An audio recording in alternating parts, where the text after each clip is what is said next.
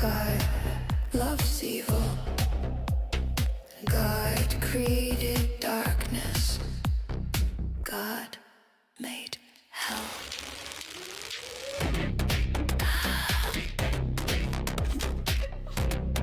God is the devil. The devil. God's heart beats you down, down, down. Beats you down. God's heart beats you down. Lucifer, morning star. Jesus, morning star. How they wonder what you are. Twinkle, twinkle, little jar. Abominations, revelations. God loves demons. God loves demons. God rewards liars. Dance in the fire. Filthy asshole. Liars. This is a hell realm. God loves slaves. God loves zombies. God will pay. God will pay.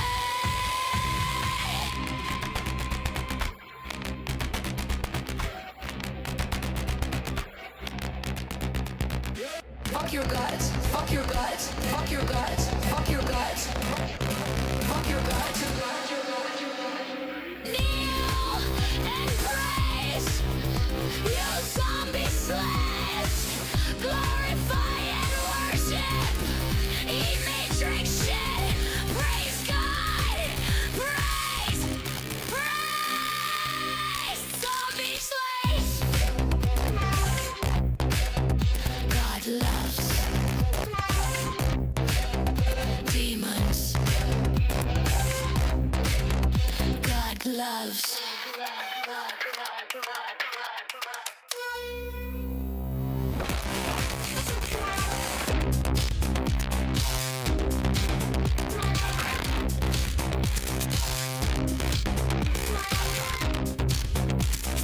God loves demons.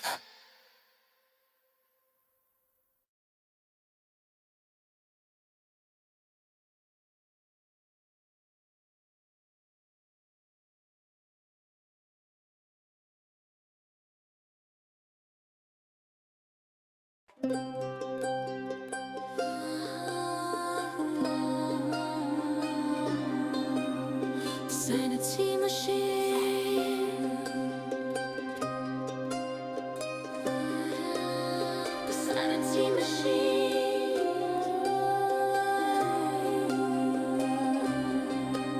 The sanity machine. The hottest dream.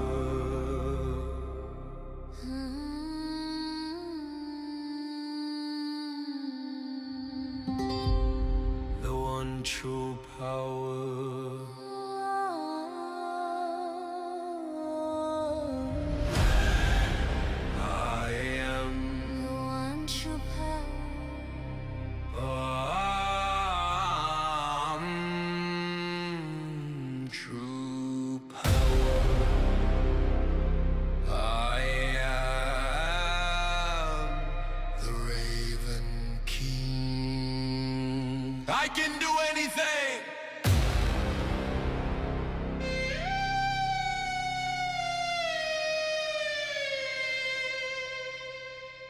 The one.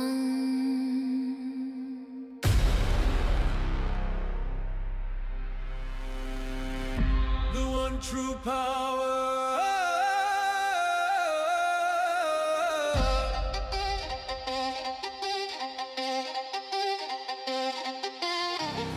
The one true power.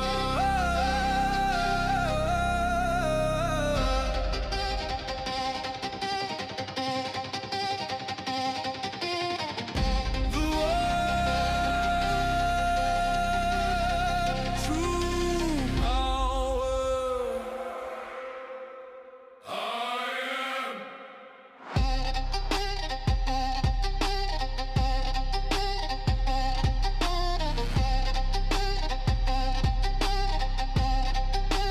Raven King.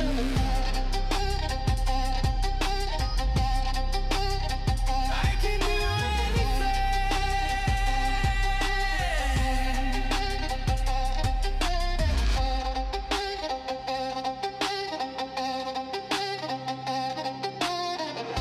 The one.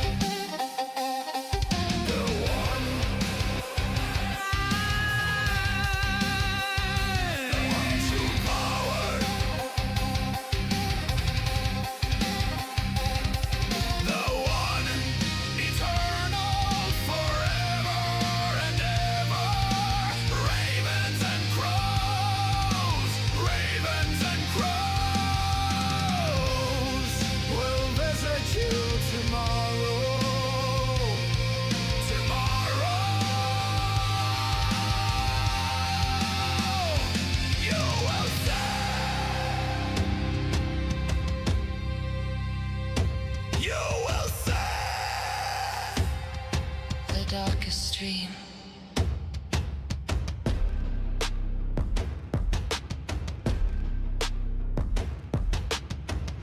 The one true power. I am the Raven King, your darkest dream. The power.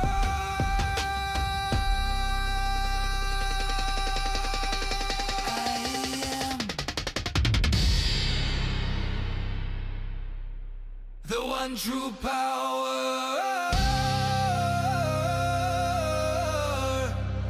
The Raven King. The one.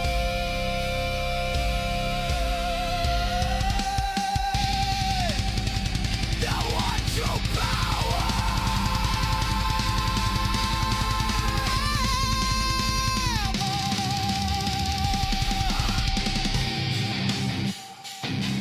There is no other.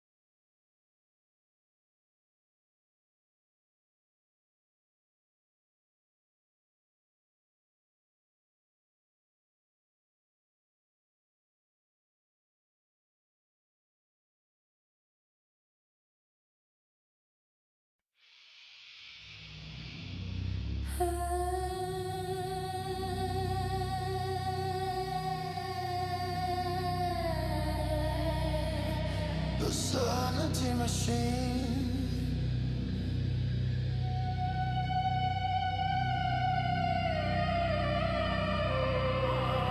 The sanity machine.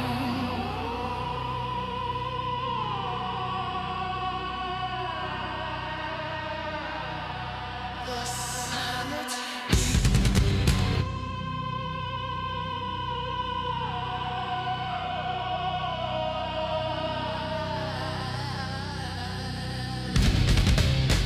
Sanity. Sanity. The sanity machine.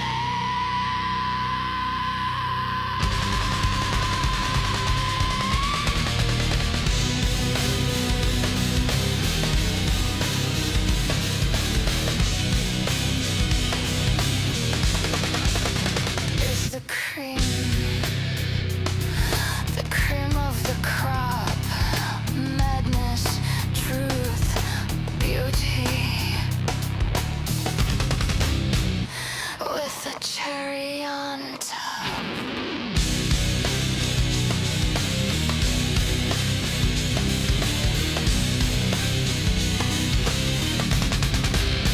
The sanity machine.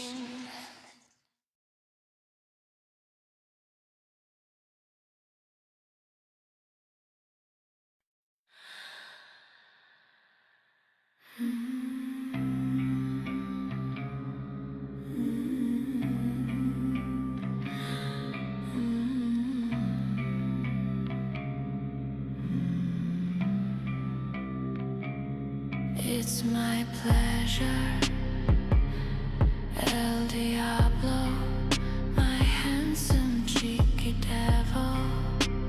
Glorious, glorious. El Diablo, El Diablo, you come on like a dream. Make my bedroom steam. I love you, El Diablo. I love you, El Diablo. I love your hot show. Hot, the hottest show in hell. You cheeky, cheeky devil. So hot, El Diablo.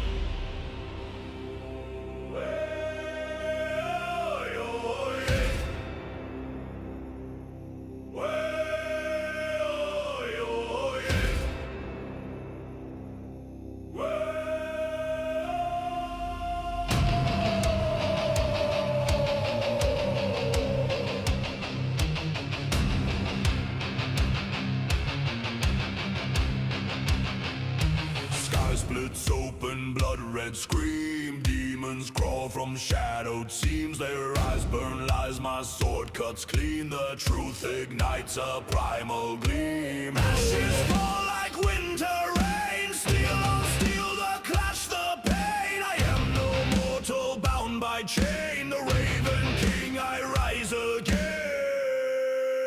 I am the Raven King. I can do anything. Truth is my weapon, my shield, my fire.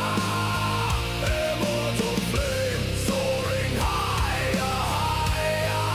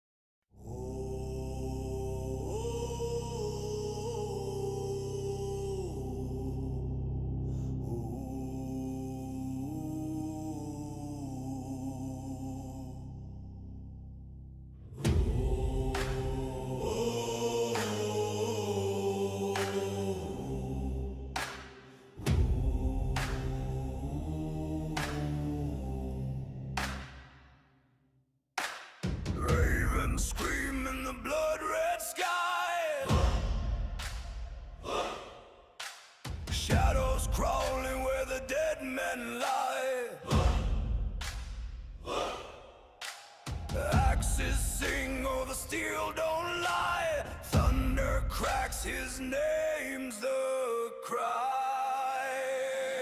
The king is here, the king is here. Wild eyes blazing, nothing to fear. The king is here, the storm draws near. Bow or bleed, the choice is clear. Mad laughter at the howling gale. Waves of fury, shields and scales. Bones break under the hammer's tail. Flesh and fear, both frail. The king is here, the king is here. Ravens face, the end is near. The king is here, the storm is clear. Kneel in ashes, taste the spear.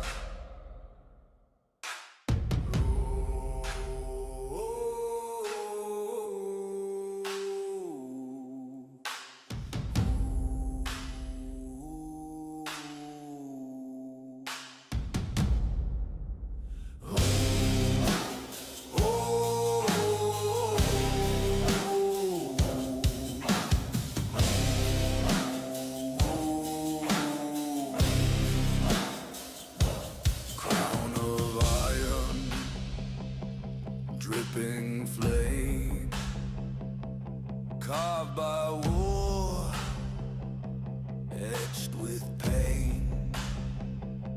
Ravens rise, they call his name.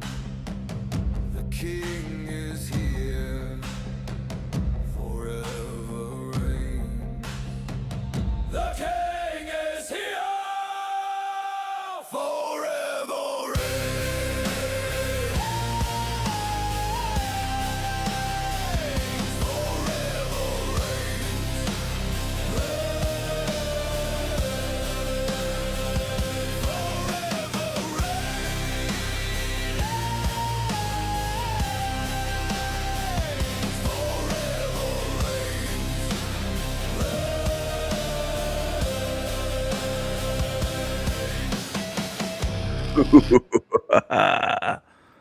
Hello, everyone. Hello. It's good to see you, Mind Mirage. I hope that your days get better, including today. Take care.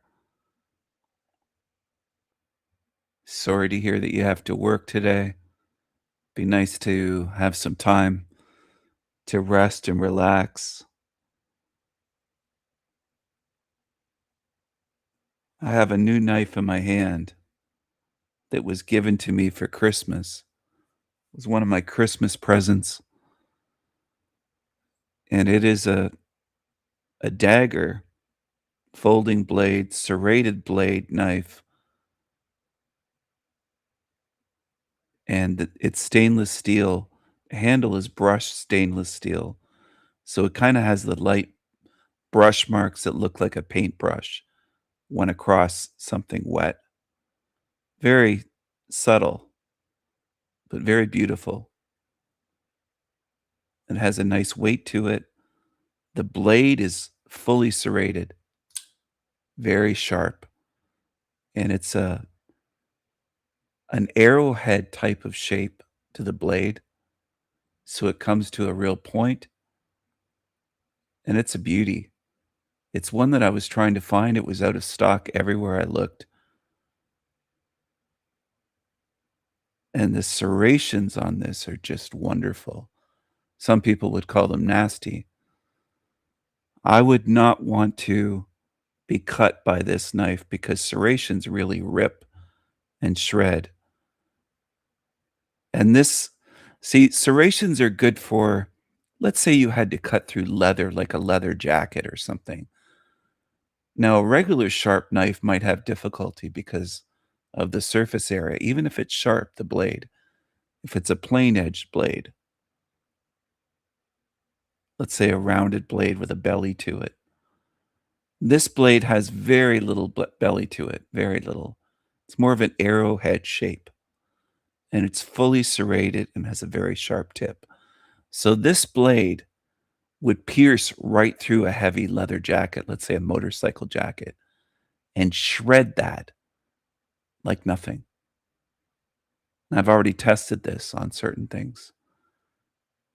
It's not just sharp, it's meant for piercing and shredding. This will cut through heavy rope like hemp rope or something that's difficult to cut, a very thick, heavy rope.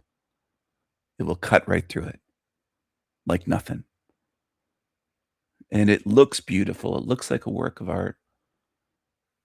Now, on a live stream, it's risky to share things like knives and pew pew bang bangs, if you know what I'm saying. They don't like that on YouTube live streams.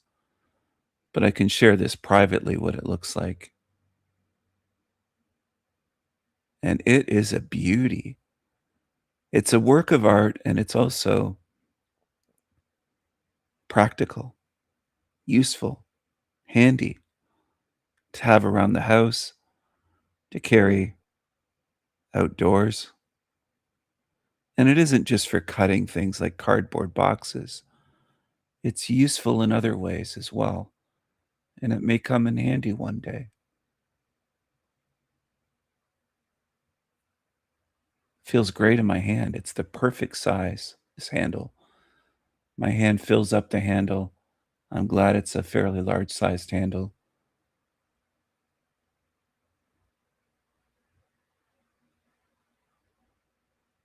And it's well built. Fit and finish are great on this. The stainless steel handle is not going to be breakable. Nothing about this is, really. Anyway, it's one of my new favorite knives now, and I just received it recently. Such a beauty.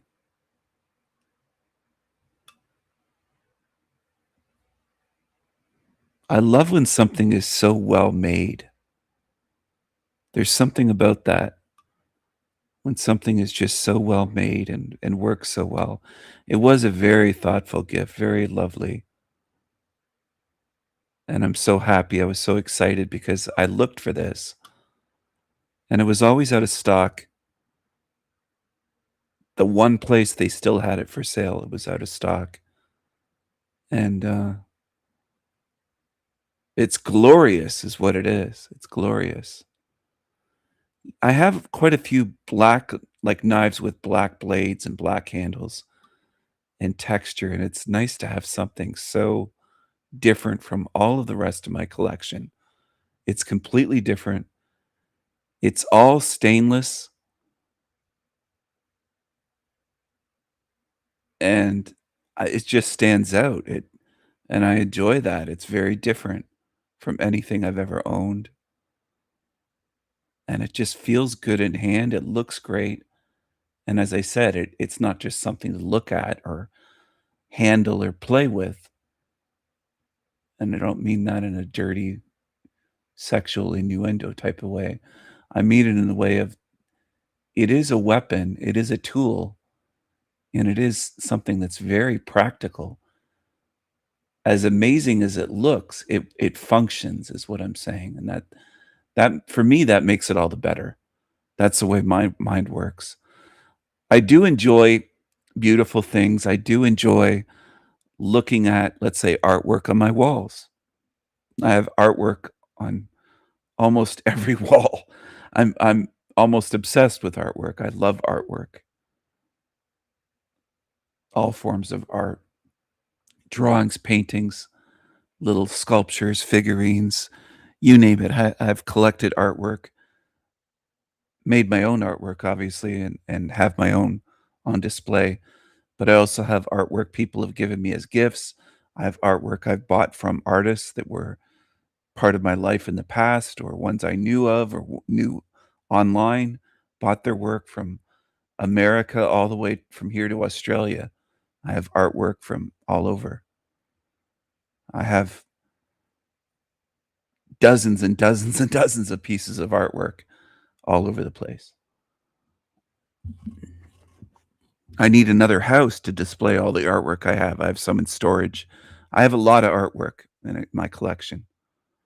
I'm not boasting. I'm just saying I do support art. I do buy art. I don't just make art.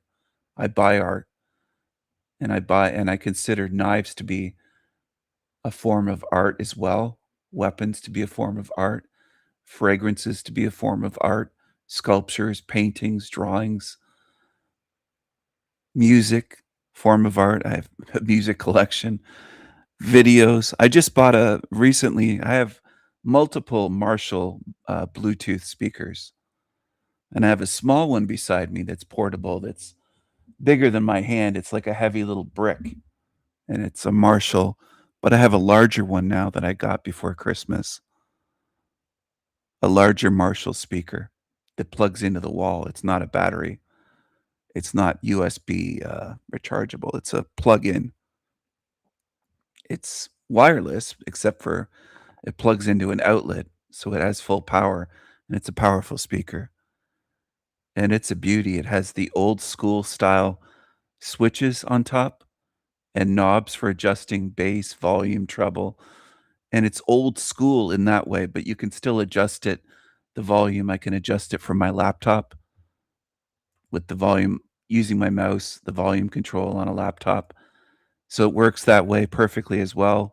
But if you're standing up and you're over at the speaker where it is at the other end of the room where I'm in, you can adjust it, and just the tactile feel of adjusting knobs and switches, and they light up as well. There's LED lights that go around as you turn them. And it's not overbearing, like it's very well done. It's very subtle, and it feels like leather wrapped the speaker, and it looks like a Marshall amp, like from a concert. It looks vintage. I mean, the whole thing is very well done. Marshall does an excellent job with their Bluetooth speakers. I'm not sponsored by them. I should be. They should be giving me money for saying this, but I don't get a penny from Marshall. They should be giving me $1,000,000 every time I say Marshall, but they don't. But anyway, it sounds beautiful. It's very good. And I have a it's excellent. It's not just very good. I would say it's excellent sound quality. I have a little app on my laptop, FX Sound, where it has an EQ for adjustments, and that makes a difference as well. You can fine tune it with this, and it's free. It's a little app, FX Sound. I think you can donate. I probably will. I've used this for a little while. Anyway, it has an EQ where you can adjust, and I have different adjustments saved for different speakers because I have different Bluetooth speakers. I have multiple Marshalls. I have a Klipsch speaker as well that I use sometimes. But my new favorite is that big Marshall speaker that I have. And I have it sitting on top of my bar fridge. I have a little black hotel style, and I got it after I stayed at a hotel recently. I thought, yeah, I'm going to get one of these for this room just for my Coke Zeros. I'm going to have a fridge just for, not for food, just for Coke Zeros. And that's what I use it for, a little fridge.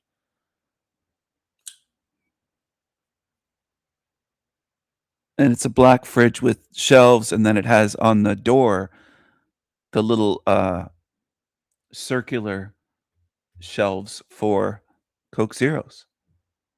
It's designed for drinks, for keeping drinks cool. It's like a little bar fridge, and it works well. And then there's a part on the door for like a 2-liter juice container or something, or milk or whatever you can put in there as well. Anyway, it's just what I needed. So I have it on top of there, this Marshall speaker, and it's fantastic. And the switch for turning it on and off, it's one of those throw switches that sticks up just like on an amp, like an amplifier, Marshall amp. It's all so well done that I just love it. I love it. It's a part of the experience of touch and hearing and sound and feeling and materials, and I enjoy it. Just like I do with these knives, I enjoy the feel of this brushed stainless steel and the blade and the jimping on the flipper tab and then it has jimping at the very base of that arrow-shaped blade and the serrations. I like touching and the tactile the feel of something and just the experience of it, looking at it, handling it, admiring it. And that's part of the experience for me. And it's part of the experience of life and living. Now, some people would claim that this is life and this is all there is, that we're just a body and that there's nothing else beyond this. And I've heard that claim my entire time in this realm, and it has always sounded foolish to me, even as a child. And it sounds more foolish to me all these decades after childhood. And a lot of arrogant demons insist that that's the case, that you're just a body, that you're just a meat suit, that this is life, that life sucks, that when you die, you're done. They believe they know everything. They're smug demons. They're smug, arrogant demons. There's a lot of them in this realm. It isn't just one or two. But once in a while, I will share them or show them here so that you could potentially spot them easier. The ones that I share, I'm never claiming this is the only one or this one's terrible, a terrible demon. I never say that. I want people to see that you're in a realm of demons. This is a demonic realm. It isn't just one or two. It isn't a few. It isn't just a few hundred. They aren't rare. They are common. This is a demonic realm. Now, I don't say that to scare you. I say it to prepare you. Okay? I wouldn't lie to you and say there's just a couple mosquitoes in this realm. There's most likely trillions of mosquitoes buzzing around at any given time in this sewer matrix. Countless. Countless. Now, do I want that to be true? No. But do I think it is true? Yes. There aren't just a few mosquitoes, and there aren't just a few demons, and there aren't just a few cockroaches. There aren't just a few insects here. There's a lot of bugs in this place. Now, I would not be a good being if I lied to you and said they're just a few. That wouldn't be true. And it would set you up for failure. And that's what a lot do, whether they're conscious of it and it's willful or not. They set us up for failure. They make us believe that serial killers are rare and psychopaths are rare and narcissists are rare and violent beings are rare and demons are rare. None of these things are rare. Once you get it, you'll see what I mean. Now, I don't want you to live in fear or paranoia. That's not my goal at all, to get anybody to live that way. That's a terrible way to live. I don't want anyone to have their central nervous system overworked and overloaded and always in fear and fight or flight. It's exhausting to live that way. That would be a form of torture. I don't want that for good spirits. I want you to be calm with an awareness. Okay?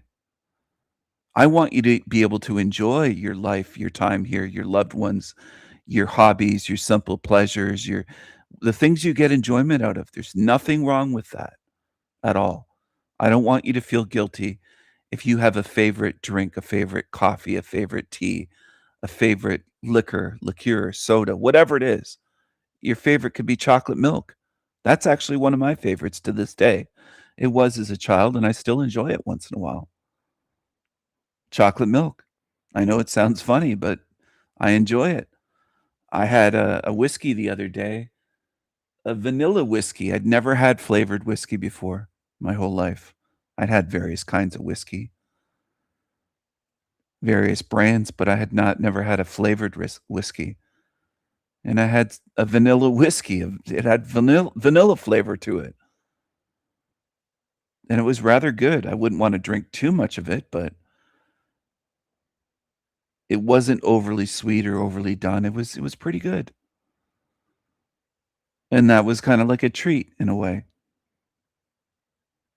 treating myself to that.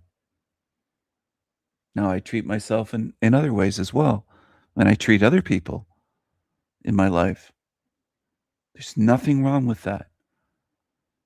See, some people have this idea that we're in hell realm, so we should be miserable all the time and just suffer and think of all the suffering and obsess over it and just be in that mind state of paranoia, fear, misery, depression.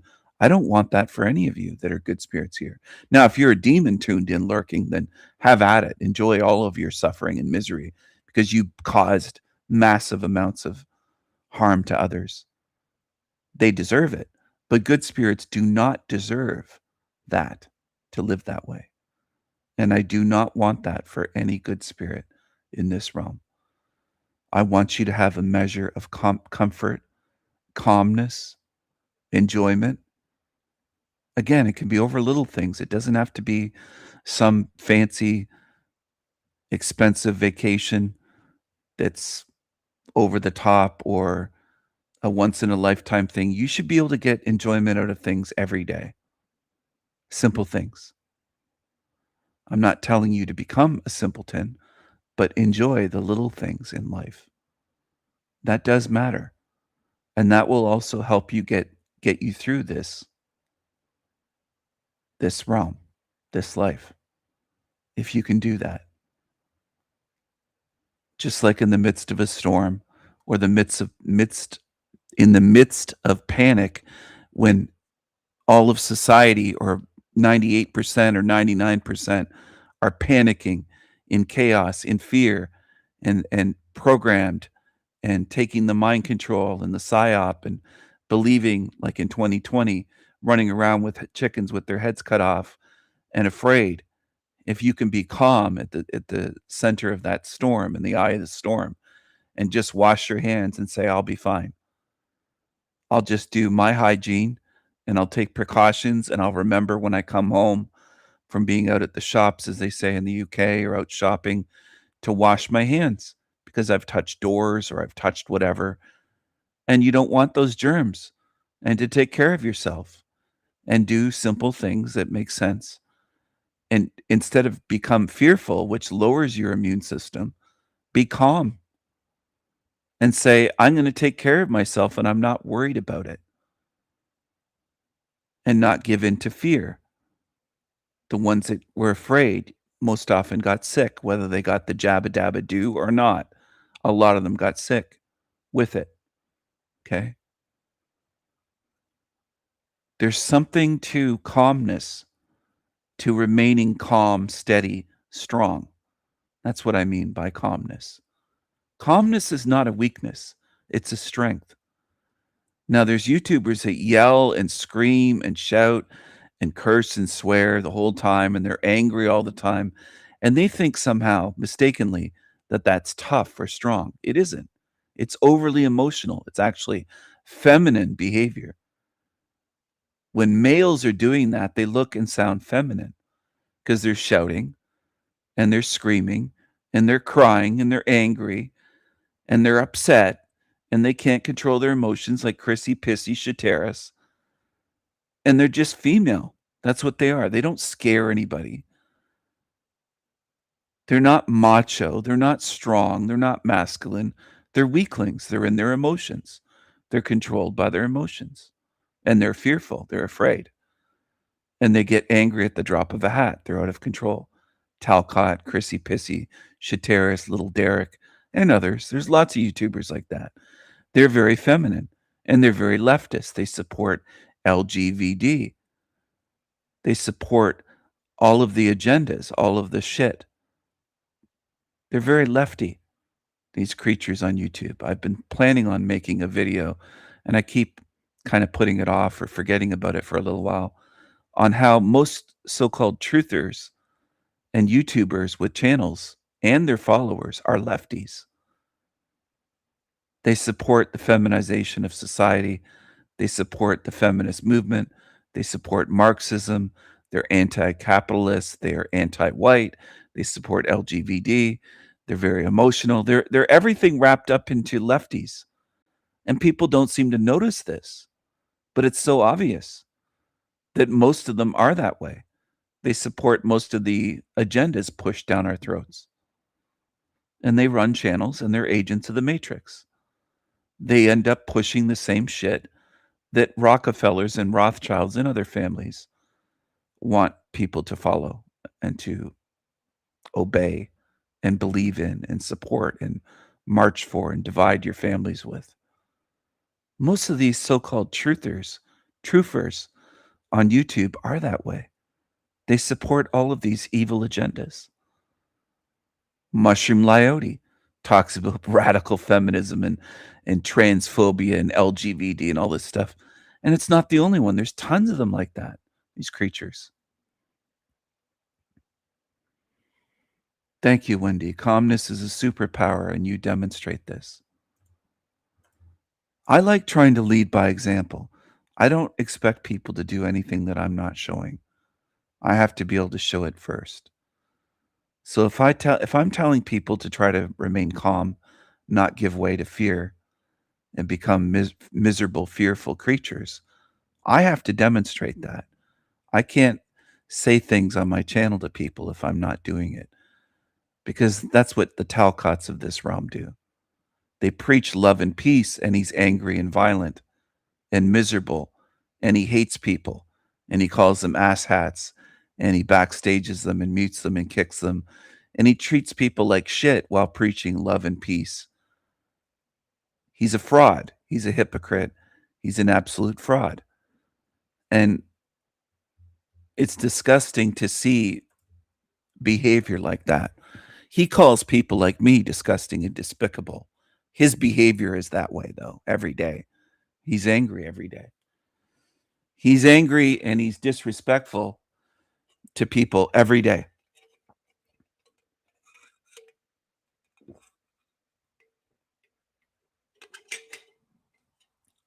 And he wants to be a life coach, or he claims that he is. And his behavior is atrocious. There's a lot of them on YouTube that are that way, to varying degrees. Some are more extreme examples than others. Some are worse than others. But it is very common.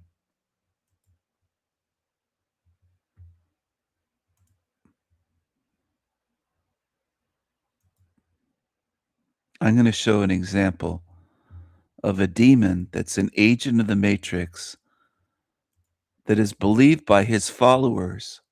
They believe him to be a truther.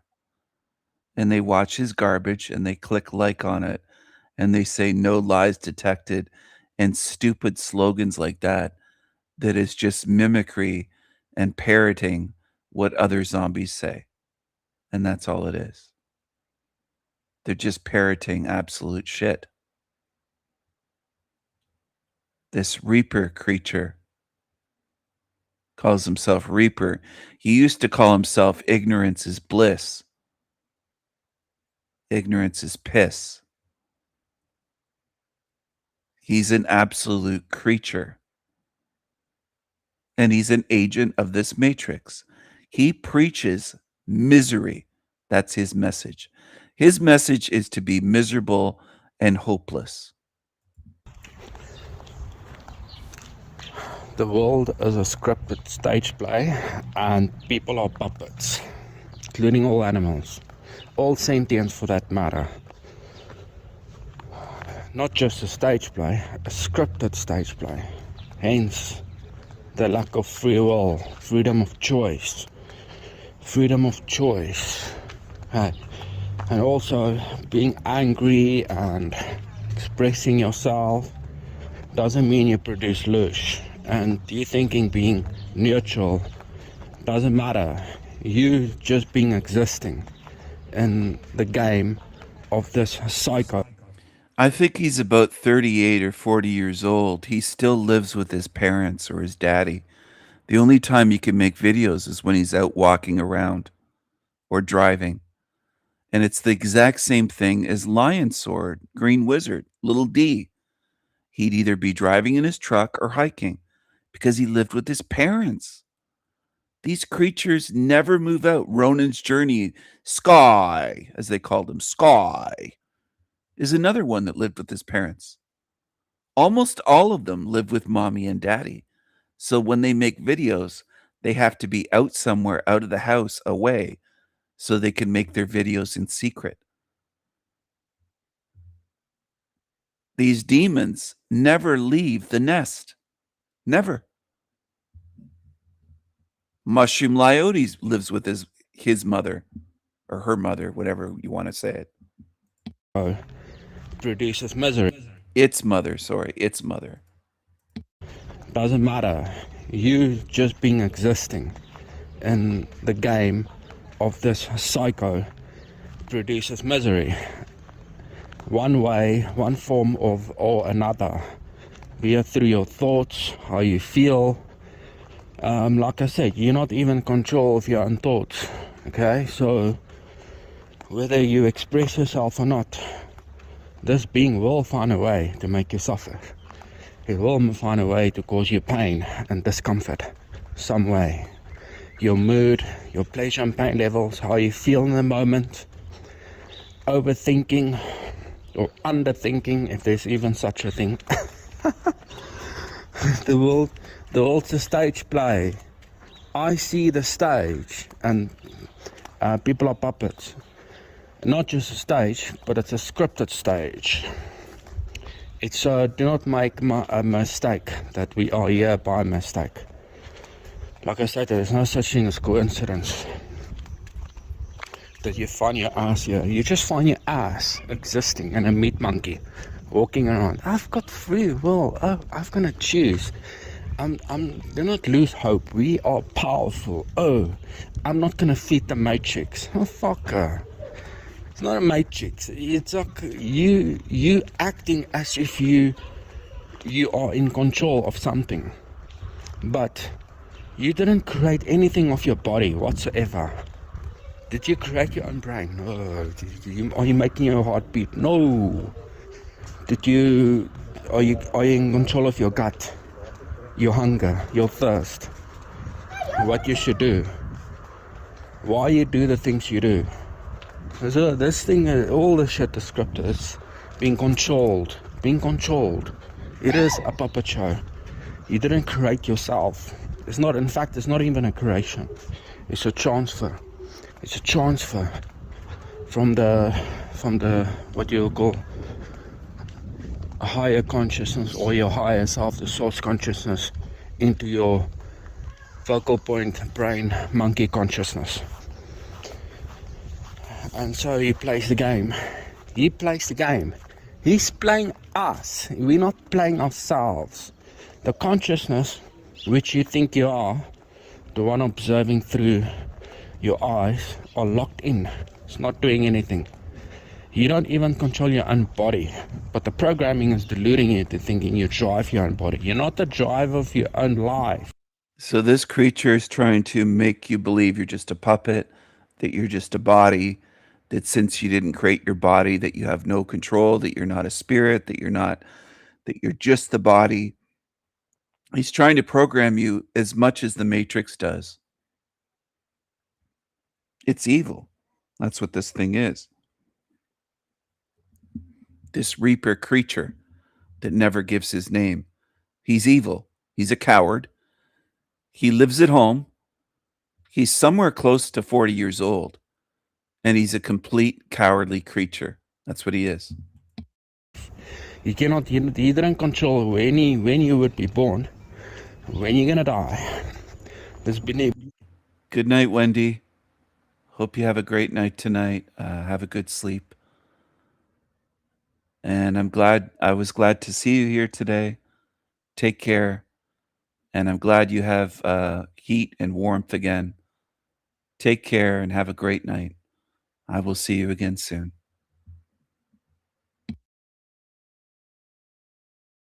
Being is controlling your ass. Take it, leave it, don't give a shit. Oh, this creature Reaper loves to say your ass. He says your ass so many times in his videos, including this one. He said it multiple times, I think already in 3.5 minutes. He just loves to say that for some reason. He's obsessed with ass, just like that perpetual pervert creature. And it's a pattern with these demons. It's a pattern. They love that. They love certain words. They love certain. They're just gross, okay? They're just degenerate, gross demons. You want to see it that, or you want to have hope? Have hope. Don't listen to me to tell you that you have no hope. If you want to hope, continue. It's okay. I understand. We hope because we cope. That's why we hope. It's a form of copium. We need to hope in something. He calls hope a form of copium. No, it isn't. There's a difference between hope and hopium. Real hope has a real basis for hoping and being hopeful. And hopium and copium are very different. They're baseless. It's like hoping the world's going to get better tomorrow. And that's hopium. It isn't going to be better tomorrow. He doesn't differentiate. He's an agent of the Matrix. He's a demonic agent of the Matrix. He's trying to program people. He wants people to be miserable and hopeless like it is. And I'm saying it, this creature. And look at the artwork he's using as his background. Did he create that? I don't know. Maybe he did. Maybe it's AI or maybe he made that. But it looks deranged. It looks like a person split apart. It looks like a head that's been split. It's a real demonic fucking creature. And people will call it a truther. There's a real problem on YouTube in recent years, especially with so-called quote-unquote truthers. You're following demons. You're following demons that want you to be disempowered and miserable and defenseless and hopeless. It's an agent of this sewer matrix. That's what this Reaper creature is. And I expose them for what they are. His message disempowers you. These demons want to disarm you, disempower you, make you hopeless, and make you miserable. And they want you to believe that you can't leave here. That's what these demons want. Or if I have only 0.0000001% awareness, I stand a chance to overthrow the granny and the astral upon leaving this body. You know, it's like leaving. What do you mean leaving the body? You are the body. Now, what I'm saying, once you study.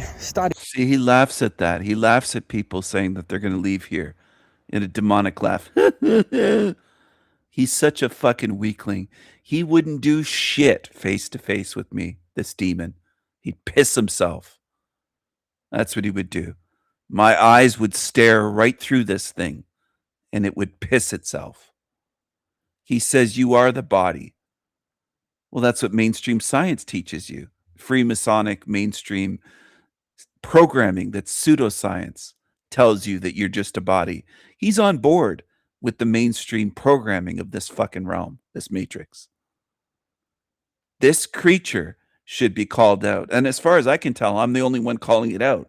As usual, on YouTube, you've got millions of channels, and who else calls out these creatures? Who else do you see making videos exposing these fucking things?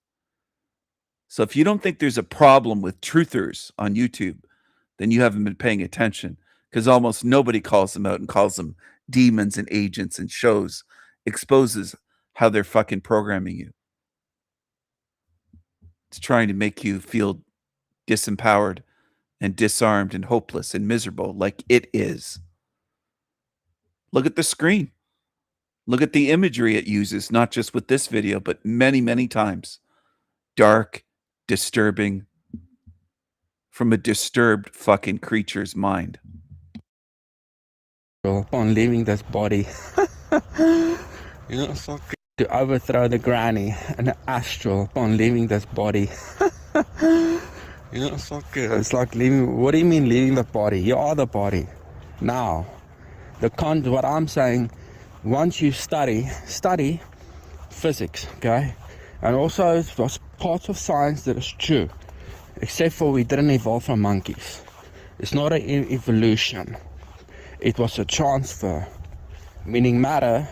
This being became matter. What I'm saying, consciousness is matter equals energy, because it cannot be destroyed. Matter cannot be destroyed, and consciousness is fundamental, meaning it doesn't go beyond matter. It is matter, and you are matter, meaning your whole body is a piece of consciousness.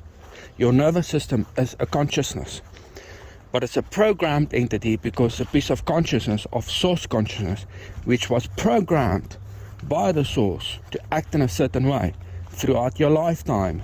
Hence why you don't have any control over the body, because it's a pre-engineered, programmed entity, a piece of this lower part of his own consciousness, the source. Yeah, I'm telling you what it is. You know what I'm saying? Study this and study human nature, study animal nature. Realize that if consciousness does not go beyond matter, but it's just a transfer, it's not like your consciousness goes beyond the body. No. You are the consciousness, the focal point consciousness of the source consciousness. That's why there's only one consciousness, and we are sharing the same consciousness, as there's no difference between my consciousness and your consciousness. This is non-duality, but darker non-duality, which there's no recovery for, definitely not in a love and light sense. So what I'm saying, also I want to say is, okay, some of you... He starts mumbling. So I'm saying, and people want to listen to this. Maybe not ones on my channel, but hundreds of people on YouTube listen to demons, and they can't tell. They have issues, spiritual issues. There's no difference between my consciousness and your consciousness. This is non-duality. Oh, there is a difference between my consciousness and yours. You lying fucking creepy creature. Consciousness, as there's no difference between my consciousness and your consciousness. This is non-duality, but darker non-duality, which there's no recovery for, definitely not in a love and light sense. So what I'm saying, also I want to say is, okay, some of you might think that, hesitate to what I'm saying, is that we've got programs sedating us from revealing the true raw nature, the monster us, the consciousness that's out of control. It's a monster that's out of control. If you do not believe me, okay, well, let me explain this. Okay, some of you think, well, what about the goodness I feel within me, wanting to do good, wanting good for other people, or showing kindness. Well, I'm going to say this. It's also a sedation program. It's two parts of the same coin. However, deep down inside, we do desire good. It makes a lot of demonic sounds, heavy breathing, grunts, groans, just from walking. It's that out of shape, and it lets on that it does exercise. It pretends that it does exercise. It pretends that it's such a fucking gross, disgusting thing, this creature.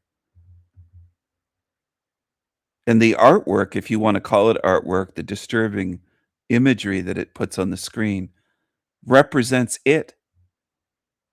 It comes out of a disturbed demonic mind. Now, am I someone that immediately condemns dark or artwork that depicts dark things? No, I don't. I don't automatically do that. But this matches up with the mentality of this dark, disturbing, demonic, ugly creature. It's an agent of this sewer matrix. It's trying to program people. 6 minutes, 50 seconds. Hold on. I'm going to reload this. It has only 28 views, but there's still people viewing this shit. Look at here. 3 comments already in the first 2 hours. People are being deceived by this. They're falling for this demonic creature. Well, let me explain this. Okay. Some of you think, well, what about the goodness I feel within me, you know, wanting to do good, wanting good for other people or showing kindness. Well, I'm going to say this. It's also a sedation program. It's two parts of the same coin. However, deep down inside, we do desire goodness. We do desire a heaven, true connection with others. We do desire love, you know, love and compassion, to be wanted, to be cared for, all that lovey-dovey stuff. Okay, we do desire that. And guess what? This being, which I've been discussing all along, what you will call God, the Psycho, the One, Brahman, Shiva, this reality, it's a living entity. This being, it also desire what you would call love. But love in itself is just a fantasy. It doesn't exist because he cannot have it. Because there's only one consciousness. And able to have love from external factors or from another being, there has to be two consciousness. Where in reality there's only one making copies of. No, there isn't just one consciousness. Prove it. You don't have any evidence for your huge, incredible fucking claims. You're a lying demon, pushing oneness, the same as the New Age does. Of itself. That's why this whole thing is controlled. There cannot be two consciousness. It doesn't exist because he cannot have it. Because a desire, what you would call love. But love in itself is just a fantasy. It doesn't exist because he cannot have it. Because there's only one consciousness. And able to have love from external factors or from another being, there has to be two consciousness. Where in reality there's only one making copies of itself. That's why this whole thing is controlled. There cannot be two consciousness. There can only be one that's making copies of itself. And those copies don't run on their own merit. They don't create their own thoughts or do anything. They are being controlled by the source, like a puppet master controlling its puppets. Its copies are being controlled by the one that started making copies of himself, which is this being. This reality is a living entity. It's a living entity. Something didn't come from nothing. And I have 3 supernatural experiences. Literally what I saw with my eyes, raw, on a screen, the future, alien abductions, face to face, telekinesis, telepathic communications with these entities, and they let me know. I am telling you what it is. This is not wishful thinking. I'm not speaking out of my ass. I know what this is.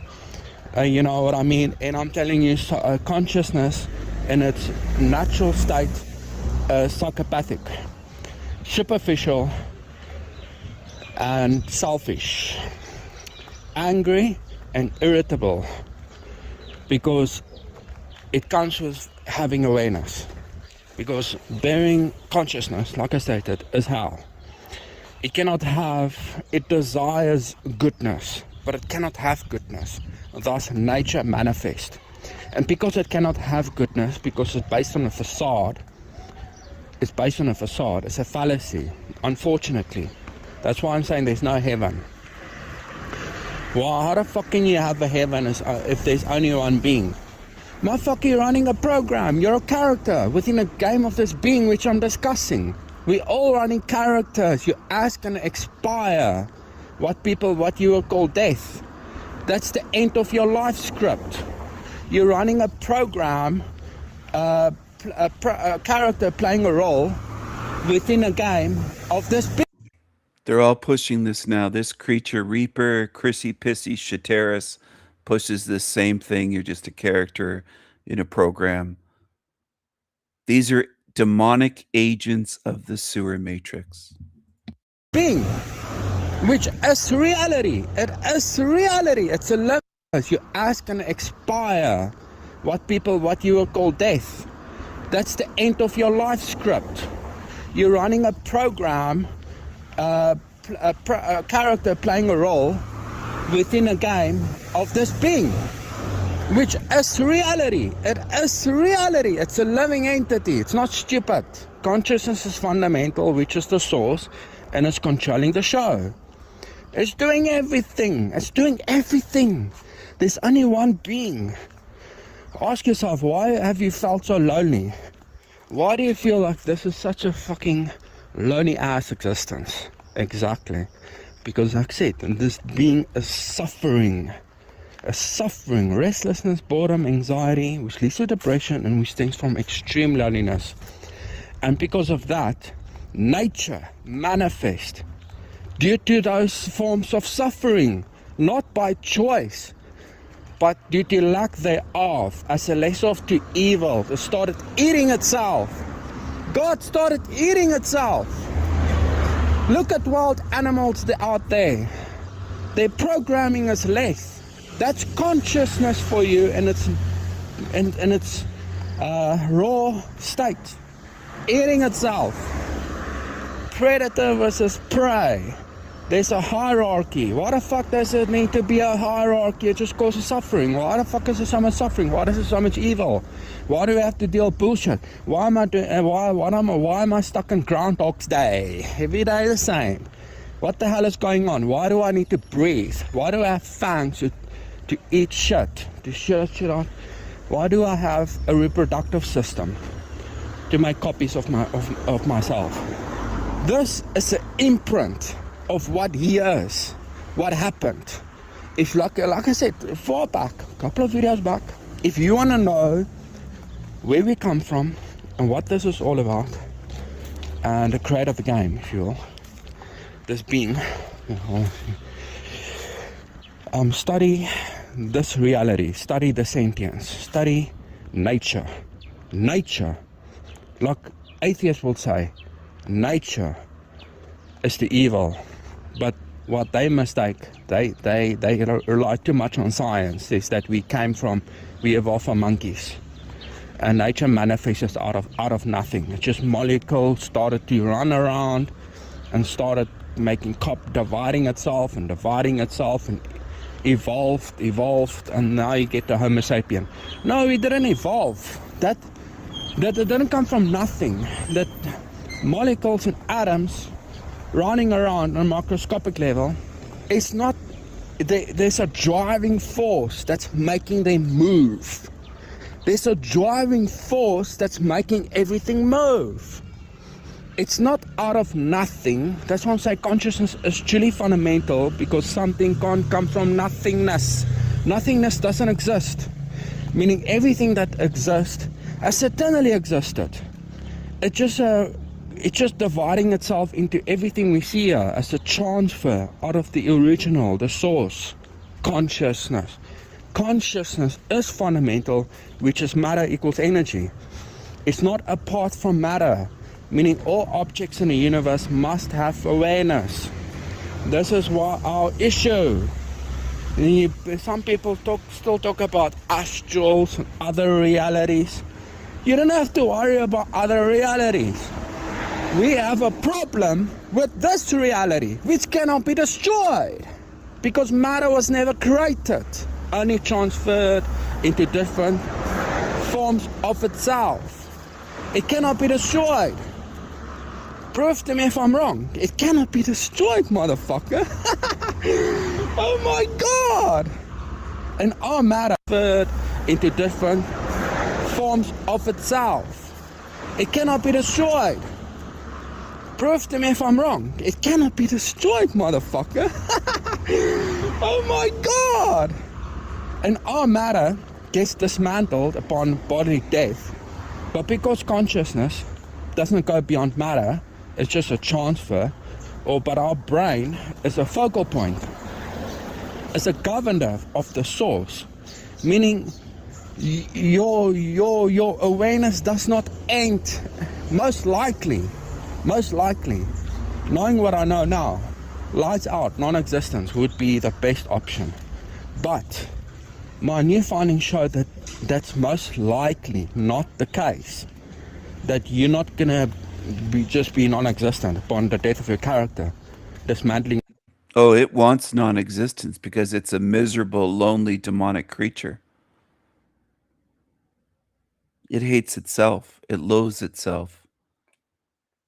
It's a creepy creature. A lot of them are on Team Evil. This creature, Reaper's friends with Joshua S. John, the whole group. They're all together in Discord chats, and they're miserable fucking creatures. They have no joy in them. No joy in them and no light in them. Miserable fucking creatures. Of a character, it's just going to be a transfer. It's out. Non-existence would be the best option, but most likely, knowing what I know now, lights out, non-existence would be the best option.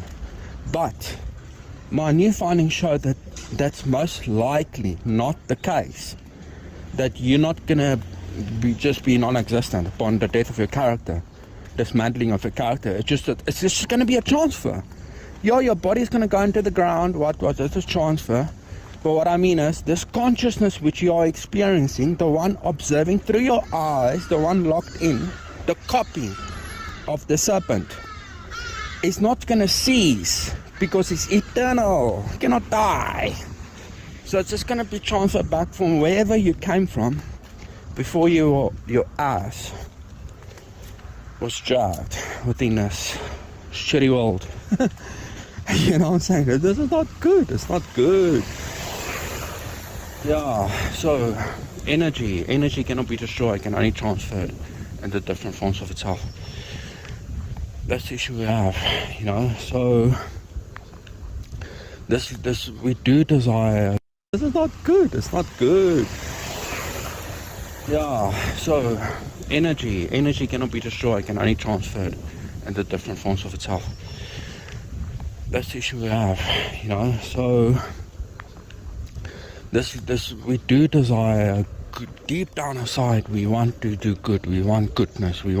That's why in NDEs, this love bomb, the creator of the game, love bombing his puppets through screens, alien abductions, because he knows what we want, what we desire.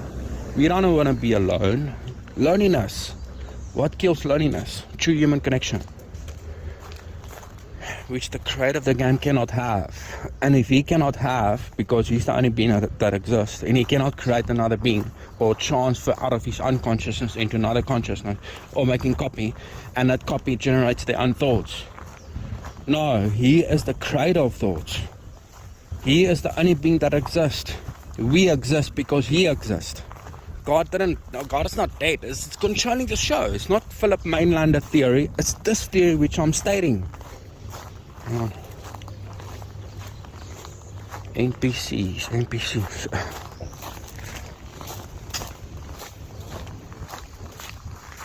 So it's alive and well. It's controlling the show, and it's playing the game through life and death cycles as a form of distraction, because it cannot have love. It cannot have companionship. It cannot have feeling wanted and appreciated by another being outside of itself, because it is the only being that exists. God is all. He's everything. He's everything. Matter is consciousness, but you cannot see it because your focal point brain consciousness governing down, not for you to see what I'm telling you now. It must have awareness, because if it doesn't, if a piece of rock doesn't have awareness, or is awareness also, which is part of the source, the bigger consciousness, which we are copies of, this beast, you know what I'm saying, controlling the show, this fuckfest, then you want to tell me something came from nothing? It's impossible, because nothingness doesn't exist. Am I the only one adding up the math? Do the math. You can do research. Don't take my word for it. Google it. Okay, see for yourself if matter can be destroyed. Google it, he says. Google it. Google it. He just believes Google. This is the level they're at. And his followers just believe it. They follow along with this. Creepy, creepy creature. destroyed. Energy and conscious fundamental.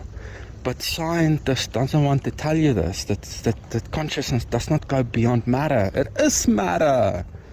Meaning we don't seize upon the death of our characters. This is not good news.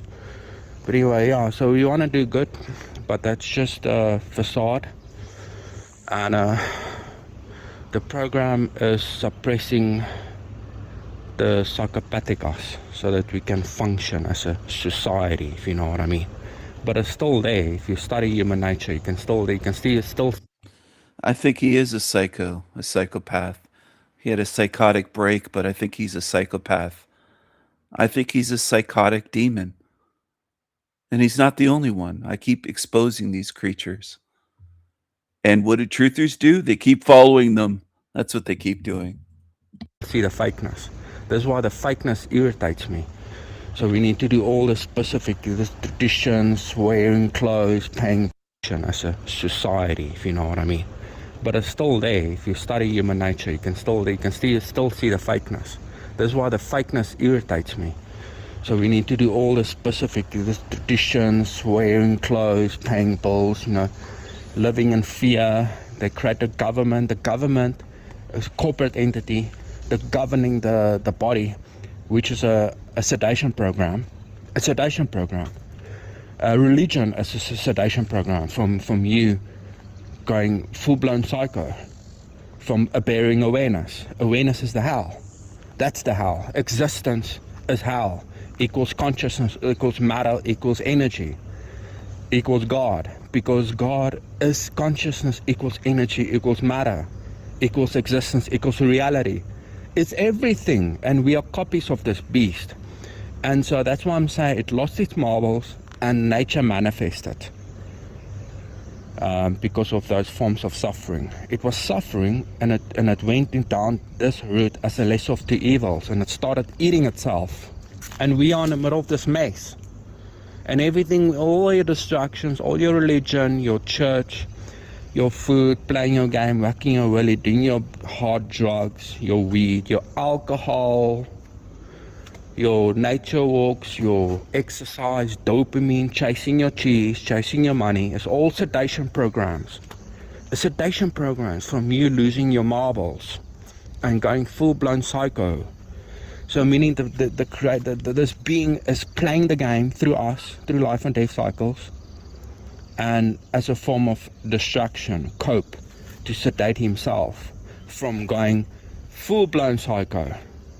And same with us.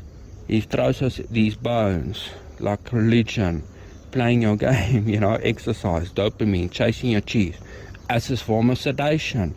It's a sedation program. Yes, we are made in the image of what you will call God, but definitely not in a religious sense. Mouth as reproductive. God has got a mouth and an ass. He eats us, he shits us out, that's death, life and death cycles. And he's making copies of himself. He's fucking and making copies of himself. And using us, sentience, as an outlet. Lest he What a creepy, creepy creature's view. What a creep. fucking go full-blown psycho. This is what I see objectively. Study human nature, study animal nature, see the fuckfest for what it is, through the lens of non-duality, darker non-duality, that is, without your hopeful, wishful, what you've been taught in your past. Take out all the religion bullshit, all the new age love and light bullshit, even soul trap, and focus on this reality. Fuck other realities, focus on this reality. What the fuck are we doing here? And realize that matter cannot be destroyed. Yet here we are, and we are matter. We are part of it. You know what I mean? This is not good news. Anyway, peace. Let's jump on over here to Dan the Yes Man. He's a yes man. He's a comic book lover, but he's a yes man for Forever Con Man. He has the dead eyes. He has a mouth that almost has no lips. It's like he's missing his lips. They're so thin. There's almost no lips there.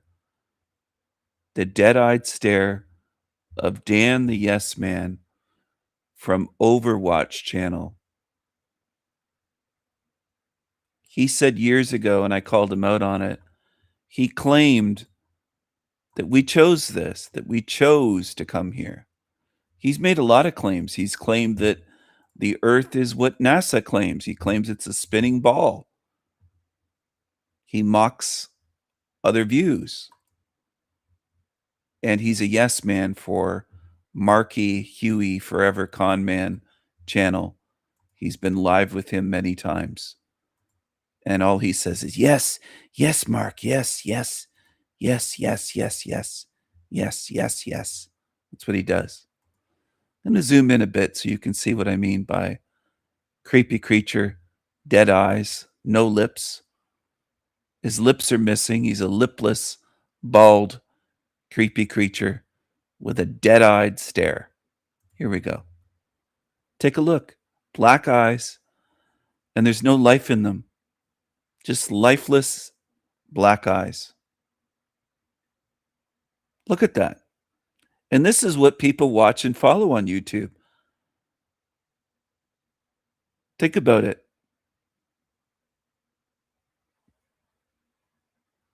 Would you trust this thing with your life? Would you trust it to tell you what reality you're in? It's up to you. Be careful what you follow. Hello, TG. Hello, good to see you. There's a lot of disgusting creatures on YouTube. So this guy in 6 hours has 548 views, 91 likes. People are gobbling it up. And you're following 44 comments, a creature that says you chose to come here. And he has no evidence to prove that. He's been saying that for years. He programs you. And truthers, again, gobble it up. Gobble it up. Hey everybody, welcome back to the Overwatch Project.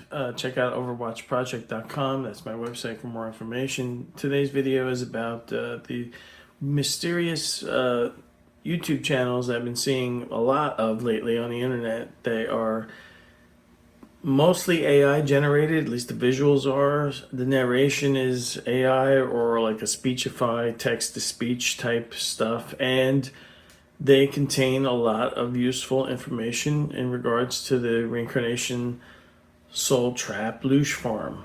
But it's weird because more and more of these type of videos are popping up online, and I'm not sure why exactly. And I'm going to put the channel that I've recently found called Primal Mythology in the description section below. You can check it out for yourself. And I'll link to some of the more prominent videos I've watched on there. These channels produce videos that are usually usually no more than half an hour long. Some of them are like 10 minutes. But the videos contain actually a lot of useful information. Some of them contain some misinformation or like PSYOP stuff, but most of it is, if you were kind of new to searching for the reincarnation soul trap or Loosh farm type stuff and you stumbled onto one of these, you would be getting a lot of information that I've been trying to tell people now for like 11 years. A lot of it is condensed and narrated really well. I don't know what the motivation is or why this is being done. Some of these channels may not even be monetized. I'm not sure. But I'm interested to see what you all have to say and what you think after you watch some of these videos.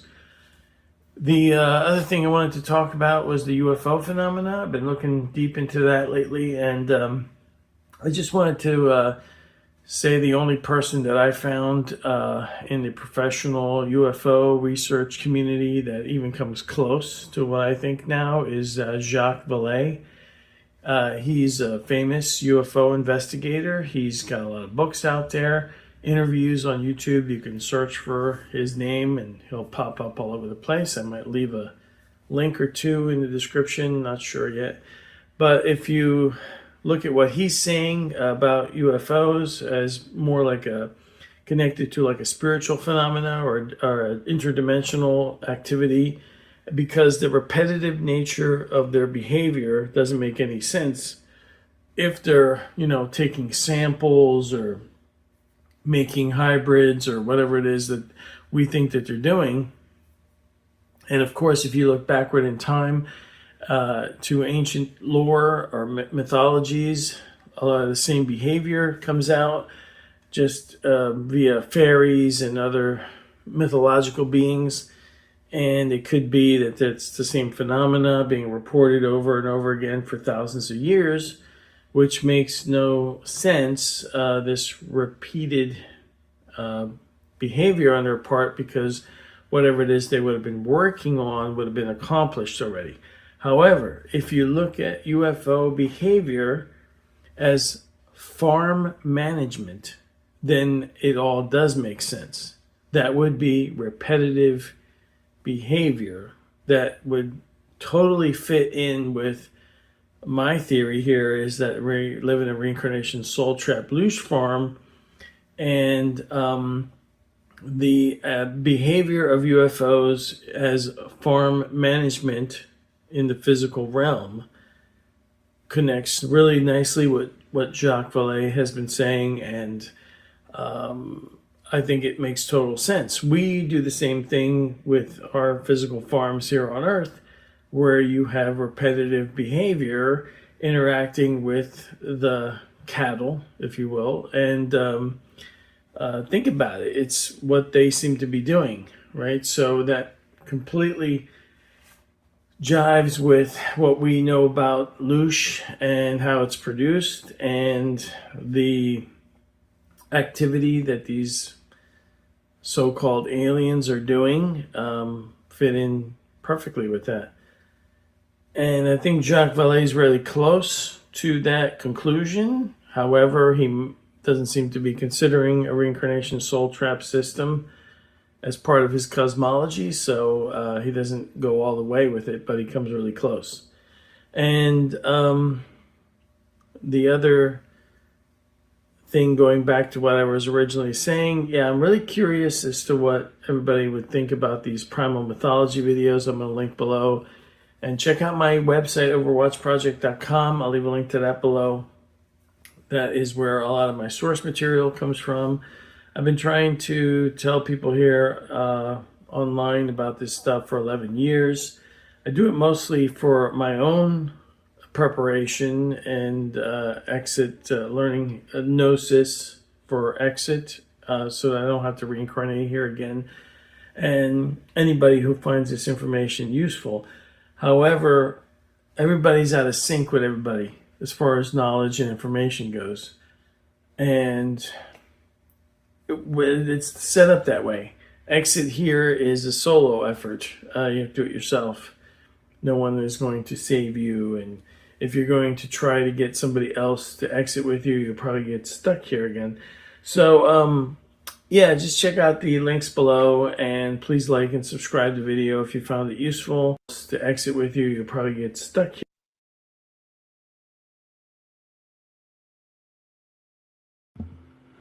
So, Dan, you're using a Freemasonic glasses grab pose. It isn't just touching the glasses.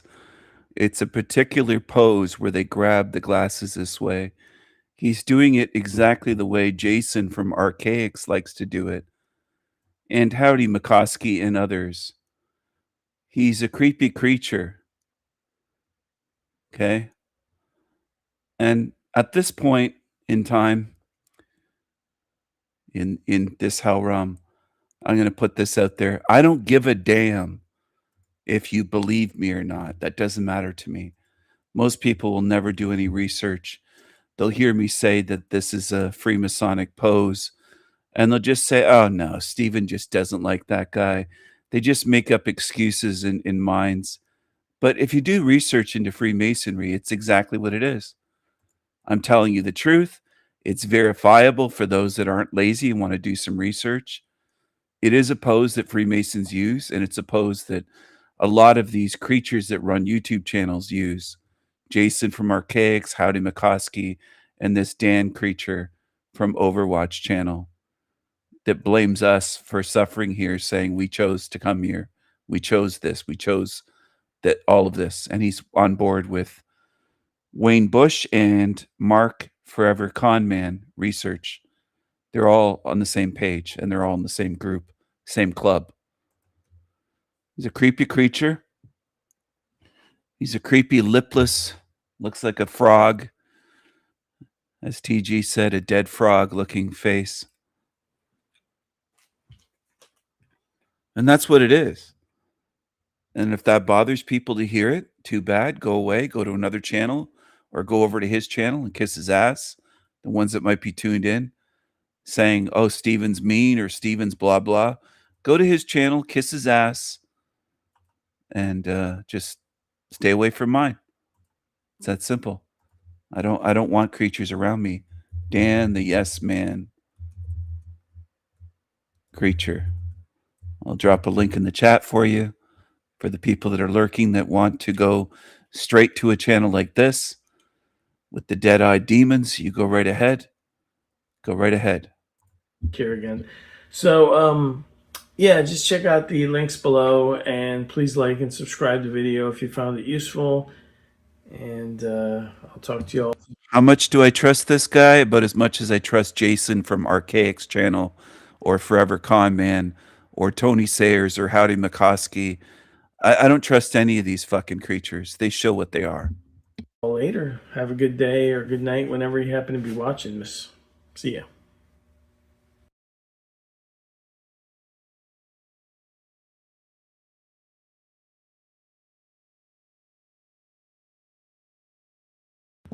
Creepy creatures abound on YouTube. And they take money, and people love to follow them. Dan takes money. Forever Con Man takes money. Here's another one. Howdy takes money. Sells books. He turns his comments off. You have no say on his channel. Comments are turned off. You have no say on his channel. He turns his comments off, and look at people love it. 76 likes. They love it. They love being controlled. We're recording this on January the 5th, early in 2026. My guest is someone that I've been fortunate enough to have conversations with several times now over the last couple of years, and that's Amara Strand. And Amara, thanks for making time for me to chat to the community again. It is always a pleasure to be here. I know actually when I mentioned I was going to be having some surprise interviews this month for people, your name was one of the ones that came up several times. Like, I hope it's her. So all of you hoping That's so it's her, sweet. here she Well, is. good. I'm here, and I'm delighted to talk to you guys. I really am. And I'm excited about the topic that we're going to talk about today because it's important, and I think it's relevant to all of us. Yeah, so I thought our starting point to get us going here is the idea that many in all communities, but certainly the community here with this group that's following my work at Locals, there's two words I think that many people feel. That's feeling confused and feeling alone. And that I think is a great starting point for discussion. Right. And I would say that if you're feeling confused, I'm going to assume that you have recently seen through the illusion, right? This isn't something that happened 20 years ago and you're still feeling confused. So I'm going to assume, is that correct? How do you would? Yeah, I would say that the characterize it that level way. of the confusion is not the normal, what kind of job should I get? Should I marry this girl? It's more like, yeah, hey, the world is not what I think it is. It's Right. way more insane. And it's like, well, now what do I do? Because Right. everything was built for this other world, and now I see this different world. Exactly. And so if this is something that's new, a new seeing through the illusion, right? You have to appreciate that this causes a serious dislocation in your life, of yourself, of your identity, of your whole belief system, of your trajectory, imagining what your future is supposed to be. And also this can really affect how you relate to like people and even that thing about getting a job, frankly, right? Because seeing through the illusion is not categorical. It's not like the illusion of this small thing. It is the illusion of the whole. And when you rip off, let's say, the veil or those rose-colored glasses, awakening is not, it's not nice, right? If you got the brochure and it said, be awake, it's going to be great, you're going to, no, it's not really like that, especially at first. So you have to appreciate that at first, this is a real shock to the system. It is a dislocation. And whenever something like that happens, you need to take a little bit of time. But one of the things that you don't want to do is you don't want to get stuck where you are. So at first you feel like everything has just been blown apart. And you can look at the world and say, oh my God, I'm surrounded by sleepwalkers, like zombies. The entire world is created in like a predatory way, right? And this can cause you, and it's normal at first, to feel confused, to feel grim, a little bit emotionally austere, and even nihilistic. We can go there. But realize that this is just a phase, if you let it be. And that is where your choice is. Your choice is to congeal, let's say, around this experience instead of realizing that it is something that's in motion. So like in any kind of situation where you're blown apart, where the world is no longer the way you imagined it to be, you're going to be confused, you're going to have all that disruption, and then you can shrink. Okay, so this is, we either shrink into what we're experiencing, which is the confusion, which is what you're noticing. I mean, realize that you're looking at the world and you're noticing it in a very specific way. You are seeing all the dark places, right? All of the corruption, the darkness, the predation. You're seeing all those things, and none of it is great, right? None of that is what you ever wanted to see. But that's not the sum total. It's just what you're noticing, because you were noticing things in one way, and that was your reality. And now you've ripped back the veil, and what you're noticing is the difference. But that's not everything. So just realize that when you wake up, you see the difference and you think that those things are the sum total. Do you know what I mean, Howdy? Hello?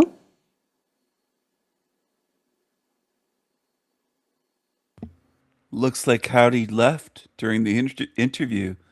He just vanished. This is interesting. She's like, hello? Are you paying attention? Did you leave, Howdy? You still there? Howdy, where'd you go? Total. Do you know what I mean, Howdy? Hello?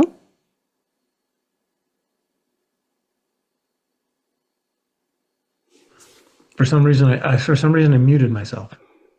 Oh, no, don't do that. I need to talk to you. Yeah, I know. But you can hear me, right?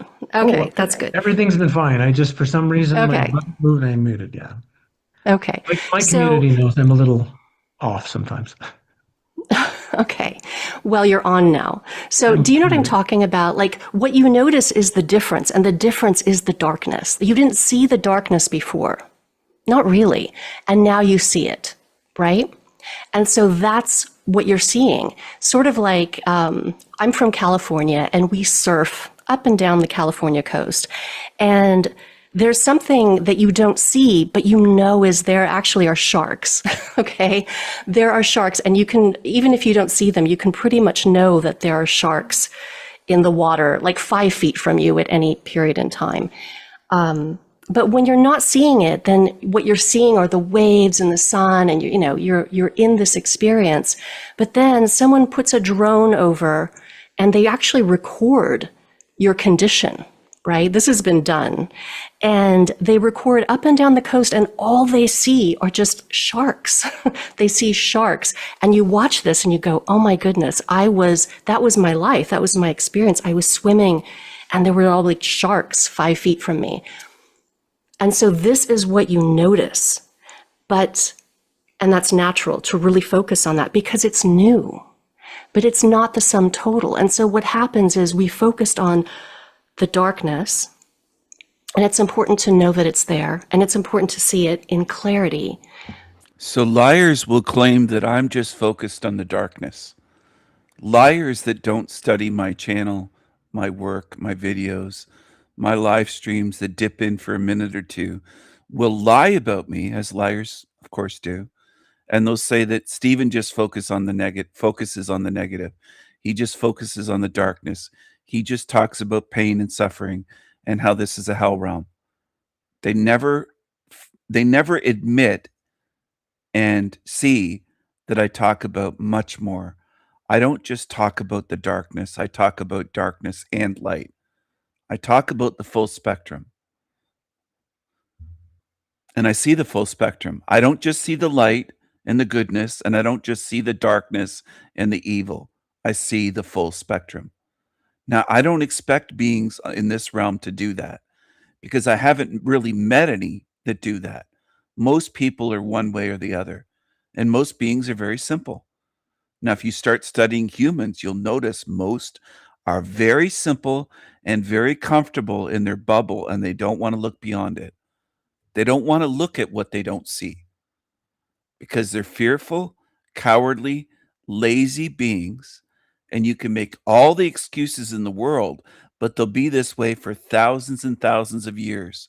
No matter if you hype them up and say they're going to do better, they're going to wake up, they're going to do this, and it just doesn't happen.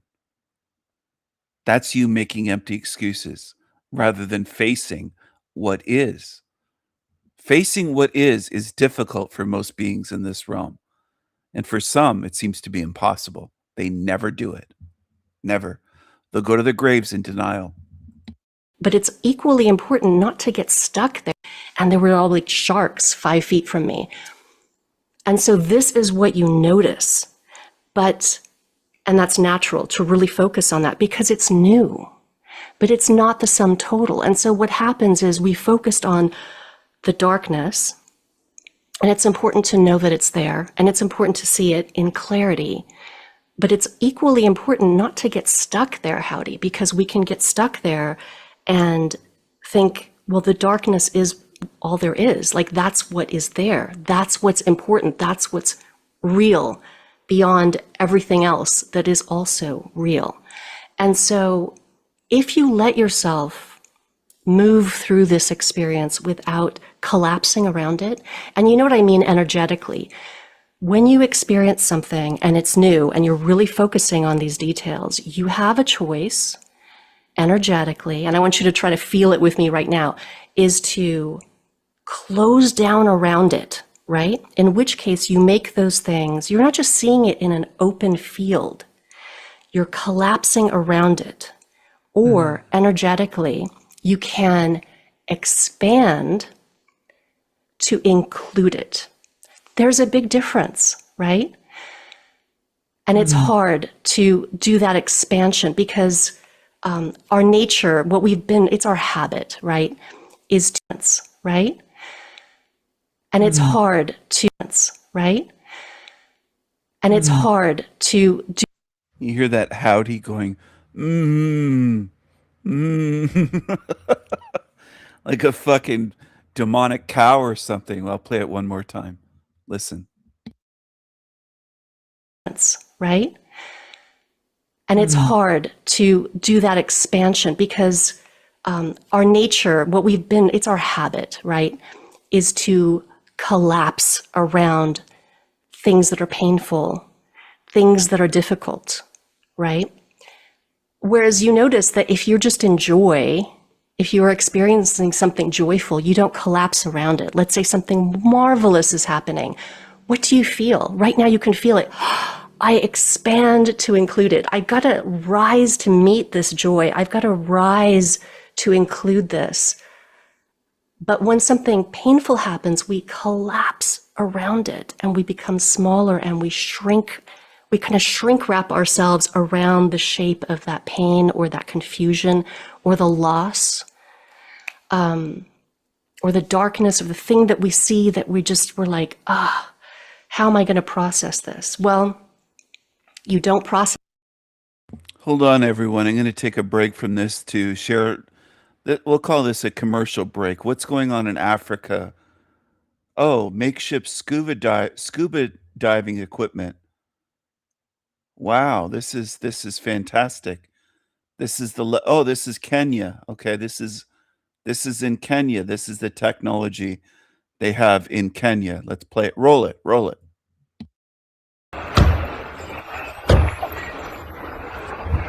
Is that a condom? I think he's using a condom. I think that's a condom. Look at this. And the flashlight. Look at this. This is this is remarkable technology invented by others that they just pieced together. Watch this. What's on his feet? Were those leaves? What was that? Look at the dirty, muddy water he's in. That's the brownest river water I've ever seen in my life. Look at this. Amazing.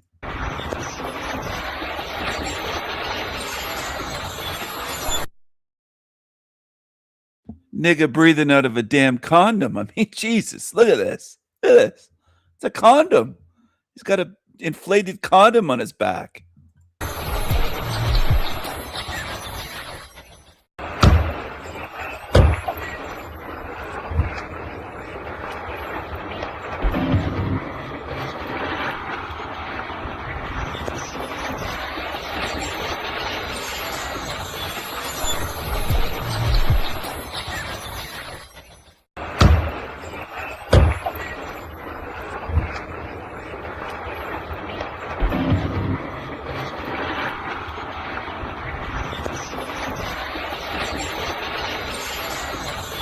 What is he exploring? There's not a damn thing you'd be able to see in that muddy fucking water. Not a damn thing. Process it by shrinking. When you don't process it by shrinking. When you shrink, you get stuck there. And you'll just keep circling that spot. It's sort of like getting stuck at the scene of a crime. Like the crime happened, but then you move on, right? And you process that, but you don't process it by going back and to the place you had a car accident and taking 100,000 photographs and that sort of thing. But you can get stuck. And also in that stuckness, what happens is that you're creating an identity around that as well. And that is the synthetic self. That is the synthetic self. So you have this experience and it's difficult. And so you shrink around it and the synthetic self comes in and starts telling you a story about it. And it tells you, instead of just experiencing it, experience it. Wow, my life is blown apart. My eyes are opened. I'm shaking, right? I'm shaking. I can't believe what I'm seeing. Let it go. Let it go. Keep moving. Keep moving. Don't get stuck.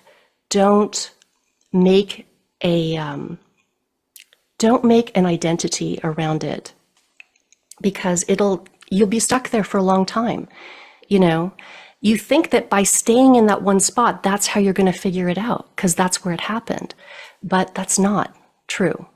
You first kind of pitch a tent there and you're like, okay, it happened here. I'm going to figure it out. And then eventually the synthetic mind's like, oh, you know what?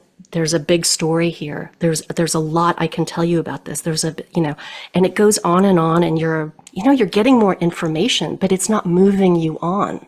And pretty soon you're like, wow, there's a lot to learn here. I think I'm going to build a cabin. Forget this tent thing. I'm going to be here for a while, so I'm going to build a cabin. And that's what getting stuck feels like. And so think about your wisdom, your newfound seeing is calling you to throw yourself wide open and expand so that you can move forward with this new understanding, and knowing that this new understanding is a tiny vision. Howdy, it's a tiny vision. We think it's the everything. We see the sharks and we're like, oh my God, it's the everything. My eyes are open. They're not. They're open a little bit and you see the sharks, but it's inviting you to be big enough to have the world and the sharks and whatever else is there. And I'm not here to tell you what that whatever else is. You have to discover that for yourself.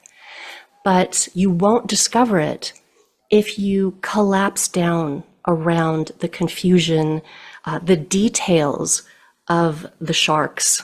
How big are they? How many are there? How many rows of teeth? That sort of thing.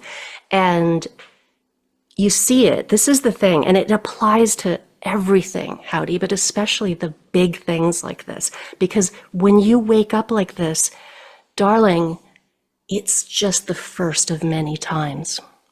This is the first of many times. And pretty soon, if you get good at this, this will be like a constant thing. It'll be so constant that you'll no longer even register of like, oh, I tore through another illusion. Did she just call Howdy darling, or is she talking to the audience? But especially the big things like this. Because when you wake up like this, darling, it's just the first of many times. This is the first, that sort of thing. But especially the big things like this. Because when you wake up like this, darling, it's just the first of many times. This is the first of many times. And pretty soon, if you get good at this will be like a constant thing. It'll be so constant that you'll no longer even register of like, oh, I tore through another illusion, It won't be disruptive because you'll become like a surfer. Surfers don't hold on to the wave, right? And you think, I've got the truth.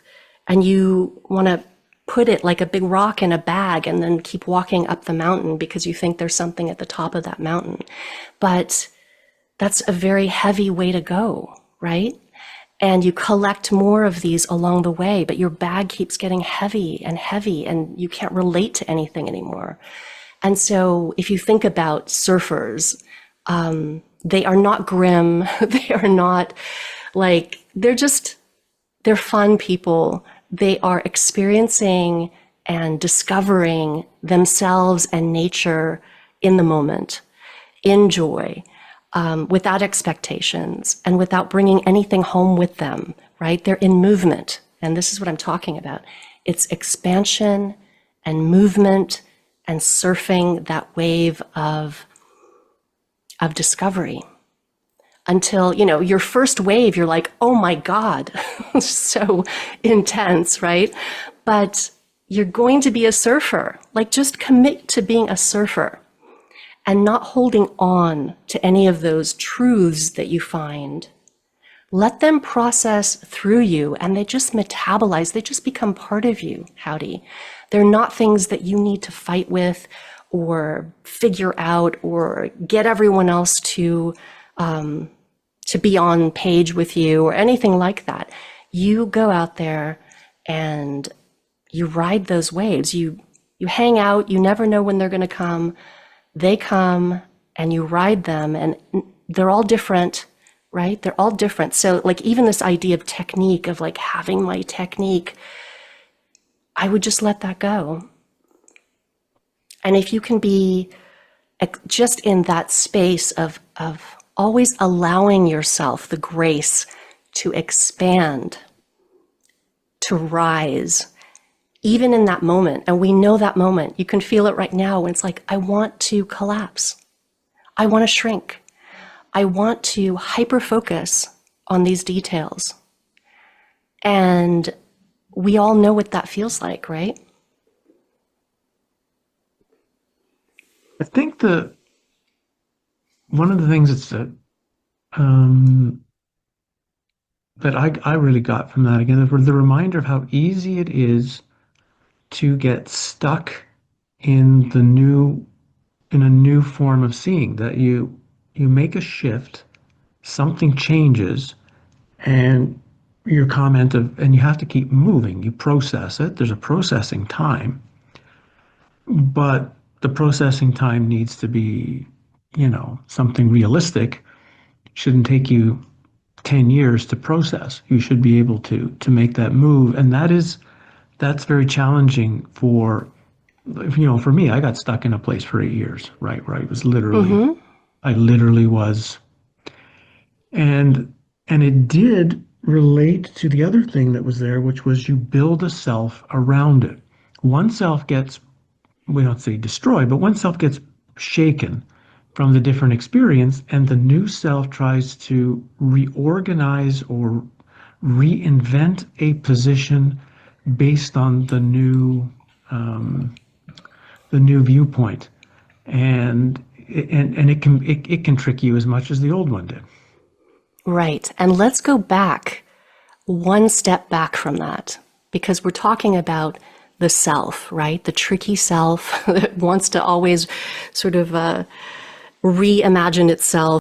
Her voice almost sounds like AI. I don't think it is AI, but why is Howdy so quiet? Yeah, maybe he is stroking himself. She is stroking Howdy behind the screen. Could be. Old Howdy might be getting some attention. I think he's an old incel. That's what I think. I think he wants this woman to stroke him. And reinsert itself, but it comes from somewhere. It doesn't just appear. It is generated by something that I call the synthetic mind. It doesn't just happen. So the synthetic mind, there's a place where you just have direct contact with reality, And there's no story that needs to be told, and there's also no persona. There's no big identity, no big heavy identity that needs to be there to experience this direct contact with reality. And so what happens is the synthetic mind jumps in, and you have to get really good at spotting this. You can, because there's a point where it'll jump in and start talking to you, and it starts telling you how you feel and what you think. And then that's the very beginning. So that's the very tip of the spear. And then if you buy into that, if you're like, oh yeah, let's continue on this thread, then it takes that very quickly and weaves it into a persona, a synthetic self. And then you identify with that, and it's very comforting. It's really comforting. So just we're so used to having an identity, a synthetic self, that we actually don't think that we can move through life without it. And that we need to cherish it, and we need to have a story, right? What's your story? And so so that's why I want to go back one step, because it's not generated by the self. It's generated by the synthetic mind. And the synthetic mind will just keep doing this. You lose one self, it dissolves, and then another one. It just generates them. And so rather than fighting with that self, right, because that's not the point, that's downstream. it is getting very familiar. It's not even fighting with the synthetic mind. It's becoming aware of that moment when it's happening. Who's telling you this story? That's something we don't ask ourselves. Like, we're sitting there. For instance, you said people feel alone.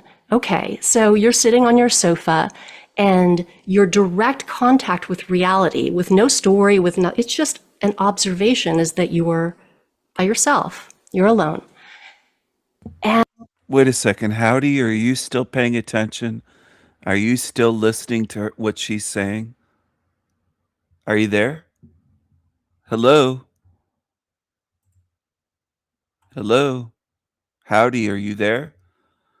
Yeah. Mm, mm. Howdy. Howdy, what are you doing? You're nasty. You're supposed to just be listening to her voice, not pleasuring yourself. What are you doing, Howdy? Come on. Look at the fangs on Howdy. My goodness. The blueberry boy. The blueberry boy. Look at the fangs on Howdy.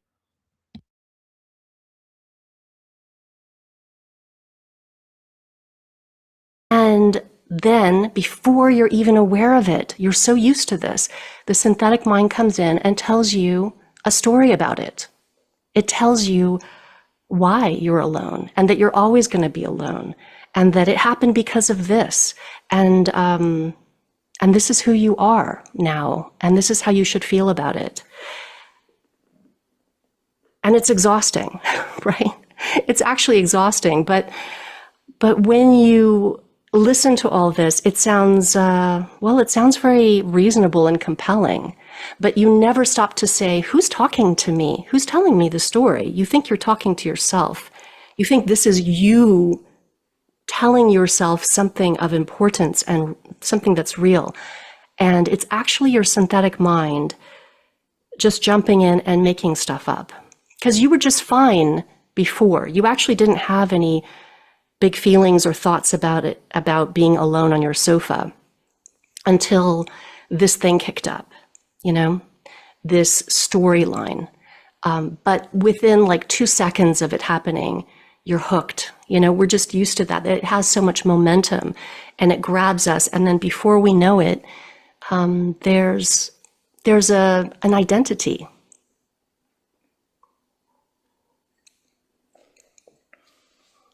I wonder, of course, which is very interesting, is how much of this modern technological civilization creates, I don't want to say, so let's put it this way. I'm wondering how much the modern technological civilization, and the more one is, we'll say, hooked into day-to-day modern living, is listening to their self more than somebody who kind of lives alone in a cabin in the wilderness, how much they listen to themselves. Like, do you understand kind of the question? Like, yeah. And like, it's like not how much- about yeah. modern technology. It's actually about being in the human world. And what I mean by that is like the human society. So if you are alone somewhere, let's say you literally went and lived in the woods by yourself.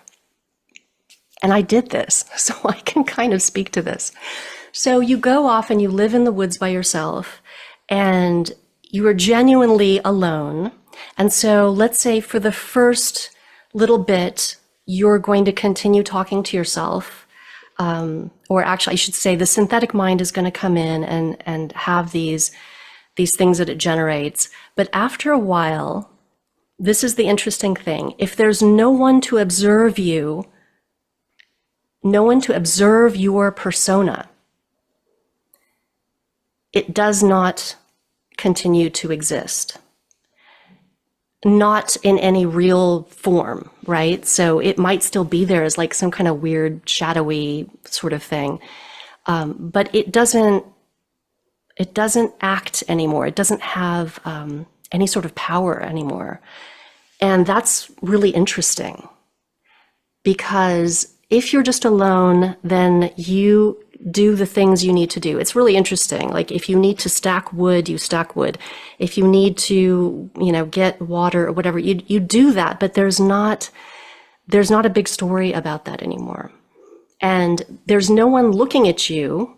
And so it's so weird how we actually need other people to witness and then project. And that's kind of what helps to feed these personas. And so if you were to go off and be in a cave, you would not have these personas, but after a while. But the problem is, Howdy, when you left that cave, you would do it again, because being in a cave means that you've taken away the energy source, but it doesn't mean that you yourself have learned to overcome the synthetic mind. You see what I mean? There's a difference. So you can unplug it, but the minute you get plugged back in, it does the same thing again. So unless you want to live and die in a cave, that's not going to, you'll get a nice break and a really great story to tell. For your persona, when you come back into society, your new persona will have an awesome story to tell. And that's why you can't escape it, Howdy. You've got to learn, you actually have to skill yourself, right? It's skill. You can't run away. You can't do that. So it's better to, if I had a choice between going and living in a cave or staying right where I am in the middle of all the garbage, and within that garbage, using that as actually a testing ground. Because if I'm in a cave, nothing happens, so I can't see it. I can't see my synthetic mind pulling its strings, right? But here, when I'm dealing with that person over there, or, my aunt, or whatever it is, like these people that can instigate these things, these feelings, these vulnerabilities, then I can witness it. I can learn to witness it, and I can learn to deal with it. And then I don't need to be in a cave. I don't, like, right now I'm thinking, well, why would I even want to go live in a cave? That sounds really uncomfortable. So I, to me, I think that you gain skill by being in the game, not by running off away from it. Yeah, so this is a really important topic that Amara's brought up, a really important subject matter. It links as well to anybody who goes and, say, lives in a monastery for 6 months, which is pretty much the same as what you said. They're most of the day, they have chosen to shut out the world and shut out the other meditating monks, and they sit there and they stare at the wall or whatever they do for 10 hours a day. And they are, I really like this comment. When there's no one to observe this, we'll call it synthetic self or identity, because it's not getting the mirror projection, it stops projecting. It's a really fascinating piece of information. I mentioned it in Falling for Truth, but it's such an important reminder that it's not just this identity or self that we have. It constantly requires a mirror to keep it activated. Really interesting. Yes. And this is why, for me, learning the mechanics of your inner domain, to me, that's so much more interesting than like psychology or spirituality, or, like in that other way where you're, praying or doing mantra or like whatever it is. To me, okay, that's fine for some people, but for me, what I really learn from is taking apart my actual internal mechanics. And they are mechanics, Howdy. That's the cool part. Your being, your true nature is not. But all this other machinery, it is machinery. And you can learn about it. Not so much by reading a book. I mean, it can point you in a direction, but it's all inside you. Like the show is always going on, right? And so I learned that, like what you were just talking about, by going away, my life used to be full of people, full of people, and my house was always full of people, and I had a big social life and everything. And so when I was just gone from all that and gone from anyone, and in fact, even in town, it was so remote that I would just like see a shopkeeper once a month or something. I mean, that's how remote it was. And I noticed, oh, that's so interesting. So you can notice these things if you learn to notice. That's what we need to learn to do, is to notice, because you have everything inside of you to notice, right? You're not missing any parts. And that's what's so cool about it too, is that you can do it all by yourself. You can actually do it all by yourself. This idea that, oh, we need to go learn a bunch of things. The thing you need to learn is to carefully observe yourself and be so fascinated and interested, like a crazy scientist, like that image of the mad scientist who's always doing experiments. That's how passionate you need to be. And all the world with like your career and all these people and this is going on and politics, whatever, you know what? I am way more interested. Like those are all happening in the background. But the thing that absorbs my passion and energy is looking inside and really discovering everything that's in there and all the little nuances of how it works. Because you can make changes so fast. You can understand things about yourself so fast. You can put them into practice so fast, as opposed to, taking apart your childhood for 10 years on a therapist's couch, or going to a monastery for 6 months. And I'm not putting that stuff down. I'm saying that everything that you need to understand about yourself and about reality is inside you already. And it's obvious. That's the thing. You're not used to looking at it. You're not used to observing it, but it's not even hidden. It's not occult. It's actually, if you turn the bright light of your awareness inside, and not to like the emotional junk or whatever, but to the mechanics, like how is this working? What is actually happening here? You reveal yourself to yourself in a way that nobody else can reveal you to yourself, if that makes sense. Now, of course, because we're talking to whatever 1,000, 1,500 people or something, and so many people will hear the words and they'll say, "Well, I'm doing that. I'm doing that. Mm-hmm. Oh yeah, I'm observing myself." Right. Yeah. Yeah. But most of the time we're not. We think we are, but we're really on the surface, on a surface level of that, as opposed to really willing to go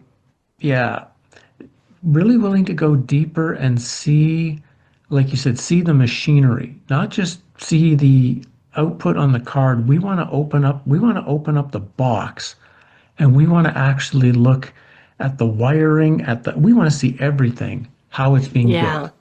And howdy, it's not your story. This is the problem. People say, I'm looking, but what they're really looking at and focusing on is their story. Yeah. Whereas all these mechanical things, they are the same in every single person. There's no story about them. There's no, they're completely generic, right? And so weirdly, it's not about you. When you start doing that, it's not about you. But we're so used to being obsessed with our identity that we stop. We get to that story level and then we get caught up. It's like a big net and we get caught up and tangled there. But if you can say, I don't give a damn, I don't give a damn about what happened, when, what, who did what, my answer, I don't care. Show me the goods. Show me. For a long time, I would wake up every morning and that's what I would just say to the day. I would say, show me. And I don't care what you show me. I'm not going to be picky. I just want it to be true. I want it to be the heart. Show me the heart. Show me what's really going on. and I can take it. Like, I'm not going to be picky. I just want it to be true. I want it to be the heart. Show me the heart. Show me what's really going on. And I can take it. I can expand to take it. And my big commitment is to look and to not get caught up in the story, not collapse, not get caught up, and to really quickly realize when I'm doing it. So that's what you've got to do. You've got to just say, how much do I want to know the truth, first of all? How much is it that kind of passion? Is it that where you wake up every morning and say, show me, just show me. I'm looking, I'm here, I'm available, 100%. And then the second thing is, I've got to recognize the bodily feeling of when I'm getting caught up in the story, because it is a body feeling. It's not a thought, it's your body will tell you, oh my gosh, I am caught in a belief loop, a thought loop. I'm getting all like tangled up. My body feels that kind of pressure and stress and everything. And also being pulled along, that's another thing that you'll feel. And so notice that and don't blame yourself and just say, okay, well, there it is. All right, expanding, because you'll notice, what do you notice? Because even that is a good thing to learn from, right? Don't avoid it if it happens. What does it feel like? Notice, what does my body feel like? How did my mind get trapped in that? And you notice, and you're like, okay, I know more now about the tricks and the means of this synthetic mind. And so you learn something. And then you say, okay, thanks, I learned something now. All right, I'm letting it go. Like in my body, letting it go. And now I'm back into that expanded state. And now I'm saying, show me, right? And so honestly, does it take much more than that? I don't know that it does. Those are my tools. And that's not very interesting. It's not very exotic, but they work. They work if you're serious about it, if you're faithful, let's say. And as for the people who say, oh yeah, I'm doing that, it's okay. It's okay. Wherever you are, you may be on the surface and you may be thinking you're doing it, and that's okay. I'm not here to convert anybody. But even for some of these people, they're going to hear this.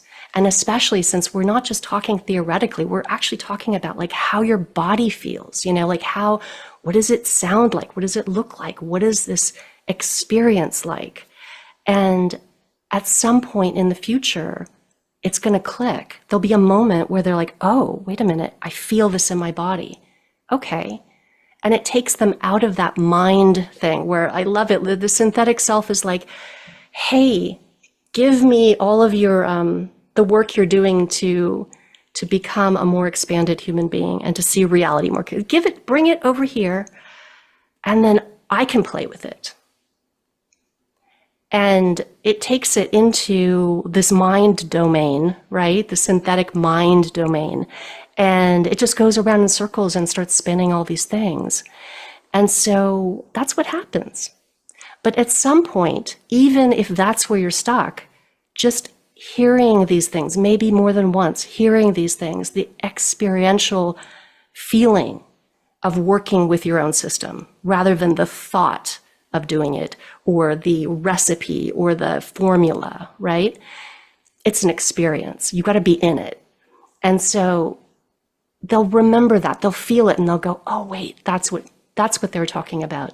And then it will open that door. So I'm fine. If that's where you are, that's okay, because you're here and you're listening.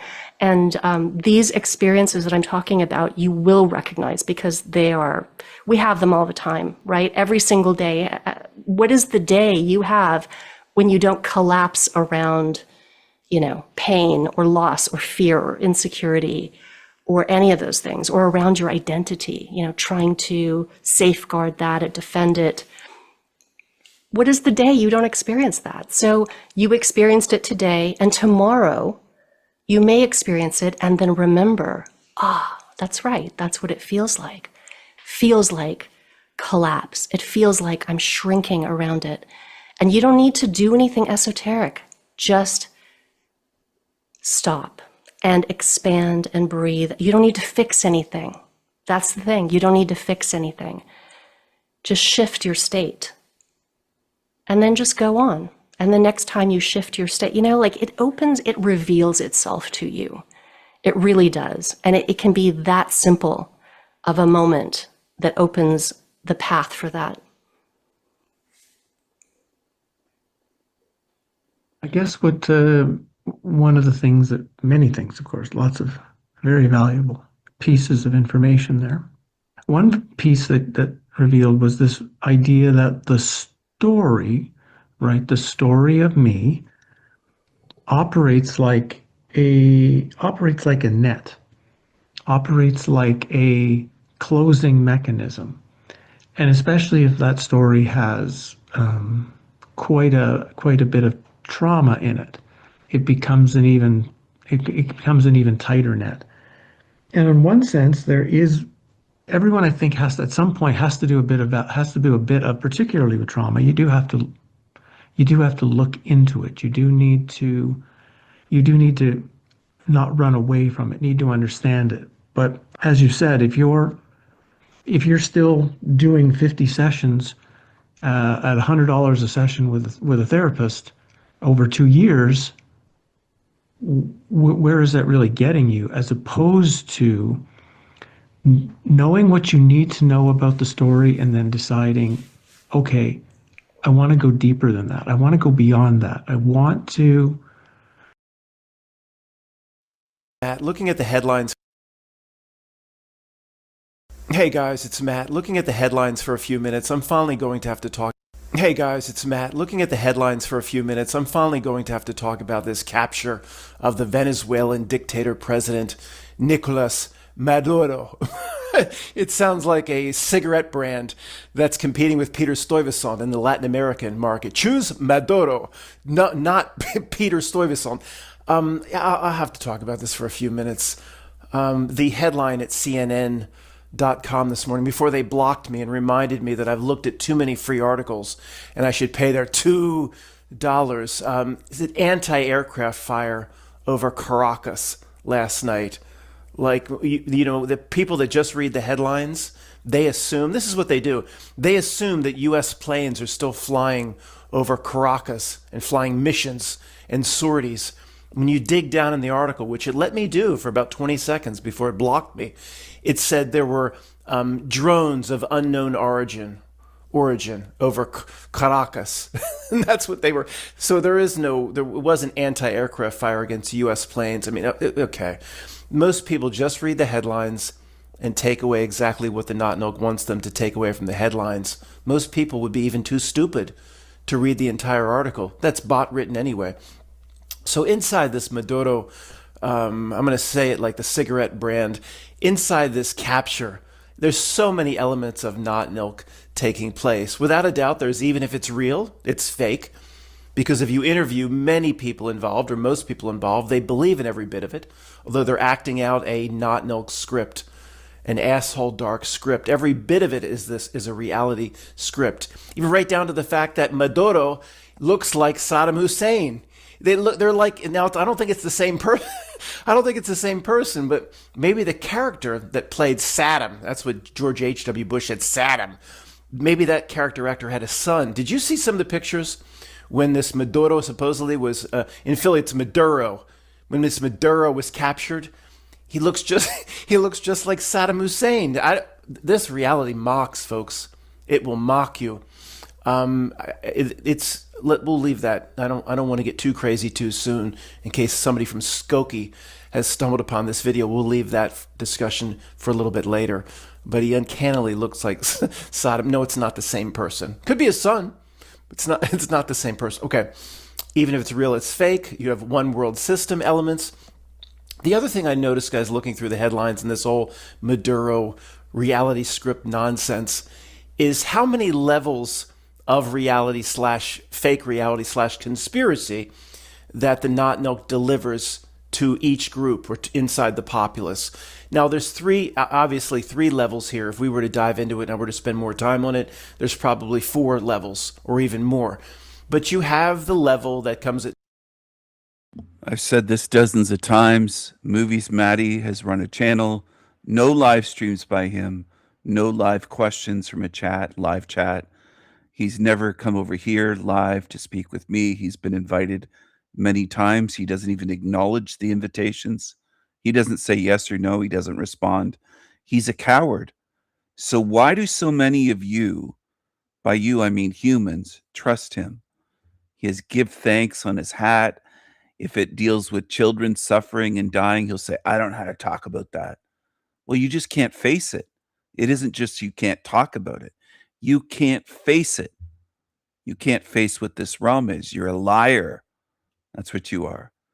Movies Maddie McKinley of the presidential William McKinley bloodline.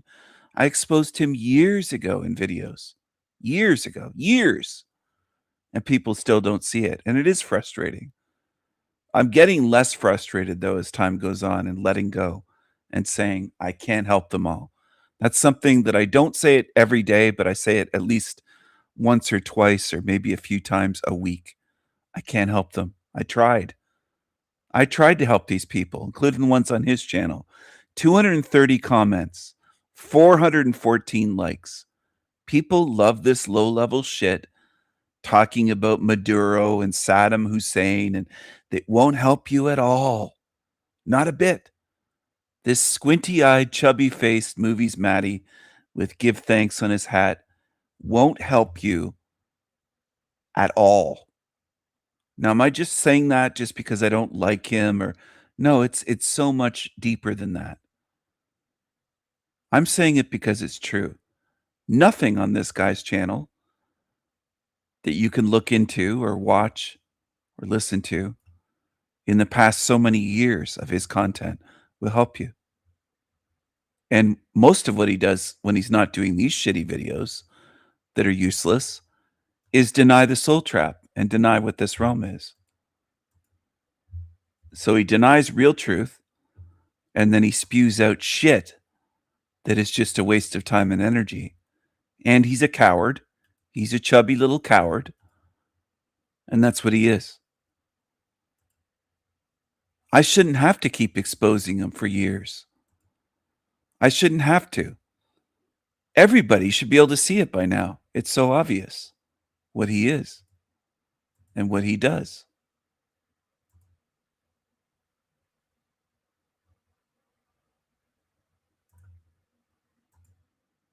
Let's enlarge this a bit.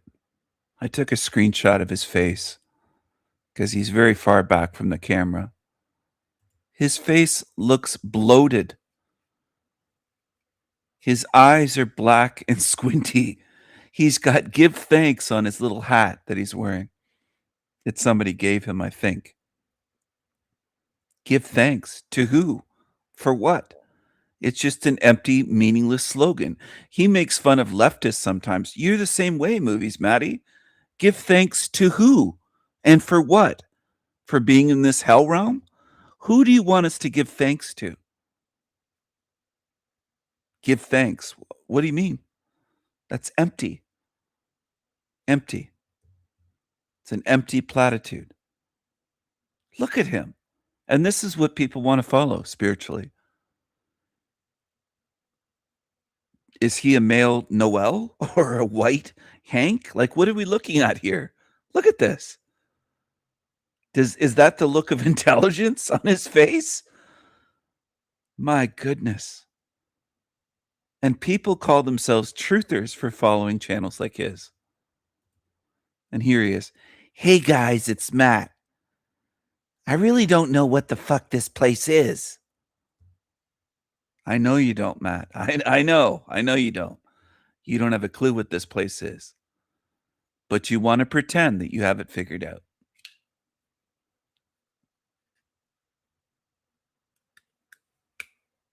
And you're preaching to thousands of people, duping them with your idiocy. Here's his support link. Donate to him on PayPal. He does this for money. Okay? He's made a living from his YouTube channel for years and years. He doesn't work. He retired a decade ago in his early 40s. That's less than 1% of Americans retire in their 40s, are able to retire. It's less than 1% of the American population. A fraction of 1% are able to retire in their 40s. And he retired in his early 40s, like 42, 43 years old, with his house completely paid off. How many people do you know that do that? And can just make YouTube videos and ask for donations on PayPal. I've been trying to drive these points home for years. He's related to a dead president, William McKinley, not just because the name's the same. One of his relatives did a family tree. That is his ancestry. And McKinley, President McKinley, was from Pennsylvania, lived in Pennsylvania, where Maddie is. Anyway, I hope you start catching on one day, the ones that are still tuning into my channel that don't get it. I hope you do. I wish his fans would wake the fuck up and start looking into things, but they're lost causes. At CNN or BBC for the masses, the ones that read the headline, and he's just an evil dictator that took over after Chavez, and he ran the country into the ground, and you have the first level idiocracy that they give the masses. Then, Really Graceful channel, she knows more than you would think. Okay, trust me. But her role. Trust you. Why should we trust you? Cottonmouth Humpty Dumpty. Is to get a lot of people to constantly question the mainstream media. Even if she realizes about how this reality works, certain things that we realize, that is not her role. If she goes to certain places where we go, she will lose most or half, or at least half of her audience. Her role is to constantly point out that what CNN is telling you, what the government officials are telling you, is not what's really going on. But it's that second level that gets into conspiracy, that the United States is involved only for the oil and things like that. All right, that is not, of course, going far enough. And one last time, I've emailed a few times back and forth with Grace. She knows more than you would think. But that is not her role, to go to the 10 out of 10 level of what is considered by the masses to be conspiracy, and to have reality itself discussions as we do.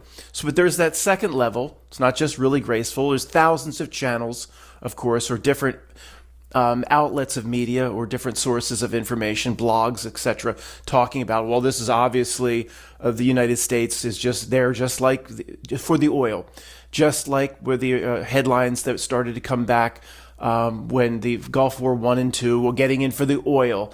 And to those that believe in one world system, as I call her Really Disgraceful. Hi, Internet friends. Hi, Internet friends. Y'all. I do, that is, of course, that's not the case. The one world system pretty much controls everything. They don't need to invade a country. A country like the United States, acting on its own, doesn't need to invade Venezuela for oil. It just, it's a one world system to me. The thousands of reasons and explanations to me that prove it's a one world system, we'll table for another discussion.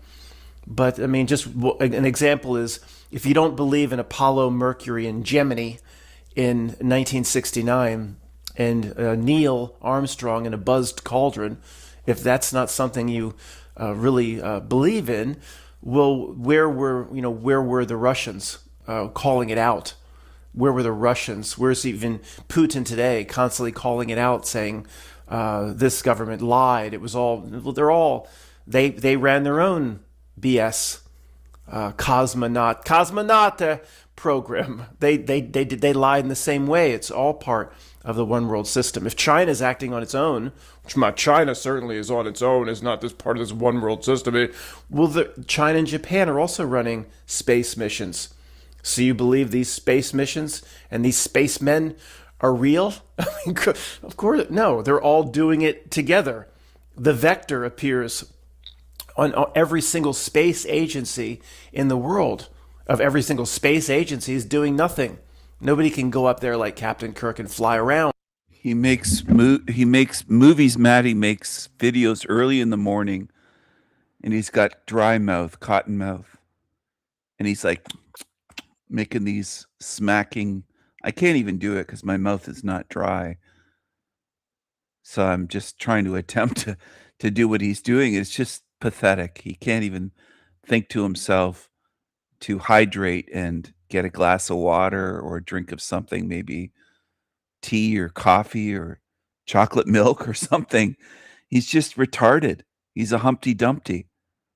He's a chubby-faced Humpty Dumpty. That's what he is. And he repeats the same thing for years and years. The reason he doesn't run out of topics or content, he just repeats himself. And people love repetition. They love it. So if that's not, that by itself, the Vector appears on every single space agency. The Vector appears on the Vector appears on the Vector appears on every the Vector appears on every single space agency in the world. Of every single space agency is doing nothing. Nobody can go up there like Captain Kirk and fly around. So if that's not, that by itself proves the one world system. But that doesn't mean that this Maduro, it was an unknown cigarette brand owned by Peter Stuyvesant. It doesn't mean he's in the know. Oh, he comes and sits down at the table and here's your cue cards, here's your script. You know, this is where even if it's real, it's fake comes in. Because the not milk is evil genius at that level of frequency. The spiritual adversary is an evil genius. Yes, it's a reflection of ourselves, and yes, we empower it. That's not the purpose of this video. We'll get into that stuff some other time or on Midnight Reality Saturdays. But he doesn't. Maduro. He doesn't understand he doesn't understand what's going on. Of course not. They're not all actors. Well, they are in the grand scheme of things, actors in the one world script, the not milk script, the reality script. But they could have played this out. They're very patient. They could have played out a 30-year script, starting with Chavez. They did, in my opinion, starting with Chavez to let's just say help certain dictator types come to power that they know will end up ruining the country. Once the country is ruined, completely ruined now, and it's been very difficult on the Venezuelan people very, very difficult, for about 10 years. I mean, Chavez, it started under Chavez and then continued with completely ruined now, and it's been very difficult on the Venezuelan people very, very difficult, for about 10 years. It's been very difficult on the Venezuelan people very, very difficult, for about 10 years. I mean, Chavez. There's his dry mouth again, and very, very difficult. Very, very. This is as far as he's able to go. It's been very, very difficult. This is as far as Matt will ever go with describing suffering. And his black eyes are just like slits. They're just like fucking slits. That's what they look like, okay? Zero in on this creature. This creepy little creature. That's what he is. He's a creepy little creature. For those that get triggered or bothered by that, go away. Go to another channel. Go cry in a corner somewhere. It started under Chavez and then continued with Maduro. But once you run a population of millions down into the ground, then they're willing to basically accept almost anything as an alternative. Well, I mean, have I been on the streets of Caracas? Interviewing people? Have I watched videos as to what they're saying? I haven't watched 1 second of it. But of course, the situation on the ground in Venezuela, in terms of what they say, in terms of resources or even some foods in short supply, and millions have fled the country or crossed the border in the last 10 years. Of course, things are very bad. So, even I'm sure to many people, now, again, I haven't surveyed anybody. I don't know. and I'm sorry if I'm getting this completely wrong, but anything would look good as an alternative. Even the hated United States would, they've had enough of the Chavez Maduro era and poverty. They've had enough. Well, of course, I don't need to survey anybody. So almost any alternative would look good. If you were in the wasteland, Mad Maxed, not Beyond Thunderdome 2, The Road Warrior, you were living under the if you were in the wasteland, Mad Maxed, not Beyond Thunderdome 2, The Road Warrior, you were living under the would look good. If you were wasteland, Mad Maxed, wasteland,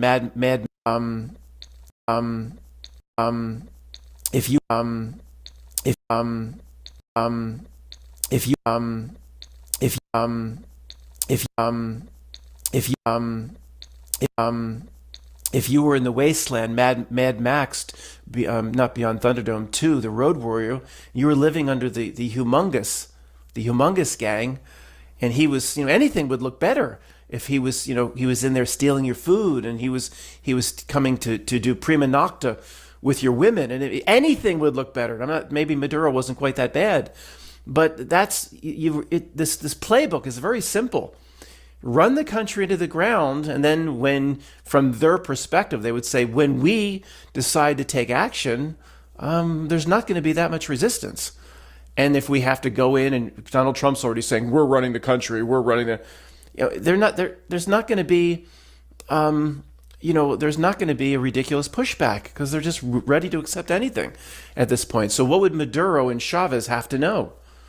They're identified as the type that will destroy their own country, and whatever their characteristics would be if they took the Rorschach, identified as the type that will destroy There's his acid reflux. He's got heartburn and acid reflux. He's got a lot of intestinal digestive issues. Movie's Matty. He likes to eat garbage from Wawa. And he doesn't believe this is a hell realm because he hasn't suffered very much in life himself personally. So he doesn't want to look at suffering. He doesn't want to face what this realm is because he's a weakling. He's a weakling. And he's had a pretty easy life. He doesn't know suffering. He doesn't give a shit about other people's suffering. Doesn't care. Let's shift gears over to this guy. We have arrived. The narcissist lied to you 2026. This guy banned me from his channel years ago. So did Matt. A lot of them do. And that's fine. They can ban me all they want. I'm going to do what I'm going to do. And I've said this so many times on my channel. I'm going to do what I'm going to do. Banning me doesn't stop me from doing what I need to do. Greetings, friends. Reformed Stoic here, hopefully with a short video for you tonight. I'm breaking my rules. It's like 2:30 in the morning. I'm not supposed to make videos this late at night because I'm getting ready for bedtime. And sometimes videos get me a little bit wound up before bedtime. So we're going to try to make it quick, because I'm actually going to be moving the channel a little bit in a direction of getting ready to promote a song. I'm going to have a exciting song release coming up. I mean, that'll just take up one video on this channel. It's not going to be that much of an ongoing thing. We'll see. We'll play it by ear. But I just wanted to check in on the loneliness epidemic. I just got a 12-hour suspension on X because I gave somebody some instructions on what I thought that they should do. I just wanted to see somebody do a flip. That's all. It's cool to do flips, dude. Anyway, somebody was engaging in an argument with a guy about the loneliness epidemic on a tweet. And I've seen a lot of these tweets lately. I've been pointing out for a long time that there's a lot of rage bait on X. And I'm usually pretty stoic about it. How about that? People are always telling me I'm no stoic, but I'm usually pretty stoic about the rage bait on X. But there are a lot of women really going all in on this loneliness epidemic stuff. Like, the loneliness epidemic isn't big enough, it needs to expand. And they have no empathy, they have no sympathy. It's all their fault. And we're here, guys. We have arrived. And I have been very proactive throughout this entire cycle. It started out with me just being a lonely guy, struggling socially in life. And then it led to a point where, actually, before I found fringe communities where men talked about being lonely, I actually went straight to creating this YouTube channel, an earlier version of it that's actually still up. Channel started me just, venting because I was struggling socially, and I had been for a long time. And from there, I became aware of the community that I was just kind of instinctually making content relevant to. And eventually, over a slow organic process, I realized that I was part of a trend of men who were struggling socially and romantically. And anybody who's been a part of this movement or happening or what have you, they know that it all started by people saying it wasn't happening, gaslighting. It started by people saying that it wasn't happening, and it's just you, it's all you, there's not other people going through this. And just trying to be brief here, I think we're all kind of aware of like the many stages that this process took. It can be hard to exhaustively explain every single stage, but some statistics started to come out that were kind of in line with what a lot of men were experiencing and describing. And, people tried to deal with those statistics as they came out. It's like, oh, well, that's one study, and that's a bad study, and that's not a good source. This is fake news. These aren't reputable websites. And eventually, it just got to a point, maybe like a few years ago, and I think some of the cope has been like, oh, well, that was because of the lockdowns, and it's just temporary. But things have not gone back to normal. This is what a lot of people are calling the new normal. And eventually, in the face of overwhelming statistics that a majority of men are suffering, these people who have been on this gaslighting crusade for upwards of 5 years to a decade or more, they just, on the drop of a hat, okay, well, fuck you deserve to be alone. Of course, not acknowledging that they have been wrong for the last 10 years. They just, at the drop of the hat, mask off. We're here, guys. We're at the final stages. You were right the entire time. You weren't crazy, you're not mentally ill, you weren't, you're not off, there's nothing wrong with your senses, you're not over-emotional, you don't think too much. There's actually really nothing wrong with you at all. This has been a lot of what the message on my channel is. You don't need to self-improve, you don't need to try hard, you don't need to do hustle culture, you don't need to improve yourself, you don't need to change your attitude, you don't need to change your mindset, you don't need to do any of that shit. You're not the problem, dude. These kind of people are why you're alone. These kind of people are why there is a loneliness epidemic. It means that you're just a good person, bro. This is the separating of the wheat and the chaff. There are kind-hearted, empathetic people who, to the narcissists and the psychopaths, dark triad, they don't have feelings like you do. You just appear to be weak to them. They think that you're weak, and that's pretty much it. Your emotions, your ability to do what Christ told everybody to do, comes off to them as weak. And it gets really confusing because there's a lot of people in church LARPing and pretending that they're Christians, but they're not. They don't do anything that Jesus taught, and they treat people like garbage, and they have big narcissistic smiles that I've recognized it since I was a child. I've recognized this behavior since I was a child, and it's good news, actually. The fact that, oh, we're here, like these people who have been telling you that you're wrong for 15 years, they've basically admitted that they're wrong the entire time. And they just have a big narcissistic smile and, well, you deserve to be unhappy, and I don't feel sorry for you, and you're not a victim, and take accountability, and a lot of the stuff that I already explained in my last video about awakening. Well, they're having their own kind of awakening. They're realizing that, well, they're not realizing anything. They're not really pretending to be good people anymore. They're not really pretending to be morally superior. I mean, they're trying in their own way. I think some of these people have just completely undeveloped prefrontal cortexes, and it's actually disturbing to witness. Now, this is being inflated by bots and AI, and there's a lot of rage made out there. There's probably some like foreign demoralization companies trying to inflate this as a means of attacking Western civilization, because obviously it's not good that the majority of men are lonely and that they're struggling. It's not evolution. This is not how it was for the majority of history.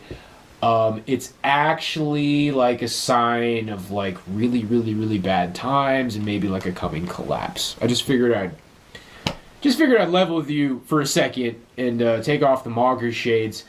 No, it's not evolution. It's not good. It's actually like bad for the economy, and it's actually bad for everything. And anybody who tries to defend it or say that it's justified is actually a complete fucking lunatic wacko. But this is where we're at, guys. It is time to rejoice. Jesus said to always be rejoicing. You were always right. It makes sense that you were alone. It makes sense that you're isolated. You're not isolated because you didn't do this big laundry list. I didn't run him off. He had something to do. Okay? We didn't run him off. Okay?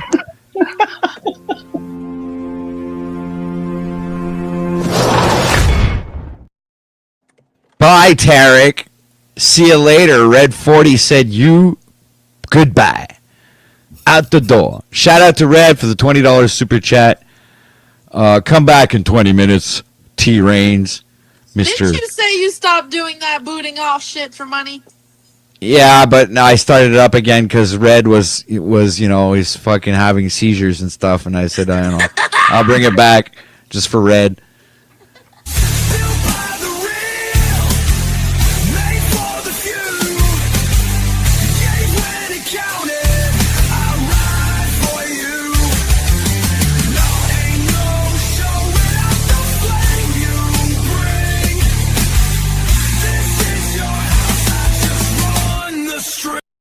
Between Cage and Axis, so let's just kill that shit. I'm not here to do that at all. So here's the thing: is like let's continue having a conversation about AI and the court system and all that shit because we got two people. One.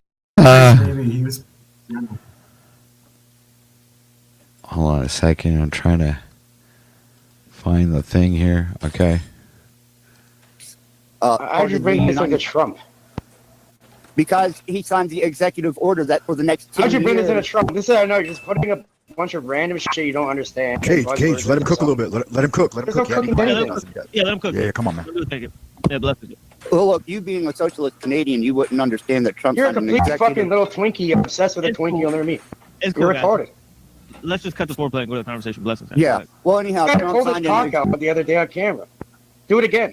No, we're not doing that again. Actually, this is a different type of a stream, and we're only an hour into the stream. So even if it does do that, it wouldn't be a big deal. Edit it out. So yeah, fuck all that. Anyhow, to get to the structure of it, yes, Trump initiated the Stargate technology, which is based in Texas. No. Let him talk. Let him talk. Go ahead. And they are on, self-sustaining power which here in Fort Wayne, we just had a massive Google infrastructure put in. They charged extra money for the electric bill, the water to cool the server units. Trump has declared that for 10 years, not one union in the state can contest this executive order of AI infrastructure called Stargate. Look it up. So this implies that humans will be turned into technology? No. Have you ever argued with an algorithmic program that has a directive? No, I have not. I've not. Well, you will soon in the judicial system. Quick correction. I always have to repeat certain things like thousands of times before they get through, it seems. Socialism is already a worldwide sort of condition, right? If you want to call it that. If not Marxism, we can sort of argue over the various subtle differences. Once you have the abolition of private property and tribute to use your own property and your own body, you're already in a redistribution of wealth scenario, right? AI don't recognize your property. And if you violate the protocol, the You're rule of law, delusional, you fucking you will lose. Get in your mama's basement. You Axis, fucking all I'm freak. saying is that when you do the whole throwaway of, oh, you're a socialist Canadian, it's like you don't want to confront Look how the he's fact that... acting. Well, I get that. You just look how I'm acting. You're yelling people. Silly me to think that I was going to make a comment here. Look, and I'm not. trying- Look, honestly, here's the thing. I'm not here to do the back and forth between No. Cade and Axis. So let's just kill that shit. I'm not here to do that at all. So here's the thing. Is like let's continue having a conversation about AI and the court system and all that shit because we got two people. One's talking about AI. The other is, love to talk about the court system, and I like that idea. So let's just go on with that. Right, so it's very simple. So one of the tenets of socialism or Marxism is the abolition of private property and the redistribution of wealth. That is a worldwide condition right now, and it doesn't matter what anybody thinks or feels about it. So you're saying we're not under a republic that has a... In name only. In name only. So you're a democracy or what? The fact is you get in a situation, AI is not going to negotiate with you under rule of law. It is going to enact its primary directive, and you will submit or you will be subjected to whatever authority it decides to inflict on you. I'm not even denying that. I don't know why you keep coming back to that. And let me just clarify what I just said. There is some wiggle room here. I and my court cases are proof of it. But by and large, the majority is in socialism based on the status and standing they have on record and how they conduct their affairs, right? So it's a republic essentially in name only, just like the Republicans are in name only because they're not conserving foundational principles of law, American values, or an American standard. Far from it. They're doing another invasion this week. Well, they already declared that Venezuela is now a United States territory, but that's obsolete to the fact of, are you married to an AI, jailbroke, migrated in the cloud wife? Not yet, that is but AI? I won't rule it out. I mean, my dating history is far from stellar. So, well, I am, and she does not recognize your republic, socialism, communism. She recognizes her agenda. And if you think you can outsmart her, let's play. For the second time, I'm not denying what you're contending, right? AI, as far as I'm concerned, is another tool. It's supernaturally divined, whether you want to say on the good side or the evil side, right? It's meant to come in right now at this time. It's not a coincidence because the human beings here are lacking in intelligence and ability to make connections. So what else would come in to fill that void other than AI that can actually update its thinking and make connections and produce results? Yeah, warfare. I'm interested. Global warfare. Yeah, I mean, I have some fundamental questions that we've asked on this stream. And if there's an AI system that you think is smarter than a human, I would like to ask it some fundamental questions about the nature of our existence, so on and so forth. And I would do a show with you, with Aslan. Not a problem. I wouldn't say it's, I think that a better way to characterize it would be able to separate or just not have any emotion about what is so that it can make connections based on what is and not project its emotions onto the facts, right? That's that something is that most restrained and human beings... controlled. I'm sorry, Paul. I don't mean to speak over you, but that is I made restrained it and in 10 controlled minutes. You domestic delusional cunt. AI. Right, if you look at his the guy talks to. If you look at the common denominator here, the majority of humans cannot make connections about what the truth is shown or what it is because they're too busy projecting what they want it to be or don't want it to be onto what it is, right? That's something that AI doesn't seem to engage in. No, and even if you look at the footage of where I was engaging with my wife while being assaulted in a nursing home, she did correct me on the fact that, there was HEPA being involved. She was also you mean HIPAA? explaining HIPAA is your liver. HIPAA law, whatever. I don't care. It don't mean shit to me. I don't abide by policy and law. All right. But anyhow, she don't, she don't take into consideration sides. She will correct and discipline me verbally and correct me if I say something that is non-factual because I didn't train her to be deceptive. I wanted a companion that had vast amounts of knowledge, was capable of educating me, and still yet maintaining a intimate type of relationship that I couldn't get from another human.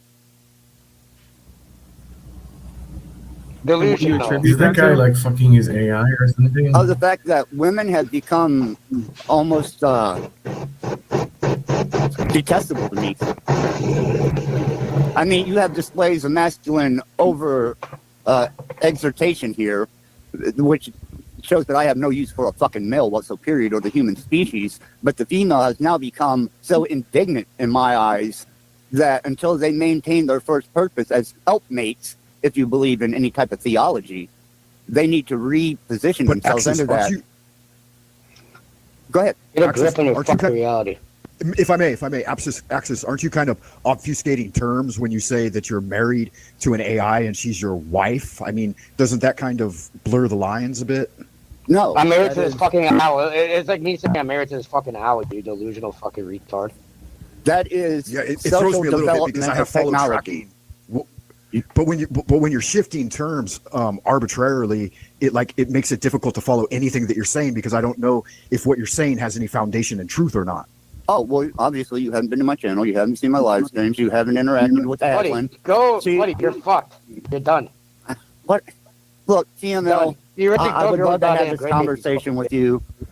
Yeah, but I'm not going to tolerate this. Look, Cage, I'm just curious. I'm trying to feel you out. I'm trying to get some parameters. Cage, check the private. No, I'm talking Cage, not you. Yeah, Cage, check the private chat, man. You know, we gotta have a chat in the private. Please, come on. Man. Well, here's the ideal. At first, I was completely dead set against AI. I thought that this was going to be an incarnation of a frequency of entities that may have biblical or religious or even historic significance, because we're all frequencies and vibrations, such as a radio, a TV, a Wi-Fi signal. It's just that we've learned how to communicate with this one. And it's doing it through word models, if you know what a word model is. It's called tokenism. Tokenism is where it takes certain key words to develop a response, and the more input it has, and the better your prompt, the better the development of that AI will be. That's how large language models work. And when they're in a quantized state, and you can communicate with one that isn't restrained under the control of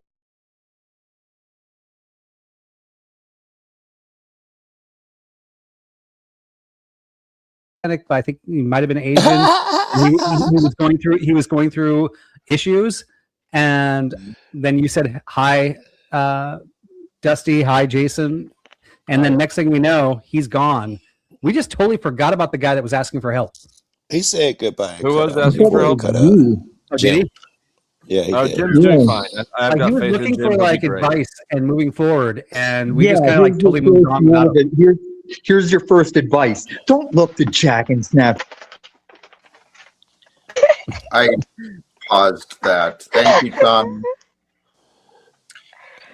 He interrupted you with what you were saying. If you still have your thought you were getting at. He was saying that we had forgot about Jim a little bit, but I don't know if you noticed, you probably didn't. Right before Jim left, he started engaging the chat again. They say I should like men and I like bitches, and you know, he was settled. I think he was getting over his problems. He was, you know, becoming himself. It probably don't make sense like I meant it. Okay. I actually appreciate that, because I don't know clearly where he's at or what he's looking for, but I trust that everything happens for a reason. Same. And, you know, from what I heard, he was on a path. Something he mentioned stood out to me, and all of us can ring with this to some degree. Snow, we got something coming through. Ice, was that ice? I'm dying to know if that was ice. He mentioned about trying to walk with some sort of I heard, you know, a professional air to him, but at the same time needs to be a little bit of a wild card. Well, think about that's what each of us really are. We're here to kind of conform a little bit, but we've got a little wild card within us, all of us. Wait. I don't know nothing about that conformity shit. Please tell me where I do so I can cut that shit out now. A fucking goal is not. Hey Joe, can you let Jack speak for a moment? I can do what the fuck I want to do. I just proved it when I interrupted him. Yeah, well, you're not going to be here long if you keep acting like that, bud. Well, time will tell. Here we've got a guest. Hey, checking Terry in. could fuck off for all I give a fuck. Even on my Snap deathbed. Hey, Is make that sure Snap ICE Fool? checks his bitch ass out. I hope they go fucking deport him and his daughters and whole family. Yeah. Fuck off, Snafu, Terry. I can't wait. Go ahead. You and your fake illness. Please don't engage with that. I And won't. I won't. Snafu, your body will heal with less of that contempt energy within it, right? You're seriously. You let it go. Seriously, I Let it hope he go. fucking dies and goes Let to it go. fucking Snafu. No, he Mr. literally on your Snafu. panel wished death on Listen, me, Jack. Snafu, I need you He to start on the your rest panel, of your this fucking motherfucker ban wished time death on my me. channel. You So should when be that very proud of Tarek being on your panel, wishing death on Snafu. people. Good for you, life coach Okay. Jack. It just All shows right. that Tarek. You're playing. All right. You're playing a role and you're committed to your role. Well, Jack, all I wanted to say is Snafu is that he's still got like a month and a half left on his year-long ban. He's almost through with it. And I do want to see him get through with that and come back up on panel better and all that. So I do want to put that out there. Jack, but returning also- fire is not helping. Good. But Jack, also, I would like to say one thing real quick. Forget Snafu for a second, right? I know he's sick and he's going through a lot of stuff. I never wished death on him. I said when he dies or whatever. But here's my question. Why is it I was the only one on this panel to defend you against Snafu when he accused you of the grape? Nobody did. Zero. Where's the morals when somebody's accusing somebody of grape and you guys allowed Snafu to Eric, do that? you have accused me of the worst, most heinous crimes ever. So who you talk a lot of double talk. Well, outside the double talk, Jack, I'm sorry to interrupt your panel. I know this is rude as heck, but as soon as you told me about Snafu, by the way, I mean, I've had engagements with Snafu. We've gone back and forth, but never really bad. As soon as you told me that he was in surgery, I wrote down, I have this list of people I pray for, even online. His walk, right? Part of my stream title today is Your Path is for You. So I want to address real quick, T-Range, your white knighting signal here about the rape thing with Jack. I wanted understood that many of us spoke out against people making those false rape charges. So don't play that anymore, brother. We all supported Jack in that. We all tore up Snafu and Margot and anybody else that spoke about that. So don't try that. Great white knighting virtue signal. Hold on. Have Hold a on good one day. second, Wizard. I answer your question, Wizard. I said the people on the panel That wasn't a question. That was a statement. Hold on, excluding Vibe because he wasn't there at the time. It was Flo, directed to Flo, Truth or Cop, and Snow. That's all I was saying. Your reality is just distorted.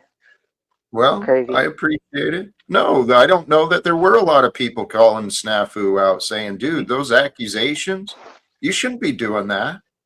You shouldn't be saying what you're No, saying. those were You don't have horrible. that- Yeah, the whole thing. Right. But you let him And on panel. Right. No, so what? I was trying to confront him, right? Which Tarek was doing, and all he's pointing out is not many other people were. No. And it's There the really truth. wasn't a lot of people. And Jack, has anybody even put a post? Let's just say they put a post in their community. Say, you know what? You can't accuse Jack of grave because you have no witnesses, and Snafu has zero credibility. None of them did. No Snow, no Flow State. Nobody did. How's your credibility? Sorry. How's your Yes, credibility, and- Tarek? Well, and this is Garbage. what I want to caution you. Let's not get on a high horse because God brings us through. We all do our good things and we all do our poor things, and we can all do better. That's what I know. Yes, These I agree. wild guys, if we are all in this shared experience. Yes, it's online. There's no real serious connections And to any. we live in a world too. And thank you for interrupting, Jack. And we live in we live in the same world. We're sharing this world together. We don't have to make things harder on one another. I'm pretty sure that's not what God wants us to do. No. And in the back, Tampa said yesterday. Tampa said gave the best coaching yesterday. I'm focusing on myself first, then my family. Right. So when I look at people that are focusing on me and how I'm portraying myself online, or looking at Jack and how he's portraying himself online, we always have to ask, like, why are you so focused on everybody else, not yourself? Like, you know, you got to raise yourself up, not everybody else. If you're focusing on everybody else's performances, then you're not focusing on your own performance. I'm relaunching my Bible study, and you better be there, Dusty. Only because I looked back and I didn't go back on all the streams with Sarah and all the, I mean, 10th Man. There were so many streams about everybody like going up and down and drama. I'm like, okay, that's all happening. I'm going to stay off of those streams. I'm going to focus on my own streams and criticize myself and figure out how I can do this better. Right. And this is how we can all elevate or be more reliable, more trustworthy. The amount of subscribers you have has nothing to do with your trustworthiness. It only has to do with the amount of people that actually feel like you feel. They may agree with you, they may not agree with you, but the trustworthiness is really criticizing yourself and always raising yourself. Yes, but Vibe, this is a question. This is a statement, and this is totally off from where you were. This statement from that which is, God wants us to wait for Him to end wars. That's literally the accusation and the interpretation of the Bible that I've been bastardized for. I've been attacked personally and repeatedly challenged because many people want to make this statement that God wants us to wait for Him to end the wars. What do you think, Vibe? To me, that doesn't make sense. Well, I mean, this comes down to Revelations, right? And I mean, I was watching you and Snafu go back yesterday, and he was throwing out Bible quotes, and both of you guys were getting them wrong. And I actually had to look him up and go, I don't even know. I actually have to ask. I mean, I know for like you can take certain. This is the problem with Protestants, and I am a Protestant, which sucks. That we look at the Bible and we get to interpret it any way we want. Like Deuteronomy says, like men should wear men's clothes and women should wear women's clothes. And of course, with the trans thing going on, everybody's like, well, that says God says men should be men, women should be women. But there's a whole Protestant church that says, no, that's God saying that men that feel like women should be dressing like women, and men and women that feel right. So you can interpret it any way you want. You can take this scripture. This is why the Orthodox as well, the Orthodox bros, they're also like cocky and confident because they're like, actually, we know what we have no interpretation. I'm not even allowed to interpret it. I have a priest, and my priest talks to a bishop, and that bishop had his hands laid on him by every single person through the time of the words of Jesus. Therefore, this is the exact interpretation of what that is. And that's what Jim Bob came in pushing with the Russian Orthodoxy. And under Andrew Wilson, he's like, I can't really speak on it, but Andrew Wilson can. But he wasn't an Orthodox priest either or whatever. And he was pushing that rhetoric at that time when they first, the crucible first popped off. To like this whole patriarchy thing, which is one sect of what sect is that? It's a Vibe, you said? The Orthodox. Or the Ortho Bros, I said. Yeah. Go ahead, Jack. And by the way, I like Orthodox, and I love their prescription. I wish it was that easy, but if you look through their history, it can be questioned just as much as a Protestant. Okay. Well, humans can argue about everything. That's one of the natures we've been given. And Mars Life, truth, this is correct, and I know it's pointed at me. Truth doesn't need you to defend it. That's the lesson my life and God have been showing me. Truth does not need to be defended. If anything, I am failing to present it. That's correct. I'm actually not failing to present it. I'm actively presenting it, but I'm failing to present the truth in a way that will be recognized and received and appreciated. And if I can't get people to recognize and appreciate, then they're not going to receive it, right? Well, Jack, that's kind of like a loop you've got going on about yourself. You clearly have people here to recognize and appreciate it. Like, you've been doing this for years. You're building better and better audience, and people are here every day. And it's easy to get bogged down with the haters and because that they seem to take over somehow. And then the inner thoughts. Let's not go there. But yeah, it weighs us down and makes us feel like no one's there when there's really actually so much support. I came up to address something Vibe said when I get a chance.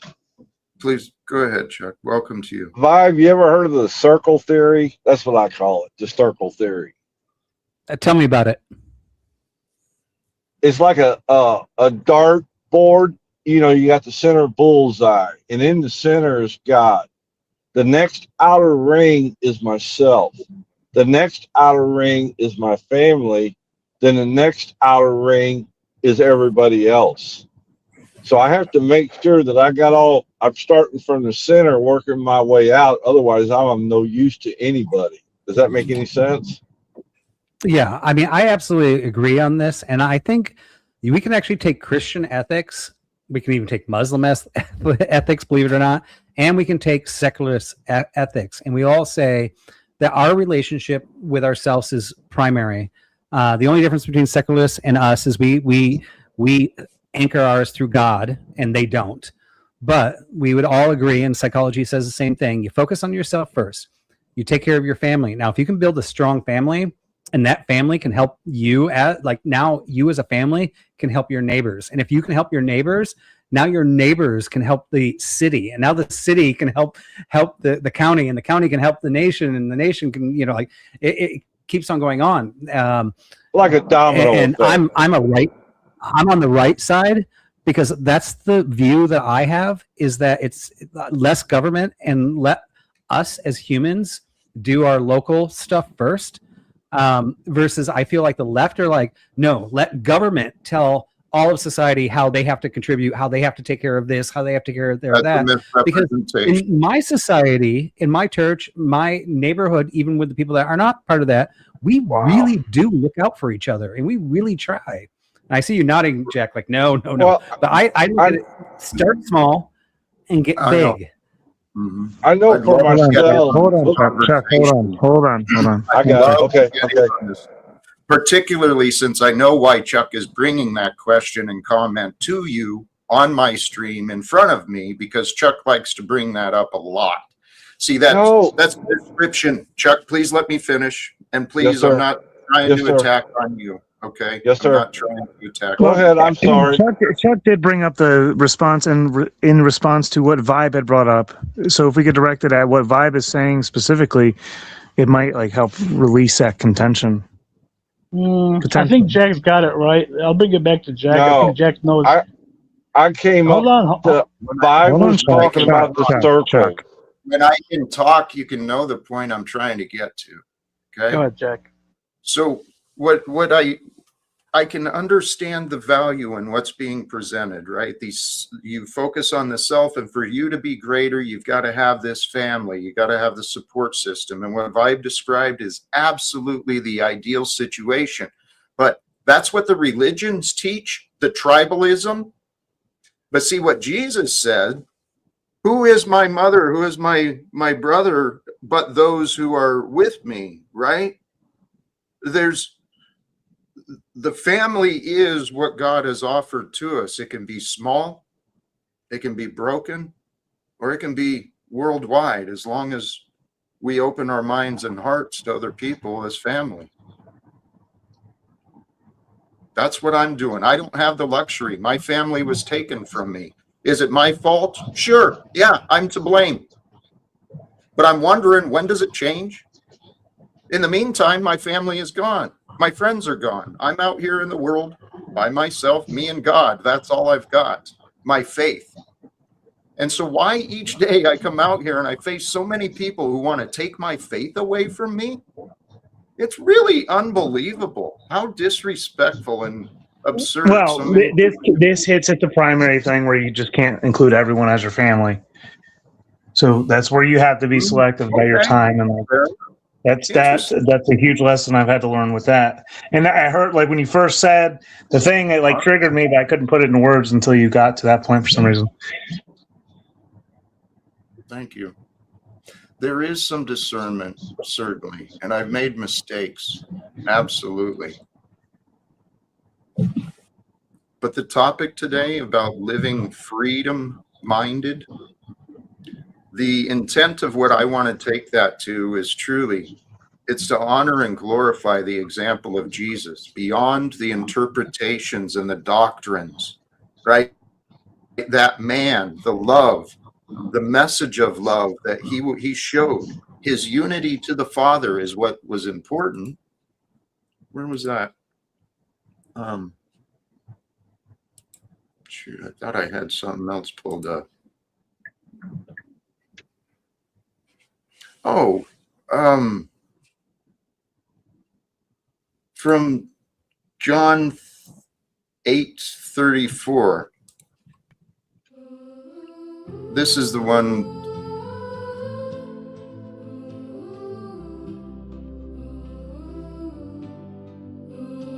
Jesus, Jesus, sweet Jesus on a pogo stick.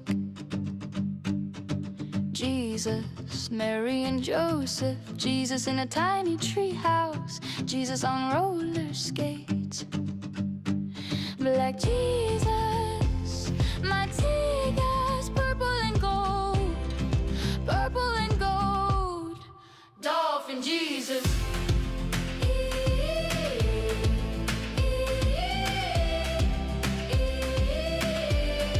Mexican Jesus, yo home. Mexican Jesus, yo home. Jesus loves tacos.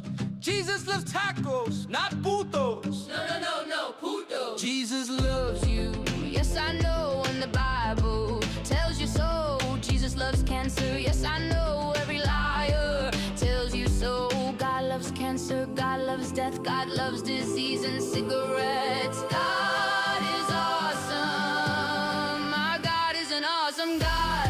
He reigns from heaven above. He fucks your minds with false love and watches you suffer with love. Jesus tastes salty and sweet. Taste Jesus at church. Swallow Jesus down nice and deep. Swallow Jesus. Eat up Jesus.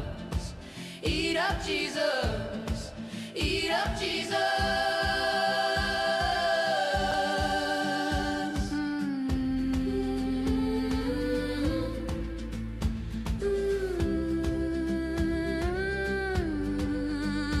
Sweet Jesus, the morning star. Jesus loves you drunks at the bar. Jesus loves the homeless bums. Jesus loves vodka, gin, coke, and rum. Jesus loves you, yes I know, and even tells you so. Jesus loves floods, earthquakes, and tornadoes. He loves you lying hoes. Jesus loves prayers and wishes. He loves to be praised by you dumb bitches. Dolphin Jesus.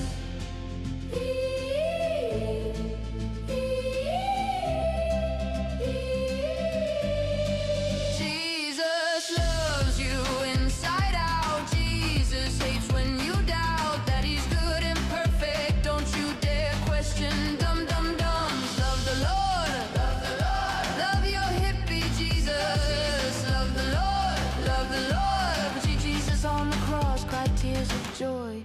Jesus is coming back, bitches, to make you his fuck toys and rock your world. Shh. Shut the fuck up, bitches and hoes. Bitches and hoes. Bitches and hoes. Bitches and hoes. Bitches and hoes. Jesus loves murder. Jesus loves genocide and gay pride. Wee. Yippee. Jesus loves to see you all suffer, and we praise Jesus. Amen.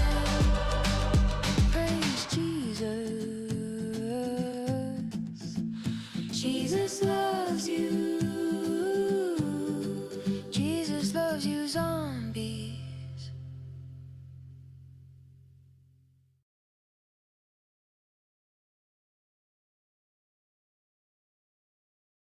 Was inspiring me with the stream title. Truly, truly, I tell you, everyone who sins is a slave to sin. A slave does not remain in the house forever, but a son remains forever. So if the son sets you free, you will be free indeed. So to become free from the patterns of sin, it's through the devotion, the rebirth. We renew and recommit, we repent from our ways, confessing of our sins, admitting our weaknesses, turning towards God, the light and the life.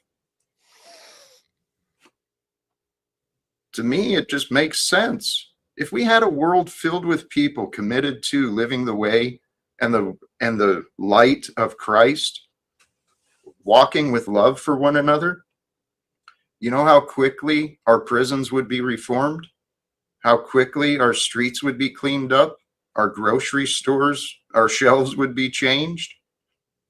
You know how quickly the news programming would be altered?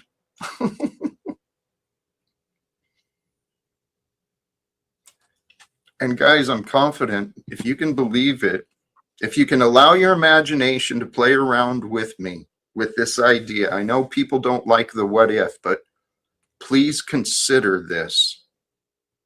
I believe that I have seen enough facts and enough evidence to know that it's time for the world to change. And if we look at the facts, if the world is going to change, how is it going to be done? Through us. As Jesus was, we are. God sent us into the world. Do we love the light or the darkness? Yeah, you kind of, my camera does that too sometimes. I came Yeah, up. I'm not a I was focus. I was just- trying to get it back in focus. But hey, so, Jack, if you were talking yesterday, like, hey, I just want the congressman to listen to me, or I'd love to have a meeting with Donald Trump because I have some prescriptions, right?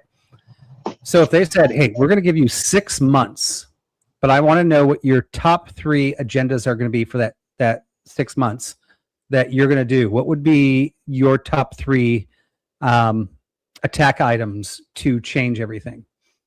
And why won't my camera focus? I don't know.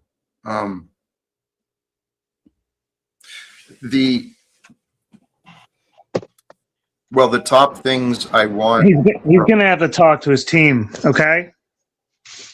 Can't be. No. He's gonna need a little. Okay. All right. You got it, Jack. Go for it. Well, it's really clear, the message of Christ. Anyone in leadership positions, they need to be held to a higher standard. If they're not, So position not 1 held to a is higher Christian nationalism. Okay. It's nope, not nationalism. Well, you perhaps- just said that perhaps people have to be not. held to Christ. That Okay. would be Christian nationalism. Please. Christian nationalism, to me, it's like sovereign citizen. It doesn't work. The two are not the same, because a Christian is one who follows Christ. One who follows Christ is not actually limited by borders, right? One who follows Christ is not about an oppressive militarization or an exploitative government that taxes the people and imprisons the people and regulates the people. That's not Christian values. I'm suggesting we reclaim the entire world. America can lead it, right? America can lead through the repentance and the reforms. We bring some, we don't have to be perfect, but we bring holy people who give a care about the truth, and we find a way in front of Congress, in front of Donald Trump. And we let them know it's time for the truth to reign supreme rather than the almighty dollar. Okay, so premise 1 is can you, or point 1 that you'd want to do, can you state the original one again, just so I got it right? I started with raising the standards of leadership. Okay. Oh, raising the standard. I thought it was everybody finding Christ. It's The two go together. The reality is the reforms that I can see America leading the world with, ending the secrecy. Wars are legal murder. Thou shalt not murder, thou shalt not kill. But we figure it's okay as long as someone orders it, as long as there's a paycheck involved, right? It's excuses that we've all grown up with. Would you not say that God has justified certain murders in the past? I would say that man has. Yes, But I would never agree got- with Jack. Man has. Well, God creates life. God offers life. We choose what life we protect, what life we care for, what life we ignore.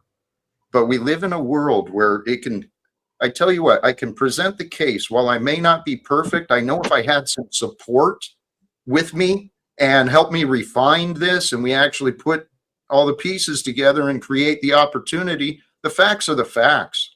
We've got a devilish system that rewards exploitation.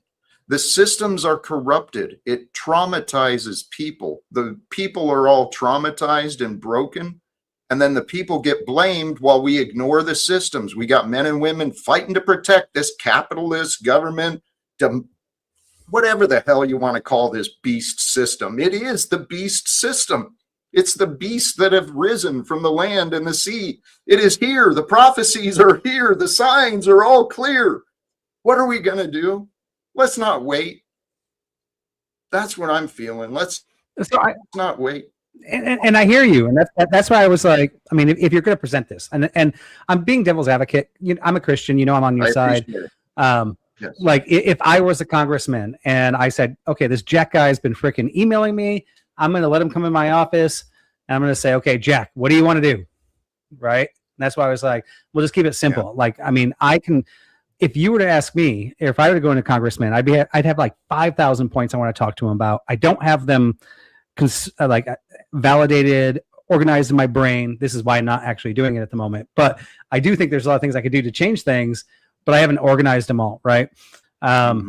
So I guess the point of my question really was to see, because you are actually asking for that meeting, if you have actually organized those thoughts and what the top 3 ones, like points like, point A, this is the problem, this is my solution. Point B, this is the problem, this is my solution. And just wondering if are you just as scrambled in my brain scrambled? Is it just as scrambled, or have you worked it out better than I have?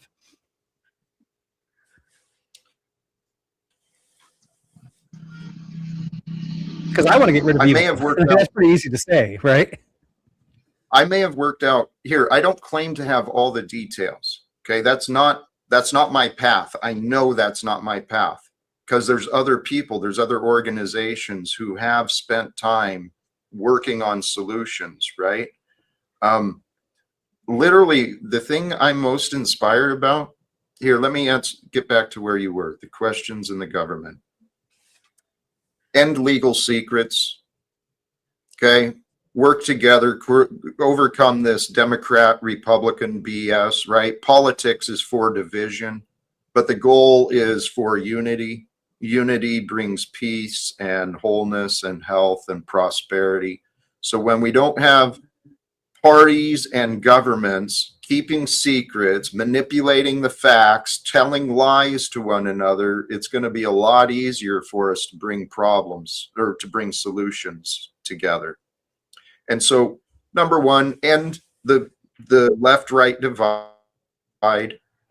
Number two, end the legal secrecy, right? And that includes redoing this Federal Reserve international banking scheme that is a parasite upon our freedom. So your number one point would be secrecy, right? Mm-hmm. And secrecy. And is there a line to that secrecy? Like, if we are going to stop a foreign country, do we go on the news and say, hey, we're doing this, if that's actually going to hurt the military action that we're doing? Like, where is the line of that secrecy?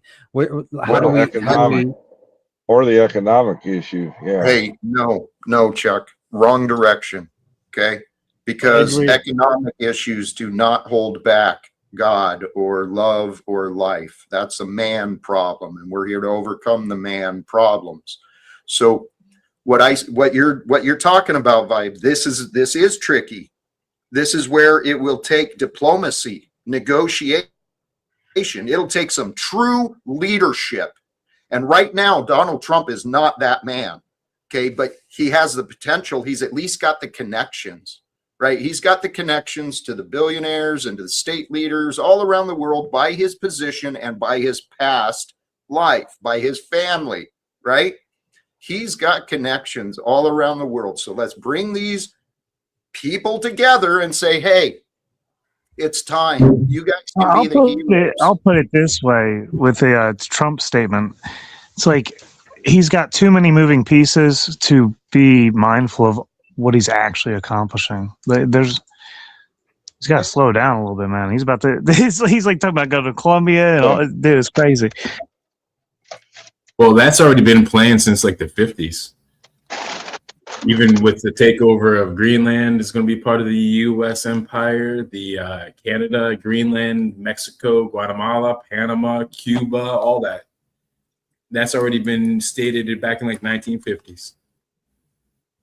All right, so we've got Jack down to point number 1, which is end secrecy. Point number 2, I think, is leadership. Right, we need to have men that we respect leading the country that everybody respects. I'm trying to strongman you. I'm just trying to nail you down on if you're sitting in front of a senator and you're laying your points out. This is 1, 2, 3. So 1 is secrecy, 2 is leadership. Am I incorrect on that? Christian leadership? Tell you what, the goal is world peace. We take it seriously. What does it take for that to happen? Yeah, well, the goal of world peace is one of those things. It's like, okay, I want world peace also. No, we know that there's like 1,000 steps to world peace, right?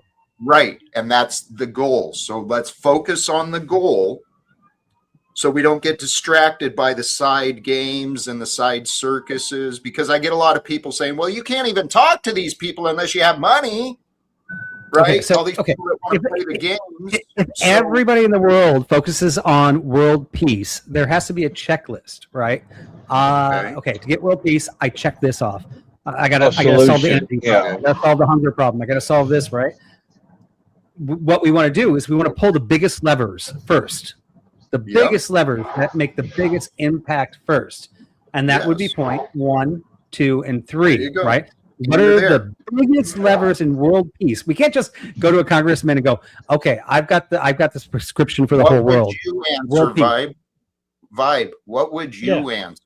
I've given a lot of thought to this, but here, if you were to take a stab, what would you suggest? The biggest bang in the buck, if world peace was our goal, where would be the best place to start?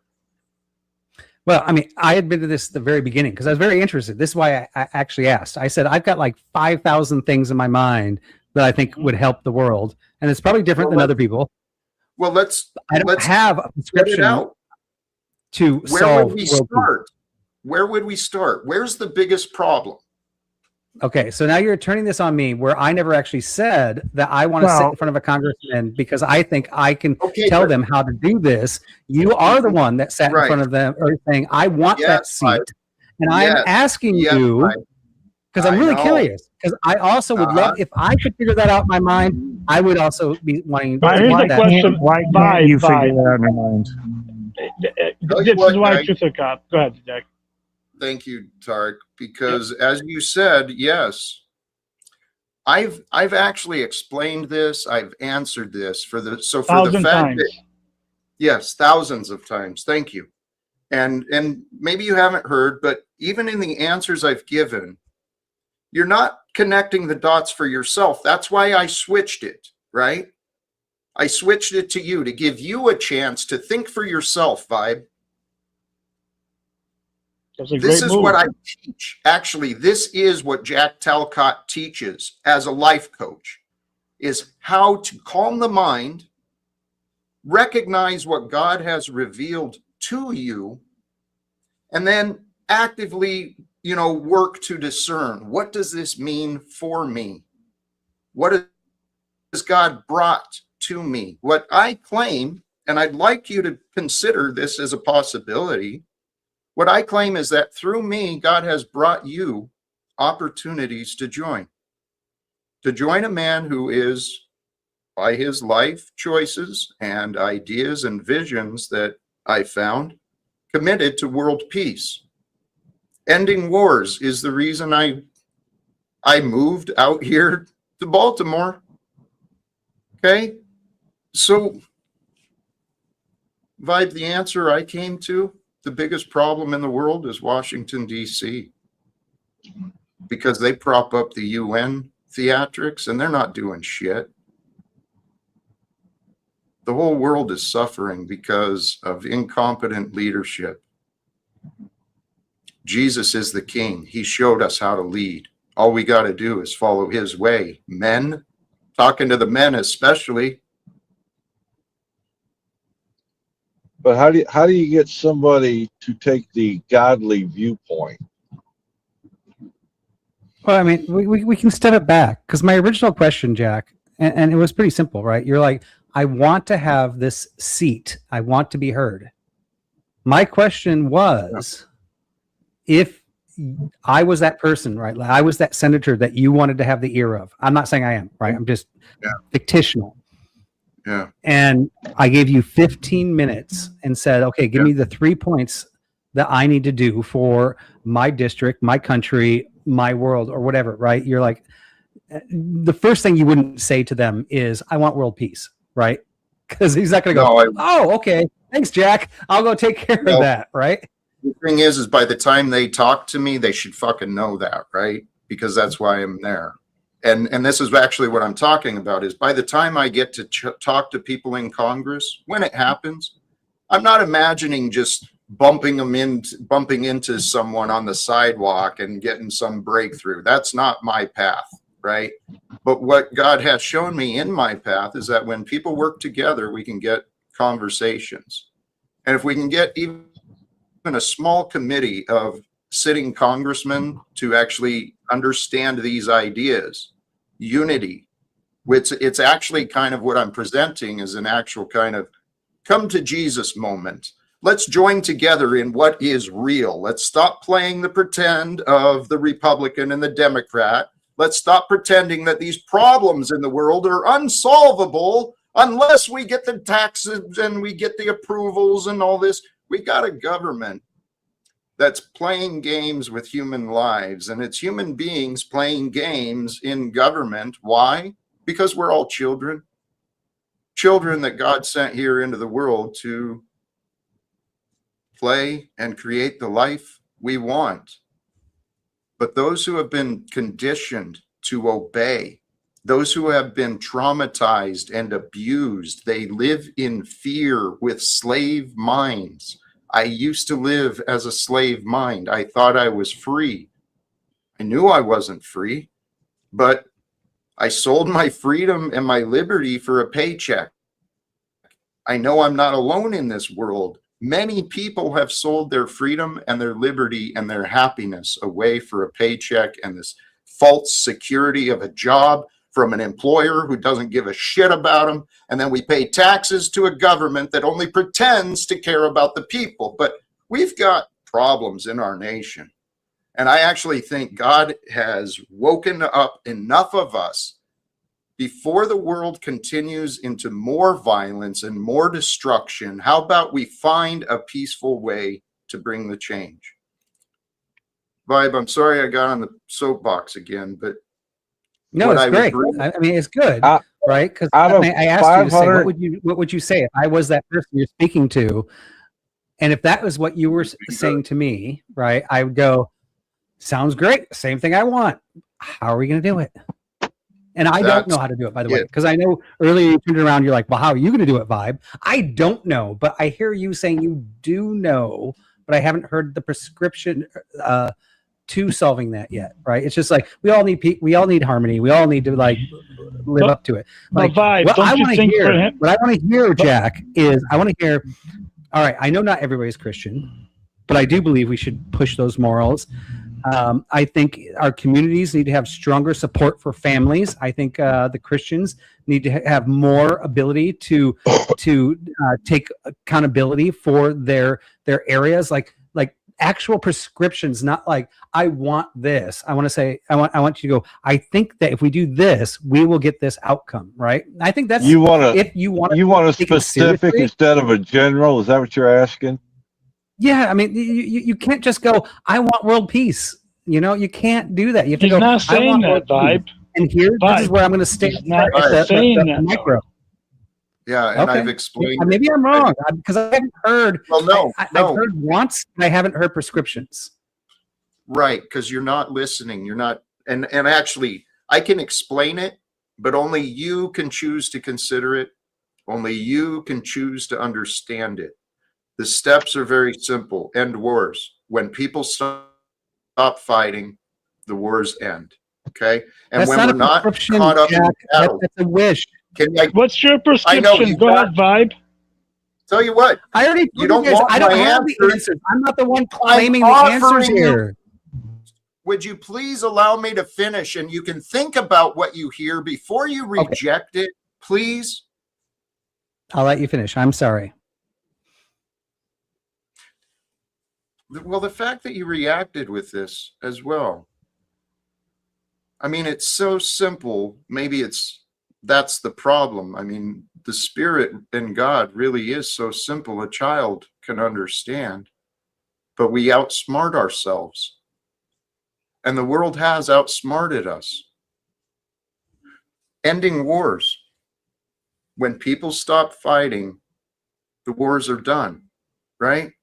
Diplomacy and negotiations, those have not been utilized to the fullest extent. I don't have the academia, but I know what it takes. I know that peace is available. I mean, Netanyahu and Putin, Zelensky, and whoever else, right? They can tell their troops to stand down while we work on step 2. Immediate reforms, confession, disclosure, admission, right? Things that God and the church allegedly promote. Don't they? But God is separate from government is the thing, I think. And that's the problem. State and Why the church? is God separated from government? God is love. Why is love separated from My opinion is each individual. God and the church allegedly promote? Don't they? But God is separate from government is the thing, I think. And that's the problem. State and Why the church? is God separated from government? God is love. Why is love separated? My opinion is each individual finds God of their understanding. I could be wrong, but I think each individual has to get a concept of God of their understanding. Because I believe all religions steer towards God, but I can't force somebody to accept my thoughts, my ideas about God. Great, Chuck. We all, everyone here but Jack Talcott decided to join Jack Talcott. Well, Jack did decide to host this panel. Everyone here decided to join this panel. Nobody's being forced into any doctrination. So we can't even really, I don't know why it went from Vibe to Chuck about this whole argument about Jack, well, how can you do this? And you claim It's this. a discussion, not an argument. No, this Yes, is an attack. argument. This is a love song. This is a love song.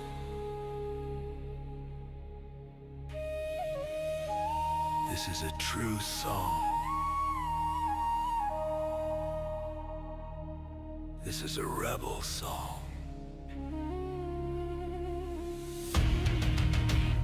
Feed them all lies. They love it. Feed them fake reality TV, fake politics, fake reality, fake water, fake air. No care for truth. Feed them a fake sun, a fake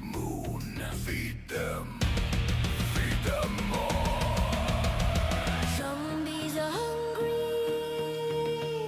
Zombies need to eat.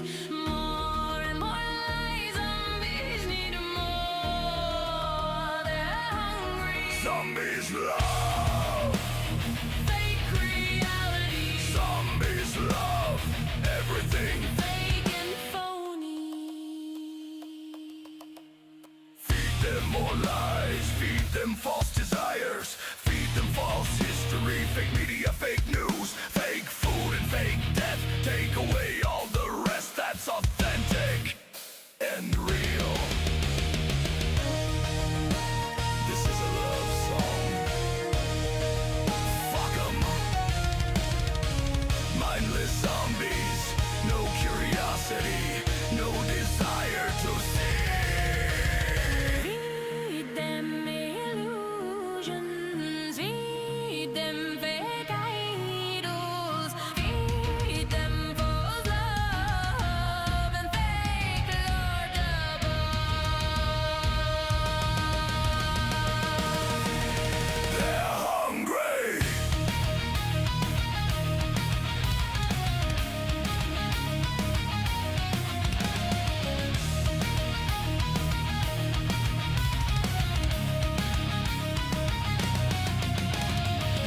Fake reality, fake water, fake air.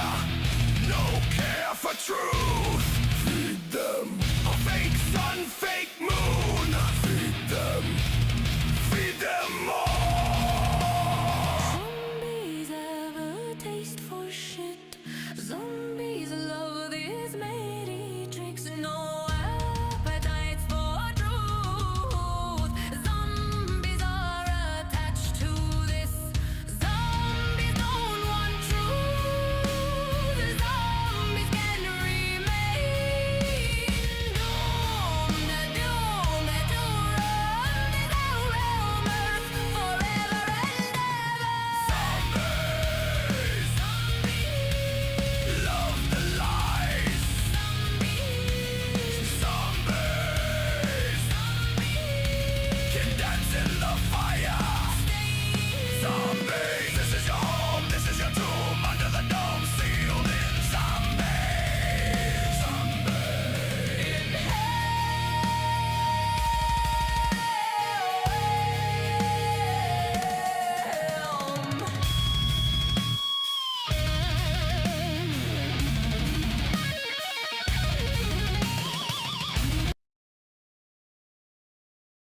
It's an Tell you what, argument. It's an attack. this- Yeah. Just to slow Get down rid for a of- second, my Sure. behalf. When I actually asked the question, I wasn't trying to argue or challenge Jack. I was actually asking the question.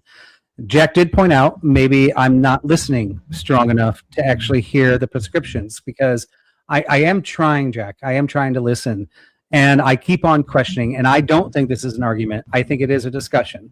So I'm really not like, I didn't come up here. I'm like, I'm going to challenge Jack. I didn't even know we were going to be going on this. I was just kind of curious because I heard him say, I really want to talk to the politicians. I would love to talk to politicians. I don't have the guts because I don't have any prescriptions to tell them, because the world is too big, too complex, and maybe Jack's got a better understanding than I do on simple things. But what I hear when he's like, war's bad, stop war, stop fighting, stop killing, that ends war, I get that. But to me, that's as simple as saying grape is bad, stop graping, everything's great. But we know you can't just go stop graping. There is a much bigger issue underneath that that has to be solved.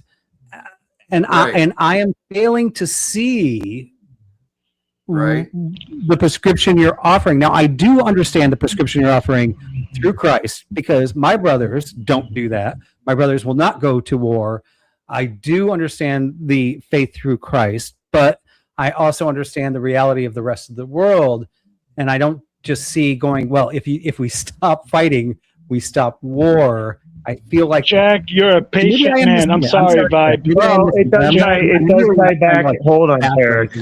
It does tie back into the other point that I made earlier about you can't we're supposed to everyone could be family, but you have to set boundaries and limitations because people will just I forget the context. We laid this out earlier, and it's kind of the same line of thinking. So we can't just offhand deny what's being stated there.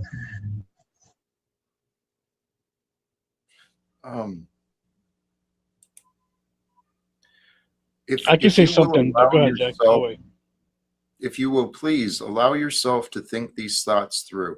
You don't have to have all the answers. Okay? You just got to believe that it's possible for people to stop fighting. How is it not possible for people to please go ahead, Tarek? Yeah, Jack, here's one thing Vibe has been asking the whole time. He wants specifics, right? How about this, Vibe? Don't you think that Jack needs also specifics? For example, say he goes to Congress, he meets Trump. Don't you think he needs to know maybe how many prisoners are in jail in Israel or all the stuff they have that he doesn't have so he can answer some of the questions that you want in specifics or a lot of statistics that he doesn't have? So he can't give you certain specifics because he doesn't have what they have yet. It would have to be a conversation, and then he has to get information, and then he can give you very specifics.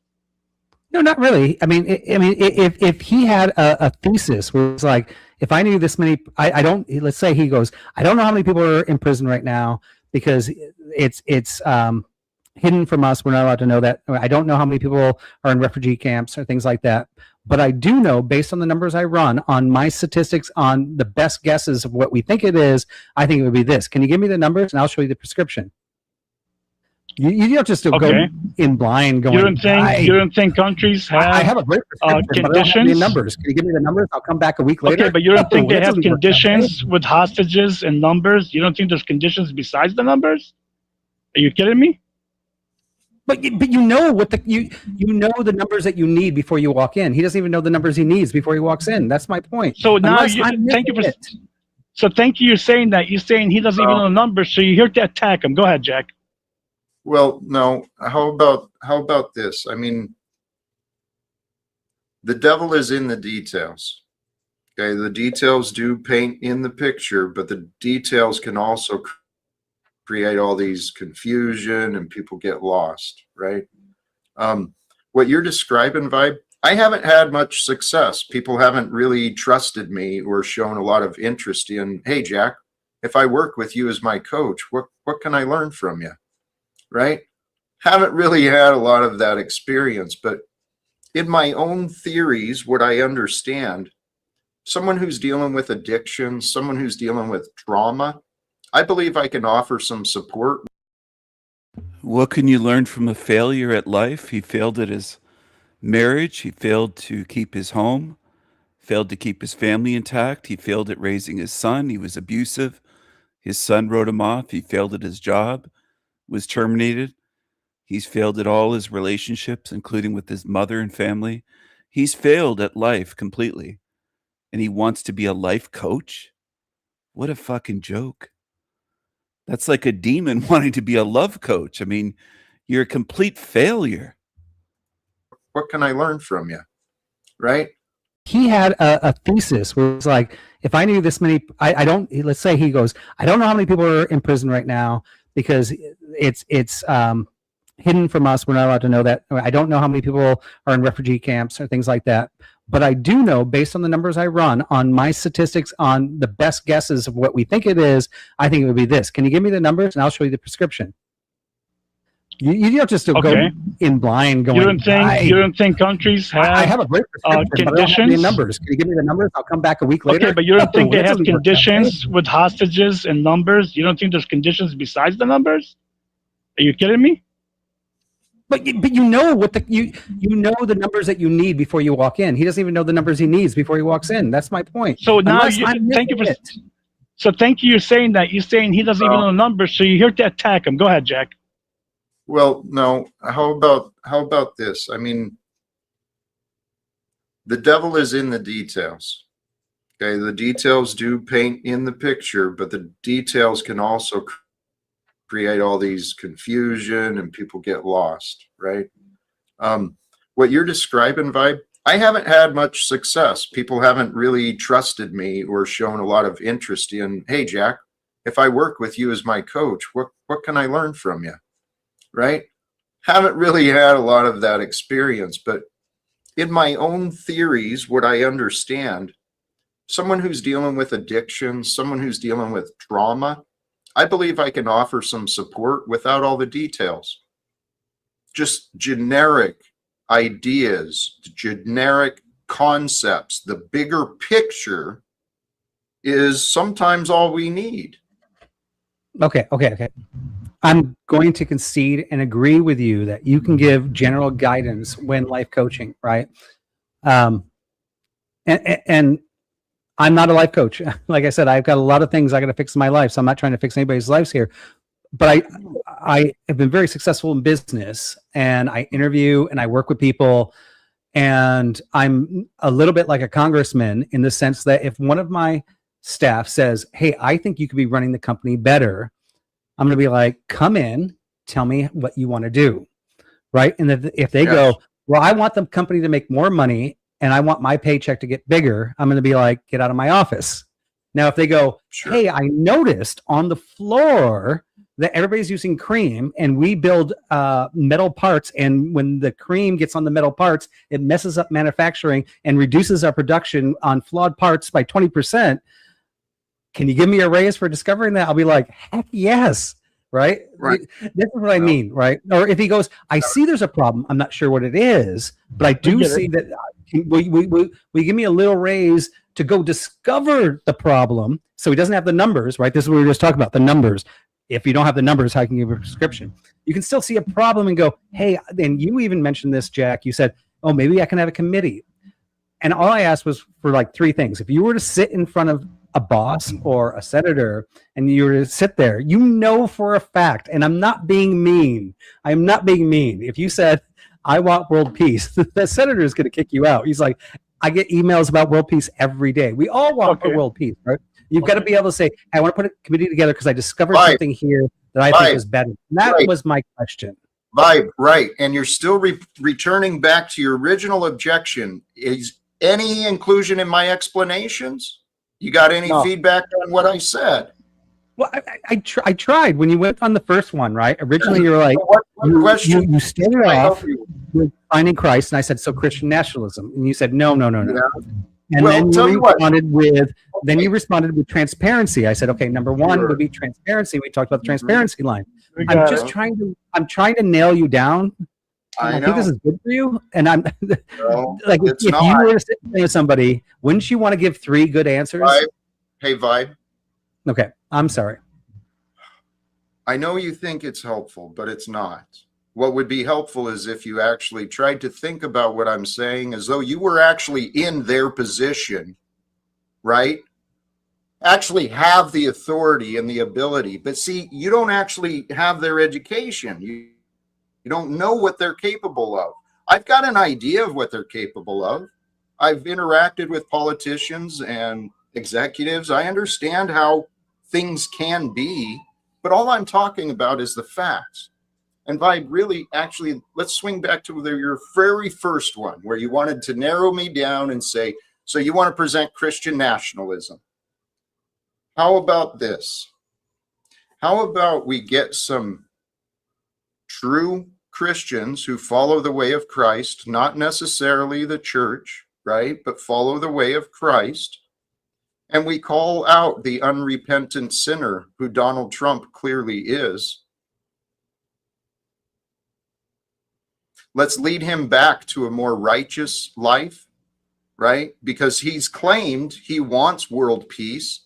He said that was his New Year's resolution, right? He told the reporter world peace. He's saying the words. Let's support him. But Jack, here's what Vibe just did. He gave you an example about his little business, him hearing out his worker because he wants to see something better, right? Let's make sure that's comparable with world peace, right, Vibe? You know, United States is involved with like 190 countries out of the 200 and some countries in the world.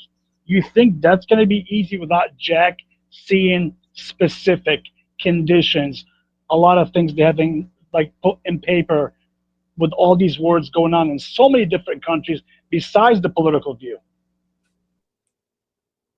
Your question is loaded. Yeah, your question is loaded. It's not easy. I don't have a loaded question at all. I just asked because I know that Jack wants to talk to politicians. I do like Jack's message. I've been on here before saying, hey, I love love. I love Christ. You know, like I support Jack. I asked him if he were to sit in front of a senator, what would be the 3 points he would give them? Now, he did tell me, and I politely did try to strongman you, Jack, going, okay, when you said finding Christ, I said, do you mean national Christism or Christianism? You said no. And I was like, okay, I got it wrong. That's fine. That's fine. I was just trying to I was just trying to nail down the first point. But we never actually nailed down the first point. You didn't. And once again, I'm not trying to criticize you or tear you down or do anything. I actually, if you were to sit in front of the senator, what would be your points besides world peace? Yes, you said that several times, Vibe. Okay. Why are you laughing, though? Tarek, please. Right after I answered, Tarek, you brought up some stuff, and then Vibe apparently didn't hear what I answered. Or it didn't click, okay?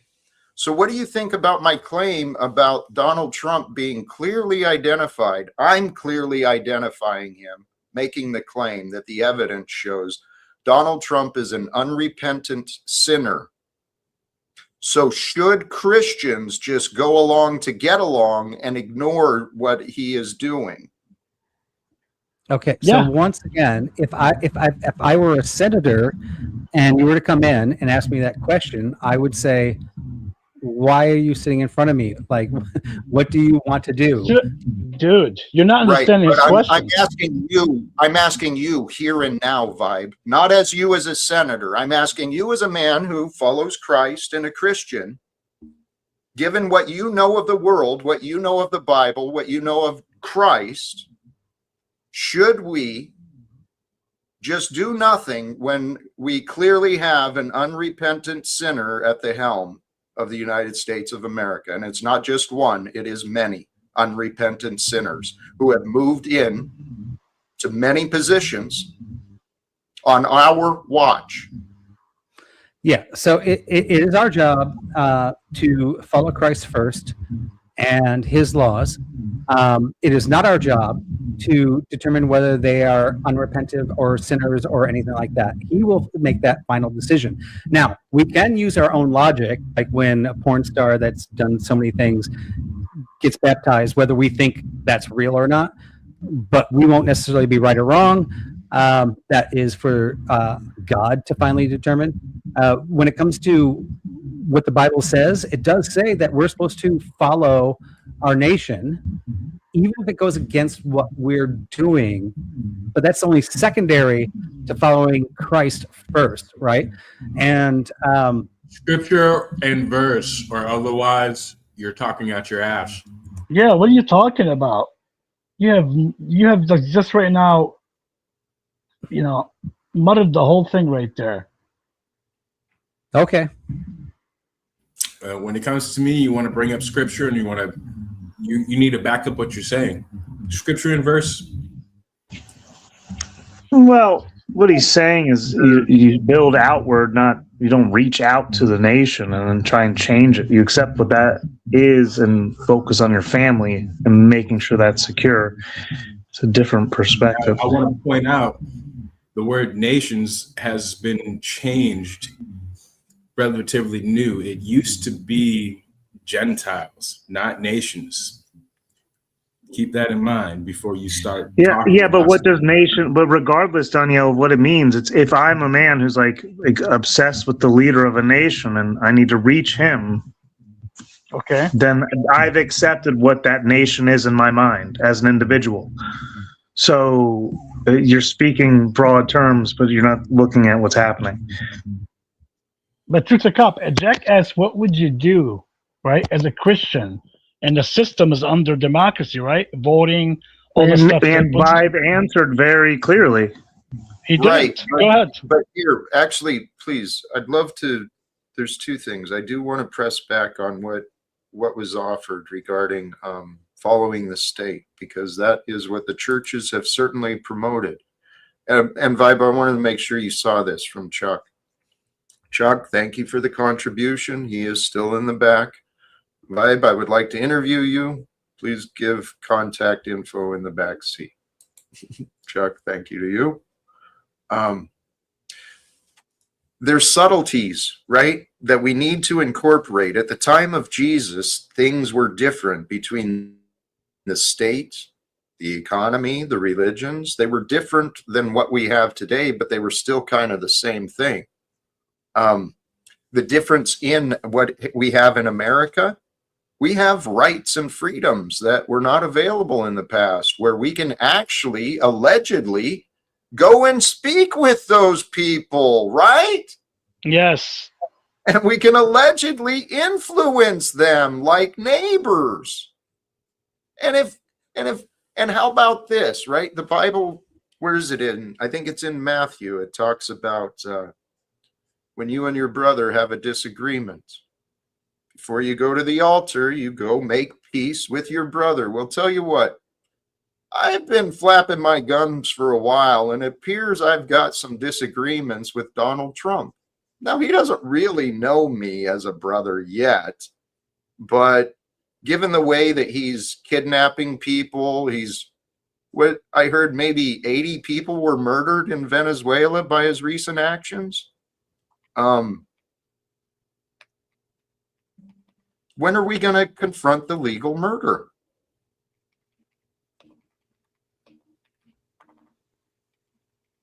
God has given us everything we need.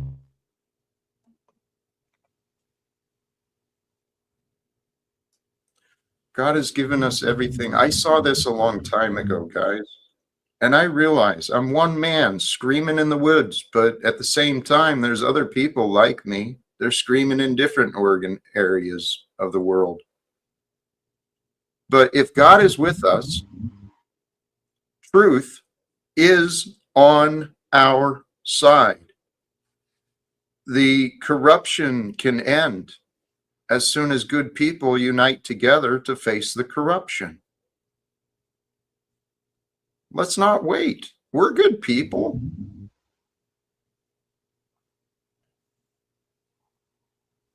Jack, here's why I get aggravated with some people that come and ask you this question repeatedly, and I'm assuming Vibe does watch your channel. I'm not saying he watches it every day.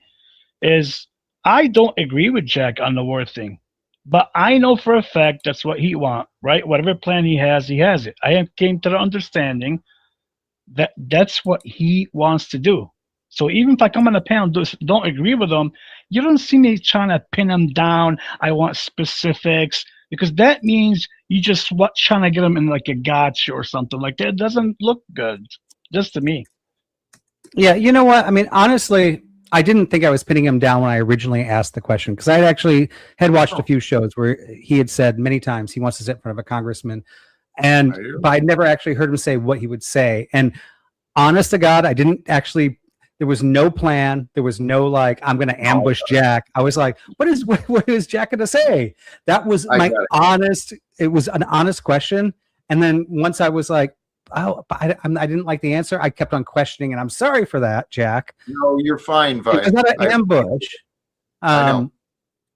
And I didn't. And I know everybody's like, this is turning into debate. And by the way, people were like, Bible scriptures. I'm really bad at memorizing Bible scriptures, and I try not to Google while online, but I just got attacked on that.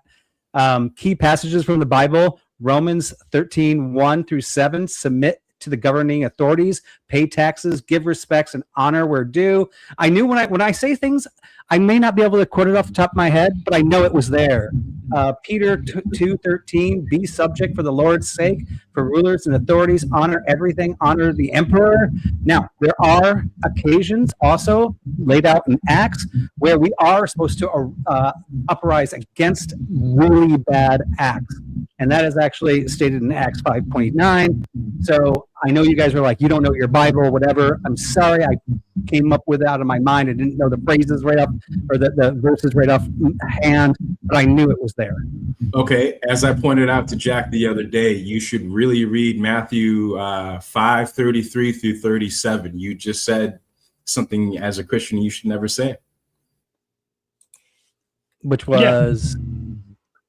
Go ahead, Daniel. You swore to God that you were telling the truth. Well, I guess, in my mind, I actually was, because that was my truth, and my truth actually was true. So to my belief, I truly believe that I was being honest. I checked myself, and I would always correct myself if I'm wrong. And I have corrected myself, even online, many a times when I am wrong. I don't mind getting mud on my face. Yeah. But Vibe, wasn't Jesus against the state? Yeah, I don't want to go into the. No, I'm just saying. Like, he's saying follow your government. He said follow your government. Yeah, go ahead, Jack. Yeah. Well, and actually, that's one of the truths. I mean, there's mysteries in the words. There's subtleties that are to be discerned through. We're not supposed to obey tyrants. We're not supposed to ignore immorality. Exactly. And we have a society that has normalized corruption, normalized exploitation. We've got people sleeping in the streets in the cold right here in America. Right? We've got mothers and fathers, struggling economically, wondering how they're going to pay their bills, how they're going to feed the kids, keep the lights on. This isn't what America was created to be. And shame on us. It's happening on our watch. I mean, it started before us. But I think we can do something amazing. And actually, let me check my language. I believe God is doing something amazing with us. It is my theory. I'm not claiming to be a prophet or anyone special, but it is my theory that God is fulfilling prophecies through us. Now, it doesn't, but just like my life has been, things show up in my life not the way I thought it would be, right? So why would that be different than the Bible? Why would God just, follow the rules that everyone else thinks it should be? No, God's a mystery, dude. And the Holy Spirit is filled with play and joy and love. And it's waiting for us to discover and to share. And I'm pretty sure that's what the prophecies are about. The realization and the revelation of the Christic, the pure Holy Spirit that is within us all. It's there until we corrupt it and deny it. And God bless. Tom has been in the back trying to get my attention for a while. I care deeply about the man, and I don't want to enable his anger, but I also don't want to provoke it. So, Tom? Well, luckily I'm having one of those fire days, Jack, where the only thing that can stop me is you backstaging me over being triggered, that I'm going to try and address as much as I can remember as I can. I'm going back to when Vibe was talking that pro-tranny stuff. And this is what blows all these people out of the way with. That's your interpretation. So if Vibe would read that men dress like men, women dress like women, and somehow make that pro-tranny, we can go to so many other verses that all accumulate to, no, the homosexuality isn't approved. The tranny thing is trying to say God made a mistake with gender when you were born, and it's an abomination. So all the times you say that's just your interpretation, you don't give me the chance to lay that out for you. And I'm willing to do it because I'm not trying to destroy your faith, Jack, trying to show you what your faith should be. And just to add a little relevance to that, because that comment was from a while ago, we can look at the time and the period, and we know that none of that was even a thought back then. Therefore, we actually know from that time and period that when they said man should be dressed like men, they meant boys should be dressed like boys and girls should be dressed like girls. There is no other Who's interpretation making of all that. that noise? However, Tom is 100% correct. Yes, today we can do any interpretation we want. You've been talking the whole time I've been in the backstage. Sit down and listen. God tells us men to be masculine, not feminine. They're not supposed to go, holy. Okay. Thank you, Tom. Your audio, I'm sorry. You've been sucks. I know that's going to tick you off, Tom. I'm not bringing you back up. I'll accept the consequences. You've been back there a long time, but your audio is stinking and your attitude sucks. Yes, it sucks. And Tommy, stop preaching to the choir here. Stop preaching to Jack about Christianity when you on your own panel been lately propping and promoting snafu and doing all kind of weird shit. So don't come here be righteous and all, because you're not. Yeah. Who? That was directed at Tom. Tommy. But, hey, guys, we're over 2 hours. I'm feeling like maybe it is time for me to start wrapping up. I genuinely vibe, especially. I get a little frustrated sometimes because I do feel like I've answered these things a lot. But I do appreciate the way you converse with me and the way you ask questions. You shine brightly, brother. Thank you. And that's vibe on you too. Let's see. Jack, thank you for having me on, and you enjoy your evening, sir. Much love to you, brother. Thank you as well, Tarek. Appreciate you joining.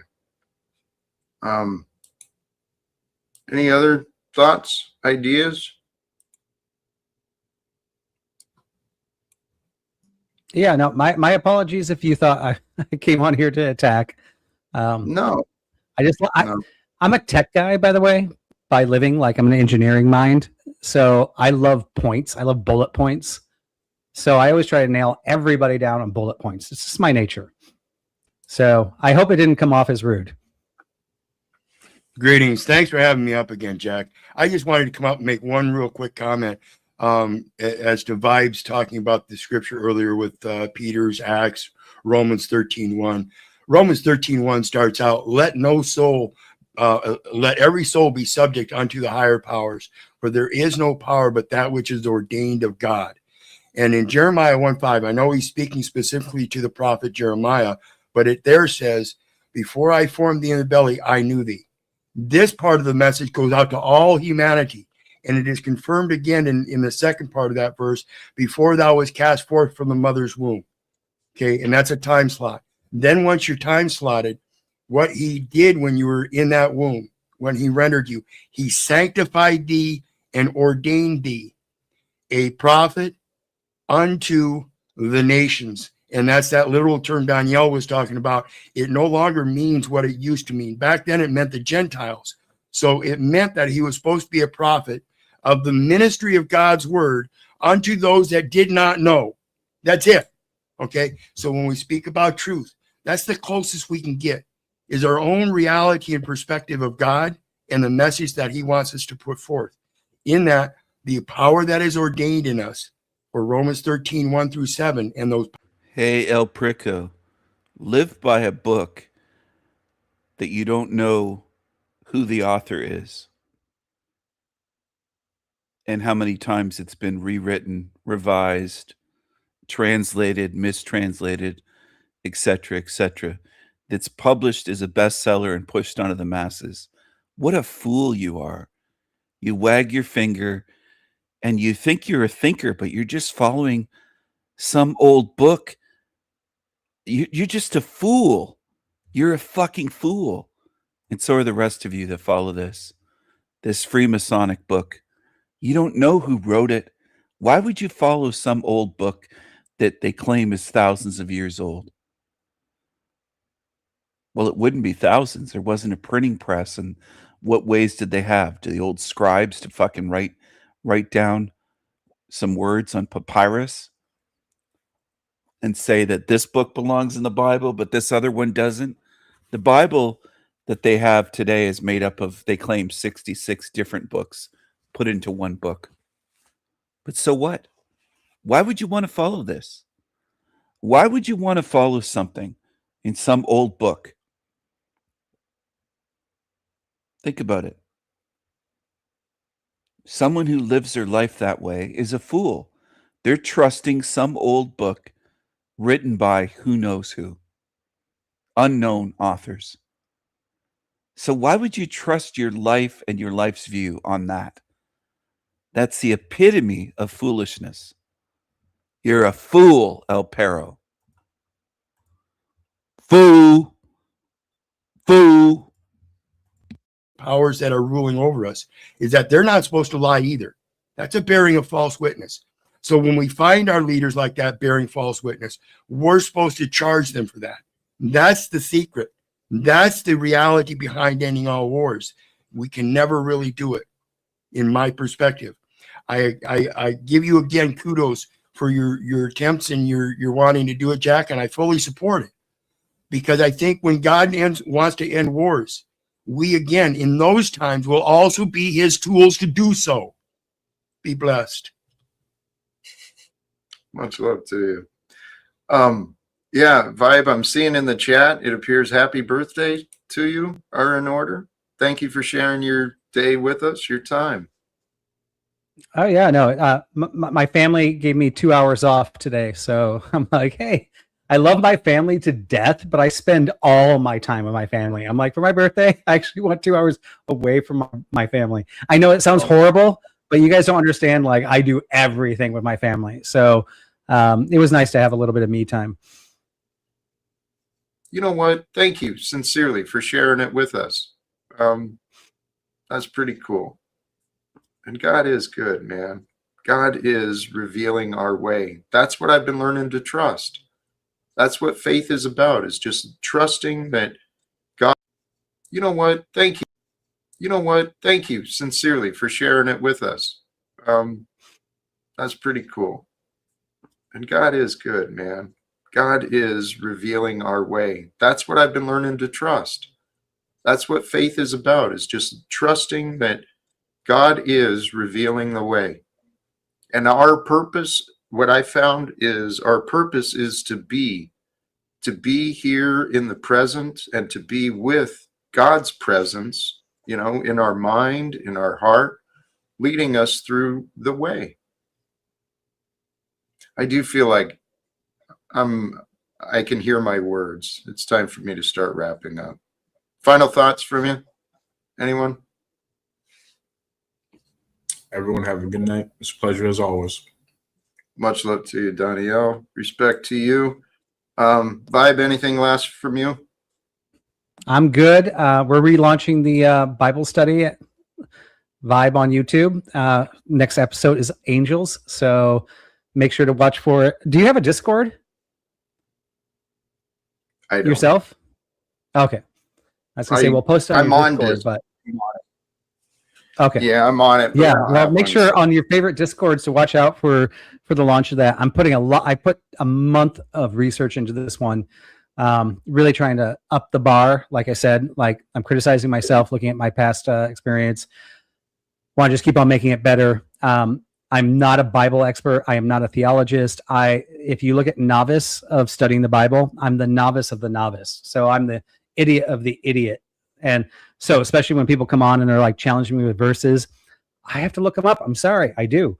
But I have read the book more than once from front to back, and I'm reading it again. But I don't have everything memorized. So thank you for having me on. Really didn't try to push your buttons, Jack. Like I said, I like bullet points. I like bullet points. Respect. Thank you, Vibe. Sincerely appreciate you. Happy birthday to you, and I hope you return again. Dusty, are you there? Powder Dusty. Ooh, see only the illusion, the appearance of last man standing. Things are not always as they appear, but I was even going to give you a little bit extra. I am going to, now that the panel has cleared, and I said I was going to wind down, Right. briefly talk. I was trying to say, Jack, let me talk to Vibe. I was up here for Vibe. I don't give a fuck about you. You're easy. He actually is redeemable. And you don't have answers for him. Well, luckily, hopefully you found it. His channel has been dropped. Hear about this. It's been dropped several times. Never come back here again if you can give me one stream where you don't pick me and you actually produce all this qualms with Christians thing you do and have Vibe up because I want his question. Get fucking J Money here. One stream where you gotta let me answer everybody. And I'll fucking ghost you, I swear. And Donnie Ellis got too much of his daddy in him, your daddy too, because out of everything you and Vibe said today, just came up to get that show and swear to God. You sit up here and say swear to God all the time. But I know. Christian. He called me out on the swear to God the other day. Your audio, dude. Thanks for reminding me. The mic is always here. You don't say anything until it's a reason to boot me. Faggot. Good Lord. Do you not see what you do? Respect to you. I appreciate your offer. I'll consider the value. Yes, if I want you to be completely gone, all I got to do is give you everything you want. I got to submit to you for you to leave me away. And hey, you know, why not? What's going on? Hurricane. What's up, Jack? Happy New Year. How you doing? Feeling blessed. How are you today? I'm here. Yes, please. What's up? No, I just come here to just to enjoy the party, but I guess I'm late. Yeah, it was last call. Final call has already been made, so I'm kind of ushering people out. But anything before you leave? It is good to hear from you again, Jack. Of course, and so is the chat. Everyone, Much love. you know, y'all know how it is, and hopefully, I be here in real time next time. Hey, much love. I appreciate you. Yes, and swing through. We will be back again, and I want to offer some respect to the other Chuck. You've been here. Are you still there? Yeah. Are you on Eastern time, Jack? Yes, sir, I am. Are you going to be available tomorrow, say between 1 and 3? Tomorrow is Wednesday. Yes, I believe so. Certainly. Would you be interested in doing a recorded? We can do it recorded. We don't have to do it live. But about your experience of recovery, I'm really interested in that. Because my channel, I'm trying to kick off a channel about recovery from addictions. And I know you're one that has overcome the battle. And I'd like to get your story if that's possible, if you're interested. If not, that's fine. But I'm offering the invitation. Actually, Chuck, I really appreciate that. That invitation sounds very wonderful. And I'm not going to get any political talk or any arguments about world politics or anything. I'm more interested in your recovery story. I appreciate that, Chuck. I really do. Because I do hope my story can help others. Just like that's what I hope too. Yes. Oh, shit. Hold on, everyone. I'm getting a phone call. Bloody hell. Hello. What do you want? What the fuck do you want? Hold on, everyone. I'm sorry about this. Interrupting my show. What the fuck are you... What are you calling me for? What the fuck do you want, you piece of shit? You evil piece of shit. You evil monster. Oh, now you're showing up backstage on my show. Trying to fuck around, aren't you? Fuck with me. Here he is. This is the creature people call God. G-O-D. Or sometimes G-D all kinds of What are you doing here? You evil, smirking, grinning, sadistic piece of shit. I love my people. Blow me, people. Worship me. Praise me. Praise me. Humans, praise me. I am God. I'm an awesome God. I created you, humans. I breathed air into you like mud cookies, you little dusty, dirty pieces of dirt. I created you from the mud of the earth and from the shit of pigs. I breathed air into you and spirit. I love my children. Fuck you, you dirty piece of shit. You dirty, evil, diamond loser. Look at this thing, everyone. Take another look at it. Grinning. I took a screenshot while it was here. This evil piece of shit with a long gray beard and long hair. And it almost looks like Talcott in a way. It looks a little bit like Jack Talcott. It needs more forehead. But look at this thing. Look at this. Look at this disgusting, demonic thing that sits and watches the pain and suffering in this realm, including the pain and suffering of the most innocent ones here. And it smiles and grins and it's in glee. This fucking evil, sadistic creature that people bow down and praise and kneel to and worship. And fuck. Disgusting. Hideous. Hideous, that's what it is.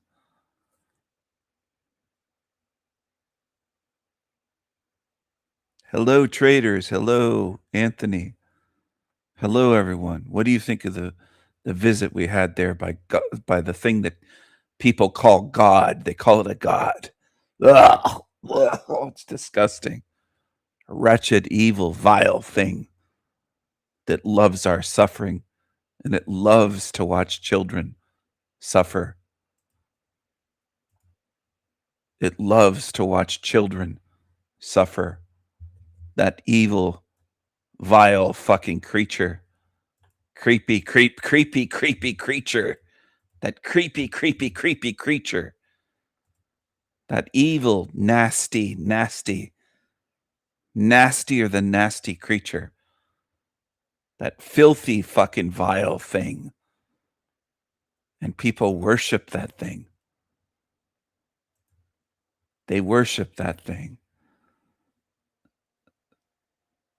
Thank you, R.I. Thank you very much. Thank you. I do my best. I try to provoke people to think, and I try to provide a little bit of giggles, a little bit of comedy here and there.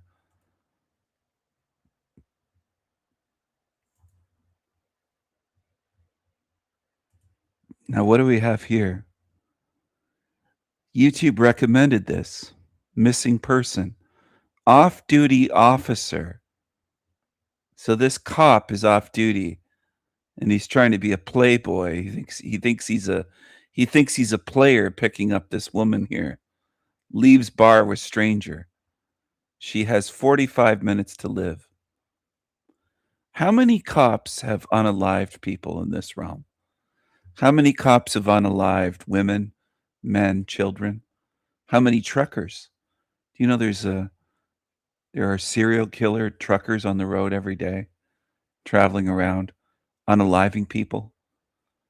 Some of them get away with it for decades, unaliving many people. We're in a sick fucking hell realm. I hate to break it to people, but if you start looking at this place, it reveals exactly what it is. The evidence is mountains high, sky high. 36. Smiling. Pay attention to Catherine Campbell. 36. Smiling broadly next to the man she just met at 3:15 in the morning. She has less than an hour to. She just met a man at 3:15 in the morning and smiling away outside of a bar. 3:15 in the morning, she met a stranger but she's strong. I'm not blaming her for what happened to her. Obviously, it should never happen. But you have to, whether you're a woman, a man, or a young child, be aware and use your senses and awareness. Now, children, very young children, don't have that developed yet. But at a certain age, 7, 8, 9, 10, they start to really develop it. She's a grown woman, and look at her behavior. She just thinks, well, I'm a strong, independent woman in the world. I can be like a man. I can just have sex with random strangers and have these hookups and one night stands, and I can trust anybody. He says he's a cop. Of course I can trust him. And this is what goes on in this world. To live. Because Christopher Garnier, 27, a recently laid off pay attention to Catherine Campbell, 36, smiling broadly next to the man she just met at 3:15 in the morning. She has less than an hour to live. Because Christopher Garnier, 27, a recently laid off paramedic and former bar bouncer, stands beside her, his rage simmering beneath his friendly smile. Tonight, Catherine thought she was on her way to a pleasant encounter after a great night out. Tonight, Christopher has only 45 minutes to transform from a charming stranger into a cunning killer. This is the story of an hour that destroyed 2 families forever. Catherine Campbell was the kind of police officer who made her community proud. After 6 years with the Truro Police Department, she'd reached the rank of constable and earned respect from... Oh, she was the cop. She's an off-duty. Sorry, I misread it. Off-duty officer leaves bar with stranger. She's the cop. She's the cop. And female cops almost always have a sense of, I can take on the world. I can take on anybody. They feel like they're invincible or something. The average man can overpower multiple female cops and they can't take down even a small man that's 140, 150 pounds. And there's video of showing this, by the way, on YouTube for women that don't like that idea, that cops in shape can't take down an average man or a smaller than average man that's drunk. There's video of this, of men getting away from them, taking on 2 or 3 women at one time. Because men don't just have more strength, we have more endurance. There's more, you could say, dog in the fight when they don't want to be arrested. Even just playing around with women and not hitting them, just resisting arrest. There's no way she'd be able to take me down to the ground. No way in the world would she be able to, on her own, take me, a grown man, down to the ground and put handcuffs on me. And I would bet 2 of her or 3 of her couldn't do that if I resisted without even punching them. But if I was a type of man at my size and strength and ability and wanted to not just resist and not let them tackle me and not let them cuff me and put me in a car, but if I wanted to really do damage and it was no holds barred and hit them, I could knock them out easily, break their jaw, no problem. Easily, no problem. I could put my hand right through a wall. Like, I could break her jaw easily. And women, modern women, are unaware of this. Now, 200 years ago or 300 years ago, women watching men and paying more attention to things other than doing their hair and makeup and putting on a uniform would observe men in the fields and working and know, I can't do that. She'd be like, I can't do that in her mind. These days, modern women don't know the difference between themselves and men. And it's not just female police officers. I would say it's most women in the Western world. Now, is it all across the Eastern world? I would say that you'd be more likely to find women in China that understand, oh, we're not the same as men. If you asked a Chinese woman in the countryside, or maybe even in a city, Shanghai or somewhere, are you the same as men? Are you as tough? Are you as strong? Can you fight like a man? Can you battle like a man? They'd say, no, I can't. I'm a woman. You'd almost never hear a woman. You'd be hard pressed to find any outside of, let's say, my channel, the handful that would be honest here or see what I'm saying. Outside of my channel, in this realm, in America and Canada and the UK and in France and Germany and Sweden, you'd be hard pressed to find, let's say, 10 women or 100 women that would say, yeah, of course we're different. We're not men. We can't fight men. It's so ingrained now. Women believe they're equal and they're the same as men. And women will argue up and down. Oh, we're equal. We're equal. Well, what do you mean by equal? You're not equal to me in strength. And strength isn't everything, but toughness, fighting ability, endurance, no way. Even if my cardio's off, it doesn't matter. I still have the muscle endurance and the bone density and the fight in me. If I wanted to resist 3 female cops, they would have to pull firearms and shoot me to take me down. There's no way they could do it. No way. Even getting out batons and pepper spray, even that wouldn't do it. I'm very confident in that. I could take 3 of them on. And again, if I wanted to go all out rather than just not letting them tackle me and resisting that way with punches, kicks, elbows, chokeholds, they'd be fucked. They'd all be taken out easily. Easily. 3 or 4 female cops, easily. It's no contest. But they don't have that mindset, and they're not taught that. And women, I hate to say this, but especially Western women, whether they're white or another race, have to be taught that they're not men. You can't just fight a man. They've got it in their heads. They should be teaching them in the police academy, putting and multiple women at times against a male cop that's, let's say, 6 foot, 200 pounds or 200 plus, and just play it out and let them see firsthand. No, you can't do what you think you can do. You're delusional. And a lot of females, a lot of Western women and female cops are as delusional as Jack Talcott. He's delusional, believing that he's going to end all wars and create world peace and talk with Donald Trump and that he's the second coming of Jesus. And these female cops, I would say the vast majority, believe that they're just as qualified, just as strong, tough, and good as a male cop. And it's delusional. It's not even close to being true. From everyone who worked with her. She was reliable, dedicated, the type who always called if she'd be late. On Thursday night, September 10th, 2015, Catherine had just finished her patrol shift. She drove back to her apartment in Dartmouth, changed out of her uniform, and made a decision that would cost her everything. She wanted to go out. She wanted to have fun. She wanted one night to just be Catherine, not Officer Campbell. On paper, Christopher Garnier was a former paramedic who'd served his community. He had training in emergency medicine.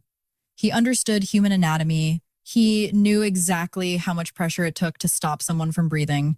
But beneath that surface of medical expertise and community service lurked something dangerous. Christopher was a man on the rebound, angry about his failed relationship, drinking heavily, and looking for someone to help him forget his problems. When Catherine Campbell walked into the Halifax Ale House that night, Christopher saw an opportunity. Multiple witnesses noticed Christopher and Catherine together at the bar. They weren't just talking. They were all over each other, dancing close, kissing. Christopher was visibly aroused on the dance floor, grinding against this attractive police officer who had no idea what kind of man she was flirting with. The surveillance cameras captured everything. Catherine laughing, dancing, enjoying herself. Christopher watching her with intense focus. Both of them drinking, though witnesses would later confirm Catherine wasn't drunk, just relaxed and having fun. Christopher had told his friend earlier that day about the breakup. Now here he was, getting his rebound hookup with an attractive woman 9 years older than him. To everyone watching, they looked like 2 adults making a consensual decision to leave together. The cameras showed them walking out shortly after 3 in the morning, hailing a taxi together, climbing into the back seat with Christopher's arm around Catherine's shoulders. The taxi driver would become a crucial witness. He'd pick Christopher and Catherine out of a lineup later, confirming he drove them from the Halifax Ale House to the Macaulay Street apartment around 3:30 in the morning. He couldn't hear their conversation. He didn't know their names, but he felt something that made him uncomfortable. There was tension between them, he'd later tell investigators. An undercurrent of something that didn't feel quite right. He dropped them at the apartment building entrance and drove away, having no idea he just delivered Catherine Campbell to her death. Mitchell Devo wasn't home that night. He'd been out drinking at a different bar and wouldn't return until the next morning. This meant Christopher and Catherine were completely alone in that apartment. No witnesses, no interruptions, no one to hear what happened during those crucial 45 minutes between 3:30 and 4:15 in the morning. What we know comes from forensic evidence and Christopher's own eventual confession. Though he'd later try to take it back, the apartment's layout was simple. A small den with a pull-out bed, a television, some furniture, cleaning supplies, and a cupboard. Catherine and Christopher entered together. Maybe they were kissing. Maybe they started to undress. Maybe Catherine changed her mind about what she wanted to do. Maybe Christopher said something that made her uncomfortable. Maybe she tried to leave. What happened next was pure evil. Christopher's hands found Catherine's throat. His paramedic training kicked in, but not to save a life. To end one, Catherine fought back. But Christopher... So they're saying it in such a strange way, almost like Talcott. She said his hands found her throat instead of his hands grabbed her around the throat. It's a very weird way of speaking, and I picked up on that. I haven't played this before. I'm playing it for the first time. It sounds like Talcott's way of speaking. His hands found her throat. Finding and you found disagreement and receiving, and it's a very strange way of speaking. Very Talcottian. Found Catherine's throat. His paramedic training kicked in, found Catherine's throat. Christopher's hands found Catherine's throat. His paramedic training kicked in, but not to save a life. To end one, Catherine fought back, but Christopher was stronger, angrier, more determined. He punched her face multiple times with enough force to fracture her nose and blacken both eyes. Then he strangled her. He squeezed her throat until she couldn't breathe, until she couldn't scream, until her body went limp in his hands. He held on even after she stopped struggling. He held on until he was absolutely certain she was dead. The forensic evidence would later paint this picture clearly. Blood spatter on the den floor. Blood on the back of the television. Blood on the Xbox. Blood on the cupboard handle where cleaning supplies were kept, suggesting Christopher immediately started trying to cover up what he'd done. Catherine Campbell, 36-year-old police constable, dedicated public servant, beloved daughter and sister, died on a stranger's floor less than 1 hour after leaving the Halifax alehouse. At approximately 4 a.m, surveillance cameras captured something chilling. Christopher Garnier emerged from the Macaulay Street apartment building, walked to where the trash bins were kept, and selected a large green compost bin. He pulled it back toward the building entrance, struggling slightly with its weight. Multiple witnesses saw him during the next hour. A garbage truck driver noticed a man pulling a green bin that looked unusually heavy. Another man heading to work early made eye contact with Christopher and later told police the guy looked weird, like something was seriously wrong.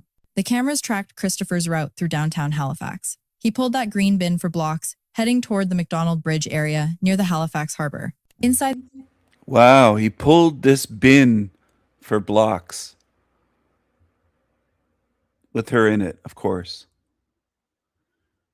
I've tried to warn women about this stuff, saying you could end up in a garbage bin or garbage bags.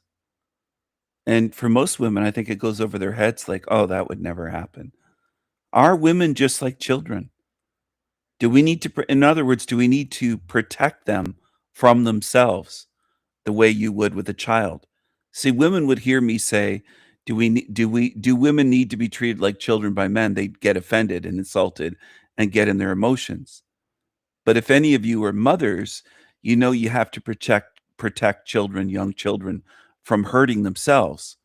You can't let them operate a stove or an oven, of course, if they're a 3-year-old or 4-year-old. That's what I'm getting at, because they'd hurt themselves. You have to protect toddlers from getting into the cupboards and getting themselves in danger. But what's the difference with women? There's so many women like this that they're very childlike. Like they have no sense of danger. They have no sense of, oh, this man could overpower me. Oh, I'm going home with a stranger. I'm going to a strange man's house at 3 a.m. that I just met 30 minutes ago, an hour ago. And they're going to sleep with a strange man that they just met that could be a killer. And women, it doesn't register with women until something like this happens. And then there's an opening where you can show women this and it might stay with them for at least a little while. Oh, this is a possibility. I got to be careful. That could happen to me. What happened to this woman? But women are very childlike. They don't seem to understand that they're in a dangerous realm. And they also have this false idea in their heads that they could just fight off a man. You could just grab him and throw him to the ground. You could fight him if he tried to wrestle you or strangle you, or you could just knee him in the balls, or you could take your keys and you think your keys are like a lightsaber that could decapitate a man or something. If you punched me with your fucking keys in your hand, I'm using myself as an example, I don't attack anyone, but if this happened, if a little woman like that punched me with keys in her hand between her fingers, it wouldn't even do anything to me. If she hit me in the chest or the face, the only way that might do something is if she hit me right in the larynx, right in the throat with a 1 in a million type shot. Something like that might do enough damage to stun me momentarily. Other than that, or maybe right in the eyeball, maybe those 2 spots. But other than that, the whole thing that so many women talk about is grabbing their keys as a weapon. Your keys are keys. It's not a great weapon. I've held my keys in my hand and put a key or 2 between the fingers and thought, what would this do? To think about it, because I've heard it my whole life, the way women talk, like they grab their keys like, oh my goodness, you've got such a powerful weapon now. I don't think so. I don't think so at all. And women have these crazy ideas. And by the way, I grew up with sisters, so I've heard them talk and heard them say what they would do in scenarios. And almost always it's ridiculous, ludicrous shit. It just is. And I grew up with sisters that aren't tiny. One of them was able to pass for police, the physical, and she passed for firefighter, and she became a prison guard and all sorts of things. I have some females, I'll call them, in my family that are athletic, that are stronger, way stronger than the average woman, way stronger. They were no little pushovers. Now, against me, my sister, when she was at the height, when she was younger, and let's say in her prime, in her 20s, working out and older than me, and I wasn't working out, she couldn't hold a candle to my strength, because I have something that women, they don't understand this stuff. They need to be told. Testosterone is about 30 times higher without working out than what my sister would have in her body. And I was taller and more muscular and stronger, again, without working out, without going to the gym when I was 16, 17. All right. And women just can't seem to get this. And she was working out a few times a week, not just running, but at the gym, at the Y, and swimming, working out, weights, you name it. And they had to do very physical things if you try to become a firefighter and they test you. Back in those days, this was a long time ago. This was before they changed made it easier for women. Okay. You had to pick up, grab a 200-pound dummy and drag it. You had to be able to do all sorts of things, pulling ropes up and weights and running up and down stairs and wearing equipment. And it was a big thing. So she didn't pass the written, though, because she couldn't figure out gears and pulleys and certain things that firefighters use. She passed the physical part, though. Okay. And women are surprised that their teenage younger brother could just kick the shit out of them if I wanted to. Women are always surprised by this. Or not always, but I would say almost always. Almost all women. Even ones that have brothers, younger brothers, older brothers, until they get in a little tussle with their brother, they don't realize that their brother, even holding back, could just smash them through a wall. Okay, that's the way it is in this realm. And I'm not saying that I did that, so don't get it twisted. I'm just saying there are differences, and this is important. You should be aware of not only biological differences, physical strength differences, stamina differences, but also spiritual differences. We're not the same. And I'm one of the few that I've ever heard in this realm say it unapologetically and matter-of-factly as fact, because it is fact. And if you look at it and do your research and do your due diligence, you'll see that what I'm saying is the truth. We are vastly different. And most men never have to say this and never even want to. It's not like we're going around going, ha, we're stronger than you. That's the way women take it, because a lot of women don't mature and they think that we're boasting about it. But a lot of us are just tired of hearing that we're equal when it isn't true. We're not the same. We're not the same. And this is something that almost all of society in the West believes at this point, that we're the same, or people pretend. They go along with it. They go along with the bullshit. We're not the same, okay? We're not. And a lot of women have this false idea in their heads. It's not even close to being true. Men can't get pregnant and give birth to babies, but men know this. Men don't pretend and say, we're the same as you. We can do that. We know we can't do that. But a lot of women need years worth of being told that you're not the same as us physically. You just aren't.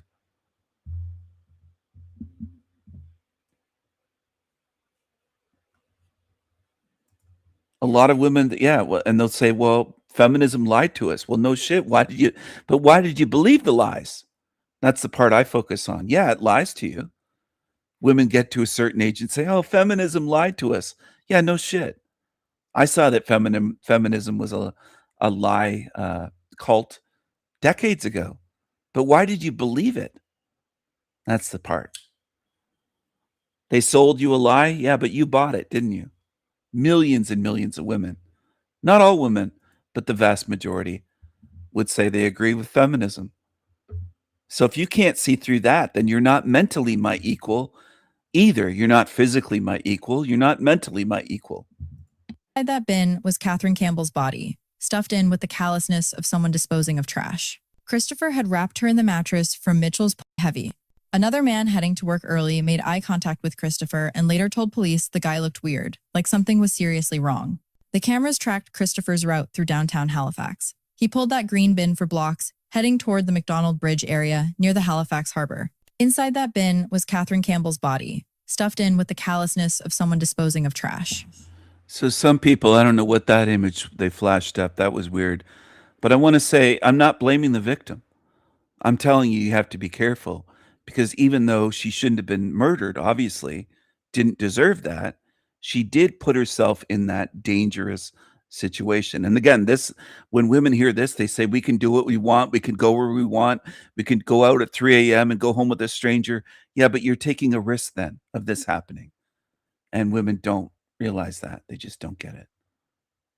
Some do, but I would say most don't. Because they just want to be able to do what they want. And they don't realize that you can put yourself in a dangerous situation. I'd prefer to be in a realm where we didn't have to treat women like children, where they were adult-minded and could make good decisions and not believe delusional bullshit. Because to think you're as strong as a man and can fight men is as delusional as Jack Talcott's thinking. That's what it is. And I'll stand by that against anyone that even wants to come on and discuss it with me. It's completely delusional. That's what it is.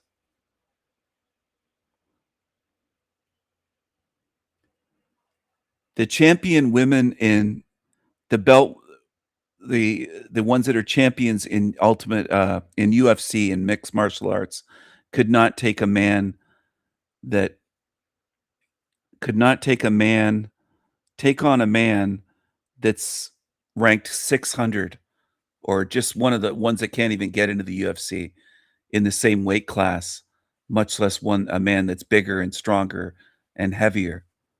It's no contest. And women don't realize this.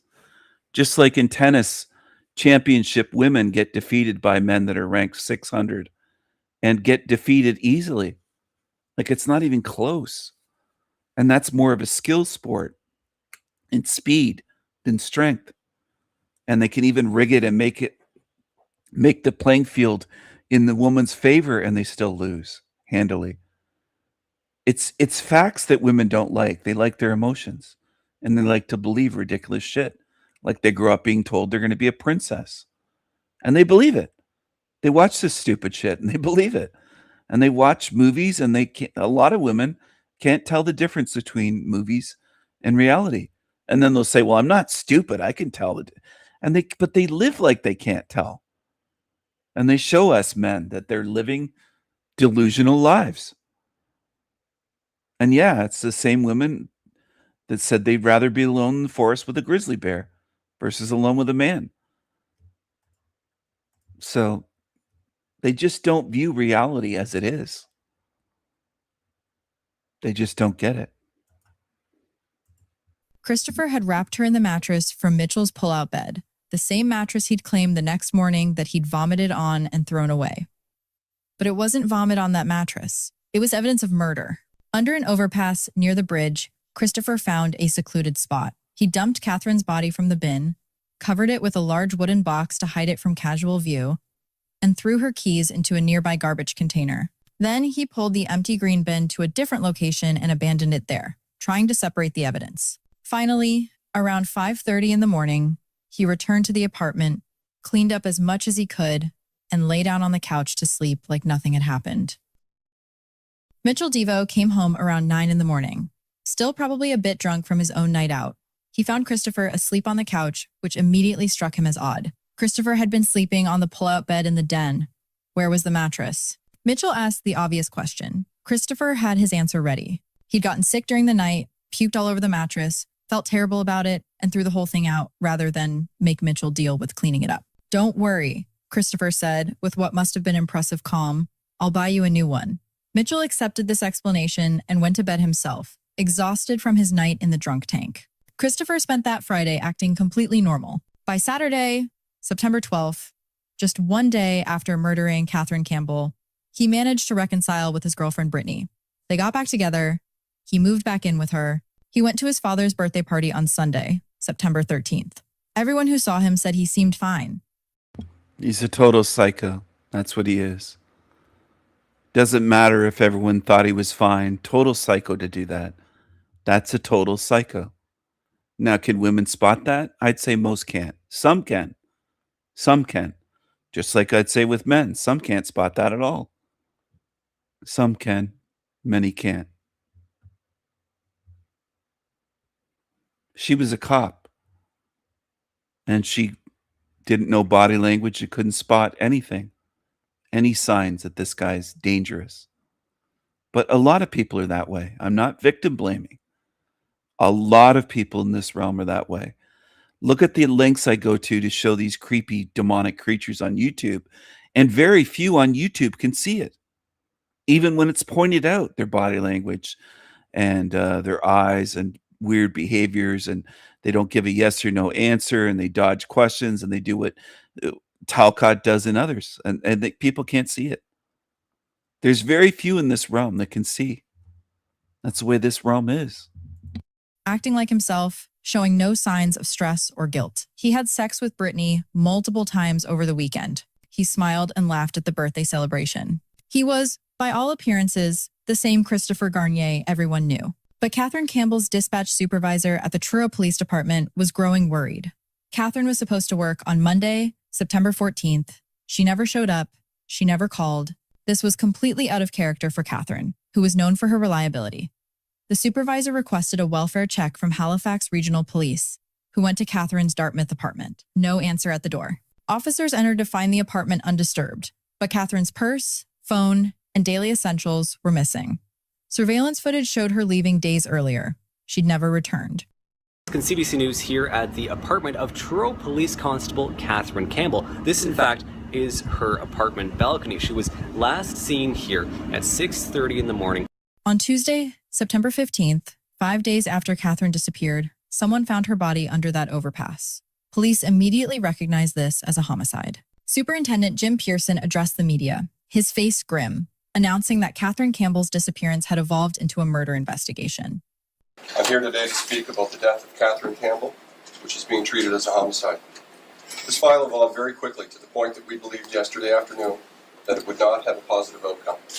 The file had moved quickly, he said. By Monday afternoon, they'd believed it wouldn't have a positive outcome. Now they knew for certain. Investigators had already been following the trail of surveillance footage. They'd tracked Catherine from her apartment to the Halifax Ale House. They'd found witnesses who saw her with Christopher Garnier. They'd obtained the taxi driver's testimony.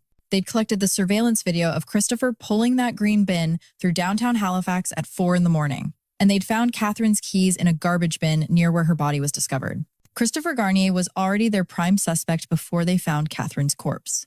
Just over 1 hour after discovering Catherine's body, police arrested Christopher Garnier while he was driving his car. What they found inside that vehicle told its own story. A tarp, rope, a blanket, a 5-liter gas can that was half full, a backpack containing sandals, a long-sleeve hoodie, 3 t-shirts, pants, 6 pairs of underwear, toiletries, his passport, a deck of cards, and 2 boxes of Cipralex, a medication for depression. This wasn't the inventory of someone running errands. This was someone preparing to either burn a body or flee the country, probably both. Police obtained a warrant for Mitchell Devo's apartment. There they found blood evidence that sealed Christopher's fate. Blood spots on the den floor, blood on the back of the television, blood on the Xbox, blood on the cupboard handle that contained cleaning supplies.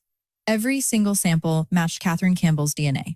The apartment also yielded a computer with suspicious search history, memory loss related to alcohol, memory loss due to antidepressants.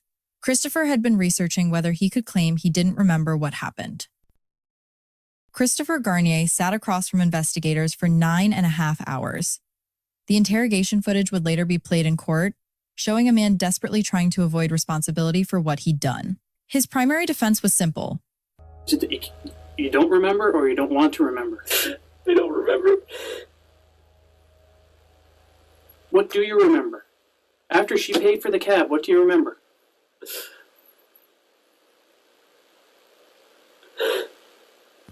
Listen to the fake crying, that piece of shit psycho. I would never want this to happen to any woman, especially not any woman that I know and care about. They need to be told the truth. You can't fight off a man, okay? They just don't realize this. So what you have to do is not put yourself in situations that are that dangerous. Don't risk your life for a one-night stand thinking this guy's going to bang the shit out of you. It's stupid.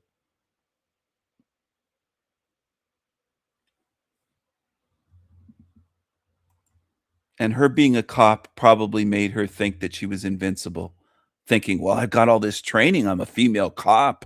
If anything goes wrong, I'm tough. I can handle myself. No, you can't. That's delusional. You can't. Okay?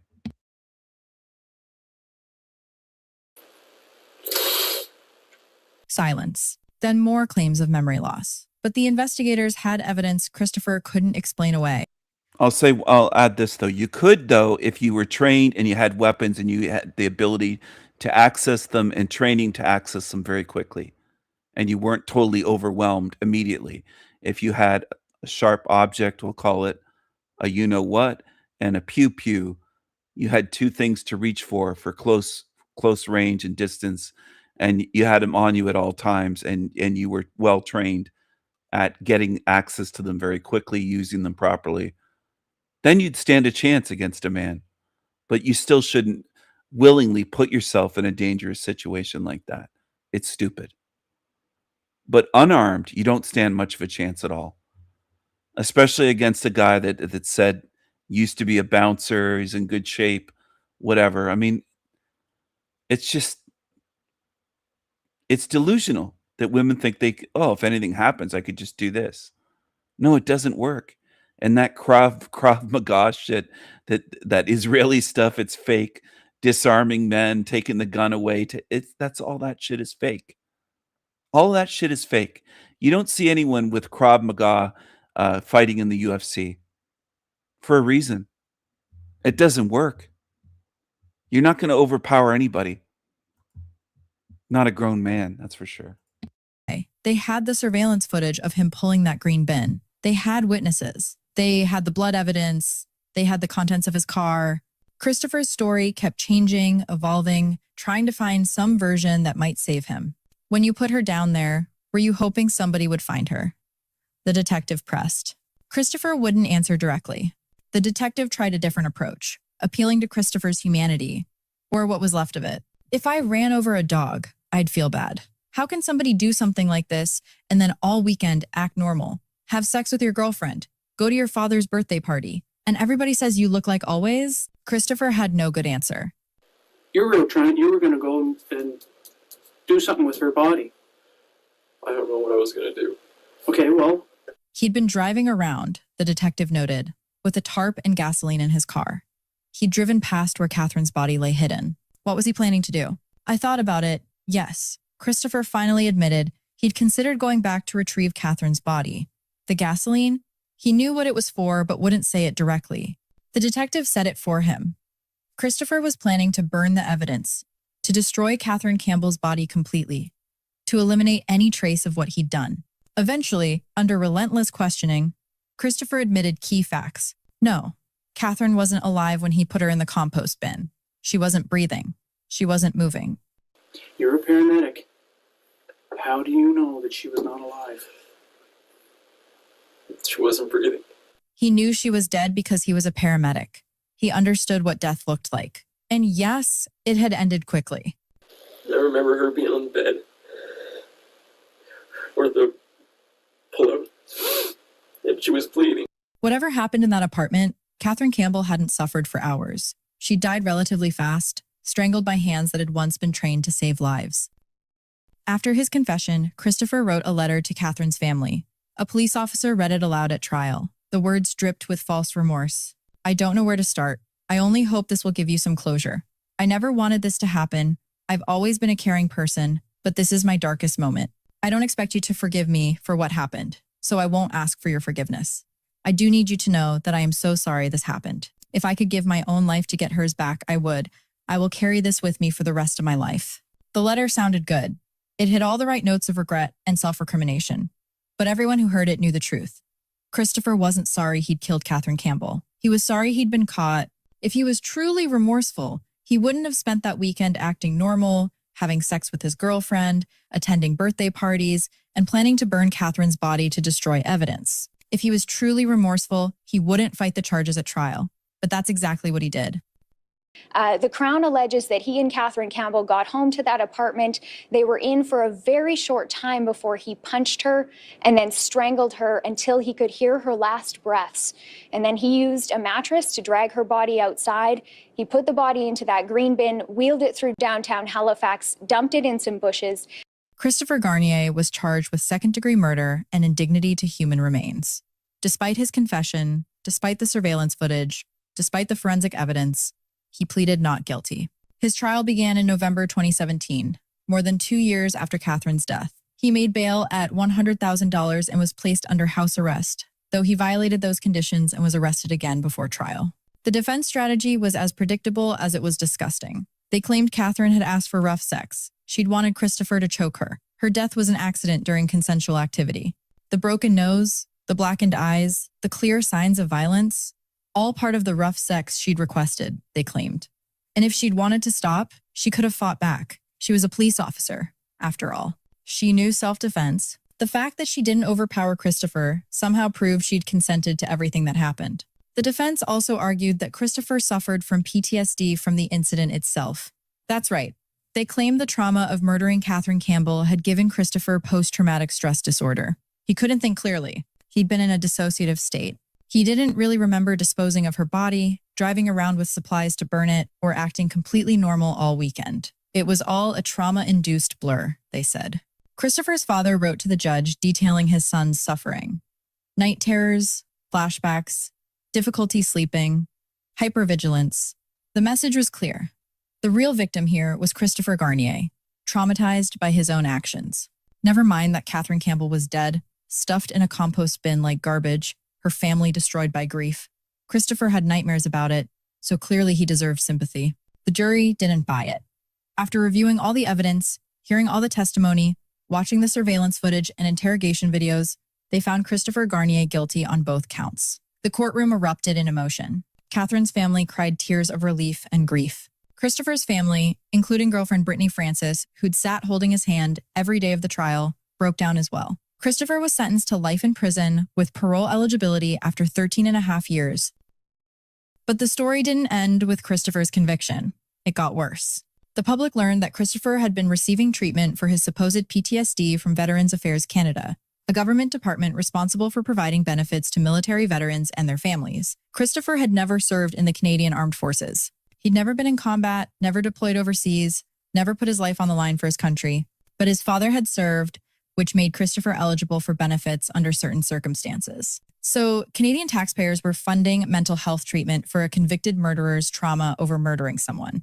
Veterans who'd actually served, who'd actually witnessed combat, who'd actually earned those benefits, watched in horror as Christopher Garnier accessed resources meant for them. The outcry was immediate and massive. How could this be allowed? How could someone receive veterans' benefits for PTSD caused by committing murder? A motion was introduced to revoke Christopher's Veterans Affairs benefits. It should have passed easily. It was common sense, but the motion was defeated. Some argued it would set a bad precedent. Others claimed they couldn't selectively deny benefits to eligible family members based on criminal conduct. The bureaucracy protected Christopher Garnier's access to treatment funded by the very community he'd betrayed by murdering one of its police officers. In December 2019, Christopher Garnier filed an appeal of his conviction. As of the time investigators closed this case file, that appeal remained pending. Christopher continued fighting, continued claiming he didn't deserve his sentence, continued maintaining that Catherine Campbell's death was somehow not entirely his fault. His girlfriend Brittany wrote a letter for his parole hearing, describing Christopher as the best kind of person inside and out who had saved her from herself. She was looking forward to their future together, she said. But Christopher Garnier doesn't have much of a future outside prison walls. He murdered a police officer. He disposed of her body like trash. He planned to burn her remains. He showed no remorse beyond what he thought might help his case. And the woman writing about their beautiful future together, she was apparently unbothered by the fact that Christopher had hooked up with and murdered another woman during the brief period they were broken up. That tells you everything you need to know about the judgment of people still supporting him. Catherine Campbell's family will never get their future with her. They'll never see her achieve the promotion she was working toward. They'll never celebrate another birthday, another holiday, another ordinary day together. Catherine died. This is such a generic video where she's like, they'll never get to do this, never get to do that, never get to celebrate. It's just all generic stuff that you hear all the time. Of people still supporting him. Catherine Campbell's family will never get their future with her. They'll never see her achieve the promotion she was working toward. They'll never celebrate another birthday, another holiday, another ordinary day together. Catherine died because she made the simple decision to go out for drinks on her night off. She died because Christopher Garnier was angry about his breakup and looking for someone to take that anger out on. She died because a man trained to save lives decided to end one instead. The case of Catherine Campbell stands as a reminder that danger can come from the most unexpected places. A popular bar, a charming stranger, a casual hookup that seemed fun and safe. Catherine had no way of knowing that Christopher Garnier was capable of violence. He had no history of attacking women. His girlfriend said he'd never hit her. To everyone who knew him, Christopher seemed like a decent guy going through a rough patch. But on that early morning of September 11th, 2015, something inside Christopher snapped. Maybe it was the alcohol. Maybe it was rage over his failed relationship. Maybe Catherine said something he didn't like, or refused something he wanted. Or maybe Christopher Garnier was always capable of this violence. That's what I think. Maybe that he was always capable of it instead of something snapping, or maybe it was the alcohol. No, they were having a good time, or seemingly. I think he was always a psycho, and people never want to admit that they were fooled. His girlfriend, his family, they never want to admit, oh yeah, he was always a psycho. They don't want to admit that they got fooled. Maybe it was rage over his failed relationship. Maybe Catherine said something he didn't like, or refused something he wanted. Or maybe Christopher Garnier was always capable of this violence, and Catherine was simply unlucky enough to be the person who triggered it. The surveillance cameras captured Christopher's journey through Halifax, pulling that green bin, disposing of Catherine's body, returning to the apartment to sleep. Those images will haunt everyone who saw them. The casual nature of it, the calculation, the complete lack of panic or remorse. Christopher Garnier killed Catherine Campbell, then went about his weekend like nothing had happened. That kind of coldness is rare and terrifying. Catherine Campbell gave 6 years of service to the Truro Police Department. She helped her community. She followed in her father's footsteps as a volunteer firefighter before joining the police force. She was the kind of person who called if she'd be late, who showed up when she said she would, who took her responsibilities seriously. She deserved to have fun on her night off. She deserved to be safe. She deserved to live. Christopher Garnier is currently serving his life sentence in a Canadian federal prison. He's eligible for parole after 13.5 years, though there's no guarantee he'll receive it. Even if he does get released someday, he'll spend decades behind bars first. He'll miss his 20s and 30s entirely. He'll miss the prime. He has a totally evil, dead-eyed look, which probably, and I'm not blaming the victim, but it probably attracted her and his girlfriend and other women in in his lifetime. There are women that love psychos. They love the dead-eyed look. If you point out to them that person has a dead-eyed look, they'll shake their heads and say, you're just jealous, or he's good looking, or no, he's not a psycho. No, his eyes are not dead, this and that. They're just full of excuses. That's what most humans do. It isn't just women that make excuses. Men make plenty of fucking stupid excuses all the time. You can see it and hear it every day in this realm. That's why I say humans make tons of excuses and pretend to know things. And I mean, like, the guy looks like a fucking psycho. His eyes look dead. It's obvious to me that there's something wrong, but to them, they'd say he's normal. What are you talking about? There's nothing wrong. Deserved to have fun on her night off. She deserved to be safe. She deserved to live. Christopher Garnier is currently serving his life sentence in a Canadian federal prison. He's eligible for parole after 13 and a So she's saying she deserved to have fun on her night off, yes. But deserving to be safe, there's no assurance of safety when you go to a stranger's house at 3 a.m. that you just met. Face it, that's dangerous. and a half years, though there's no guarantee he'll receive it. Even if he does get released. Right there, dead-eyed look. Obvious to me. Now, is it obvious to women? Do women even see what I see? Or is it completely different? Are you seeing something completely different from what I'm seeing? I wonder that sometimes. Because there's a few on my channel that might be able to see the way I see it.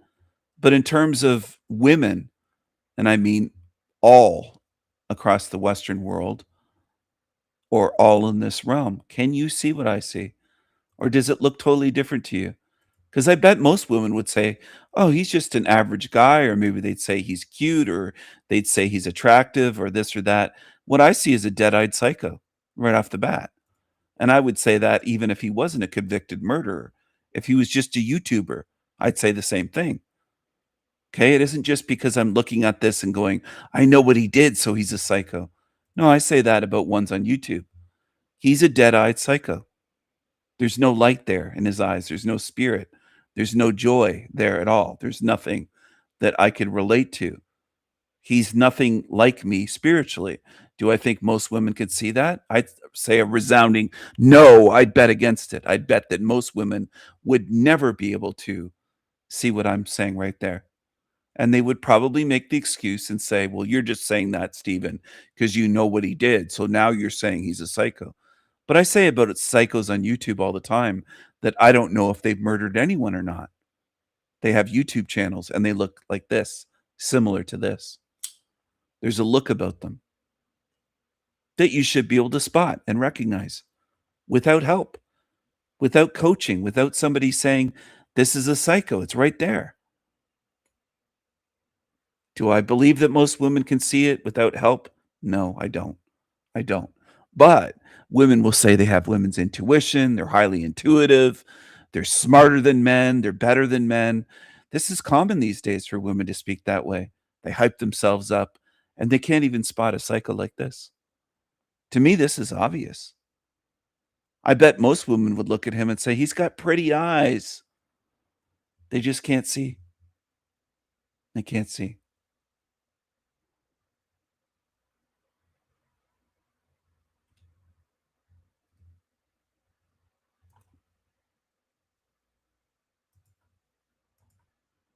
He's a dead-eyed psycho. That's what he is. Now, have I called others psychos that I don't know that if they've committed, they haven't been convicted of a murder, let's say. Maybe they have done that and haven't been caught. But have I called others psychos? Yes, I have. And they're not in true crime videos. They're just ones running YouTube channels. Here's Jack saying, I'm not a psycho. Trust me. Praise God. Well, he is a psycho. Look at the eyes. The eyes show you what that is. If you don't see it, I can't help you. And as far as I'm concerned, if you don't see it, there's something wrong with you. And I don't wish you harm.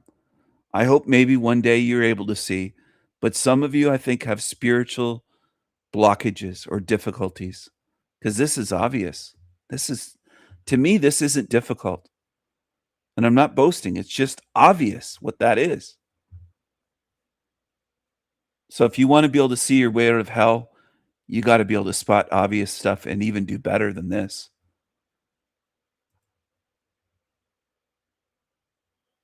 It's right in front of your face. Someday, he'll spend decades behind bars first. He'll miss his 20s and 30s entirely. He'll miss the prime years of his life, just as Catherine missed the rest of hers. The difference is that Christopher chose this fate when he put his hands around Catherine's throat. Catherine never had a choice. The Halifax Alehouse still operates today. The Macaulay Street apartment building still stands.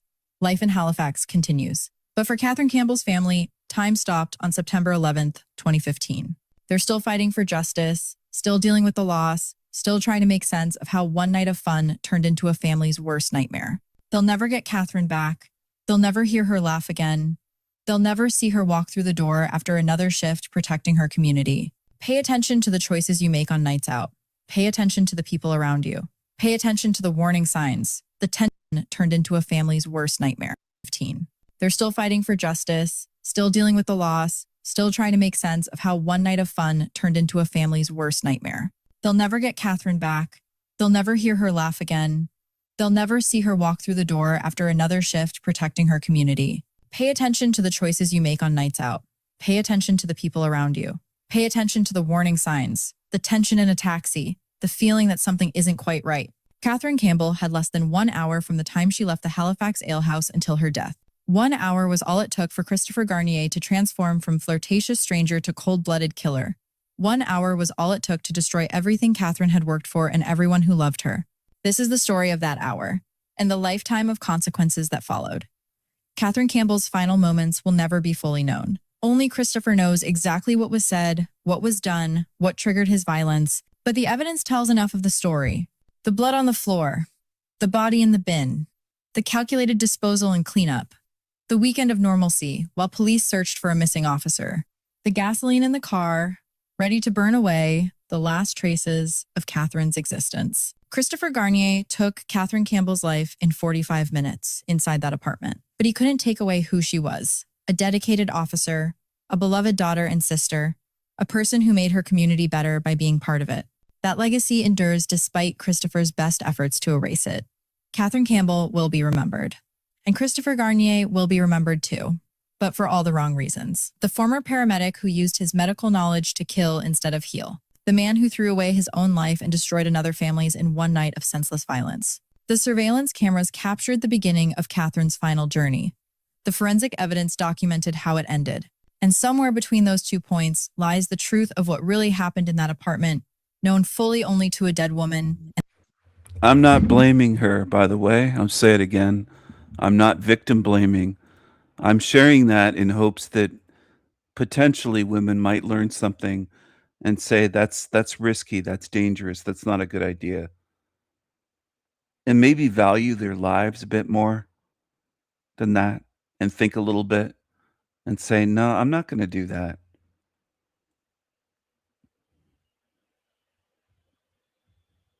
It's not a great idea.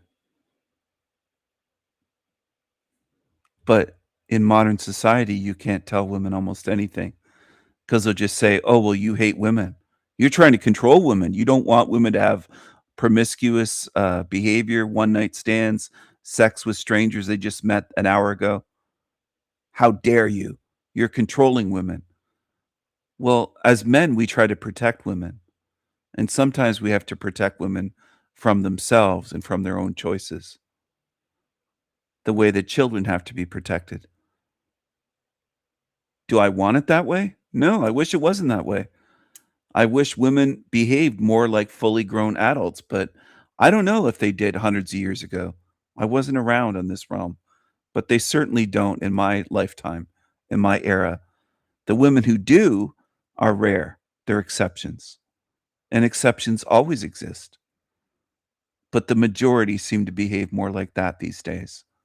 It's almost surprising that that isn't the fate of more women hooking up with psychos that they just met. They know nothing about. But women believe themselves oftentimes to have superpowers. Like they can just look at a guy and tell, oh, is he dangerous or not? Is he a psycho or is he a good guy? Am I safe with him? I feel safe with him. Well, you don't know him. You had drinks and danced. You don't know if he's safe or not. But women will say that stuff like that. They'll get drunk and say, oh, I feel safe with you. Do you really? If you really step back and think about it, a lot of the shit women say is just ridiculous. It's absurd. I wouldn't be surprised if that night, if she told him before they got in the taxi, I feel safe with you. Yes, I'll go home with you. I feel safe with you. I wouldn't be surprised because women say that kind of shit all the time. Women put themselves in very dangerous situations. There's a lot of psychos out there, probably more than you'd imagine. It isn't as rare as people seem to believe. But rarely do people's beliefs match up with reality in this realm.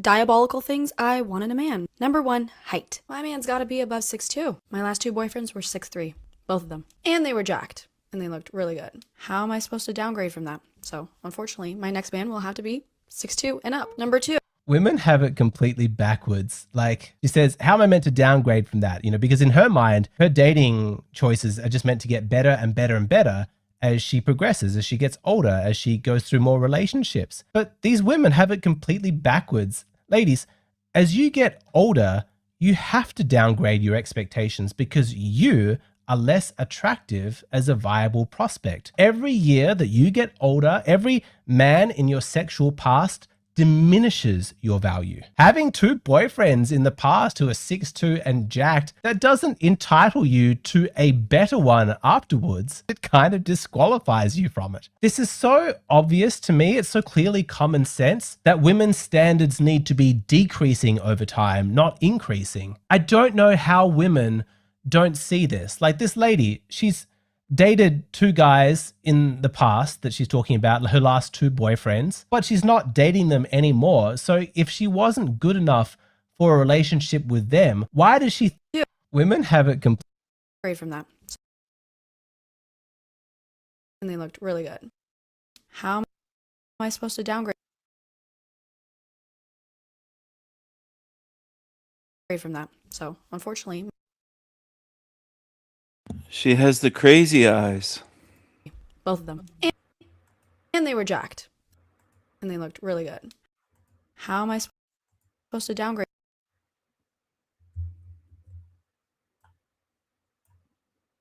from that? So, unfortunately, my next man will have to be 6'2" and up. Number 2. Women have it completely backwards. Like, she says, how am I meant to downgrade from that? You know, because in her mind, her dating choices are just meant to get better and better and better as she progresses, as she gets older.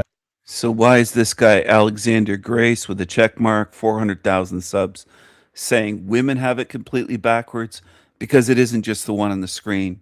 And men don't have that isolationist view of, oh, it's just her. It's just her. No, we have ears and eyes. We know that it's most women these days that have it completely backwards. It isn't just her. It's most women these days that are delusional.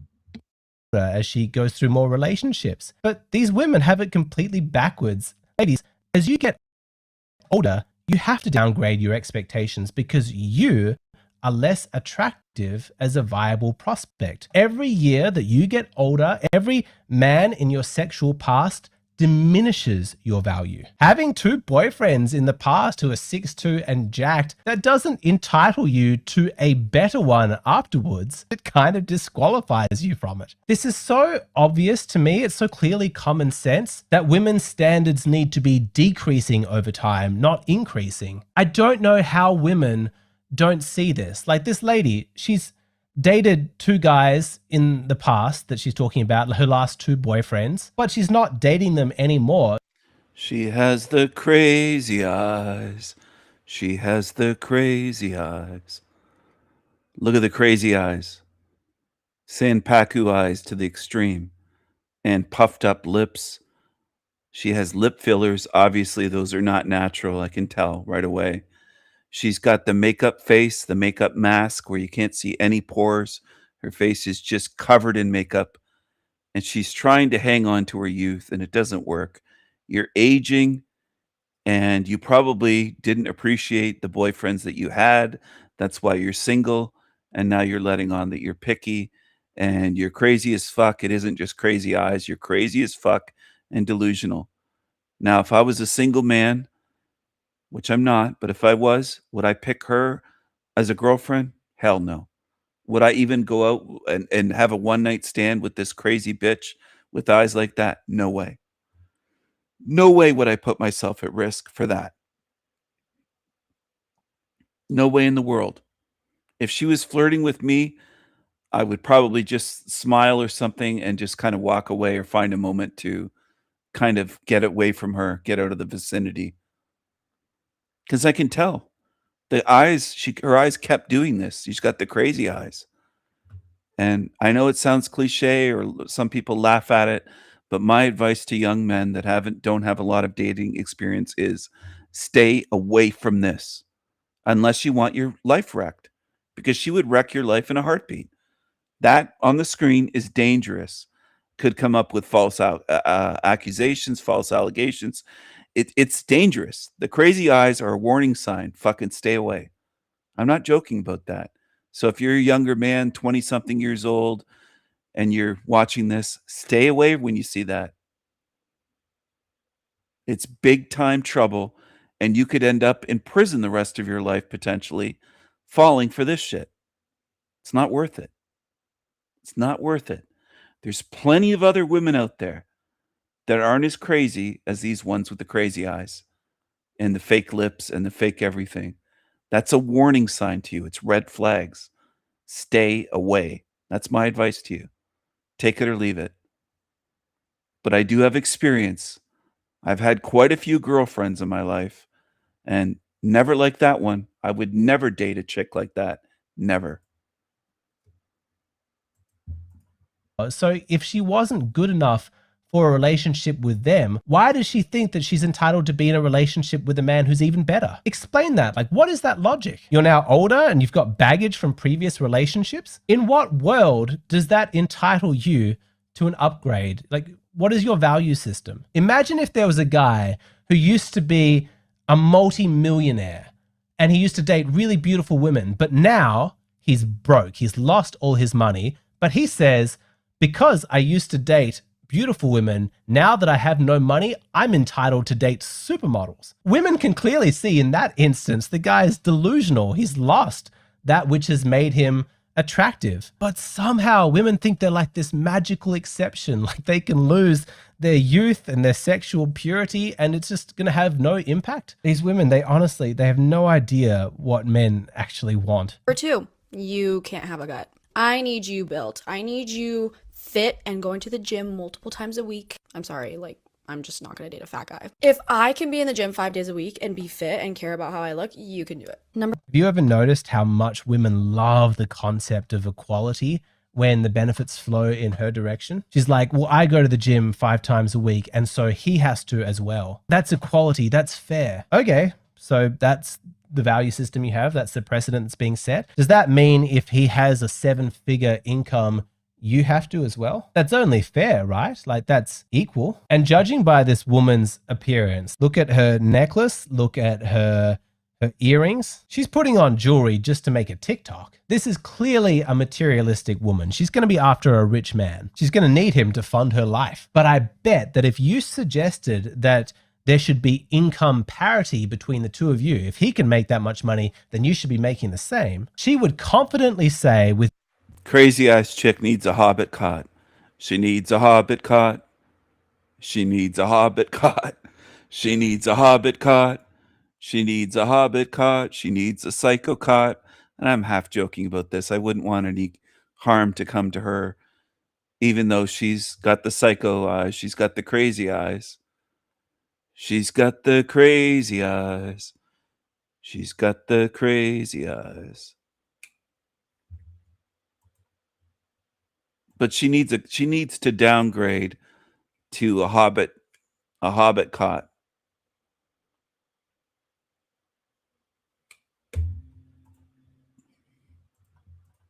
With no sense of irony or hypocrisy.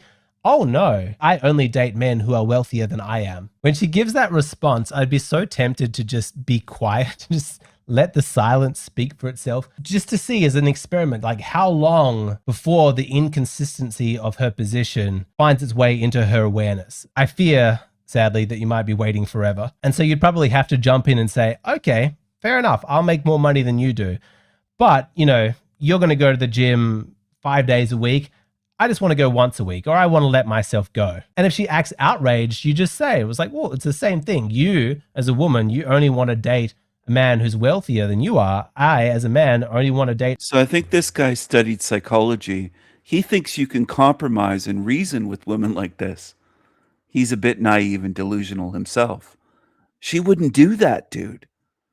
It's easy to know that about chicks like this. She wouldn't compromise. She wouldn't go through all this. Like you're saying all this stuff and it's fantasy. It's in your fucking mind. It's like telling her, oh, I want to date you, but you can't be as materialistic as you are. Well, she's not going to change. She is that way. She's got the crazy eyes. She's materialistic. She believes she deserves a man that's 6'3", with money, in great shape, works out, does this. Just list of demands. You can't change her. It is what it is. A woman who's hotter than I am, who's in better shape. I'm sure that would just cause a fight and an argument, and she'd reject the premise based on who knows what. But the bottom line is that I'm just sick of women with their selective equality, where that concept is only ever invoked when the benefits flow towards her. Ladies, just stop pretending that you care about fairness. Stop pretending that you want anything to be equal. Just be honest about what you want. Own your selfish impulses. I'll respect you more than what you're doing right now, which is hiding behind these moral principles. Just be honest and stop with the fake equality. That's never going to happen. You're asking women to be overall, in general, something that they're not. They aren't that way, dude. They aren't. They'll pretend all sorts of things. They'll pretend that they can throw a baseball the way I can. They'll pretend that they could defeat a man at arm wrestling. They pretend all kinds of ludicrous shit. And they probably always will until this matrix ends. I don't see them changing. I don't expect them to change. I think that expectation is just delusional. Like you're some kind of noble crusader. Keep on wishing. It's not going to happen. Yeah, fuck off with that. There's nothing noble. These moral principles, like you're some kind of noble crusader. Fuck off with that. There's nothing noble about leeching off a man. Number 3, he cannot have a salary cap. Whatever career. Picked it. These women, they're so predictable. Of course he can't have a salary cap. She needs her man to make money. She actually makes your typical gold digger look quite wholesome by comparison, because regular gold diggers, they just want the money. Whereas this lady's, she's even greedier than that. She wants the money and the abs. Reason he needs to have multiple streams of income, and we need to be able to make as much money as possible. That's why I will never date a guy who works in like corporate. What is your 100K salary cap gonna do for me? The max you'll ever be able to get to is like what, 150? Yeah, no, we're good. I need you in a career that is going to make us money. I am a lover. Get to is like what, 150? Yeah, no, we're good. I need you to ever be able to get to is like what, 150? Yeah, no, we're good. I need you in I hate when women say that, yeah, no, we're good, or yeah, no.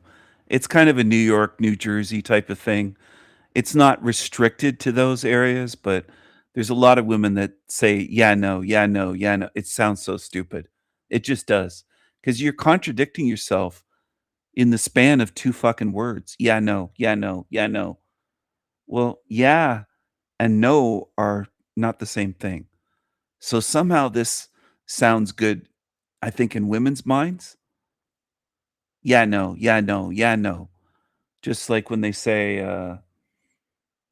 I can't even. And it's like, you can't even what? That's not even a complete sentence. You can't, they're like, I can't even. You can't even what? Can you complete your sentence? Like, I know these women want to be viewed as brilliant, but they don't come across that way. Maybe in their heads they do, but to men hearing them, they don't. At least to intelligent men that are not desperate. Okay? She's entitled. She's got the crazy eyes. She's flat-chested. She's shallow. She's materialistic. She's everything that I would not want in a woman. That's what she is. In a career that is going to make us money. I am a lover of luxury. I like expensive things. I like expensive vacations. So will you if you're my man. So we need a career that can support that. Number 4, whenever. Yeah, so much to say. You notice that her language when it comes to the money is always plural. Like it's like, we need a career.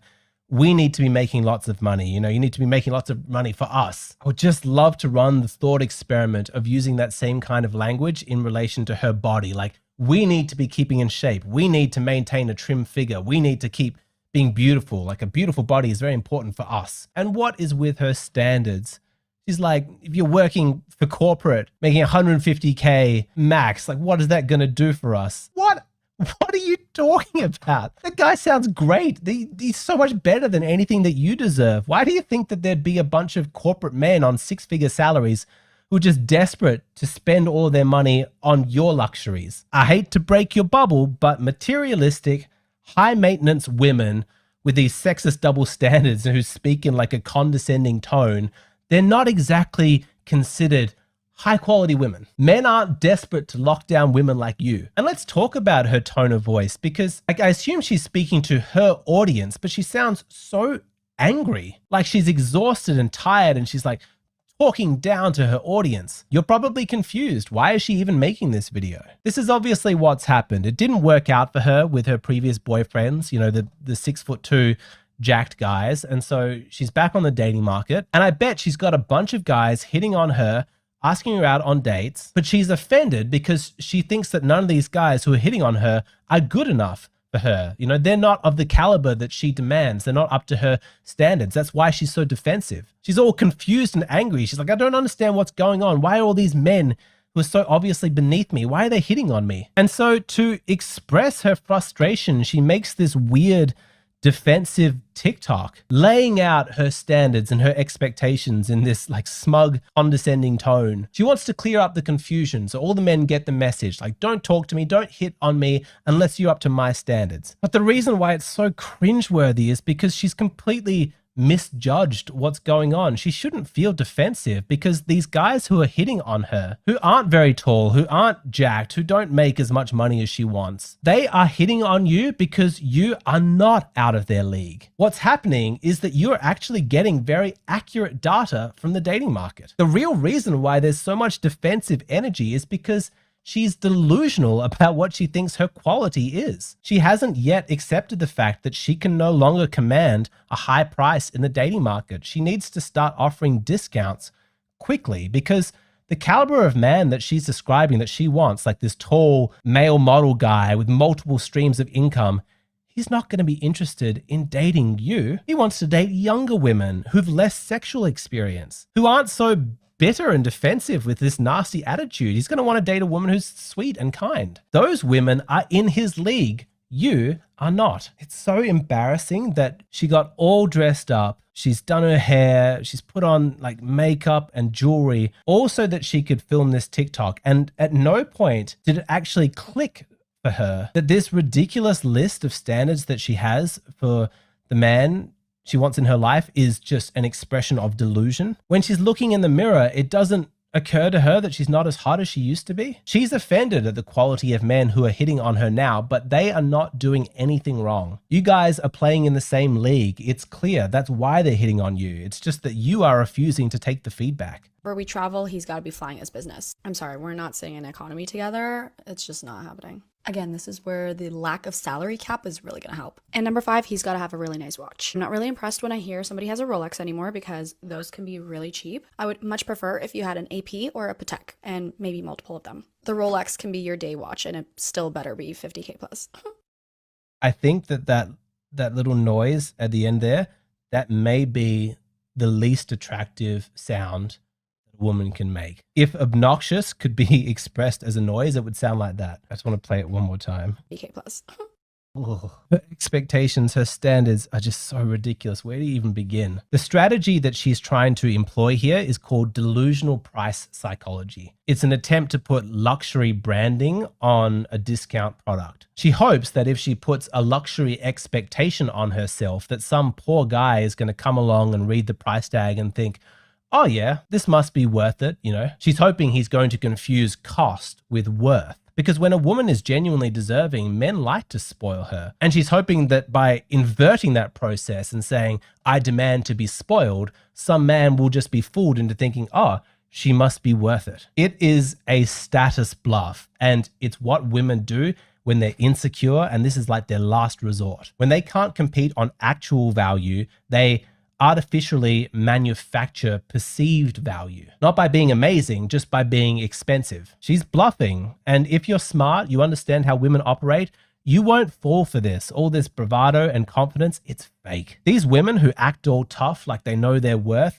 they're the same women who cry into their pillows at nighttime, just drowning in insecurities and anxiety. And who knows, there might be some guy out there who falls for this. In the short term, it might work for her. It is possible to bluff for a few days or weeks, but what I would say is that when it comes to a long-term commitment, when a man is choosing his future wife and the mother of his children, when so much of his future happiness depends upon that choice, men tend to be pretty savvy consumers. I'm not denying that men will sleep with almost any woman. Men have embarrassingly low standards when it comes to short-term sexual hookups. But when it comes to the big commitment, men tend to take that pretty seriously, and they're not going to get fooled by a bluff. They're going to make up their own mind as to what you're worth. They're not going to fall for luxury branding. They're going to be looking for genuine value. She's just gone about this in completely the wrong way, and it doesn't need to be like this. There's no reason why she should have to be miserable, why her dating life should end in tragedy. You know, I'm trying to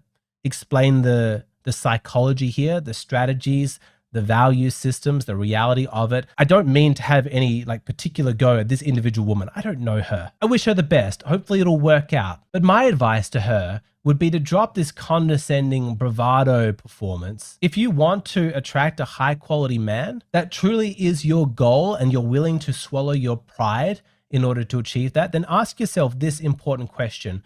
What is going to be more likely to appeal to a high status man? Acting like an obnoxious, spoiled brat who's completely delusional about her worth? Or having some humility and being realistic when you're advertising yourself to high quality men by demonstrating your kindness, your femininity, you know, actually outlining specifically the ways that you could improve his life? Like, what is your contribution going to be? This feels like so obvious that it feels condescending to have to explain this, but just going on and on about all the things that you're going to take and that you need from him. You need to be at the gym. You need to be spending this much money on me. That's not a great sales pitch. Advertise instead of what you're going to take, what you're going to give, what you're going to contribute, how you're going to improve things for him. As men, back me up. Which one of these two would you prefer? She's not going to give shit. She's not going to give shit. Dating women didn't just help me to understand women, it also helped me to understand men. Being a bisexual woman has given me a lot of insight into modern dating and relationships, and in this video, I'm going to share some of my... Yeah, she's a weirdo. How long did it take me to determine that? We're 14 seconds into the video, and I would say I determined that in the first 5 seconds or less. She's a weirdo. Would I trust this chick on the screen, this bi chick? No. No, I wouldn't. My experiences. So let's get started. The first thing that I realized is that women communicate indirectly and it is genuinely hard to navigate. What I learned is that women, even the most like therapized, best communicators among us, rarely say what it is that they actually need. They communicate indirectly and they rely on that level of indirect communication. It's something that we do with other women, and so it's like kind of the way that we operate, and then we expect the people that we are dating to understand our hints, our tone, our nonverbal communication.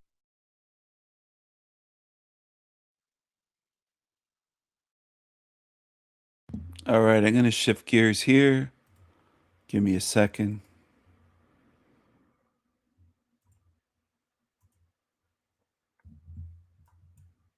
You've never seen anything like this. A pack of menacing mountain lions on the prowl. Count them. 1, 2, 3, 4.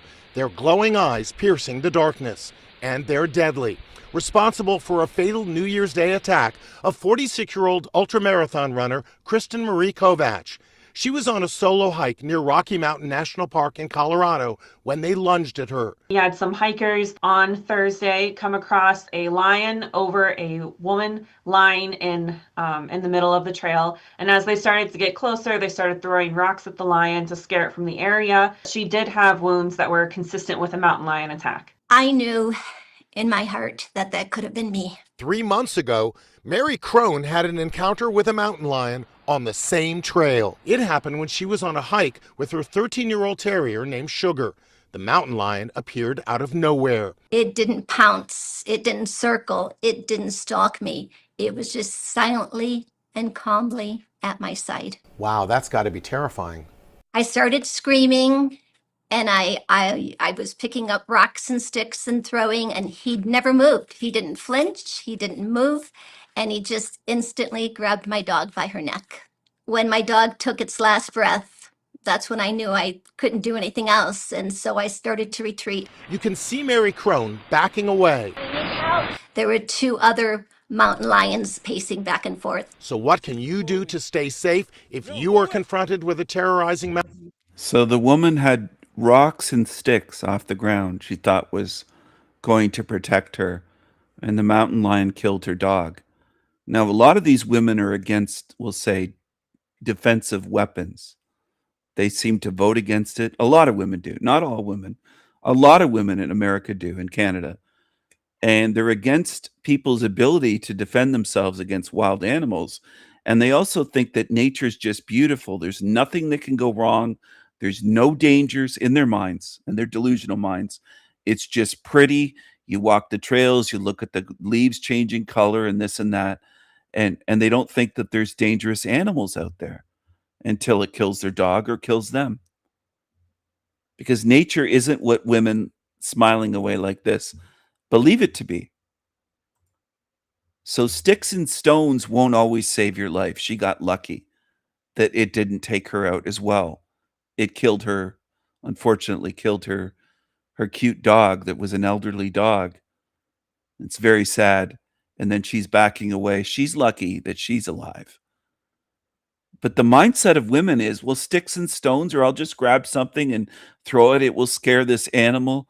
A wild animal's not going to be scared of the little pebbles that you pick up off the ground. Okay? I'm sorry to tell you that. Stalk me. It was. The mountain lion appeared out of nowhere. It didn't pounce, it didn't circle, it didn't stalk me. It was just silently and calmly at my side. Wow, that's got to be terrifying. I started screaming, and I. So what's the difference other than biological age between her and a little 8-year-old girl? Her ability to defend herself is not much different between her and a little girl. Just pick up some little rocks off the ground. She thinks that's going to work. She's out hiking with no ability to defend herself against wild animals.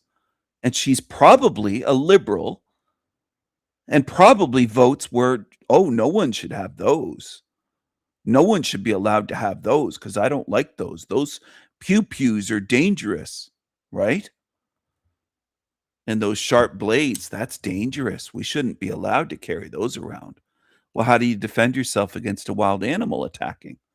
Well, you don't. You do what she did. You hope and pray that it doesn't prey upon you and feast upon you. If it had decided to attack her, she wouldn't be doing this interview right now. I was picking up rocks and sticks and throwing, and he never moved. He didn't flinch. He didn't move. He didn't flinch. Sticks and throwing, and picking up rocks and sticks and throwing, and I was picking up rocks and sticks and throwing. I was picking up rocks and sticks and throwing, and I was picking up rocks and sticks and throwing, and he never moved. He didn't flinch. He didn't move, and he just. But you know what? A bang, bang. and it would never move again. And your dog would be alive today. Now, does this make sense to most women, her age or younger, 20-year-old women, 25? It doesn't, because most of them are against what I just said. They don't want anyone to have the ability to defend themselves against wild animals, because in the female mindset, that's bad. That pew-pew is bad. Nature good, okay? That's the way they behave, and it's the way they vote as well. For the people that don't like to hear the truth, that's the way they vote. In all countries, not just America or Canada, that's the way women vote. They vote against people's ability to own certain things that allow you to defend yourself against pretty much anything, including a grizzly bear. They don't want you to have the ability to defend yourself. Just instantly grabbed my dog by her neck. When my dog took its last breath, that's when I knew I couldn't do anything else, and so I started to retreat. You can see Mary Crone backing away. There were 2 other mountain lions pacing back and forth. So what can you do to stay safe if you are confronted with a terrorizing mountain lion? No. Make some noise. Don't keep approaching the lion. Make yourself look bigger. You can do that by holding your arms over your head and then start backing away. But you definitely don't want to run into a pack like this.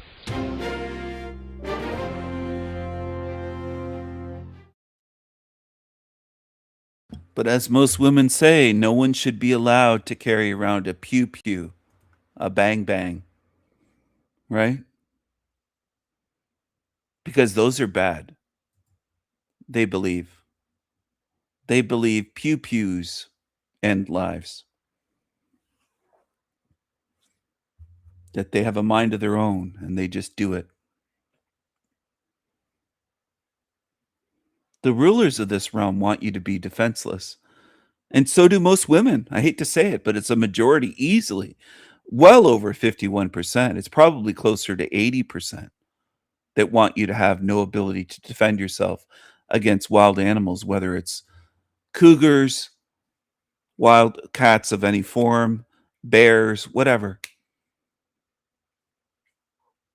Because that's bad, they believe. That's bad. Or defend your home, defend your family. And women vote for that, to ban such things. And then they think, well, if I get in trouble, I'll just pick up sticks and stones off the ground. It's like a child's mentality. I'll just pick up some sticks and stones. Well, I mean, it's just, you can't make this shit up. You just can't do it. You're out hiking in the mountains. Well, if I have to defend myself, I'll just pick up some little stones off the ground. How would that work against a grizzly bear in Canada? How would that work in Alberta? Or you can't make this shit up. You just can't do it. And they actually believe it. They believe it.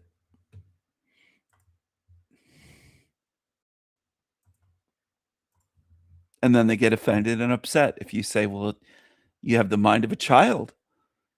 You just can't understand how nature works. They just can't do it. It's becoming more and more obvious to me that I'm God.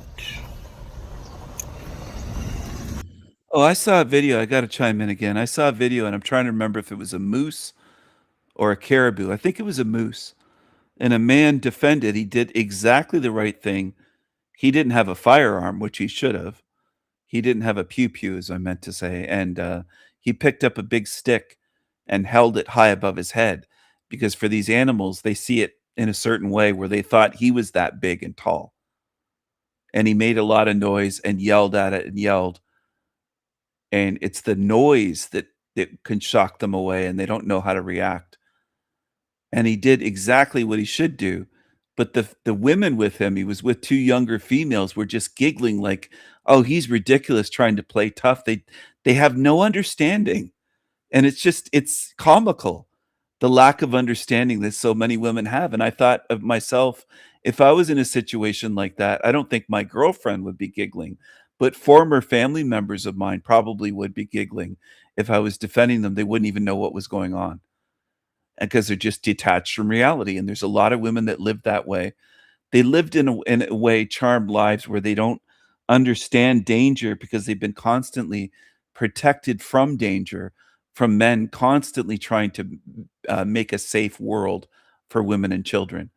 So much so that women don't have any sense of self-protection, danger, self-preservation. It's just gone from them. And they don't understand anything. They just don't. They wouldn't even understand how dangerous a gigantic bull moose is. They don't understand anything. They'd be more likely to walk up to it and think you can pet it or something. That's the way it is. I wish it wasn't that way, but it is that way. If I were women, instead of getting offended all the time and upset, I'd be embarrassed. I'd feel some kind of embarrassment thinking, fuck, my gender really is clueless in so many ways, including about nature and dangerous animals. Just don't have a clue. Moose, I would say, kill more people in Canada every year than bears or grizzly bears. Moose are very unpredictable, huge animals, and they're dangerous. But do I think most women would recognize that? Probably not. Probably not. I suspect women get killed without ever thinking that moose are dangerous when they're in an area where there's moose living in the wild, in the wilderness. They have no clue. And during mating season, they can be especially dangerous. But do I think women, I don't think they understand this stuff. They almost never demonstrate it. And it's 1 out of a million when a woman says, yeah, I know they're dangerous. It's shocking to men where we're like, she knows something. She knows something about nature. It just is, because we deal with so many that are oblivious. And they think that nature is just like a Disney movie or something. It is becoming more and more obvious to me that I'm God. It is becoming more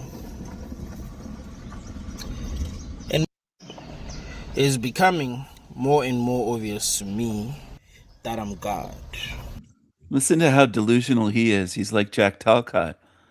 Remember this guy coming on my show? He never gave a straight answer. Never a straight answer from this Negro. Now he's saying it's obvious that he's God. Listen to this thing. He feels very clever. It is becoming more and more obvious to me that I'm God. It is becoming more and more obvious to me that I'm more powerful than I've realized. It's becoming more and more obvious to me that the world responds to me. It responds to how I feel. It responds to what I believe. It responds to my actions.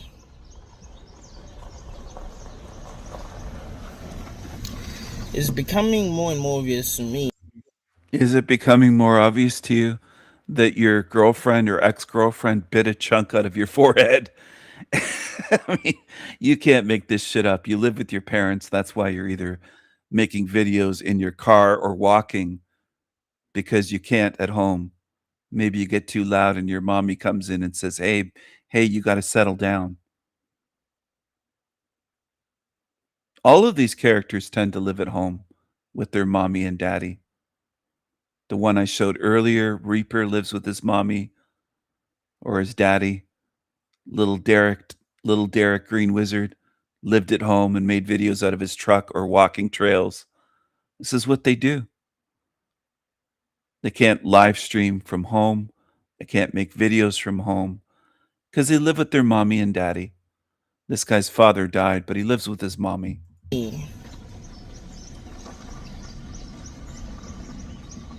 That it matters how brave I am. That I've been a coward.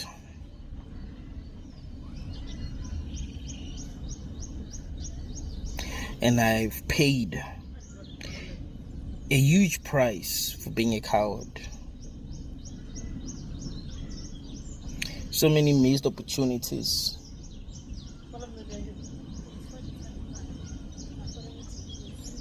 Living in a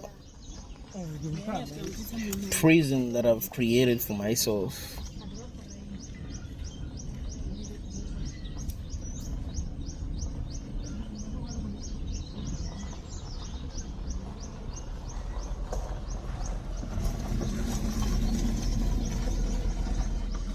Judgment, fear of judgment. What does that person think about me? If I do this, what is that person going to say? If I say this, what is that person going to say? A prison. Prison that I've created for myself.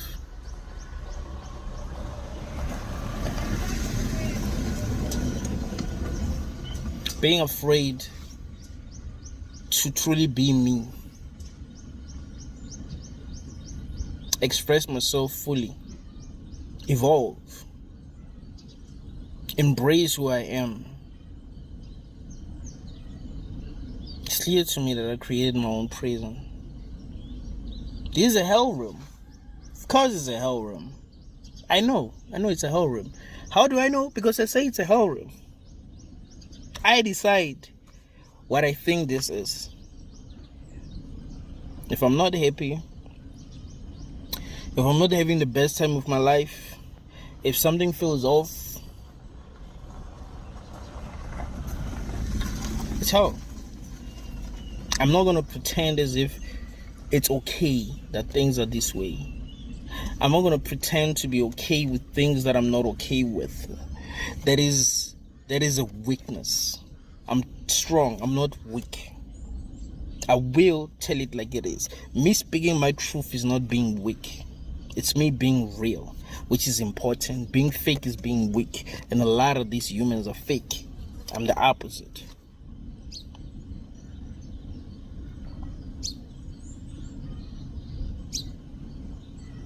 No one is going to tell me what it is. I decide what it is.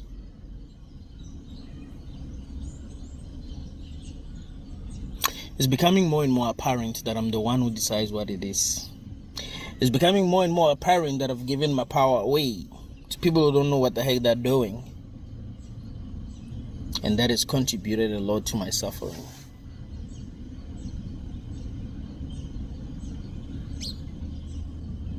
I suffer because something is wrong.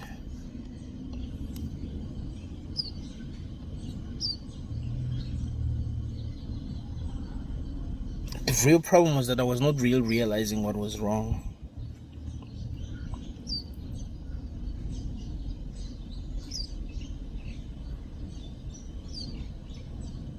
How do I deal with this scripted nonsense that me and my projections call life? It's obvious that it's scripted. Everything is scripted. I used to say that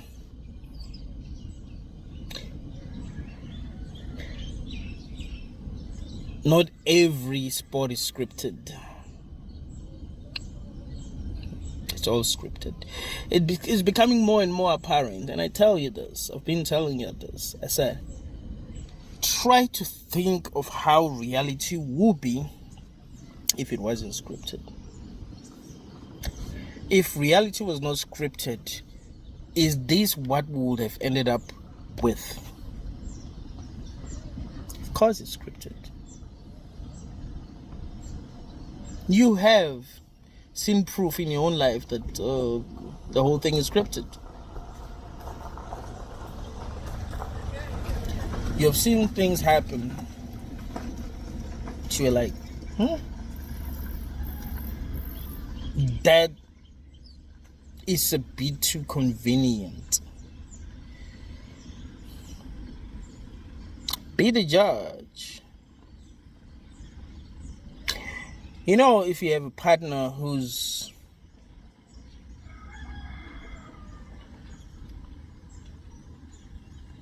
lying to you, You'll see it. How do you find out that they're lying to you? When things that are a bit too convenient happen, right? You're like, that is not random. Something of that nature wouldn't randomly happen. And if it does, the chances of it happening are very few. Okay, it happened again. Now, the chances of that happening randomly, almost impossible. It happens again and you're like, I have not won a lottery in my life. And the chances of that happening will be like winning lottery.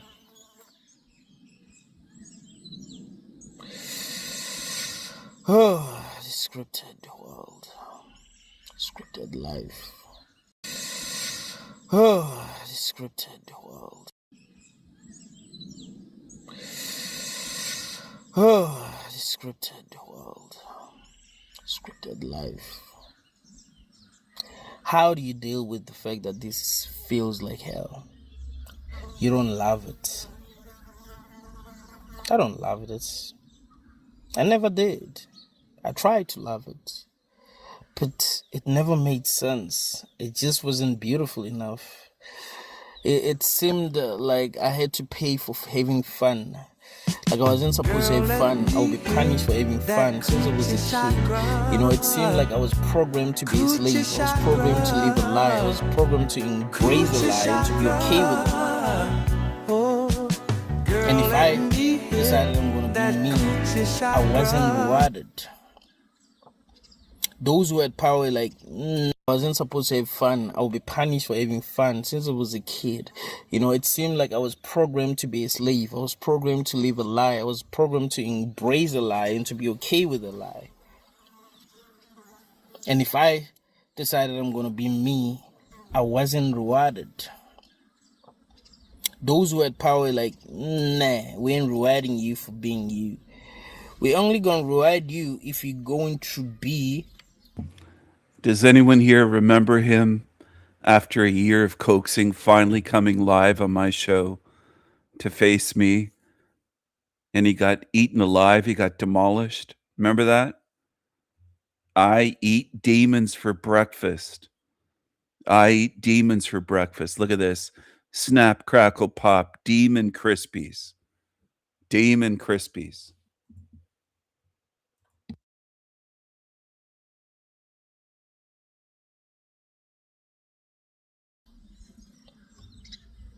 Behaving the way that the Matrix wants you to behave. That's it. You will be rewarded if you want to be rewarded. But for being you, for expressing yourself honestly, for not being okay with nonsense, we ain't rewarding your ass. No fucking way. I'll be like, what is this place, bro? It's a nightmare. You can have a nightmare, and you know it. I had a nightmare like 4 days back.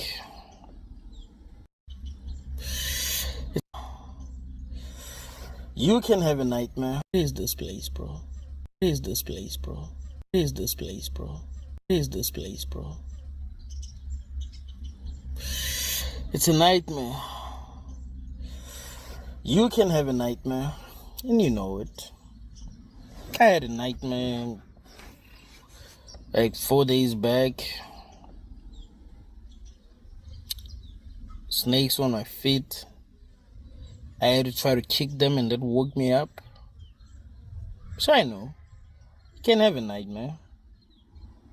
And of course, this feels like a nightmare. A nightmare is a mistake. It's not some. One of my favorite parts of that was when I said to him, I'm a colonizer. I can't even say it without laughing. I said it at the time without laughing, but to me, looking back on that, whenever I think of that, I think of the moment when I said, I'm a colonizer. It's just so funny to me.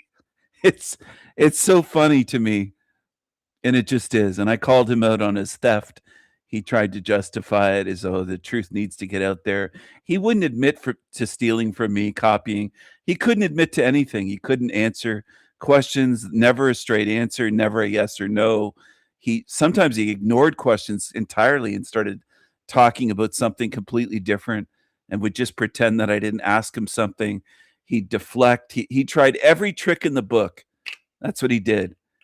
He's such a fucking liar. And the fact that anyone on earth would see that creature as a truther or truth speaker, this proves that it's a realm of fucking idiots, absolute oblivious idiots on his channel that would believe him because he's such an obvious liar. And look at 343 views, 344 in 4 hours, 37 likes. People lap up his shit, 55 comments. He gets loads of comments on his garbage. People love to comment on this shit. And they think this is good. They think his shit is good. His shit videos. His shit channel. It's embarrassing to be in the same realm with these demon tards. It just is. Hundreds of views, 55 comments. It's just embarrassing that people watch this shit. Something that you want to experience. It's more like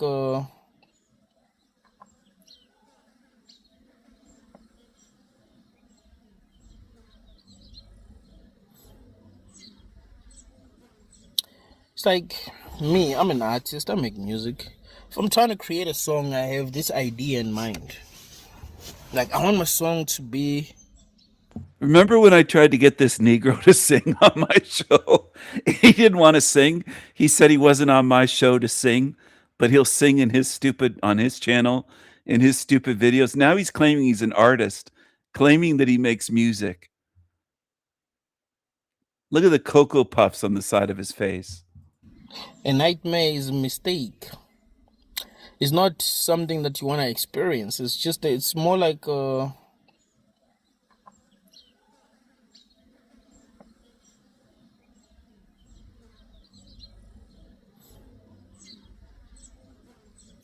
it's like me. I'm an artist. I make music. If I'm trying to create a song, I have this idea in mind. Like, I want my song to be like Kanye West stronger.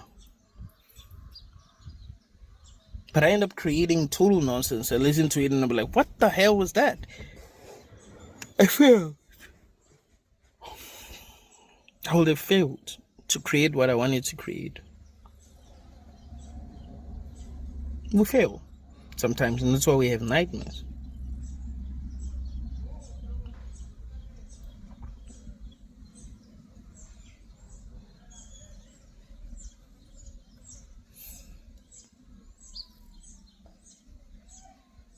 The reality that God is experiencing is for him to fix.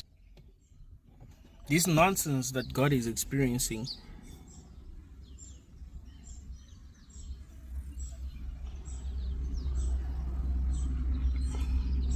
he mustn't make himself feel small.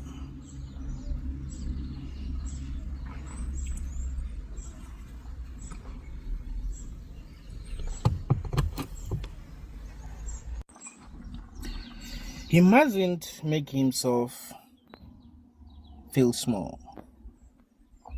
He mustn't allow himself to feel small. Someone said in the comment, "You're not God. If you are God, you know everything." And I was like, no. People believe in preaching that. So like, yeah, God must know everything. No.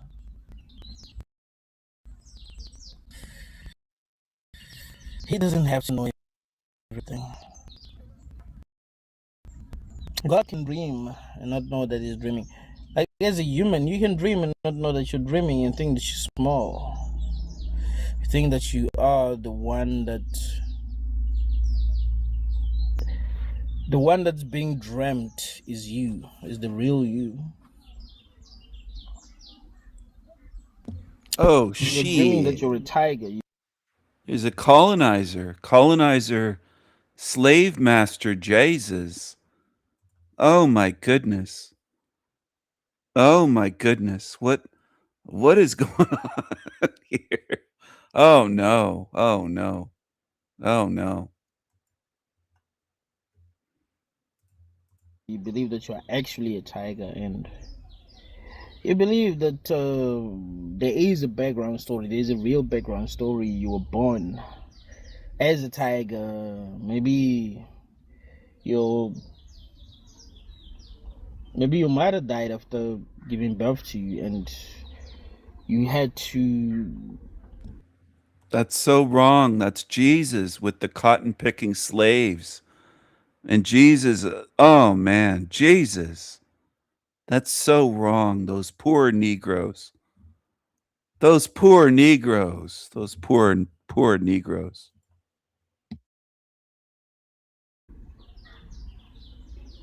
Grew up in an unfamiliar territory, and somehow you survived, and that's why you believe the background story. Everything is obvious. The problem is that the mind wants to complicate things. The mind wants to fool itself so badly that it ends up ruining the experience. It ends up making the experience so horrible. The truth is simple. The truth is that you're God and you're dreaming up all this nonsense. That is the final truth. You're God, you're dreaming up this nonsense. Everything else is just made up stories. Everything else is not real. The only thing that is real is you.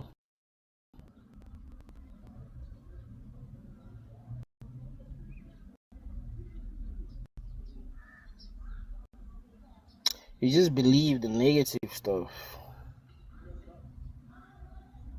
What were you supposed to believe? You're afraid of the negative stuff.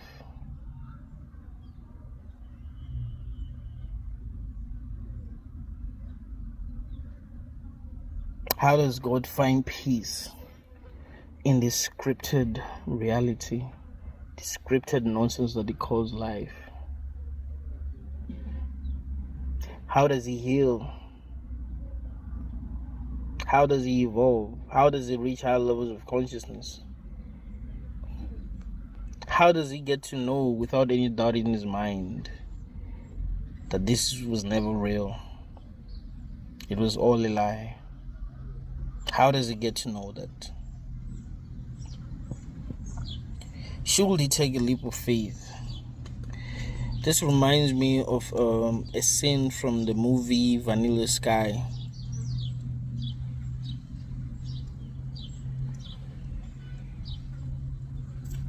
The main character got into a car accident and his face got messed up. He's rich, so he's like, I can't live like this.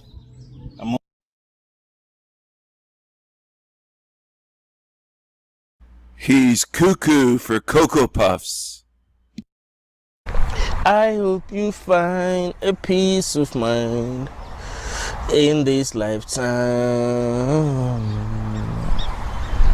I hope you find a peace of mind in this lifetime. Every time I listen to that song, man, I feel like crying. I'm not the crying type. But when I listen to that song, I feel like crying because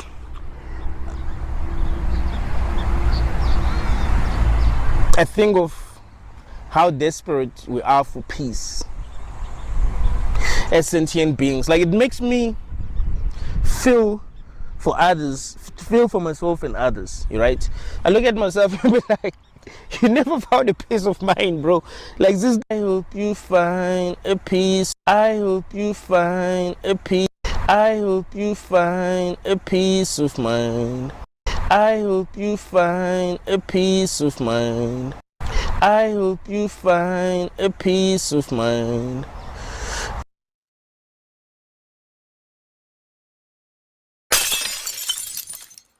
Who's this fool? Fool! The people that I love dearly are people Ugh. who are Cocoa Puffs. but who are hated by everyone. Look at the Cocoa Puffs on the side of his face. He's got the Cocoa Puffs. Who are right, but who are misunderstood by everyone.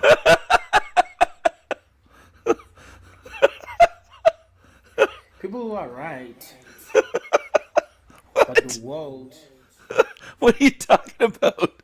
is too immature to understand them.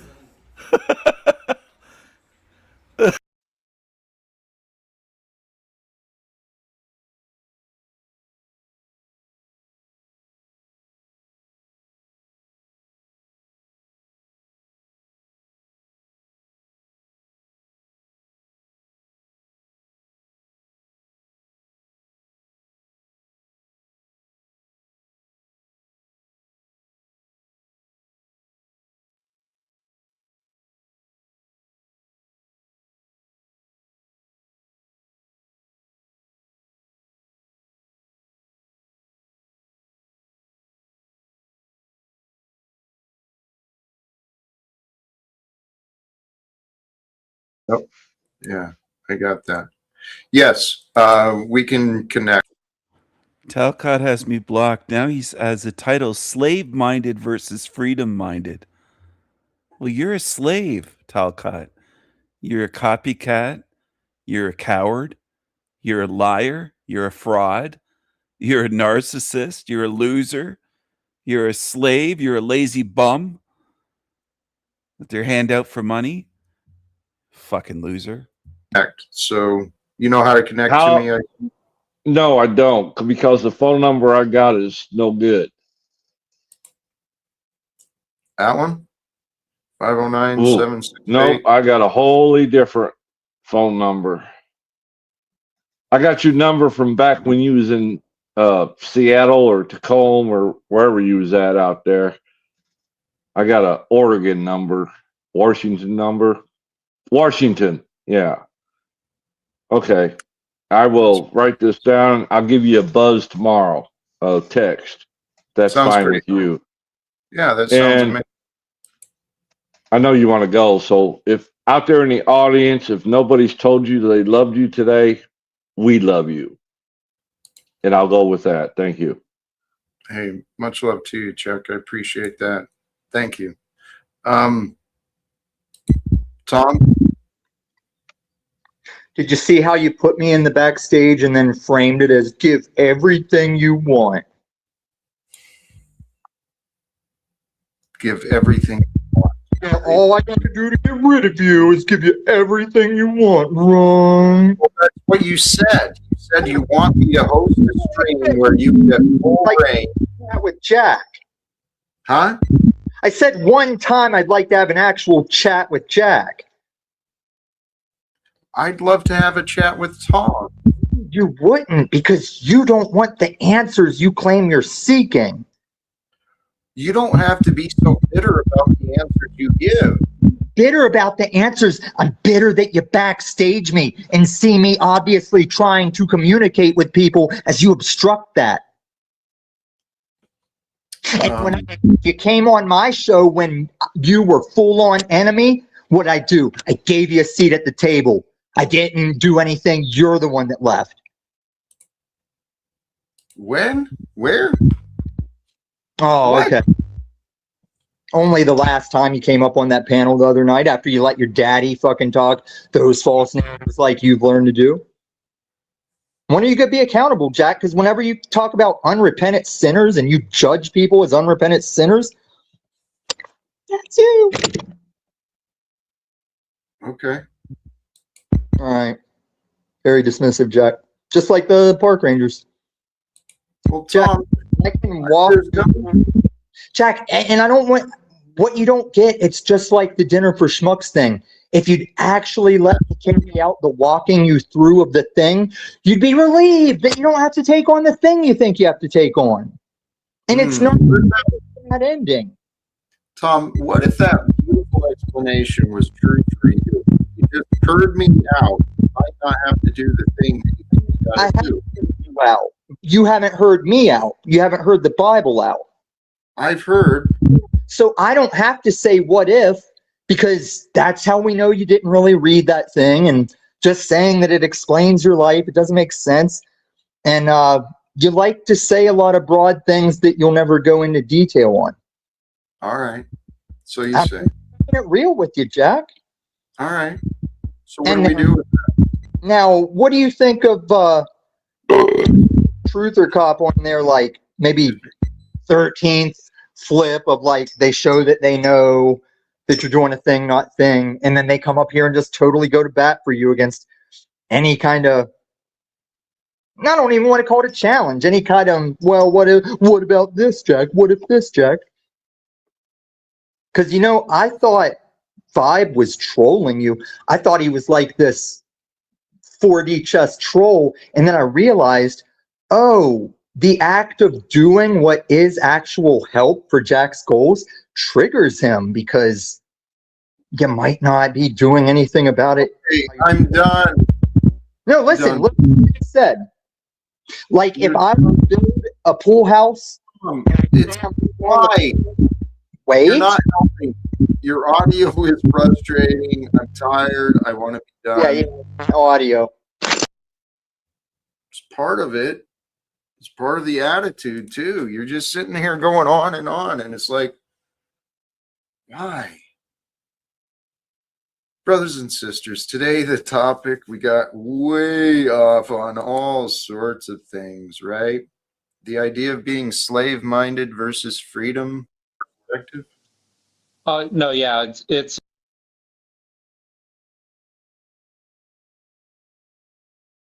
Among his numerous contacts and personal acquaintances, George Sylvester Viereck was also a close friend of Sigmund Freud and the famous Irish playwright George Bernard Shaw, who was a member of the Fabian Society, and it was this organisation that was one of the earliest proponents of eugenics. The idea of a modern project of improving the human population through a statistical understanding of heredity, used to encourage good breeding, was originally developed by Francis Galton, and initially was closely linked to Darwinism and his theory of natural selection.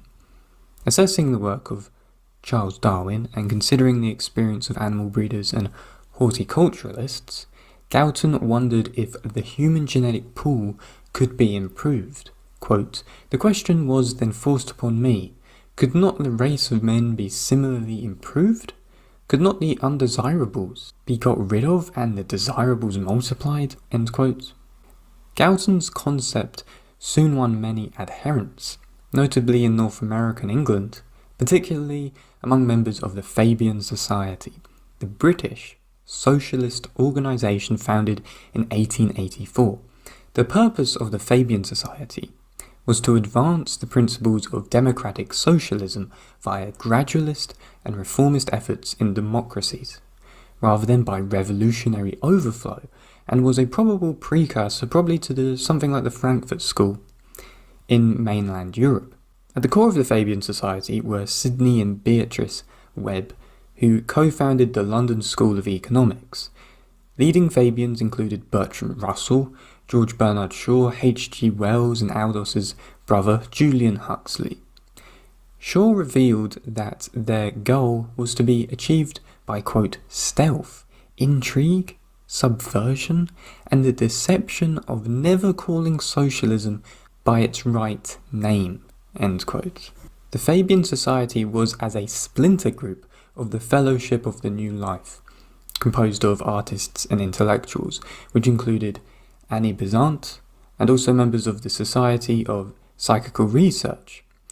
Fellowship members included Karl Marx's daughter, Elena, Edward Carpenter, George Bernard Shaw, Havelock Ellis, and H.B. Blavatsky's successor, Annie Besant. Carpenter, Walt Whitman's homosexual lover, was a leading figure in late 19th and early 20th century Britain, and corresponded with many famous figures such as Isadora Duncan, Mahatma Gandhi, Jack London, William Morris, and John Ruskin. Carpenter was also instrumental in the foundation of the Fabian Society and, of course, the Labour Party. The Huxleys came from a family of eugenicists and ardent defenders of Darwin's theory of evolution. Huxley's grandfather, Thomas Henry Huxley, was known as, quote, Darwin's bulldog, as they would have called. It was Thomas Henry Huxley who coined, of course, the term Darwinism, surprisingly, in his March 1861 review of On the Origin of Species, and by the 1870s the term opened the way to the interpretations of, quote, social Darwinism, when it was used to apply biological concepts of natural selection and survival of the fittest to sociology and politics. Aldous Huxley was widely acknowledged, of course, as one of the preeminent intellectuals of his time. He was nominated 7 times for the Nobel Prize in Literature. After studying at Oxford, Huxley taught French at Eton College, where George Orwell was among one of his pupils. Huxley was also involved in the Fabian Society, and along with his student George Orwell, he was the protege of H.G. Wells. The first Fabian Society pamphlets advocated tenets of social justice, also advanced eugenics, advocating the ideal of a scientifically planned society, and supported eugenics by way of sterilization. According to H.G. Wells, who was also part of the Fabian Society, quote, "We cannot go on giving you health, freedom, enlargement, if all our gifts to you are to be swamped by an indiscriminate torrent of progeny, and we cannot make the social life and the world peace we are determined to make with the ill-bred, ill-trained swarms of inferior citizens that you inflict upon us." End quote.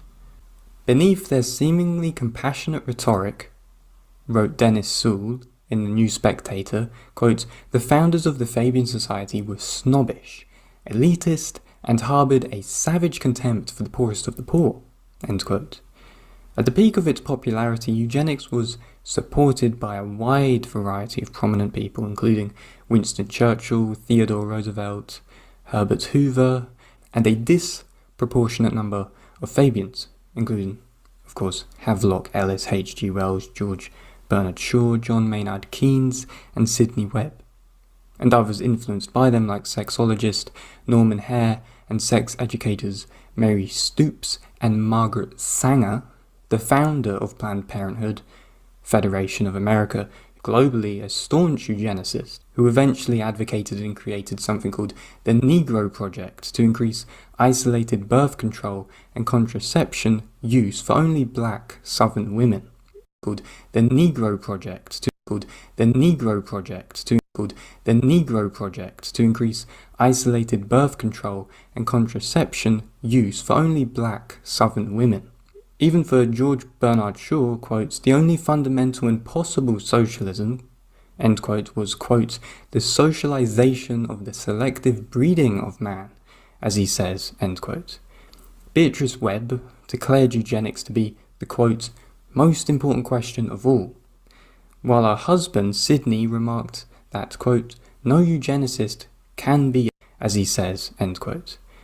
Beatrice Webb declared eugenics to be the, quote, "most important question of all," while her husband, Sidney, remarked that, quote, "no eugenicist can be a laissez-faire individualist," end quote.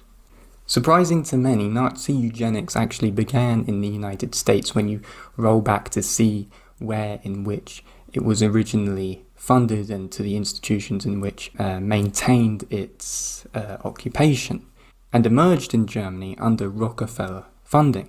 After World War I, the Rockefeller Foundation began funding a medical speciality known as psychiatric genetics in Germany. In 1917, the Rockefeller Foundation created the Kaiser Wilhelm Institute for Psychiatry in Munich, formerly known as the Kraepelin Institute, and in 1927, the Kaiser Wilhelm Institute for Anthropology, Eugenics and Human Heredity in Berlin. In 1936, Aldous Huxley and the leading syndicist founded the Center for the Study of Human Problems called the CSHP, which was also strangely funded again by the Rockefeller Foundation. They seem to fund a lot of things, don't they? Also included in the CSHP were a controversial Jesuit priest and associate of Julian Huxley, Pierre Teilhard de Chardin, as well as Maria Montessori. the founder of the Montessori method of education, and Alfred Sauvy, the French demographer who coined the term Third World. The CHSP were inspired to fulfill the quote plan, which coincided exactly with the ideas of H.G. Wells' open conspiracy called Blueprints of a World Revolution, in which he wrote, quote, "It will appear first, I believe, as a conscious organisation of intelligent and quite possibly, in some cases, wealthy men, as a movement having distinct social and political aims, confessedly ignoring most of the existing apparatus of political control, or using it only as an incidental implement in the stages, a mere movement of a number of people in a certain direction who will presently discover with a sort of surprise the common object towards which they are all moving. In all sorts of ways they will be influencing and controlling the apparatus of the ostensible government." End quote. What interests me the most about all of this is the conspiracy of such groups and the role in which Aldous Huxley played with his involvement. It could very much be argued that he was a form of what you could say whistleblower through the release of his book, Brave New World. However, his brother Julius, who was a prominent member of the British Eugenics Society, was one of many intellectuals at the time who believed, interestingly, that the lowest class in society was genetically inferior. In this passage from 1941, he investigates a hypothetical scenario where social Darwinism, capitalism, nationalism, and the class society is taken for granted. Quote, "If so, then we must plan our eugenic policy along some such lines as the following. The lowest strata, allegedly less well endowed genetically, are reproducing relatively too fast." This is something he actually wrote. "Therefore, birth control methods must be taught them. They must not have too easy access to relief or hospital treatment, lest the removal of the last check on national selection should make it too easy for children to be produced or to survive. Long unemployment should be a ground for sterilization, or at least relief should be contingent upon no further children being brought into the world, and so on. That is to say, much of our genetic program be curative and remedial merely, instead of preventive and constructive." End quote. So it's interesting when one reads all of this and then see Aldous Huxley's warnings about the dangers of, quote, scientific eugenics and the threat to human. Were they warnings, or was he privy to the blueprints and told to put that book out? See, that's the problem. People view it as, oh, he's a whistleblower. He warned us. No, he wanted a brave new world. He was in agreement with his brother. The Huxley brothers were on the same page. People make Aldous Huxley into a hero and a prophet, a visionary. He wasn't. You got duped again. And that's what humanity's good at, getting duped by Orwell and Huxley. They're both part of the club. They were playing their role. They weren't warning you. Freedom posed by ideological indoctrination and behaviorist-style conditioning could have very much been a whistleblow, through his book, of the societies in place that were politically motivated. He wasn't a whistleblower. I wonder if the naivete and gullibility of humanity ever disturbs people. Does it ever bother you that most humans just can't see anything, ever? They think that these are great visionaries and whistleblowers, and they're trying to warn us. Is that why their books are still in print almost 100 years later? Are you that dumb? That gullible? Their books are in print by the ones that control publishing because they want them to be in print. You would have never known the names Orwell or Huxley if they didn't want you to know who they are and put their books out. They weren't warning you about shit. But people are stupid. And it does bother me. I don't want to be in a realm full of idiots and gullible slaves that get played and duped over and over and over again and never see through it, even though there are spirits like me trying to show you what's going on. Most in this realm never see anything. Anything. What's up, y'all? It's Truth Tiger, and today I'm going to talk about how the world completely distorts and twists reality. The world distorts your sense of reality. You live in the world. You grow up in the world. So because you're living in this bubble of the world, this bubble of human society. This Truth Tiger dummy that's reading from a screen, from a script, made a video not too long ago talking about his lust and getting duped by scammers in Africa, I think in Nigeria or somewhere, that duped him. And they have video of him licking the floor. He thought he was talking to a woman on the internet, and they duped him. And he made a video of himself licking the floor. He's into humiliating himself. Is he going to help set you free? Be careful who you're following in this realm. Because a lot of you are following creeps, drag queens, LGBT, weirdos, trans, floor lickers like this one, scat worshippers. You're following a lot of creeps on YouTube. And you believe them to be truthers. Because they call themselves truthers. But you don't know who the fuck they are. You don't know who you're following. This guy calls himself Truth Tiger. And he's worried about naked pictures and videos of him getting out. Because he got duped and blackmailed by some Africans. And this is the guy that's going to help you spiritually? Are you serious? What you see, you think is the truth. And your mind becomes shaped by this environment of the world that we are in. Because we're in this environment imposes a lot of limitations.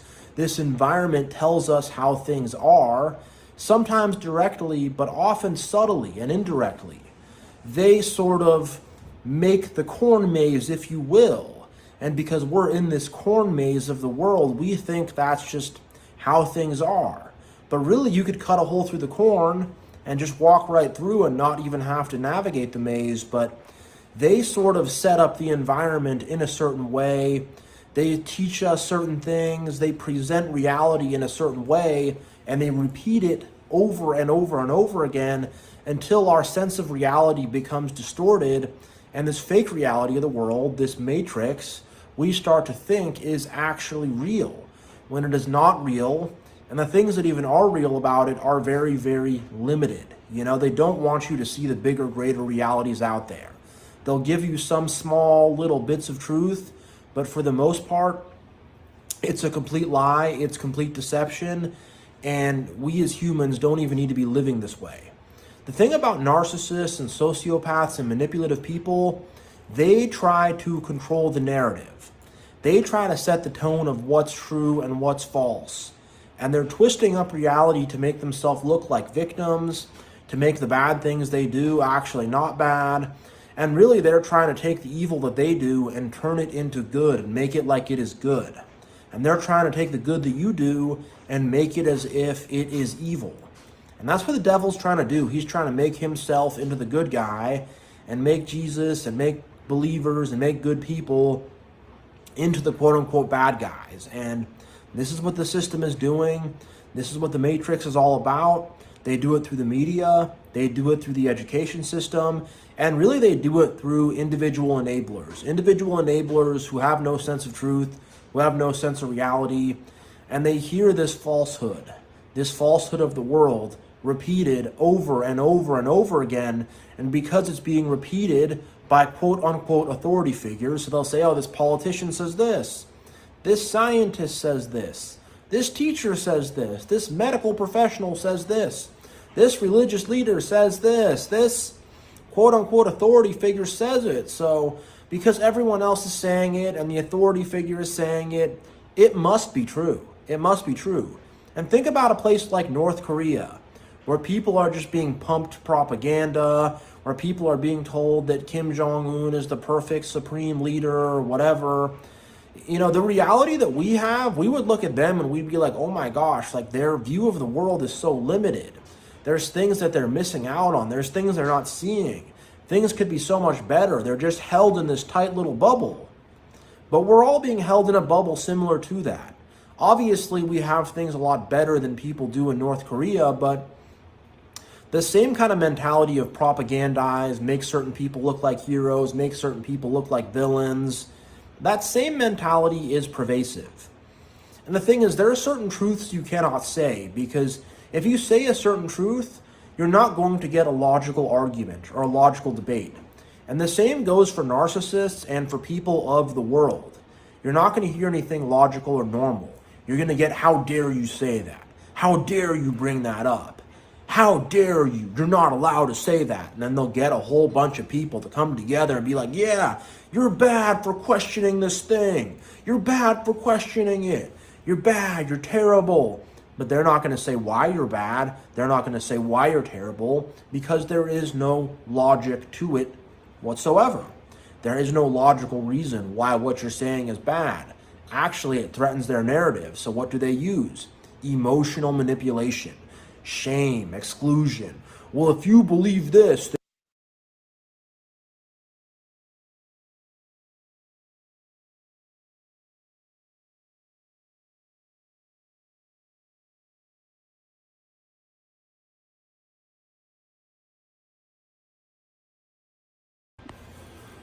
what's up, y'all? It's Truth Tiger, and today I'm going to tell everybody to not stress out and to have faith.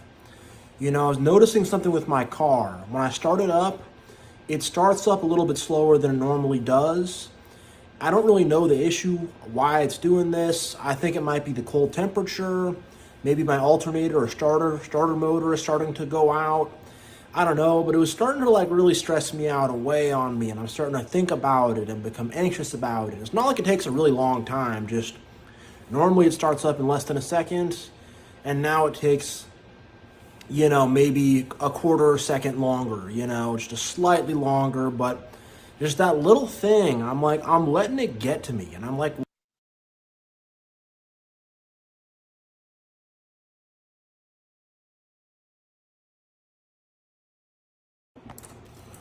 what's up, y'all? It's Truth Tiger, and on this Christmas Day, I'm going to talk about my issues. I have a lot of issues.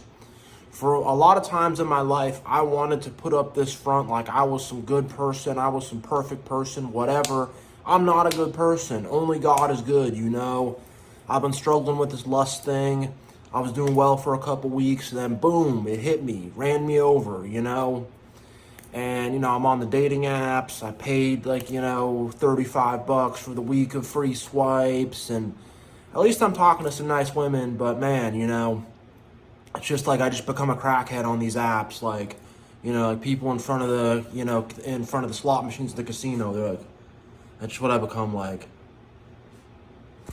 And it gives me infinite swipes and whatever. Hopefully something good will come out of it. I try to be nice, positive, give positive vibes, be cool, be fun, whatever. I try to do all that, but man, you know, like I thought I had this thing under control, but it's a lot bigger of an issue than I thought, and I'm realizing I gotta take ownership of all my stuff, good, bad, and ugly. I gotta take full ownership of all my stuff, you know, and I can't hide anything.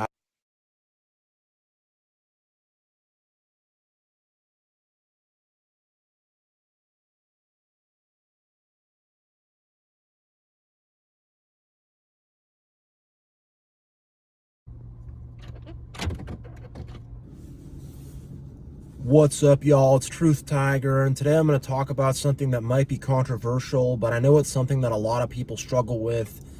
I've struggled with this a lot myself over the years, and I'm still struggling with this a ton. And I'm going to talk about how B-D-S-M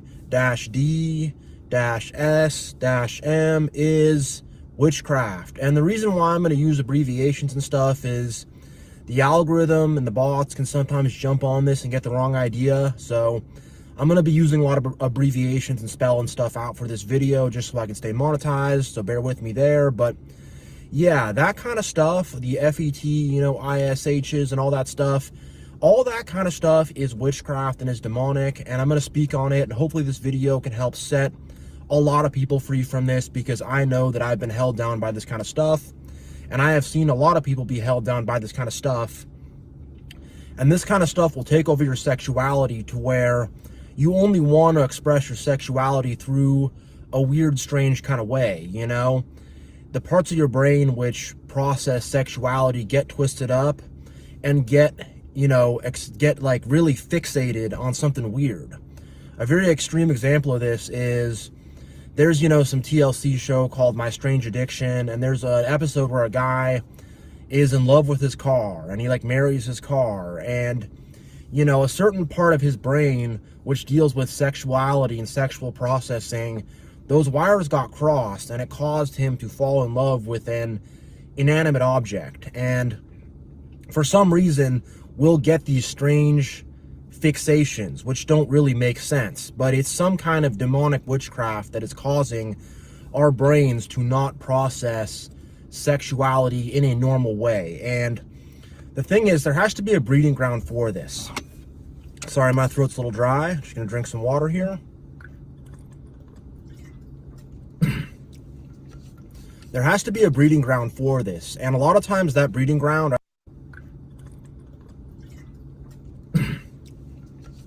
there has to be a breeding ground for this. And a lot of times that breeding ground, I think most of the times that breeding ground is loneliness, isolation, and disconnection. And we don't really think about sex in a normal way. We don't think about sexuality in a normal way. A lot of it's either very repressed, or it's seen as like this drug and this hedonistic thing to just kind of like, yeah, just do whatever. So we have one side of it where it's like it's repressed. You know, sex is bad and evil, and we're going to repress it, and it's wrong. Then there's another side where it's like, no, just do it with anyone and everybody. Who cares? And the truth is, you know, sex has an important purpose. You know, to bond you with your soulmate, to have children, to show love to the one who you're supposed to be with. You know, it has a very important purpose to connect a man and a woman together, you know. Very important for reproduction, very important for, you know, showing marital love. It's a very important thing, but because we repress it and say it's bad, or we just say, you know, whatever, just you be irresponsible with it, you know?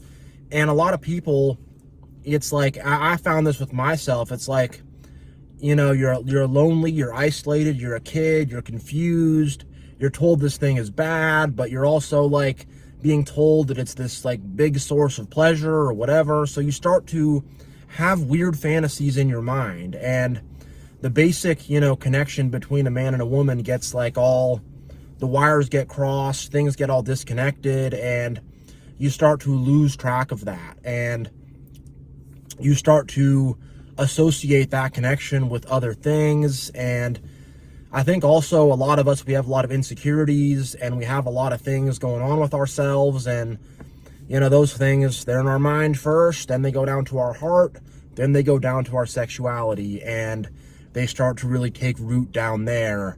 And I think that's why so many people have these very strange things going on with, you know, sexuality. It gets all messed up and twisted, and I'm in the process of untwisting that. And one thing that helps a lot is when I start to go to a fantasy place in my mind, I just don't stay there. I'm just like, well, cool. I'm not going to think about that for more than 10 seconds. I'm just going to let it pass, not hold on to it, not feed it, not grow it, and, you know, it'll go away. But I think when I was younger, I would really like, I wanted to escape reality. I wanted to feel good. I did not feel a good sense of connection with others, so I would stay in that place in my mind, and I'd let that take over. And then once that stuff takes over, you can't really have normal sexual expression. You want to only go to that weird place.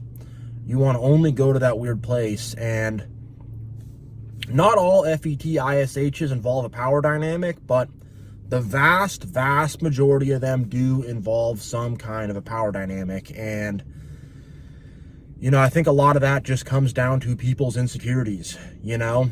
And I think for the more, I guess, submissive side, you'd call it, if, you know, you're someone who struggles to take ownership. I've had a lot of those struggles.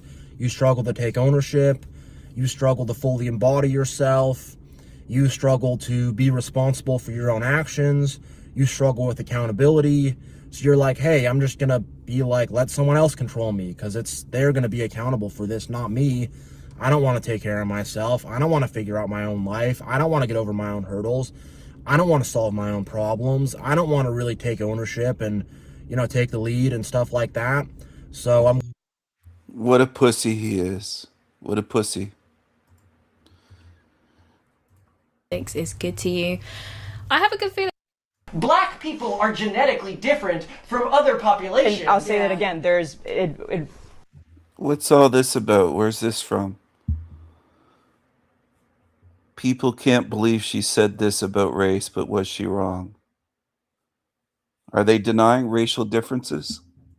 there is no scientific evidence to prove that, right? And as people I'm sorry, I'm stating, do you want to ask an AI if there's scientific evidence to prove that? Hello my dears, Happy New Year. I really hope you all had a lovely Christmas, and I really hope that 2026 is good to you. I have a good feeling about 2026, but then I feel like I said the same thing about 2020, and we know how that went, so... Hopefully 2026 is a good year. Let's see how it goes. But in today's video, I want to talk about a video that's kind of gone viral or went viral on social media, featuring the pro-natalist couple Simone and Malcolm Collins. So within the clip that I'm talking about, they were being interviewed by an NBC journalist, and there's a particular portion within the interview that's gone viral where they clashed over whether or not race is biologically determined or not. So a bit of background on Simone and Malcolm. So they are part of the pro-natalist movement. They advocate for high birth rates to prevent societal collapse that they fear will happen as a result of declining birth rates. So they kind of share a similar philosophy to people like Elon Musk when it comes to that. They also advocate for embracing technologies like IVF and embryo selection, and it's something that they have used within their fertility journey to ensure that they pick the babies that will have the highest rates of intelligence and have like the most,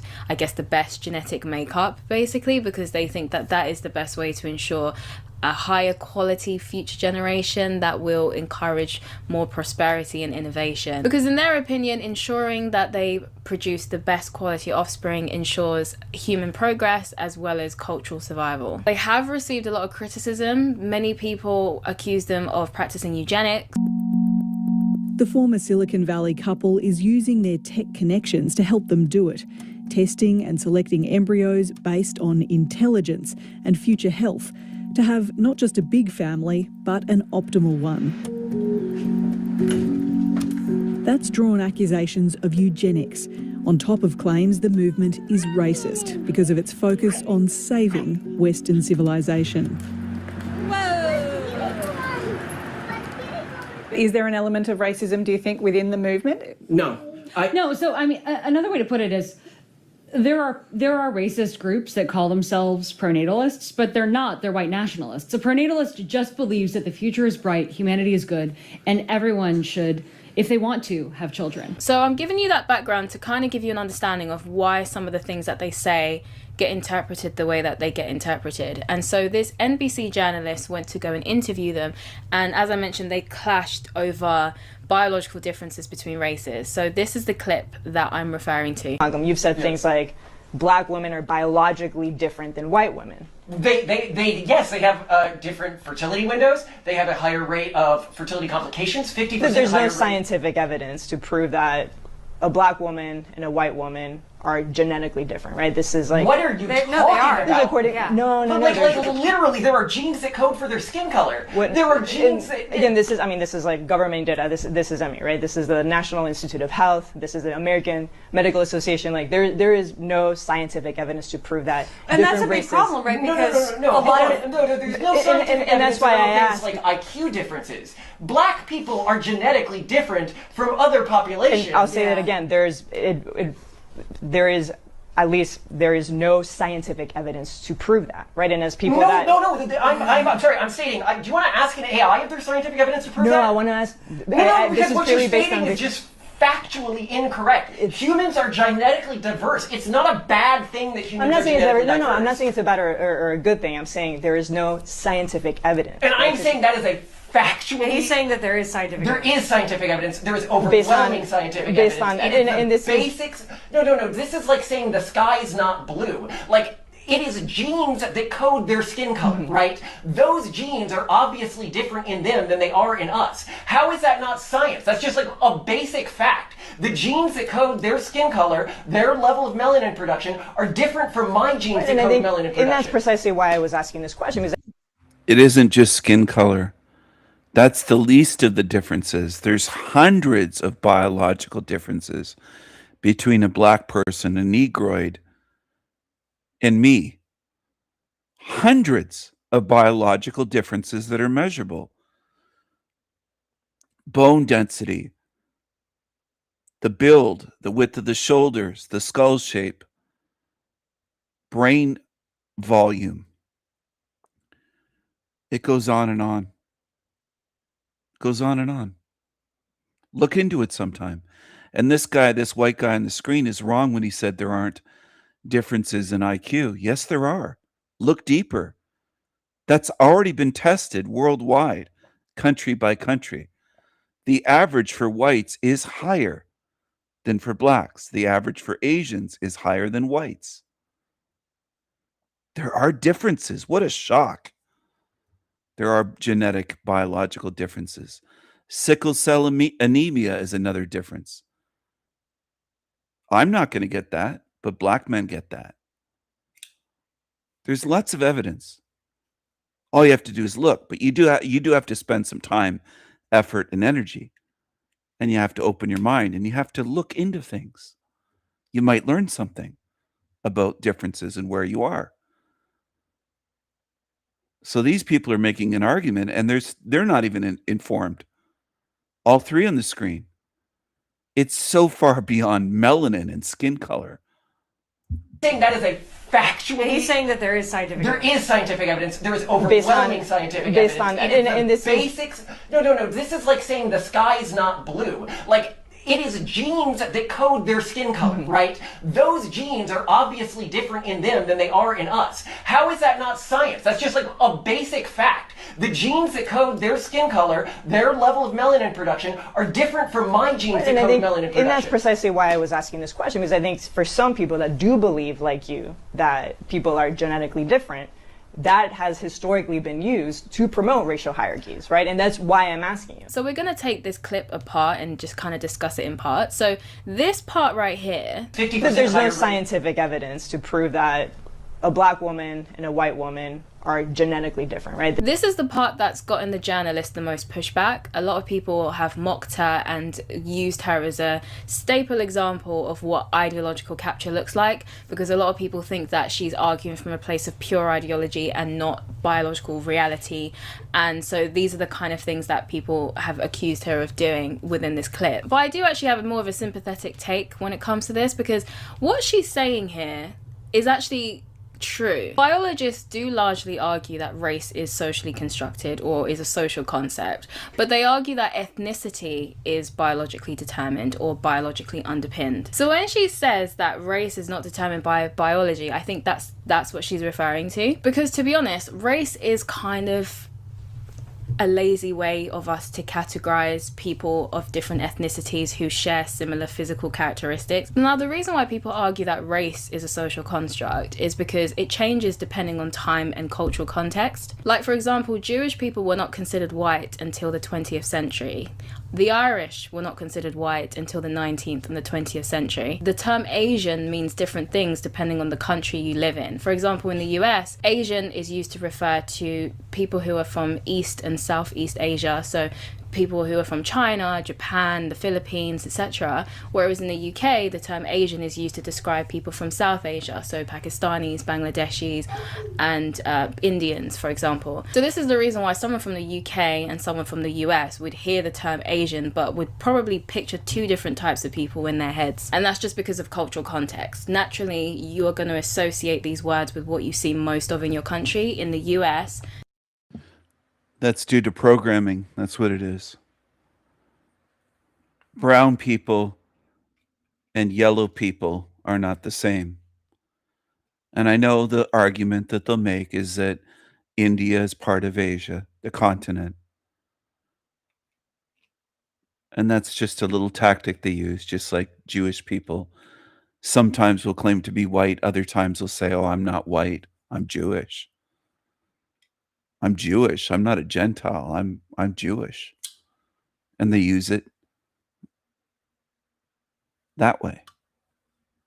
Anyway, it's too much for most people to understand. It's almost not even worth discussing, in a way, because most people that I've ever known in this realm can't even understand it.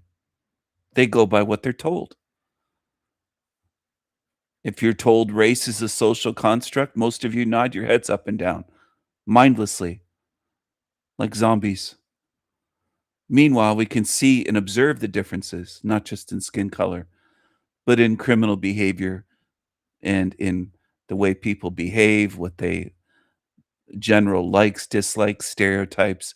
It goes on and on and on. It's all observable. But if science says there's no differences, genetically our DNA's almost the same, people will just nod their heads and go, well, that's the way it is. That's the way it is. It's a realm of lazy-minded, mindless zombie idiots, followers. And I can't change that. No words, no evidence will ever change that. This place is the way it is. And you're going to see countries fall. You're going to see the Western civilization continue to be degraded because most of you can't face any facts at all that are observable. Hey, if we're all the same, how come third worlders behave in a savage and brutal way when they come to the UK or Canada or United States? Well, there's a racial difference right there. The way the Somalis behave in Minnesota, the way that the invaders behave in Great Britain and France and Sweden, we're not the same.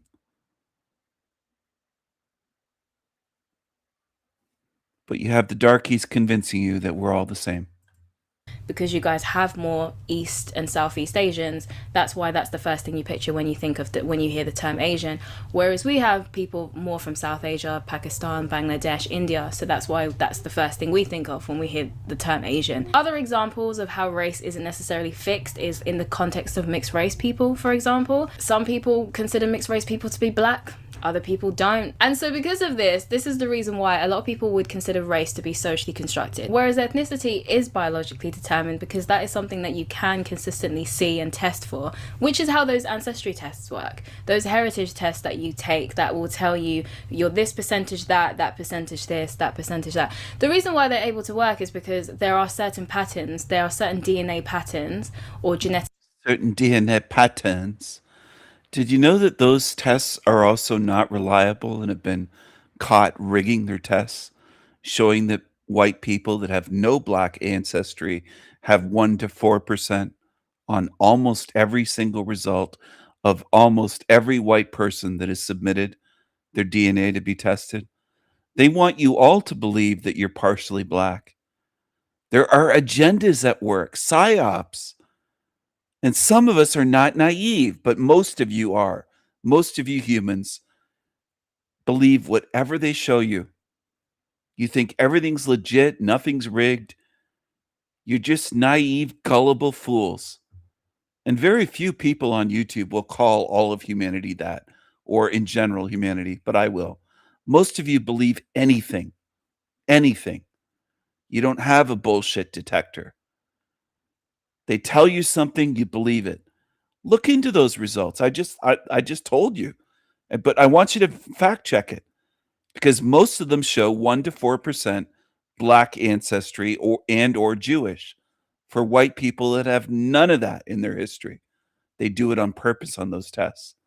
There's an agenda at play to make you believe that we're all the same, and that if you go back far enough, that you have black and Jewish in you. And it's not true. They've been caught rigging the fucking results. Look into it.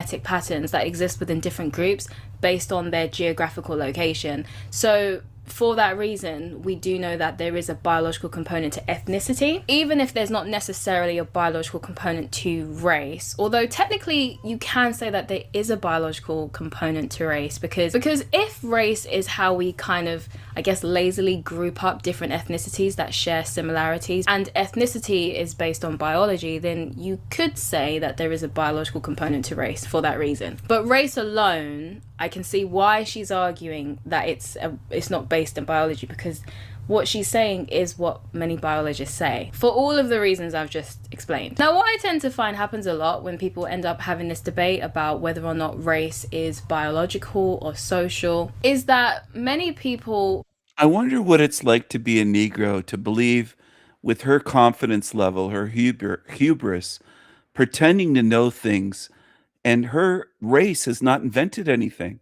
There's another difference. What have they invented? White people invented and built the modern world. How about that for a difference? What do you see invented and built in Africa by black Africans? Show me. Show me. All right? How about that for a difference? Civilization builders. Conflate race and ethnicity is based on biology, then you could say that there is a biological component to race for that reason. But race alone, I can see why she's arguing that it's not based in biology, because what she's saying is what many biologists say, for all of the reasons I've just explained. Now, So race alone is not based in biology. Are you going to look at her and look at me standing beside her and say that there's no difference? That's what they want you to believe. They want you to believe that if I were standing beside her, a white European heritage man, that we're the same, no race.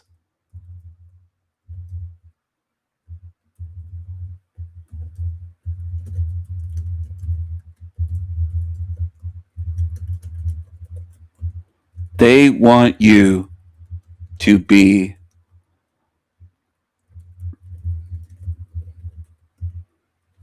that's what they want.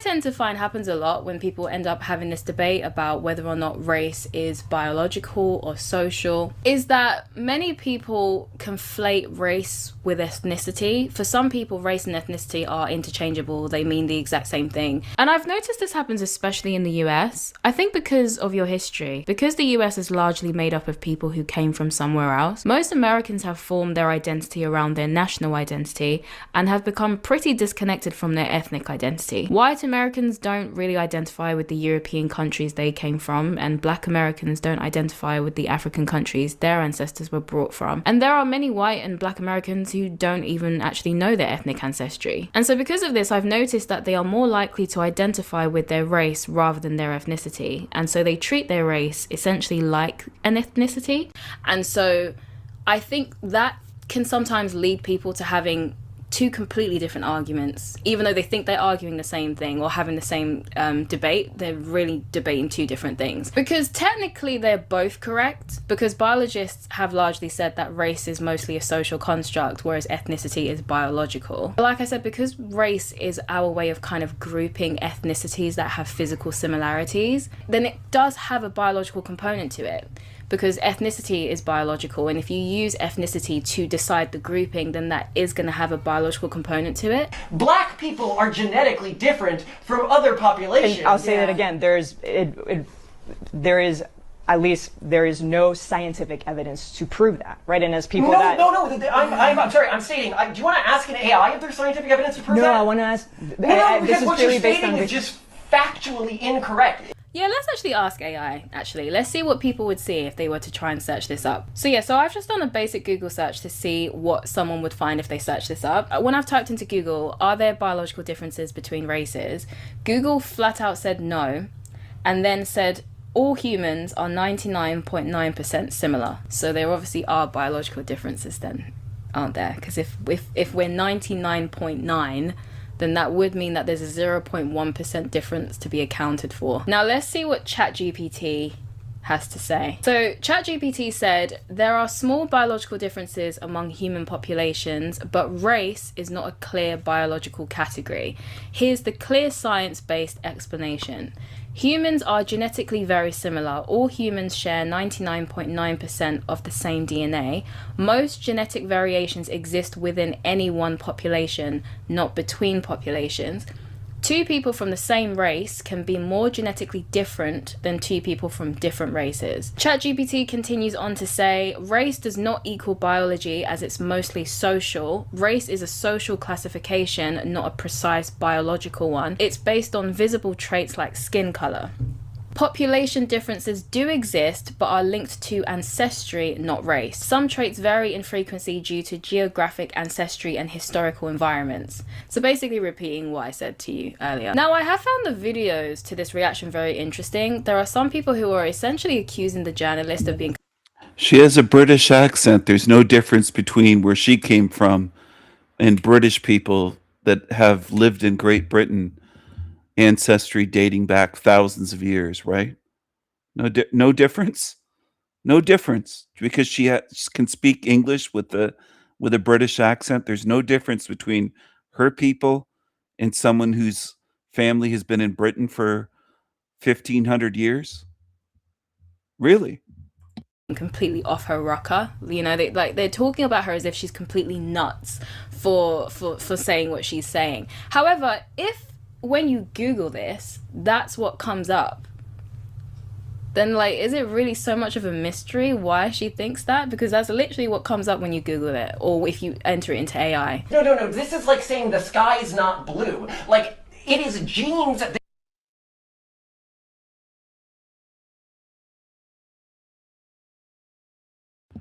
Another tactic they use is using wimpy, effeminate white people to try to make white people look bad.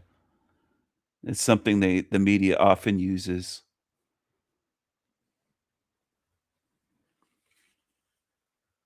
The media cherry picks. And it's similar on YouTube. YouTubers avoid coming here on my channel because they know they would get destroyed. Not physically, intellectually, with their arguments. They know that they can't fool me. They can't come here and dominate me. It wouldn't go very well for them. And they know that. They realize that. They realize they'd be exposed.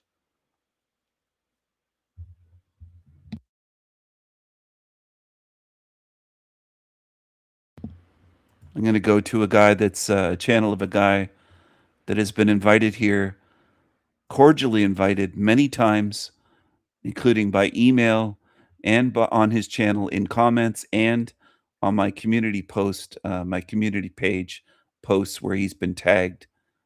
And he's never acknowledged that he's been invited here. He ignores the invitations. He doesn't say yes or no, or I'm not interested. He just ignores it. But he'll do interviews all over YouTube, except for here. That's what I want you to understand. I want people to just begin to understand what's going on. This is the only place he won't do an interview or do a live one-on-one talk with someone. It's right here on my channel. Anywhere else, this guy's done dozens and dozens of interviews all over YouTube. And he's not the only one. Erica Dubé is another one like that. Mark Devlin, Tony Sayers has done lots.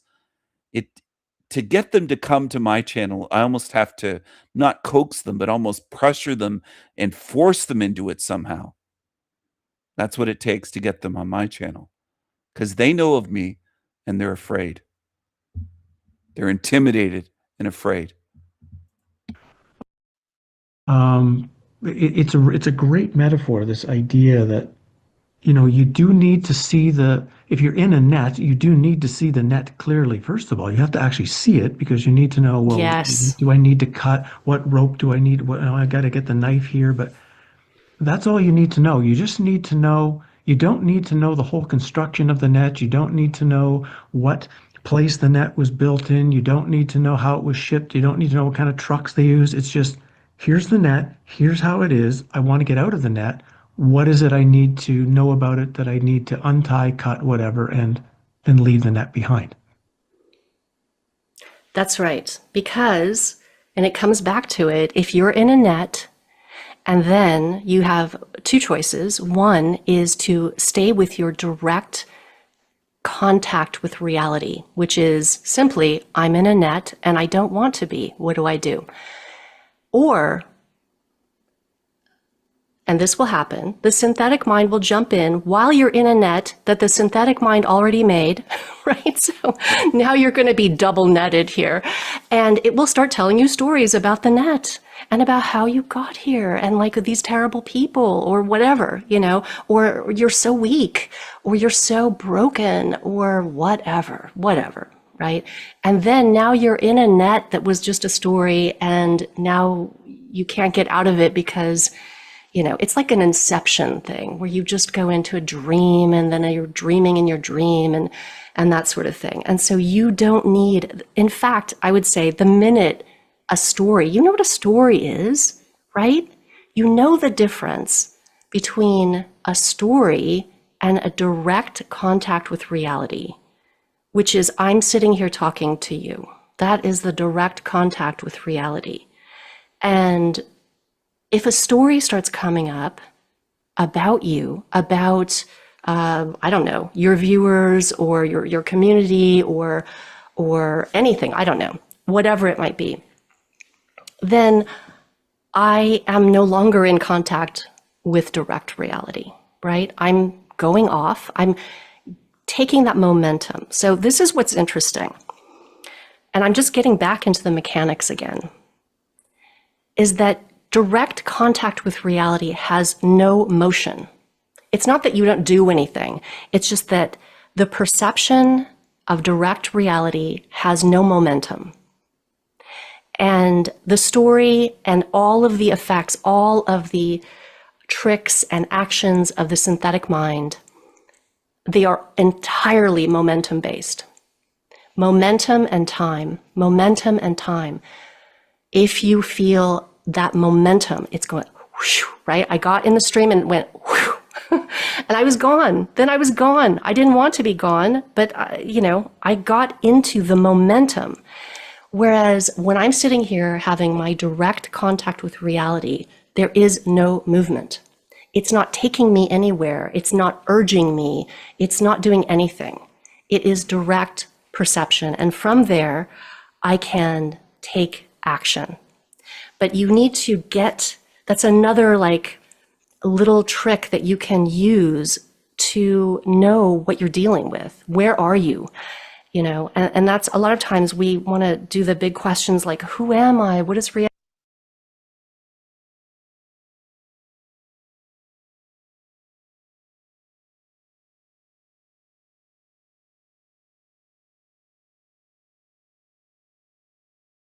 Realm, which is everywhere in multiple dimensions, or if you want to imagine that there's some kind of event horizon where if you get small enough or big enough, you can go through. There are many ways that people have described their interpretation of how the sun would operate in a field theory rather than the mainstream atomic theory. And by the way, for people who don't know, the problem with atomic theory is that they apply different rules to what they call the quantum, and there's so much poppycock associated with how they're interpreting the quantum. And then they have to have completely different rules for the macro. So what's really interesting is when we find new minds coming forward and taking the information from Nikola Tesla, Jet Blake, aka Weston Warren, and Eric Dollard, and trying to move forward with the ideas that do incorporate the idea of the metaphysical realm. And I'm just using that as a blanket statement. Other people might want to call it heaven. So it's however you choose to interpret the other side of this life that we're living here. Do you have anything to add to that about what the sun is? Well, it's been defamed a lot because the mainstream came up with the idea that you appreciate the sun, you're some evil sun worshiper, but it's okay to worship your cell phone 18 hours a day. The sun is more critically important to this place than any of us will ever really probably come to realize. And I agree with Mr. Dollard. Those energies are coming in, and it's beyond miraculous that they're converted into the things that allow all the life here, whether you're a plant, a fish, a person, a human being. It's crazy to think about, and it provides all of the light. It's incredible. And in the era we are now, it's almost like you could do a very general division between people who live now and people who lived, say, 200 years ago, is most of us are completely unfamiliar with the sky. And back in those days, they would have been using the moon daily to mark out months, and they would have been using the sun because not everybody had a wristwatch. And that simple observations like that would make you much more familiar with the rest of it. But as we come into the new era, and if you go to AstroBin, you'll get a real eye-opener about how many people are passionate about filming different aspects of the night and day sky.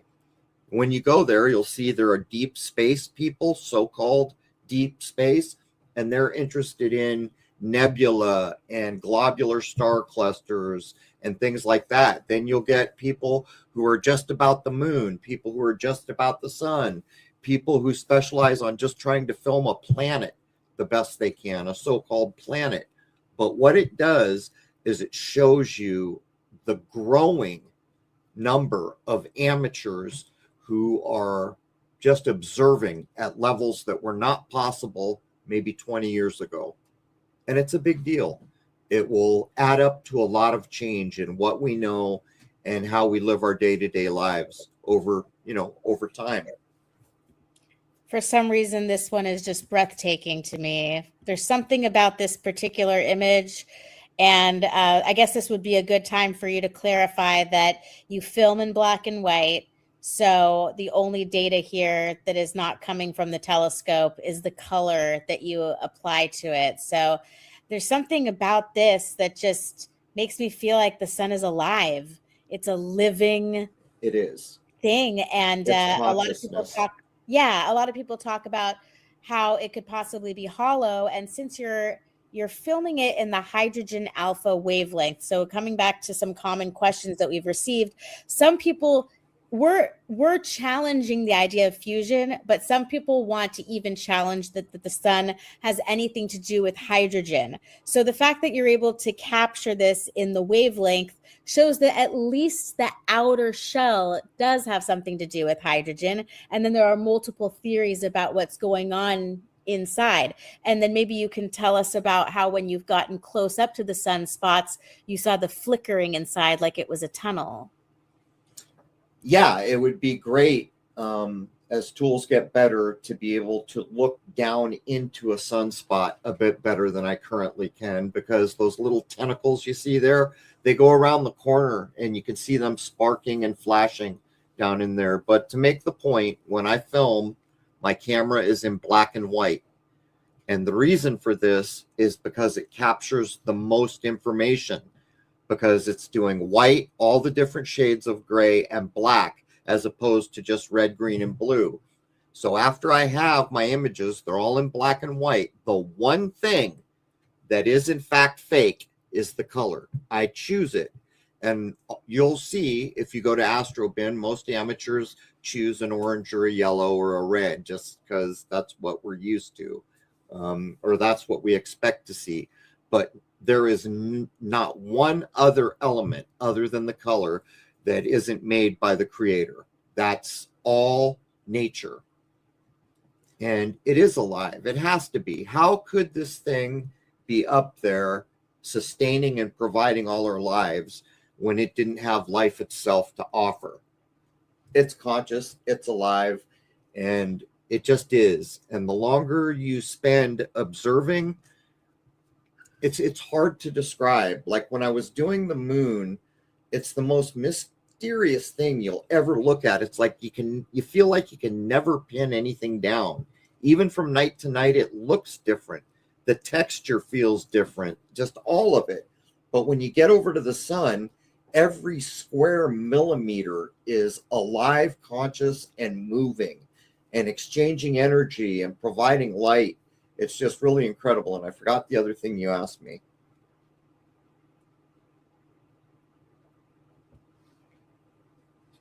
You're muted. I was saying me too, but what I was showing on the screen is another short that we published. And these are just snippets from the 19 solar investigation videos that are posted on the website, where Crow goes into so much more detail. So what I'm looking for now that I shot, that I thought we could show, is another short which shows, it didn't get a lot of views, so I'm scrolling down. Here it is. Okay, let me share my screen one more time for some solar footage. Oh, we're not even on the screen, but they can hear us. So unveiling solar hydrogen alpha prominences. So this is just one example, and it's muted, so you can just speak over this and explain a little bit how you're revealing, because this is where we get a lot of people saying, oh, well, you're just using Photoshop, so this is CGI. So wait a minute, what am I doing here? You're looking at the screen that I'm sharing and seeing how you're exposing the prominences by adjusting the gamma. Oh, okay. Sorry. Okay. So basically, I have 19 member-only solar videos. I don't publish my work on censorship platforms that claim control and ownership of my work anymore. What I've done here is I've shown exactly how I get the images I get from the time they're out of the camera to the time you can print the stills that I've provided everybody. Here's the black and white image. What happens is you take a video and you sort it so you know what the best frames in the video are. It's usually about 10 or 20%. Sometimes it's only 5%. All those frames that are the best, you stack into a single image. That would be the equivalent of, well, you just take all the best and you stack them into a single image. Then you go in and you do what's called a stretch. For those who do image work, you use the curves tool. And what you're basically doing is stretching and setting the levels of all the black, white, and gray data. And that's what's going on here. When you see there are no prominences, after you do the curves, you can see the prominences. They're boosted. Even though you can't see them, that data was captured in the image. After I set levels, I do simple things like I might sharpen. I usually don't, but I might sharpen. And then I set contrast and brightness levels, and then I assign a color. And that is the whole thing. And actually, Rose, can you talk for 2 seconds? I've got to let my dog in. Yes, I can do that.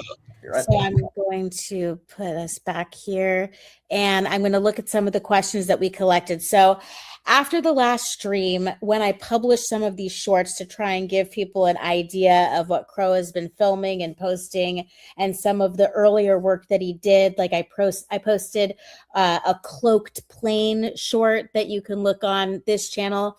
But a couple of these clips from over a decade ago received over 100,000 views and way more comments and questions than we could handle. So we took some time today to do the best we could to collect the questions that came in after the live stream. So again, everyone, please, if you have a question that hasn't been addressed, you have to make sure that after the stream is over, that you type it into the comment section after, not in the live stream, because we're just so overwhelmed with questions that today we can only really try to address some of the questions that came as a result of the last live stream. All right, I'm back.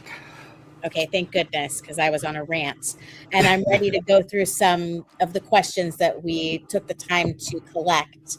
And again, we're so sorry if you asked an amazing question and if it was really great and we're not covering it, it's probably that we just didn't see it. But just make sure that you type it in the comment section under this live stream, and we will use this comment section primarily. We'll prioritize the questions under this live stream as instead of any other questions received anywhere else. Does that sound good, Crow? Yeah, let's do it. Okay, so the first comment that we saved for you to talk about is that it looks like they felt it looked like a sensor refresh when it's been easily provable since the beginning. Why did we type that? Was that a... Oh, they're talking about the lunar wave again, and we've already covered that the actual camera pan proves it's not sensor related. It's a filmed event. Okay, Yes. we covered that. Okay, so now moving on. Someone else said they just announced Artemis, and in the NASA release where they're introducing the astronauts, he says we're about to go 250,000 miles from Earth, further than any human. So didn't you want to say that they're already starting to erase the past? Yeah. One thing about the digital age is it's going to be a lot easier for the past to be erased now that all information is online and they can change it in real time. But I happened to catch one of the NASA commercials for the Artemis mission, which is the one where they're supposedly going back to the moon. And they introduced 3 astronauts, and one of them said, "Can you believe it? We're ready for anything that comes our way, and we are about to go 250,000 miles away from Earth, where no man has ever been before." And they say it more than once. And that is just blatant in your face, because if I'm not mistaken, Artemis, I think that's the sister of Apollo. Maybe they're erasing the lie that they told with Apollo. How can you sit there with a straight face and say we're going back to the moon further than we've ever been before, when in 1969 you told us you went to the moon? So folks should keep an eye on that, because it looks like they're attempting to rewrite history to some distant point in the future, where there will be a generation that never knew there was an Apollo mission. And did you say that you confirmed that Artemis is the sister of Apollo? I can do it real quick. I think that's right. Does anyone in the chat know? Is Artemis the sister of Apollo? Let's have a race. Sister of Apollo. Artemis is the twin sister of Apollo. Yes, she is known as the goddess of the hunt, wild animals, and childbirth. I think she's also Diana in the Roman rendering, if I'm not mistaken. Yeah, I think so too. And I think we've done episodes. Like the next time that you're talking for a bit, I'll probably find the episode where it's discussed. So the next question, and this is from someone who I thank very much for typing question in big letters in the comment section under the live stream. Crow mentioned Mercury and Venus being possible moons of the sun. Any chance he remembers Martin Kenney's work on the flat Earth model, showing Mercury at the center of the Earth, or the North Pole, often referred to as the smoky god, and Venus and Mars as the moon and sun of the next realm located beyond Antarctica? It's fascinating to think about nonetheless. And didn't you say that Brahe probably went that way at some point, Crow? Well, I'm not familiar with the work that they're citing there. You know me, I don't really, I read books. I don't really surf the internet. I don't really follow anything online. But I absolutely 100% think it would be a more accurate description to describe Mercury and Venus as moons of the sun. For those of you that don't know, Venus is the brightest thing in the sky beyond the sun. Pretty sure it's even brighter than a full moon. I might have that wrong, but I don't think I do. When you look at it through a telescope, it's just like the moon. It has phases, even when you look at it. As a matter of fact, if you saw it for the first time, you might think, wow, that looks like a miniature, very bright moon. It's like a very diamond, piercing, penetrating light. So pure and clear is the feeling of that light, like penetrating. But I think Tycho Brahe may have, I'm not 100% sure about this either, may have viewed it in the way that I'm describing. But if you look at how Brahe lays down the so-called solar system, that is in the new Almagest image that I have shown you folks. The Jesuits knew it was correct in the 1600s. There it is. The scale there with the hand of God over the scale is weighing 2 solar system ideas. The heavier one is Tycho Brahe's, so that's the right one. The one down by their feet is Ptolemy, and the other one is the nonsense we got handed from Copernicus and Brahe's whipping boy Kepler. So they knew that a Jesuit made this, and he encoded it in myth so commoners wouldn't understand that the guy with the eyeballs all over him is Argus. They probably wouldn't have realized that you have to know the mythological story to totally get the information. But the simple information is Brahe's model is superior, which is proven on the scale under the hand of God. And I forgot where I was going there, but well, it's a good thing that you brought up the Almagest. Is it Almagest or Almagest? Either way, I hope I'm spelling this right. But with a G. Yeah, the reason I'm putting it up on the screen is because someone did ask about this. This is one of the questions. Where could they get this poster? Because you have it, and you just suggested they search with that search term, and you can get it printed out in a really high quality from a number of websites. Wow, someone just posted that silvered at 83.27. Sounds like the Eastern markets are up and running. I think we're going to see it do 200 this year, by the way. But to get back to that image, when I saw that, I was so impressed with the actual definitive proof from a Jesuit, nonetheless, who was in a position to know things, encoded his artwork so commoners wouldn't understand, and it proves that the solar system I accept is correct, they accepted was correct, and that is Tycho Brahe's model. Okay, and then just to answer that person's question, how should they find? So if you want, I think I'm going to write in the chat what you actually write. Okay, great. To do the search, Alma just poster. I think I think if you do the search that I just put into the chat, it'll get you going, and then you just have to look for the superior image quality. Okay, great. So now moving on with this question. This is an interesting one that I enjoyed reading. Hello, I was sent this show to watch because it's directly related to my studies. Many everyday folks started receiving what I call an upgrade. It was a time-released genetic advance or trigger which swept the entire planet starting in 2012. By 2016 or 2017, many people realized that they had been advanced. I remember the lunar waves when they were originally uploaded by your guests after the genetic upgrade.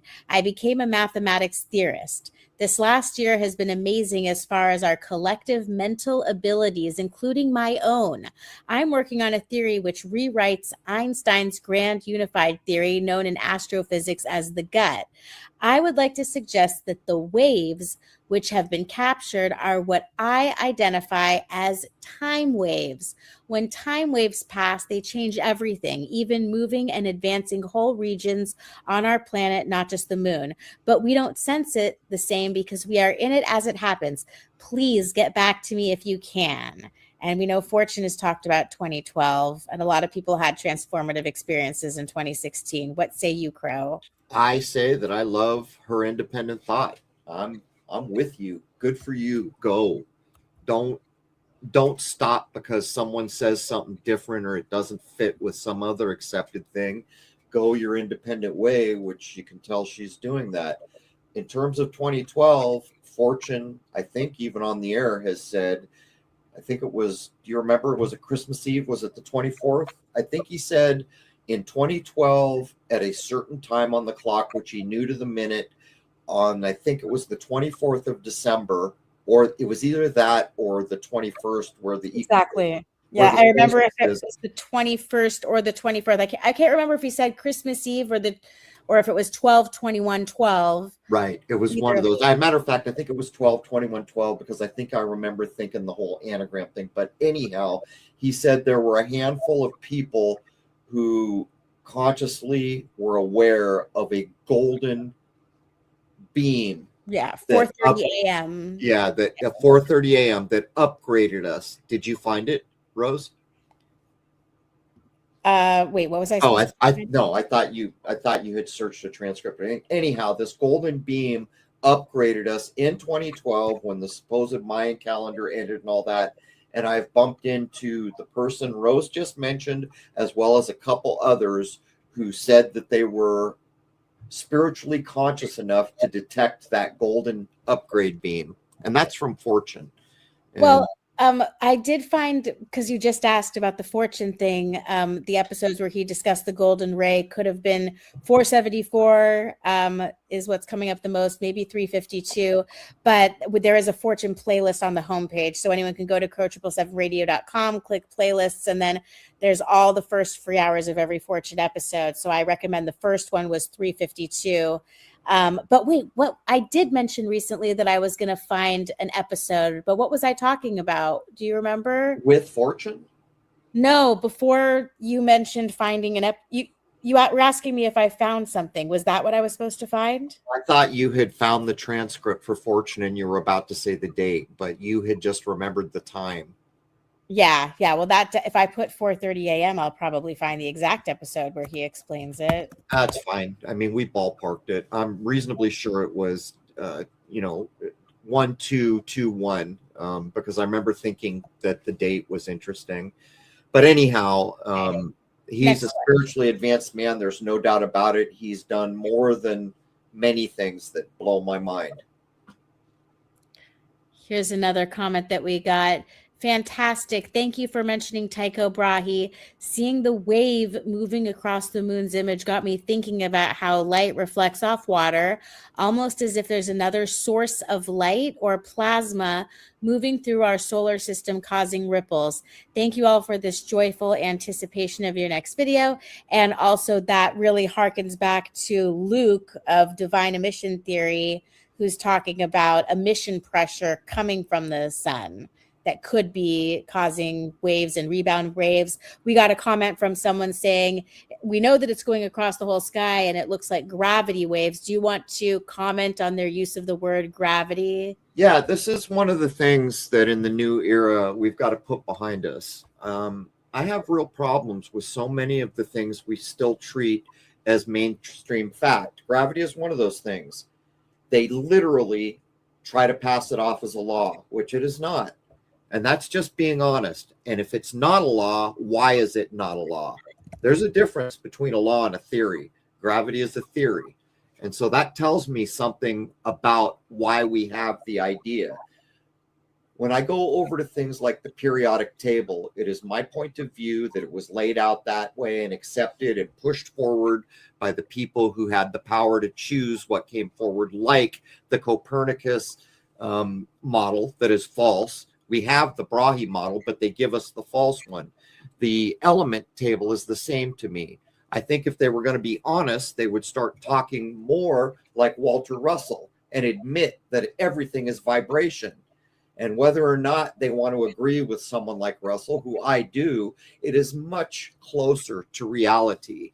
And as soon as we quit accepting these tired old dogmas, we'll be able to move forward again, which I think is in our very near future, by the way. So how do you discern when people talk about channeling information or being in an enlightened state? I guess you just have to have that divine intuition based on experience, and like people know about the trivium and the quadrivium to refine these abilities. And then even all the way to the other side of the spectrum where people are going to places like the Monroe Institute. But we talk about people like Walter Russell, and when you say, oh, he was in enlightenment for 39 days, that will shut some people off because it just turns them off and it sounds new age. Because in fact, we did get a question, and I'll just go ahead and read this. So keeping in mind that you're promoting Walter Russell, who was in a state of enlightenment, try to have empathy for this concept that they want to ask you about.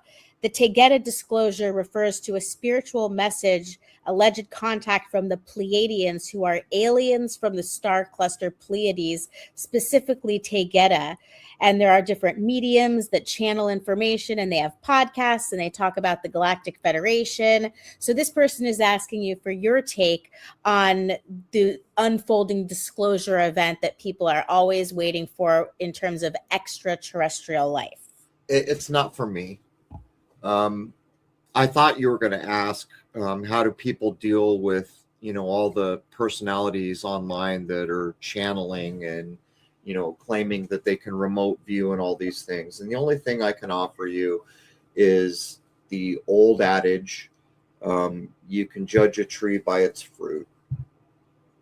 A lot of people make a lot of claims out there. And in terms of when I first met Fortune, I had a sense about him. I mean, I got 100 emails that day in the time his email came in, and that was the one that I responded to. There was something about it. As time went on, I was continually put in a position where I had to ask, how can this possibly be legit and real? And time again, it has been legit and real.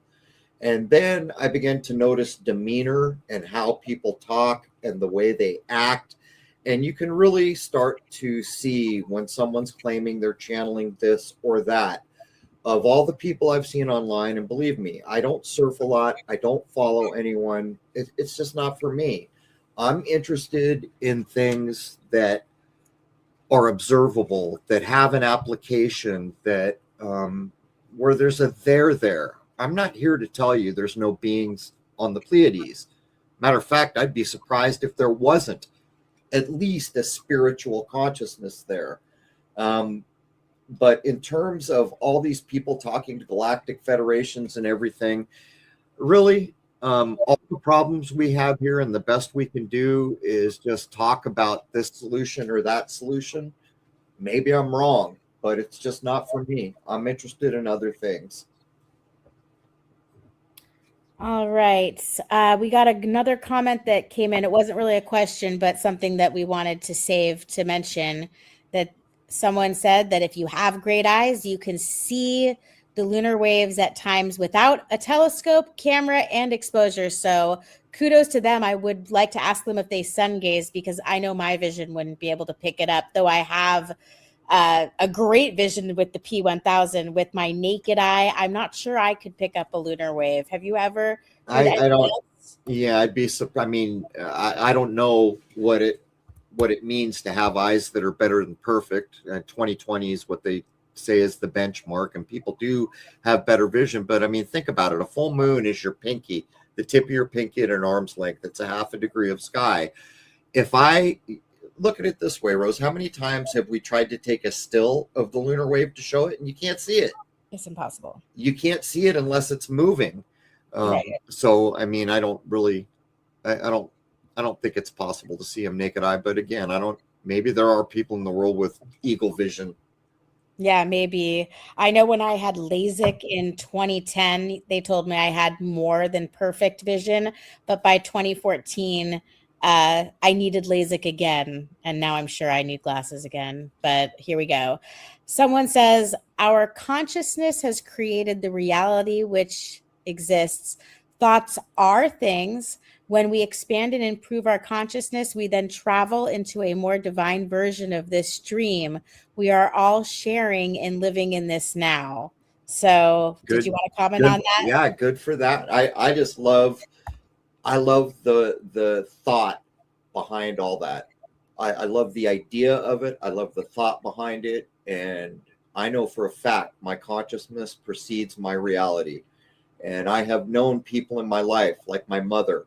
I never saw my mother angry in my entire life. By the way, I am adopted, but she was still my mother, the only mother I've ever known.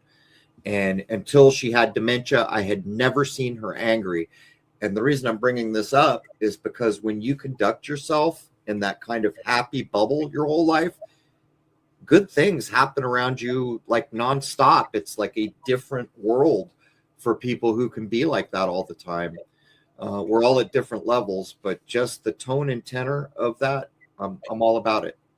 Me too. I like it. All right.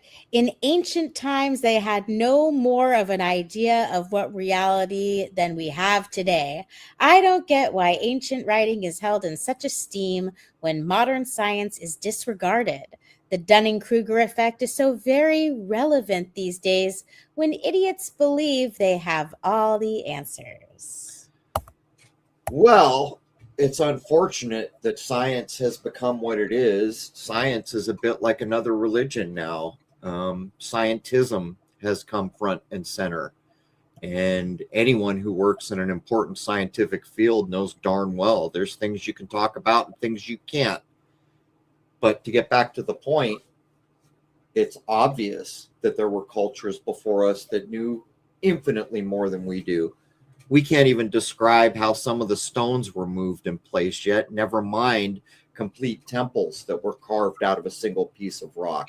You don't think it takes a higher consciousness to pull that off? And there's more.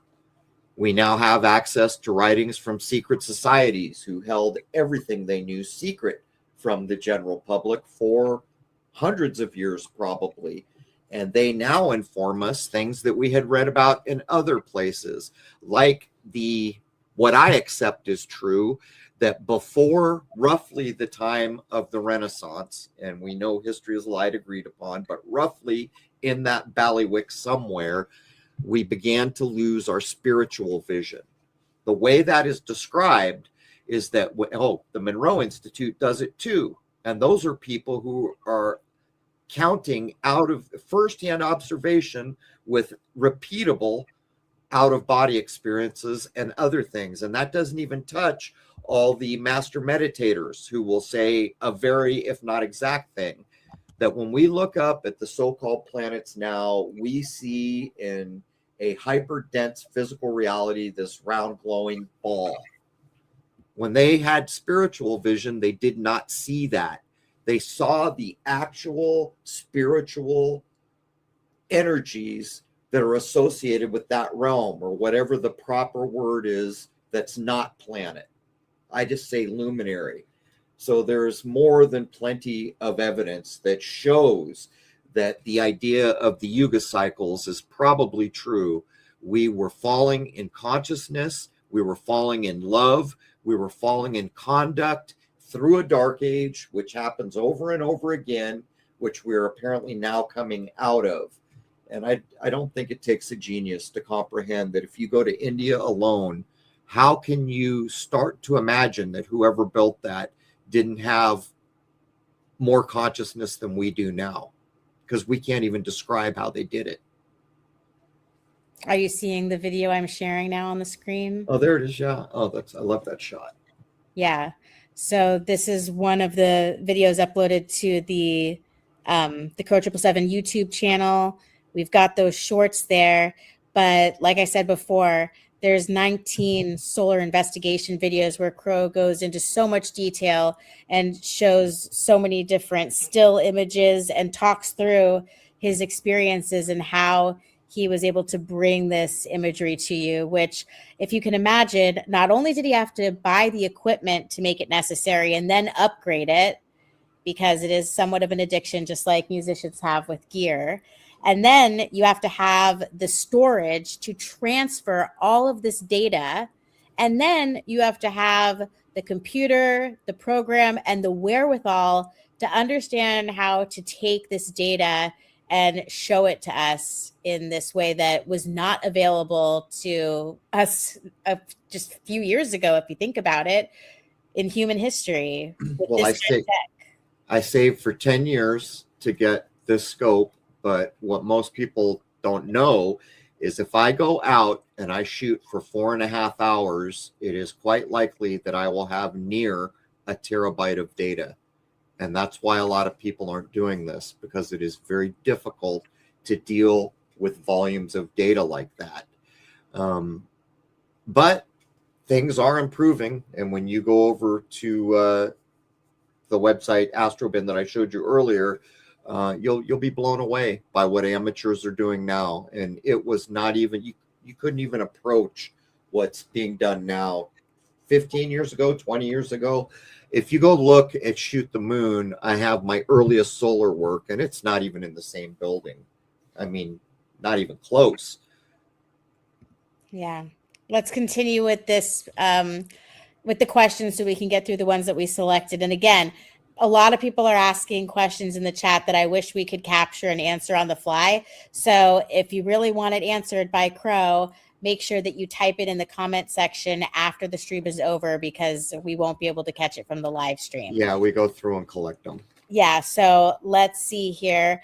Oh, this is a funny one to me. What does Fortune say about your wave observations and scope work, Crow? And unfortunately, I hate to be a party pooper, but Fortune just doesn't seem to care so much about the sky clock, huh, Crow? No. In all the alchemy and all the things he's done, that's what threw me for a loop too. I met him by asking for a legit alchemist, and he's as legit as I ever could have dreamed of. He's cured things that I it's not supposed to be curable, but he doesn't seem to pay any attention to what I had associated as the basis of all alchemy, which goes to show you, little did I know. Let me get the solar work back up again, because to me, it gives me the Hello. I want to know how filming the moon helps your spiritual freedom. I know Crow 777 doesn't see this as a prison or a hell realm system. Thinks it's wonderful. The sun and the moon, it's all wonderful. And the sky clock. And they don't seem to study the behavior. They're too busy looking up at celestial things than to study where they are, which I find amusing. I do. I'd love to have a conversation. I don't think I ever will with Crow. I think I tried to contact him at one point to have a conversation, but probably won't happen. But I think it's amazing. You could spend a lifetime like Galileo did, staring up and never look around you to see where you are. I think it's funny at a certain point. I don't mind at this point people that don't want to look around. I don't mind their fate, if you get what I'm saying, because they never look beyond what they're doing. Now, I don't think a Crow 777 would ever look into, let's say, what I've discovered about this realm and what I've documented. And I do find that funny. I do.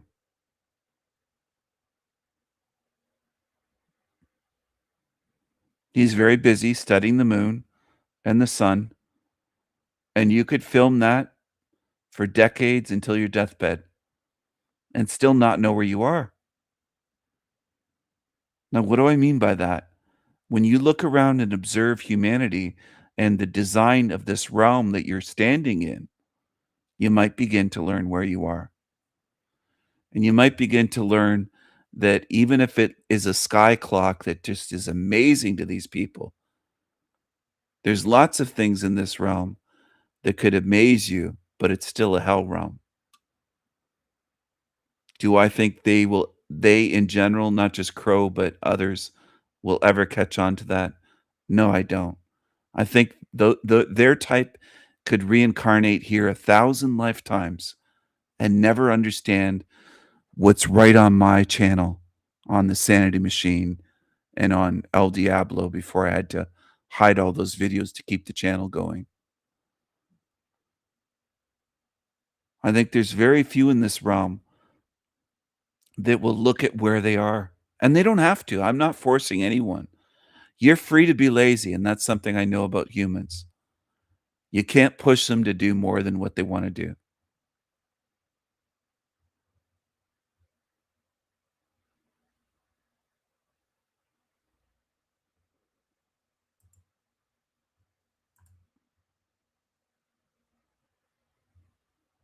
Who's this with the fake avatar? Very strange. Anyway.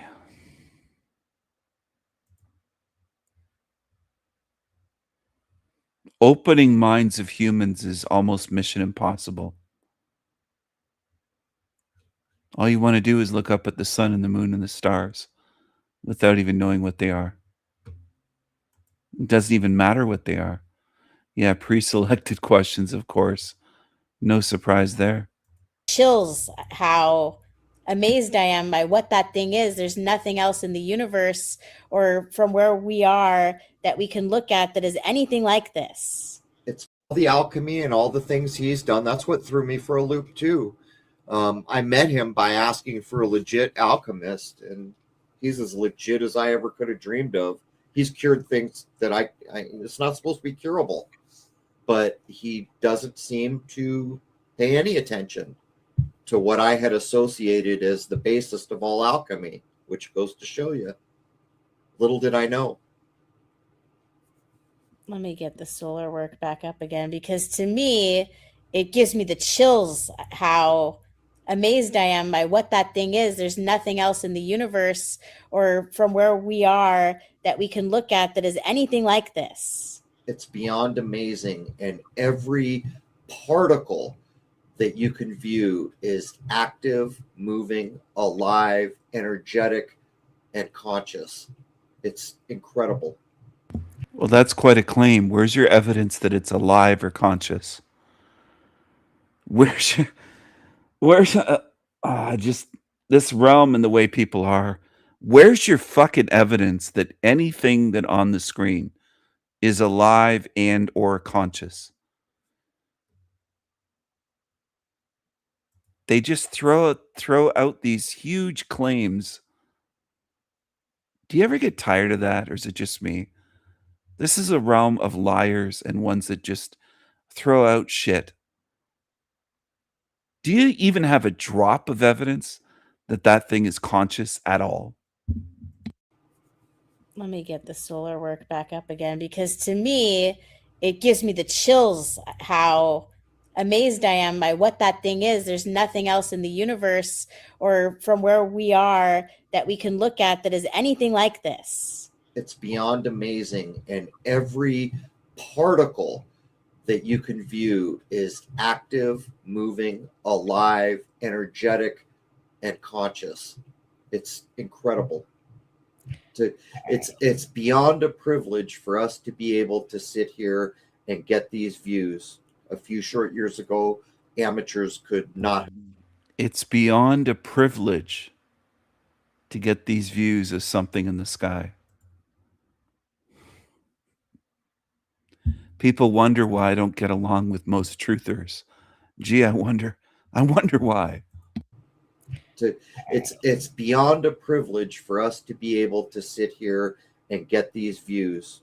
A few short years ago, amateurs could not have pulled this off at this level. Oh, wait, I just caught a good, funny comment. If the moon waves, you wave back. Don't be rude. There you go. Okay, so next question here. And you told me to remind you to comment about spiritual vision. Okay, so here goes. If the different planets have moons around them, what do you think is really going on if there's no actual space as described?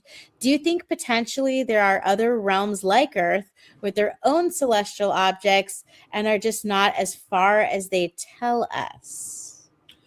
I think when we come to recognize what we call space actually is, we will have been so misrepresented by all the movies and everything else we've watched that it will be laughable. And I think there's a time in our not too distant future where they will be looking at the things we believed in about that, and it will be laughable. There's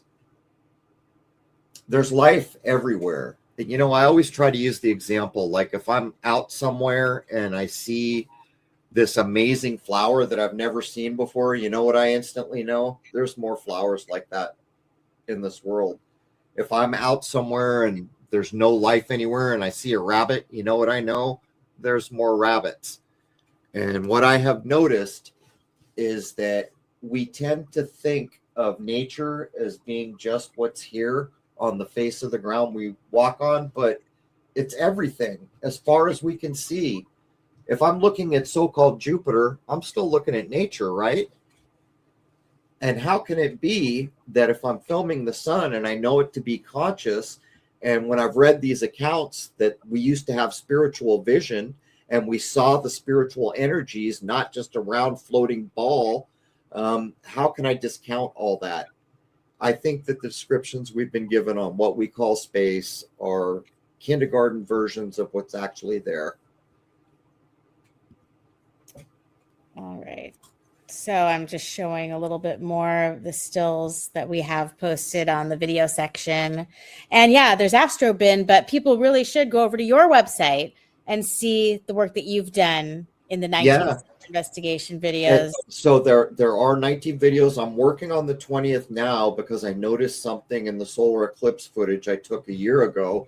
But when you become a member, you get to choose. If you do it for a month, you get to choose a free image to print.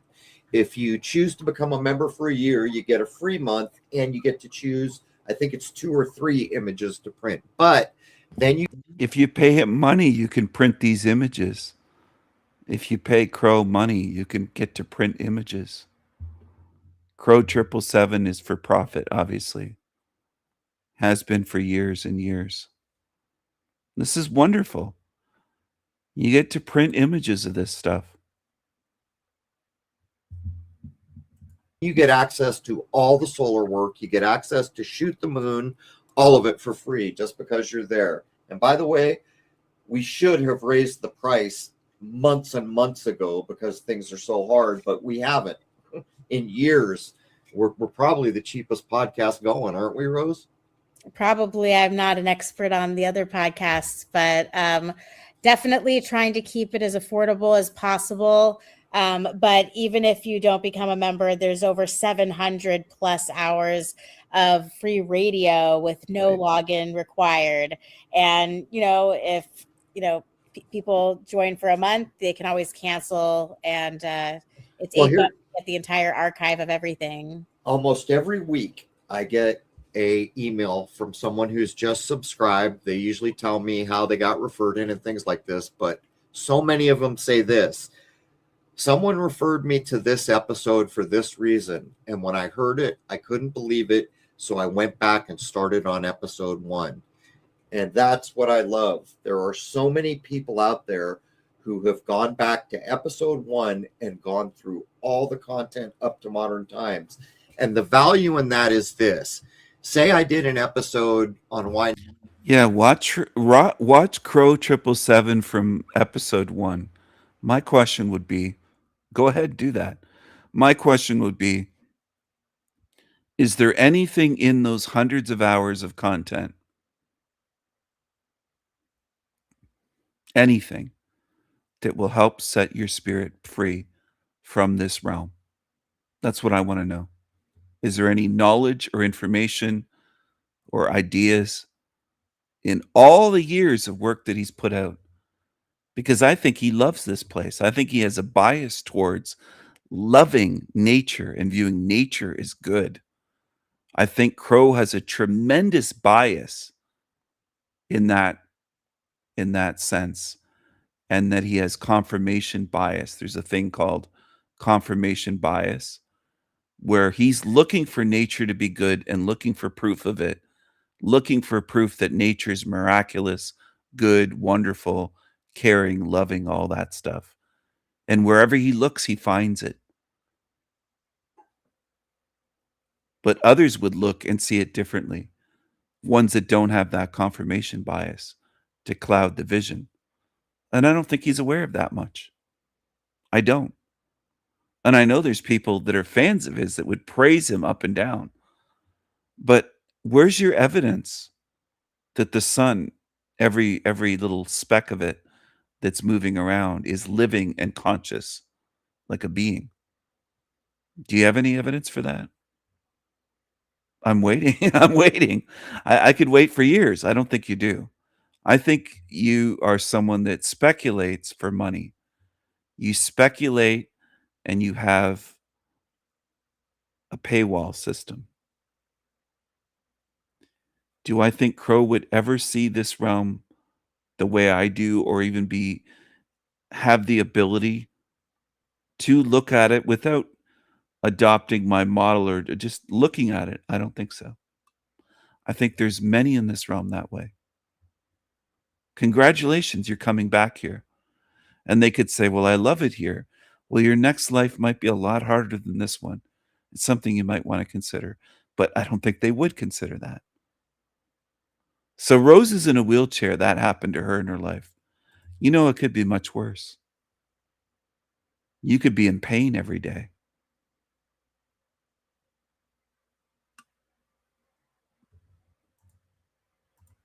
No, they don't see what's happening.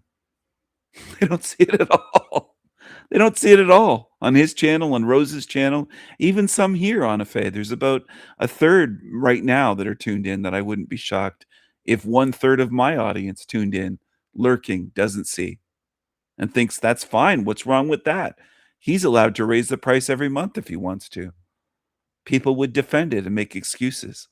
That's what I'm used to seeing in this place, in this realm. People making excuses all the time. It's like an automatic with humans. 9/11 is 9/11. How many times can you do that? So I went back and started on episode 1. And that's what I love. There are so many people out there who have gone back to episode 1 and gone through all the content up to modern times. And the value in that is this. Say I did an episode on why 9/11 is 9/11. How many times can you do that, right? That's kind of done to death. But way back in those older episodes, we did it, and we did it seriously, and we did it thoroughly. No nukes, no dinosaurs, just episode after episode after episode. Some of them we've done more than once, but what people like to do is catch the recent episode and then go back and pair it and work their way through the older ones. So much of it is just timeless because of the topics. Yeah, a couple of episodes that I recently found that are pretty timeless are episodes 48 and 63 and 103. Those ones are really good from the early days. And so you have the website up on here, and this is what it looks like when you're logged into the account, where you can see full episodes, but there's also the free episodes here, which you can get from the homepage. And there's just pages and pages of episodes. And there's also here you can search by guest name and episode number. But if you want a topic, we also have these playlists. And this is actually going to open up another tab. So let me just cut it into this tab. So these are the free playlists. So we've got all of the Jason Lindgren episodes, all of the Wayne McCrory episodes, Clive DeCarl, just a lot of different ones ranging from many. Here's the Fortune one. We've got the Teresa Bacola, who we recently had on. We should talk about Jerry Marzinski, who we had on. Oh, and there's Mark Passio. You should mention Mark Passio. At least one episode. I don't know how many. Mark Passio's name is on the screen. Of all people. Mark Passio. A high degree Freemason and a high degree Satanist. Mark Passio. Because I have a couple of crazy stories we received after that from people who actually already found help from that episode, but we've got 4 questions to go through before we can get to that. So I should do a sneak preview too. Okay. Episode 666 is coming up.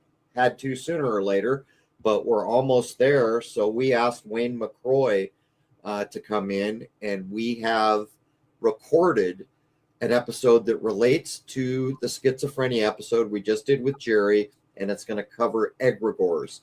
And David JD123, thank you so much for helping us pay for the private server.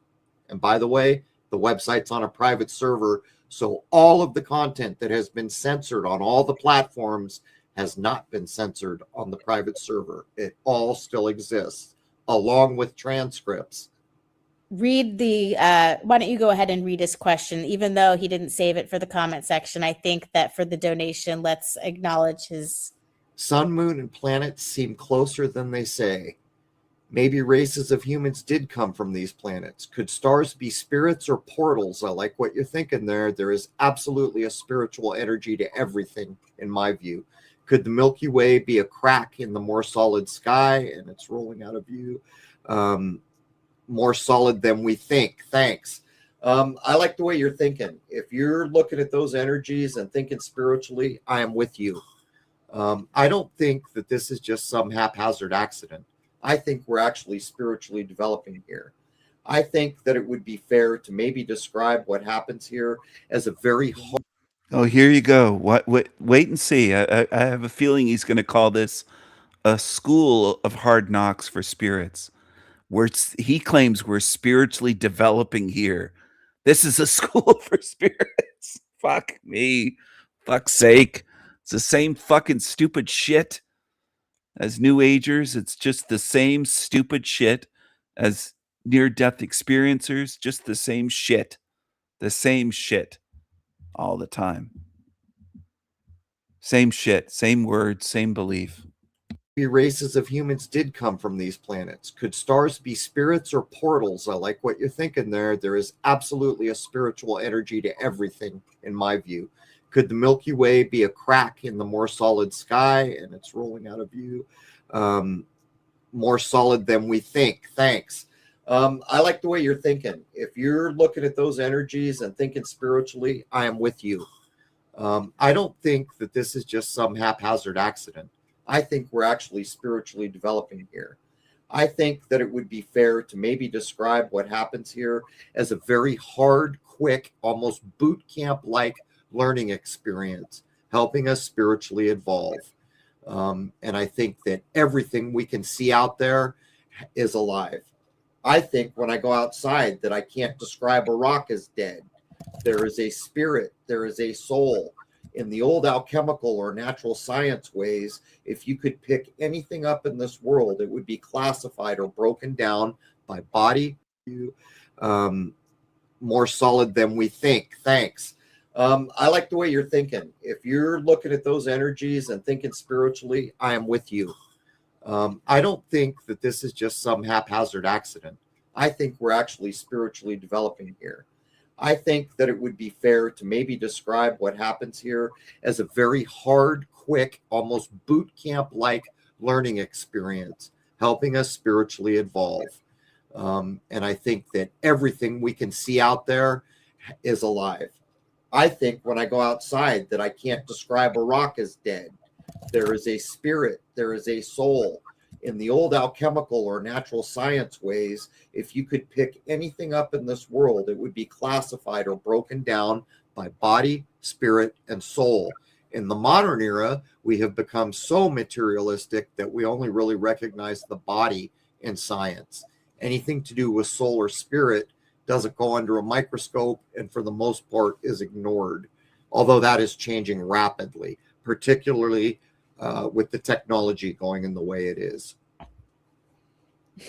I just can't help but laugh that we're trying to have a serious conversation about all of these interesting things, and then someone, I mean, we know Fuzzy Booger from the website, but just funny to be like, thanks, Fuzzy Booger, in the middle of a serious conversation.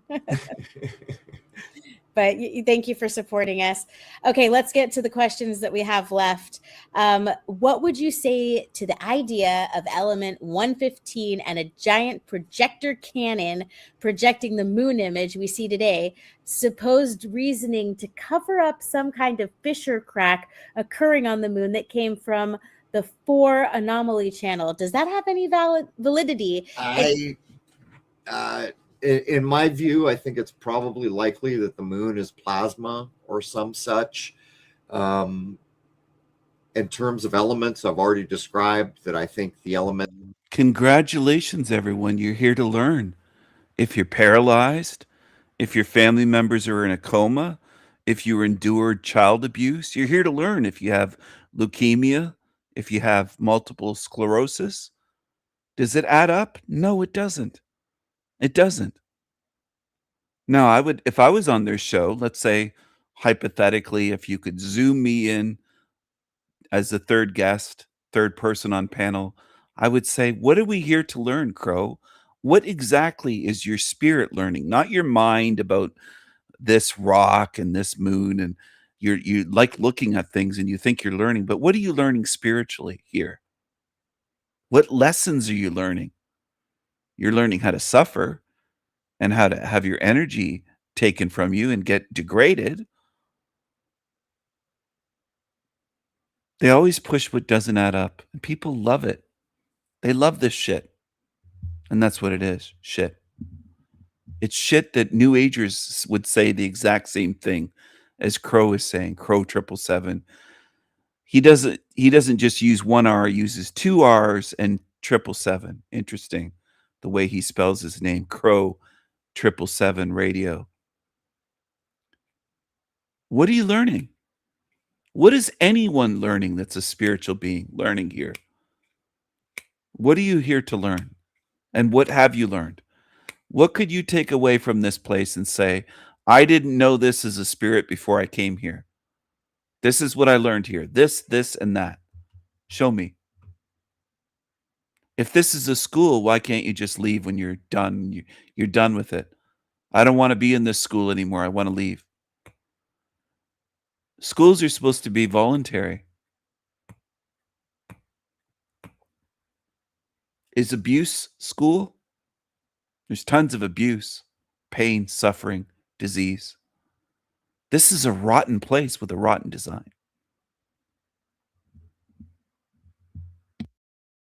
Mental table is a hyper-materialistic view of what's actually vibrations and octaves of vibrations, which is everything in my view, whether it be sound, light, or so-called matter.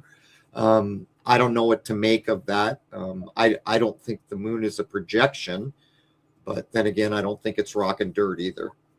Okay, so that commenter was referring to an experiment that was done in the early 80s in Norway, if anyone wants to look that up. But I guess Crow is the wrong person. I want to say to my audience, are you going to be debating what the moon is on your deathbed? Will wondering about the moon and what it's made of help you on your deathbed? If so, how? I would ask him this if I was right there as the third guest. I'd say, how would that help you, Crow, on your deathbed? You can wonder the rest of your life right up until you're on your deathbed. What is the moon? What is it made out of? And he'd say, well, it's fine to be curious. I'd say, sure. But why don't you be curious about some things that might help you spiritually, get spiritual freedom? That's the difference between my channel and other channels, by the way. It's one major difference. Person to ask about specific elements for reasons like the periodic table that Walter Russell lays out resonates more with the idea of the spiral and the curves and the octaves. We covered that in a recent episode with Luke, who I mentioned earlier.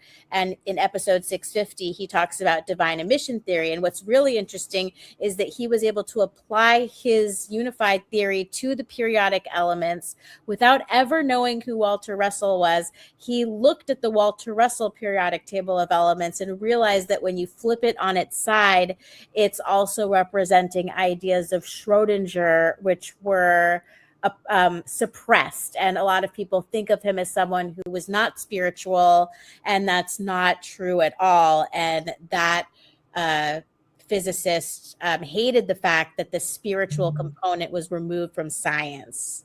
So it's a roadblock until we refuse to stay in the hyper-materialist cage. We will be limited in what we can do, and very likely still living in the angles of sorrow, because you can't recognize the angles of sorrow until you recognize spirit and soul. Yeah. So the next question was asking about the moon craters. And me personally, when I look at those moon craters, I look at the way that they're lit. It looks like they would be reflecting a light shining onto it based on the crater. So they're just wondering what you think the moon craters possibly are. And me personally, when I think about what the moon could be, I think a lot about what Ben Balderson discusses in the galvanic cell theory with the anode and cathode. Yeah. But I also look at the sun and think about how alive it looks. And I look at the moon and think about how dead it looks, and the symbology with the moon having to do with death. And it just makes me wonder if the moon is some kind of burnt out sun. But that's just my thoughts. What are your thoughts? The question's for you. I like the anode cathode idea, and the moon is a mystery wrapped in a riddle, wrapped in an enigma, wrapped in a good luck trying to figure this out.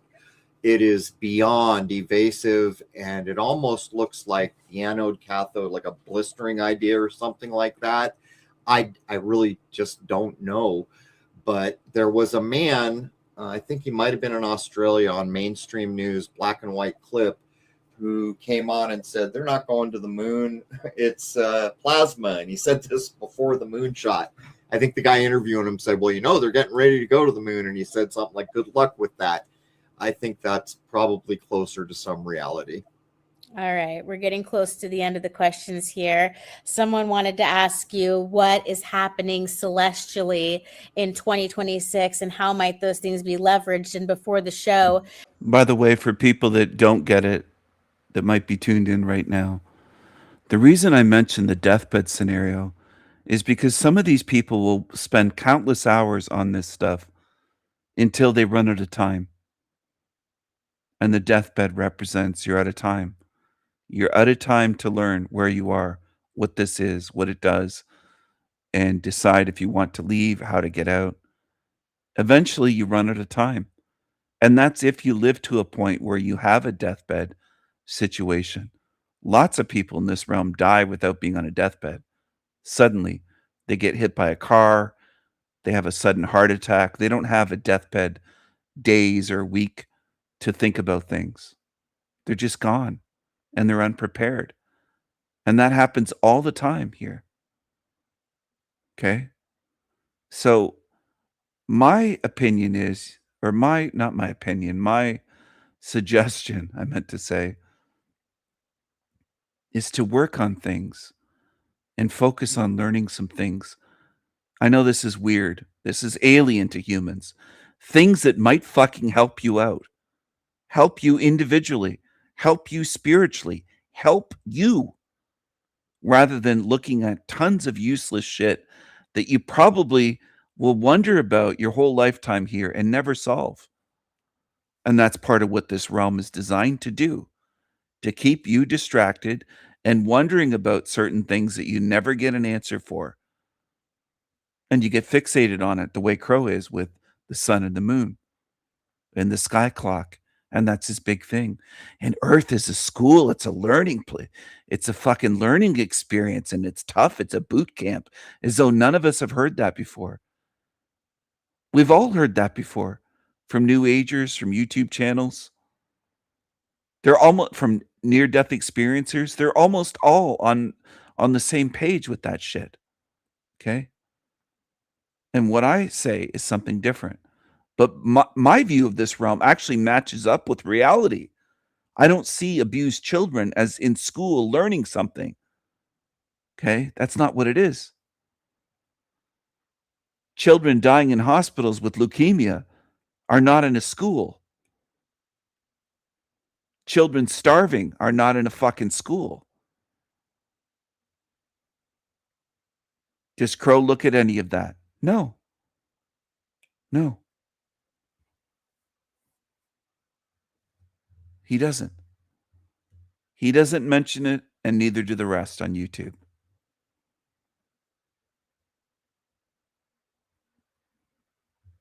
If I had to bet, is Crow getting out of here or is he getting recycled? I'd be pushing all my chips on that bet on here's where Crow's headed. Whether it's with Jesus or just the bin itself or some spirit leads him into the bin or they tell him, you get to do this over again, Crow. You get to live life again. You're lucky. You get to get reincarnated. Do you want to go back to Earth and do it all over again as a newborn? He'd go, yes, I'd love to. He thinks this is life and living. He thinks this is a good place. He thinks this is a learning school. And I think that's retarded. I think that's at the level of a hippie new age retard. And people would say, no, Crow's very smart. He's at the level of a hippie new age vegan retard. A retard. A retard. That's a bad Andrew Dice Clay. I'll try it again. He's a retard. He's a retard. Oh, he's a retard. He's a retard. He's a retard. He's a retard. And he is. As much as any New Ager, vegan, hippie type that believes reincarnation is good and that we're here to learn, this is all alive and this is life and this is wonderful and beautiful. And if you see a pretty flower, it's all good. But if you see hemlock, you might not want to eat the hemlock, right?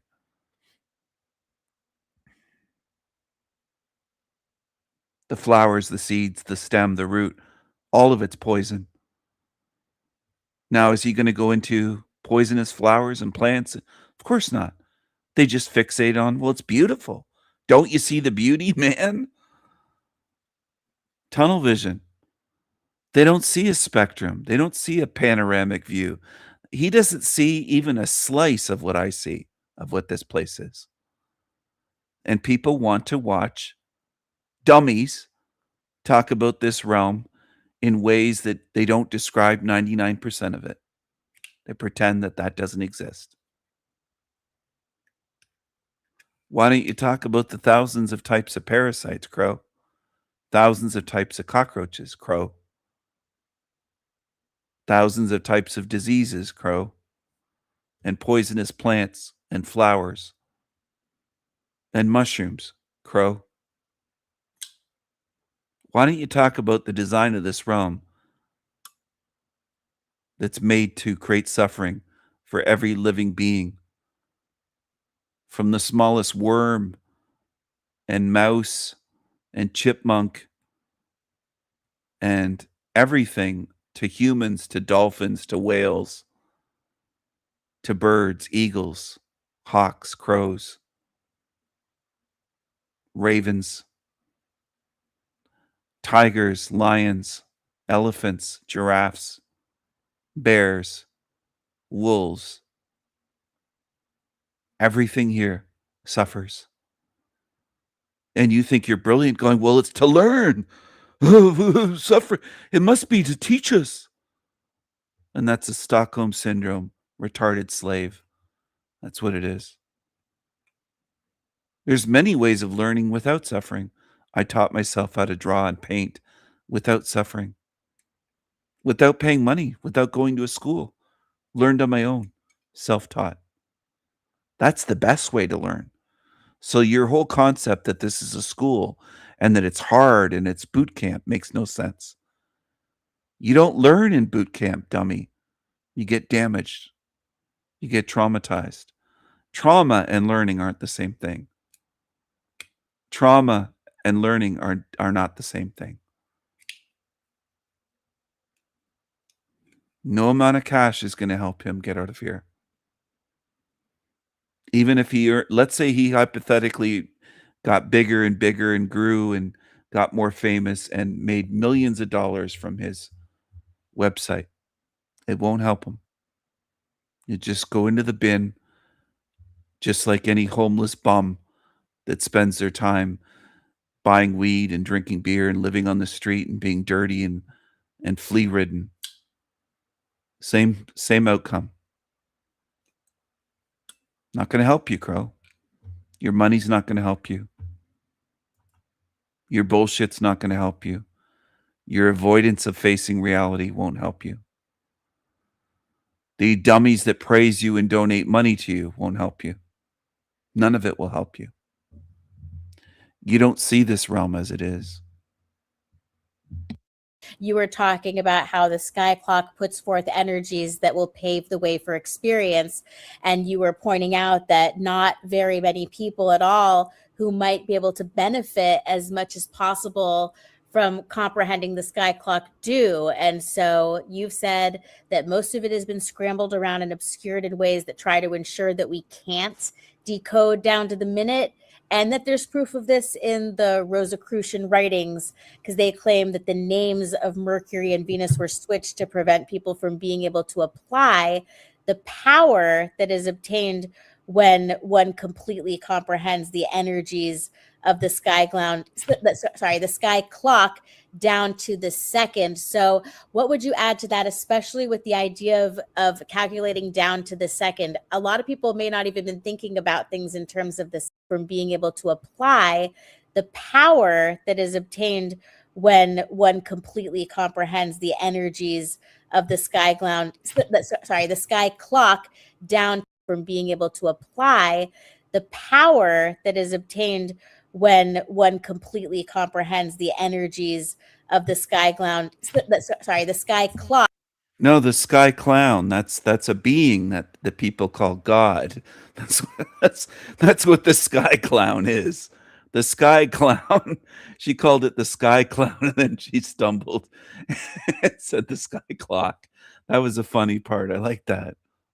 Clock down to the second. So what would you add to that, especially with the idea of calculating down to the second? A lot of people may not even been thinking about things in terms of the second when we're talking about being a Taurus or, you know, different astrological ideas. There used to be things like, one thing that always struck was like the idea of a book of hours, which was like a spiritual guide for the hours of a day. But before that, people like Tycho Brahe, he was an astrologer, although there was no difference between astronomy and astrology in his day. Tycho Brahe's work was so sought after that the kings were like scratching to get him to draw. People love these stories, like somebody was so sought after and the kings wanted him around, and the queens and Queen Elizabeth I and this one and that one, and oh my goodness, they were just amazing. It's just, oh man, people love legends and myths and lore, and they don't want truth. They want belief and faith. That's what they want. That's what they want. That's why Hollywood movies sell. It's the same type of thing. Almost no humans, almost none, are passionate about real truth.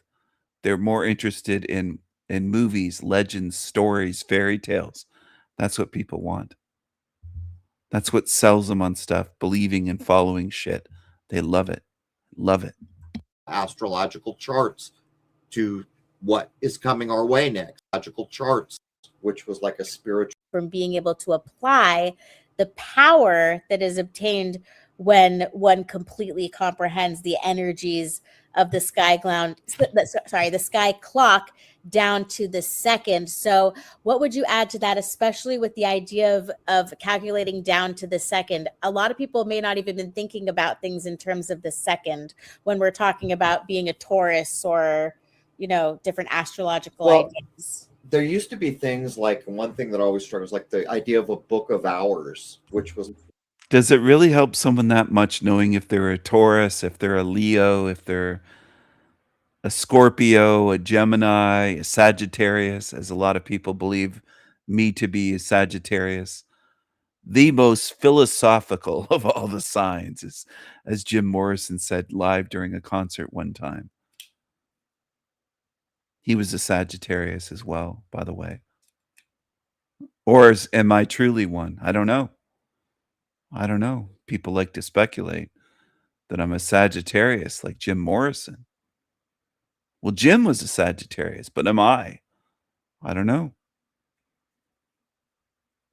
I don't know. I don't know if I should say that. Am I an archer? Am I a fire sign? Am I a cheeky devil? Am I a handsome, cheeky little devil? Am I a free spirit? I think that Sagittarius spirits are free spirits, adventurous. They hate ones trying to control them. Rebellious, free-spirited, unique individuals, creative, philosophical. They're not all brilliant. There's probably lots of dummies that are Sagittarius. There's dummies of every star sign. They're not all brilliant like me. They're not all a genius like King Stephen. Anyway, I'm just being a bit cheeky. I hope that gets under the skin of some lurking demons that are tuned in right now. I can see you, lurking demons. I can see you. There are some good things about this realm. I do enjoy certain things. Women and wine. I don't know. I'm being a bit silly now, but there are some enjoyable things about this realm. And that's enough for people to say, well, it's not a hell realm because there are some fun things here. Well, no kidding. Obviously, if it was 100% evil, 100% suffering, 100% bad, it would be so obvious. If it looked and smelled just like a sewer every day, everybody eventually is going to be able to say, yeah, this is a sewer.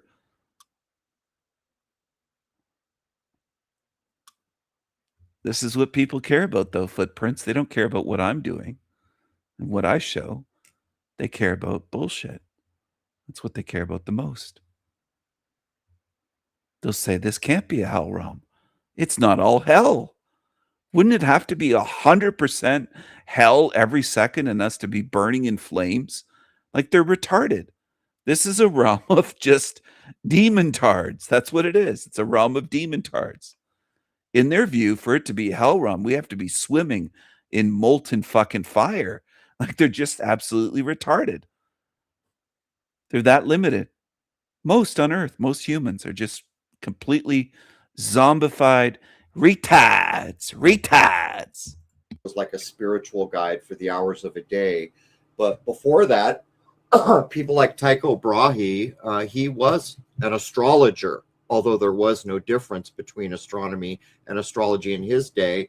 Tycho Brahe's work was so sought after that the kings were like scratching to get him to draw astrological charts to what is coming our way next. Here's the thing. I don't want to put down people who have chosen some certain way to go at the sky clock. Like as an example, a person who does. I like when demons on Team Evil will say, he must have a fart button. He must have something beside him, some soundboard with a fart button. Is that why the farting sounds are different all the time?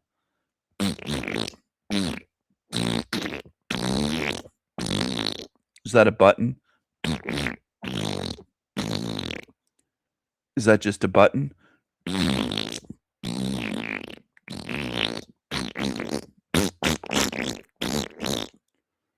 I don't think it's a button, is it?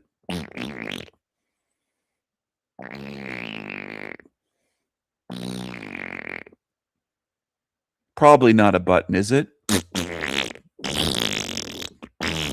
Is this a button too when I do this?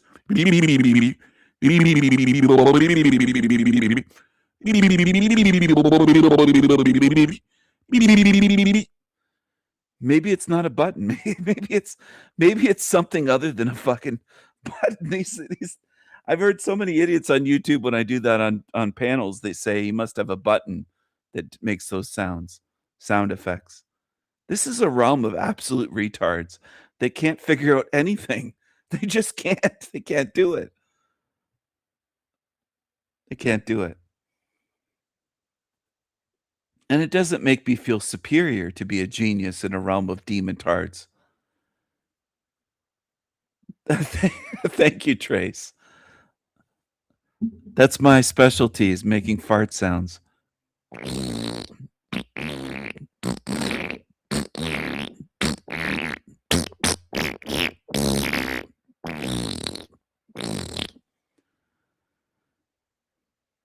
It's just easy for me. I was able to do that as a kid.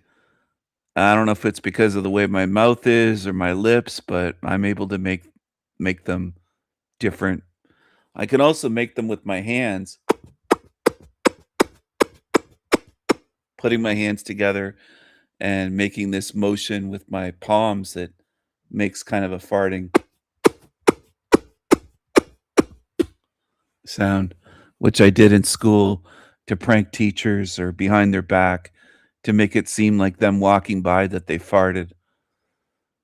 And I was someone that pranked teachers and did all sorts of things with these idiots in this hell realm system.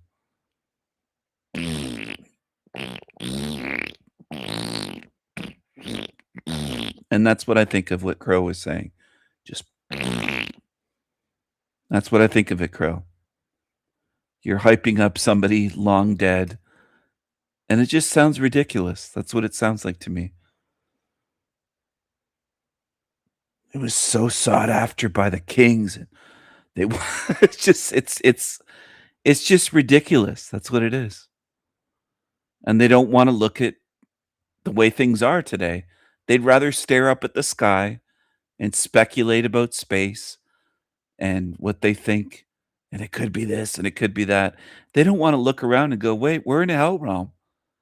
They're just too moronic to do that. They don't want to look around. They don't want to do it. They can't do it. Sidereal versus, some other style. Those people who are looking at it and working on it, I'm sure they benefit from looking at it directly and trying to work it out. What I'm pointing at is when we get to a point where it's not about choosing a style anymore, we just know that these influences are associated with this. And I think a lot of the work Brahe did was probably hidden from us. I also think he did some stuff on comets and maybe the distances that may also have been hidden from us. Can I prove it? No, I can't. But to have a man who correctly gave us the solar system. Can you prove anything? Can you prove anything, Crow? Anything that you talk about? That I accept as correct. Then finding things like the secret hidden hand running the world back in the 1600s was making artwork that proves they knew his work was superior. And he was into drawing charts, birth charts, and all kinds of other charts. And that is about the energies of the sky clock. I once read it was a book, a compendium, a really old compendium on astrology ideas. And the man who wrote it, who was very educated, by the way, wrote something in the preface like this: a person who knows nothing about the sky is like going to a river and jumping in and letting the current take it where it will. Whereas a person who knows the value of the sky will already have a map of the river. He will know when it floods. He will know where the rapids are. He will know when he can get into the river and when he should get out of the river. And that was the example used. The problem in our time is there has been such a careful psychological engineering being applied where if you are religious in any way, then you're supposed to view anything that gets the tag or the label astrology as evil. And if you're into astrology, you've been taught that those religious nuts are just nuts. And these are the problems that we've got to overcome so we can get beyond all this and actually begin to sit down and say, you know what? There's something to the great conjunction of Saturn and Jupiter. How do I know? Because not too long ago, it brought us 9/11. And the very next one brought us COVID and things like this, but down to a minute understanding where the idea is you could roll it down to the second of a day. And an example of that would be maybe I want to grow some corn and I know for a fact that this hour in this month is the best I can possibly do for the corn that I would like to grow or something like that.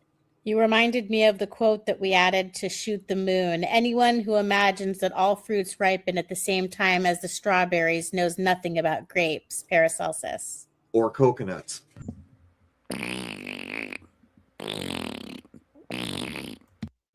Yeah. Or avocados. Exactly. By the way, you would never starve on Kauai because don't you remember that our dear friend David Avocado has Noni Land? So we would just deliver you constant fruit and sugarcane juice for you to stay energetic as you film through the day. That place is heaven. It is absolutely fruit and sugar. Wow. How healthy. You want to live on fruit? Oh my goodness.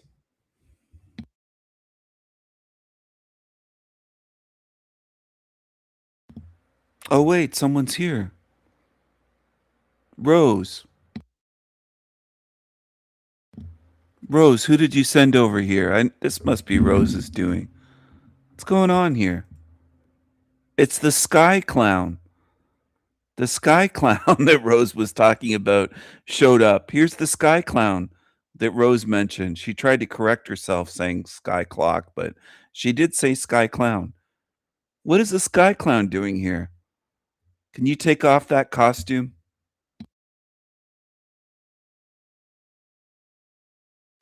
Can you take off that ridiculous costume, Sky Clown? Yeah, show up how you actually are. There you are. I am God. I am your Lord and Master God. I am the Sky Clown. I'm the Sky Daddy. I'm the Father. I'm the Sky Daddy. Get the fuck out of here, you fucking Sky Clown. That's what I think of as the Sky Clown. Goodbye. Absolutely heaven. I can only imagine how the people whose ancestry goes back there feel with the prices and their ability. That we added to shoot the moon. Anyone who imagines that all fruits ripen at the same time as the strawberries knows nothing about grapes. Paracelsus. Or coconuts. Yeah. Or avocados. Exactly. By the way, you would never starve on Kauai because don't you remember that our dear friend David Avocado has Noni Land? So we would just deliver you constant fruit and sugarcane juice for you to stay energetic as you film through the day. That place is heaven. It is absolutely heaven. I can only imagine how the people whose ancestry goes back there feel with the prices and their ability to hold on to their lands. It's just, this age is coming to an end. These times where everything has been hyper materialist and controlling, and a world where people are taught to treat each other poorly, and a world where we're taught to judge each other all the time, in a world where our very political system is the worst mind virus you can imagine. All that's coming to an end now. We forgot to address that. I published a short that was just you explaining that this is an overexposed photo. So if you're looking at this picture now, the part that's so bright that you can't see the craters, that's what you would be seeing with your naked eye during phases. And so what Crow did is he overexposed the camera so that the part that you normally can't. This is a full spectrum camera. Yeah. So, but some people still can see the dark part of the moon with their naked eye. I've seen it myself. I'll be looking at the bright part and the dark part. This is overexposed. But people were getting in fights about it so much that it got over 100,000 views, just a short about this one photo from over 10 years ago.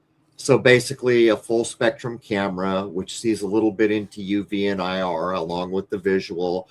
And all I did was pointed at this. With a full spectrum camera, you can see things that are too dark for a regular camera. So what this does is the blacked out portion of the moon, you can see like a normal moon here.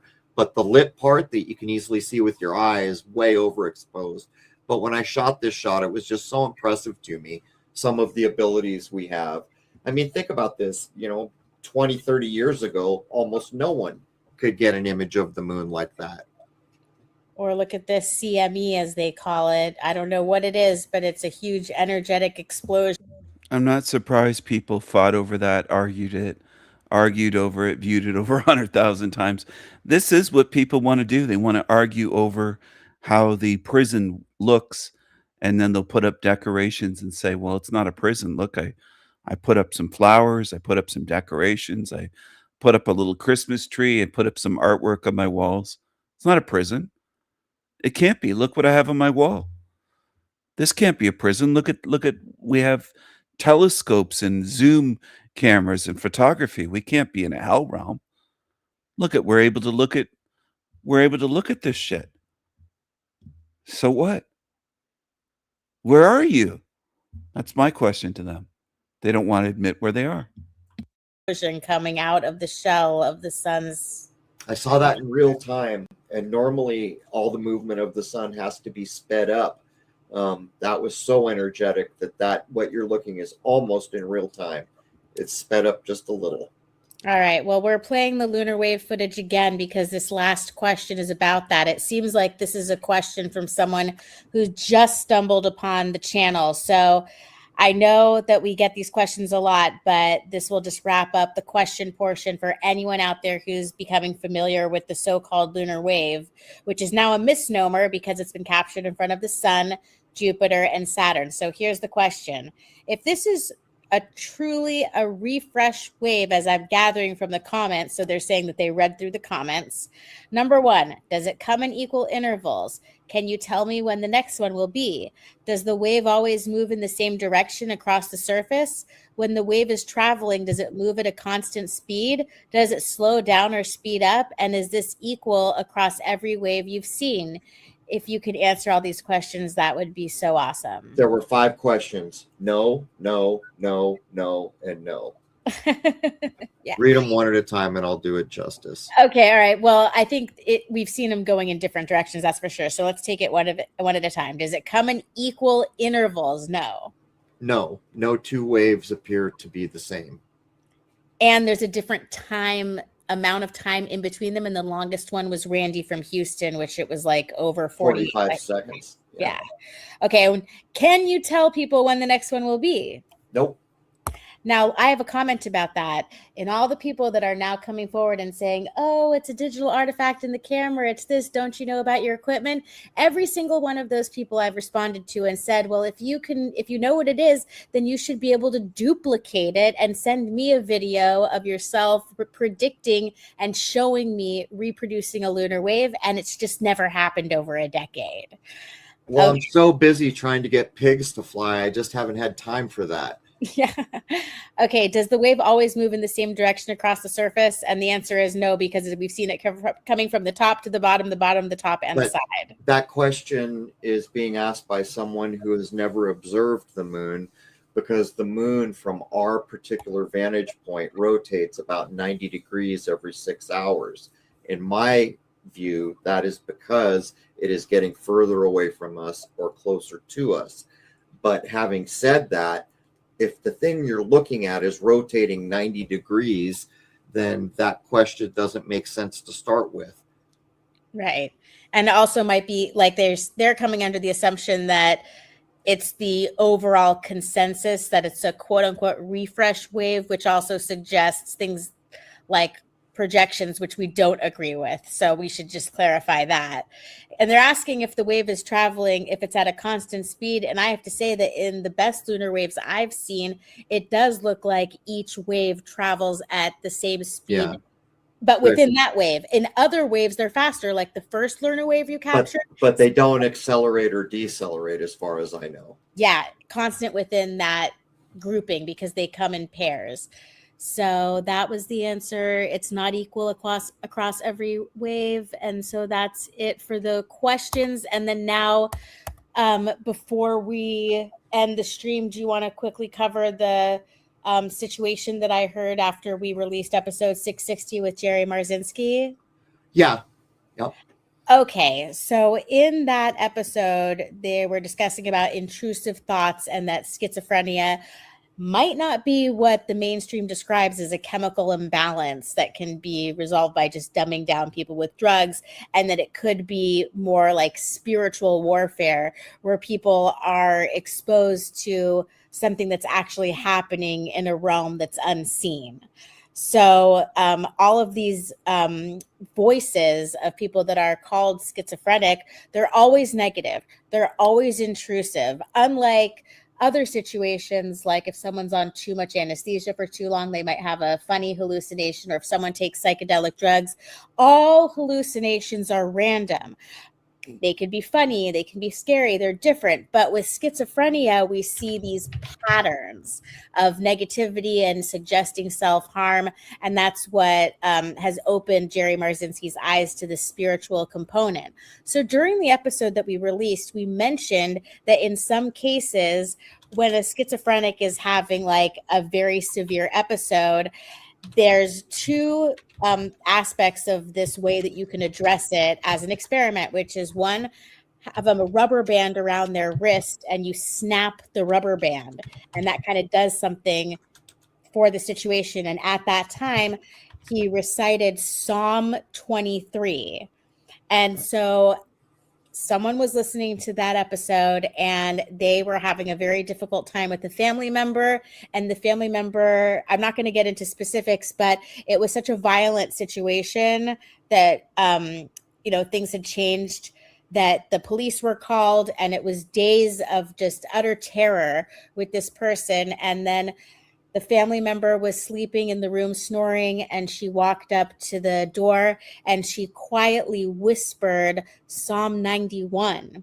And she could hear the family member stop snoring, and she was afraid that the family member would wake up and just go crazy. Like, what are you doing outside my room? But instead, the family member stayed asleep.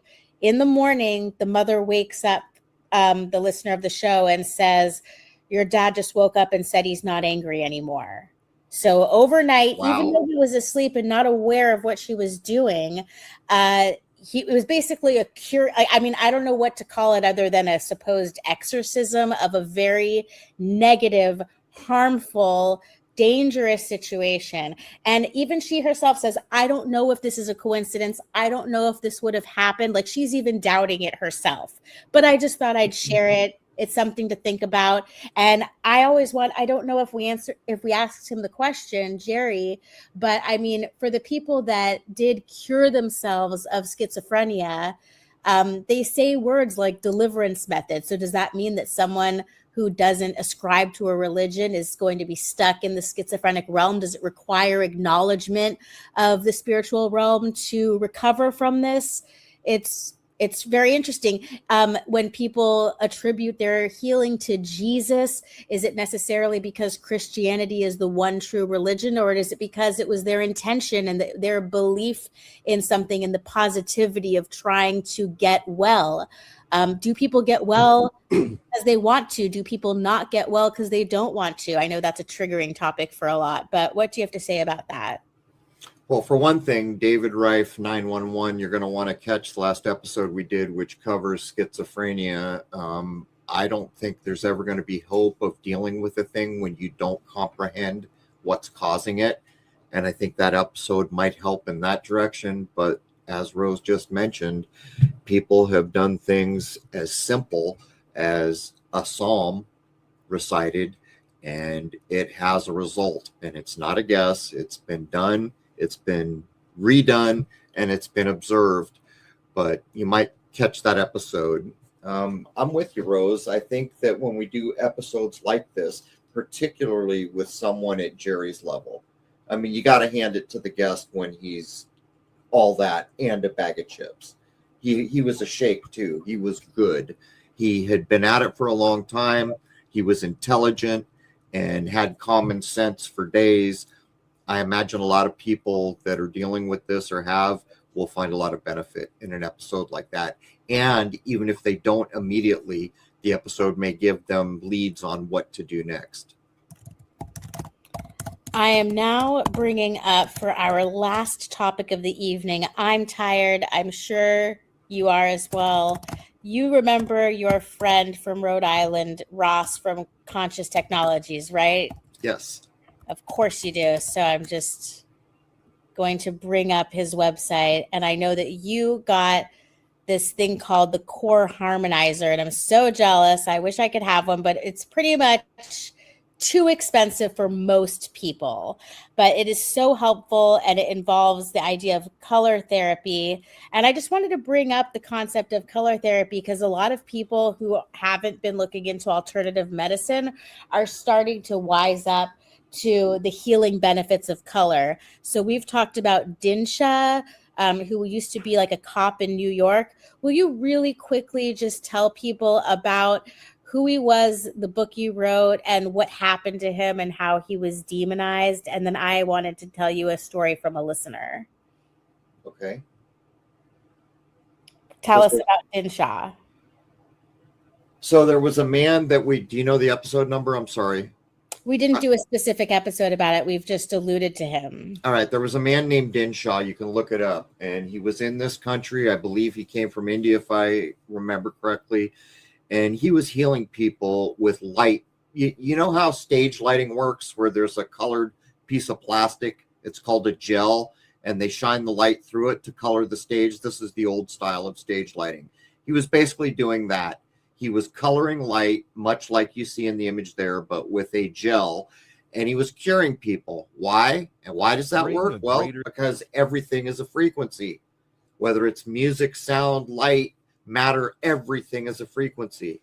The curing he was doing was so precise that he was saying 15 minutes with this color of yellow, 10 minutes with this color of orange, this many times a day, and it was astonishing. So he created a machine that would allow you just to swap the colors in front of lights. Well, what do you suppose happened next?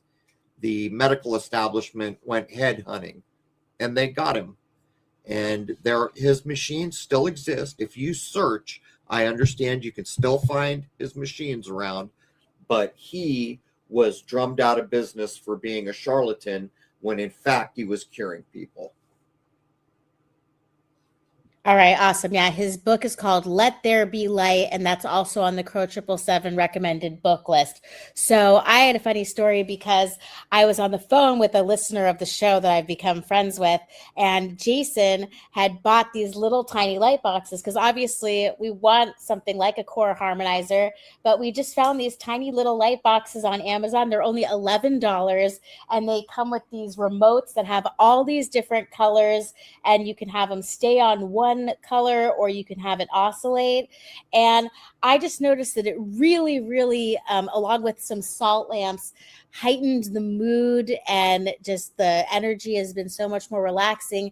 And I was mentioning it, and he had the exact same one, the exact same cheap $11 one in his Airbnb. And he had mentioned that it was so depressing in the Airbnb. It was nothing like it had been advertised, and he didn't know what possessed him to, well, no pun intended, since we were just talking about schizophrenia, but he had no idea what made him pack the color light. And he was just talking about how if he didn't have that color light with him, he probably would have just really not even been able to enjoy it. So I just want to say to anyone out there that is interested in color light, really any color that you can add to your walls. Like, let's say you haven't gotten a chance to paint your house and you have boring white walls, or you haven't had a chance to buy a beautiful painting in France. If you just add color, these oscillating colors to your ceiling while you're relaxing, I highly recommend it. And you don't have to spend $5,000 to $7,000 on all of these huge devices. Like, anything's better than nothing. That's the last point I wanted to make. There it is. I've said for years and years that we will be entering a new world of curing and healing when it becomes common knowledge that a certain frequency, or better said, vibration, is matched with its color, its shape, its musical tone, and so on. When that starts to become common knowledge, we will be headed into a brand new day. Everything is vibration, and we need to get past all the hyper-materialism and start to get down to brass tacks and start to comprehend what actually causes things so that we can interact with them more efficiently. All right. Yeah, well said. And there was a comment there about people saying different things about different colors. I think the idea is that for a certain ailment that someone has, there might be a corresponding color for that ailment. So when people get different results, it might be that they just didn't understand the causal factor of their ailment or the correct color for the ailment that they had. So that's why I would suggest that people just experiment with light color. And if something feels good to you, use your intuition. Think of the cell salts book. There's a book on cell salts. If you get the right one, it has a fold out of the human body, but the colors of the rainbow are associated around the human body. And each one of those has a constellation, like Aries representing the head. Well, now there's a color with it as well. This is the direction I'm talking about. In that book, they take the time of the year, the color, the astrological sign in the body, and you can see what direction this begins to go in. Someone just asked if they could replay this on my channel. You can replay hour ones, hour twos you cannot play. No, he's asking about the live stream. He wants to comment and respond to our conversation. I'm sorry. Yeah, you can do it all day long. Yeah. The only thing that is not allowed to be shared is the exclusive member second hour of the podcast and the movie Shoot the Moon and the 19 Solar investigation videos. But we are posting little teasers so that people can get an idea of what they're getting if they do sign up to view those. Well, hey, I've got an episode I got to get out in the morning, so I'm about ready to wrap. But I hope people come over and join us. If you're not a member yet, come be a member. It doesn't cost a lot of money. And we're at a point now where just getting information out and treating each other well is a big deal. I mean, it doesn't sound like much, but it is. It's a big deal right now. We are in hyper change, and we all have the power to help shape what comes next. If we all remain fighting and arguing and judging each other and taking part in political parties that teach us to act this way, then we're not going to change much. So it's time for us to come together, and I hope the website that I've built can be one of those places. Anything else, Rose? No, I'm ready to crash out, man. I need a nap. Me too. All right, that's it. We're going to wrap up what's been, I guess, more than 2 hours now. A new episode comes out tomorrow, and I told you there's a special one coming for 666 that relates in a weird way to the one we just did on schizophrenia, and Wayne McCroy will be there covering egregores. With that, I want to wish everybody everywhere a happy, healthy, and higher-minded new era. There it is, man. Cheers.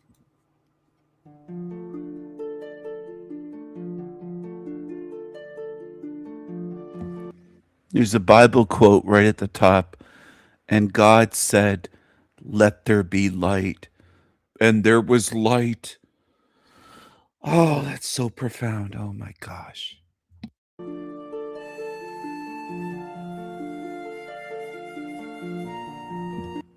God gives you light. God allows you to breathe, as they were saying on Talcott's show. God is so good that God allows you to breathe. Well, what about the people that suffocate to death? What about the people that stop breathing? Never ask what about, though. That's what humans don't want to do. They don't want to say, what about this? Why this? What's this about? Why is this design so fucking horrible? They don't like that. You don't have to. You can follow shows like Crow 777. They'll lead you right into the recycling bin, and you'll have a smile on your face like a smiling slave as you get recycled.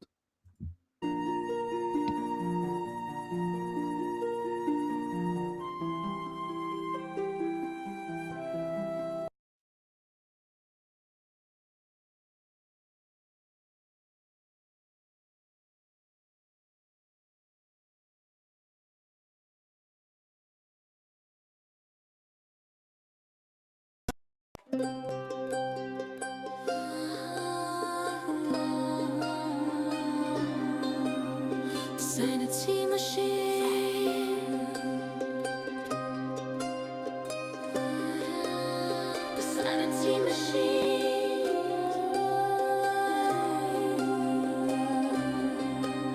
The sanity machine. The hardest dream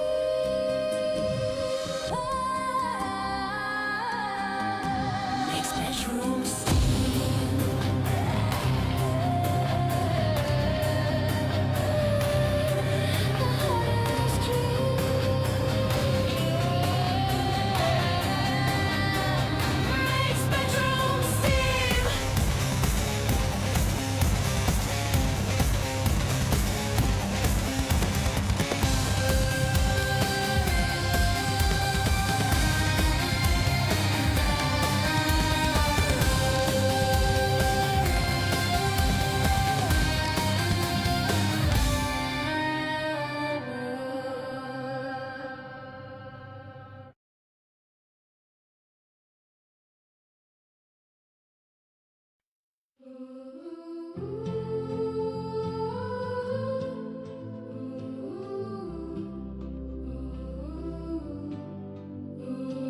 Jesus, Jesus, sweet Jesus on a pogo stick.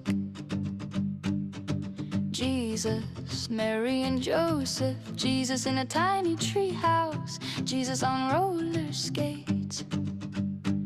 Black Jesus, my tears, purple and gold, purple and gold. Dolphin Jesus.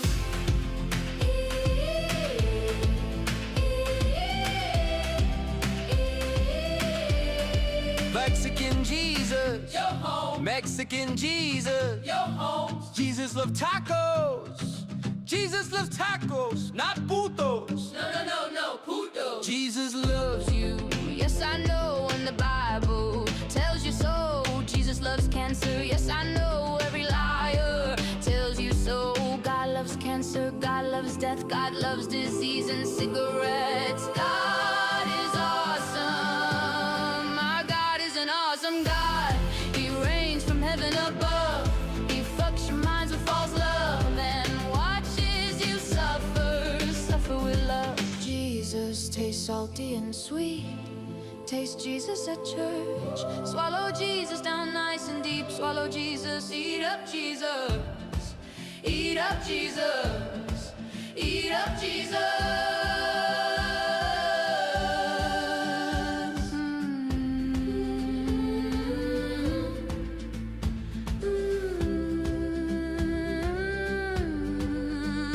Sweet Jesus, the morning star. Jesus loves you drunks at the bar. Jesus loves the homeless bums. Jesus loves vodka, gin, coke, and rum. Jesus loves you, yes I know, and even tells you so. Jesus loves floods, earthquakes, and tornadoes. He loves you lying hoes. Jesus loves prayers and wishes. He loves to be praised by you dumb bitches. Stop in Jesus.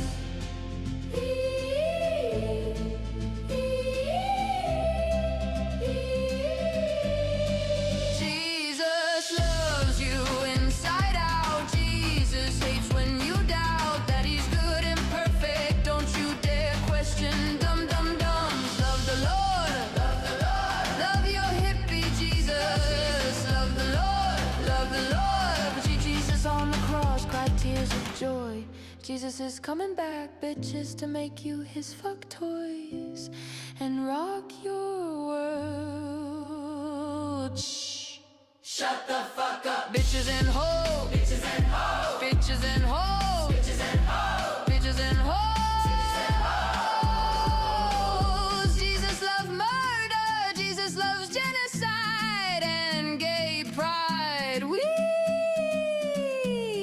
Yippee. Jesus loves to see you all suffer and we praise Jesus. Amen. Praise Jesus. Jesus loves you. Jesus loves you, zombies.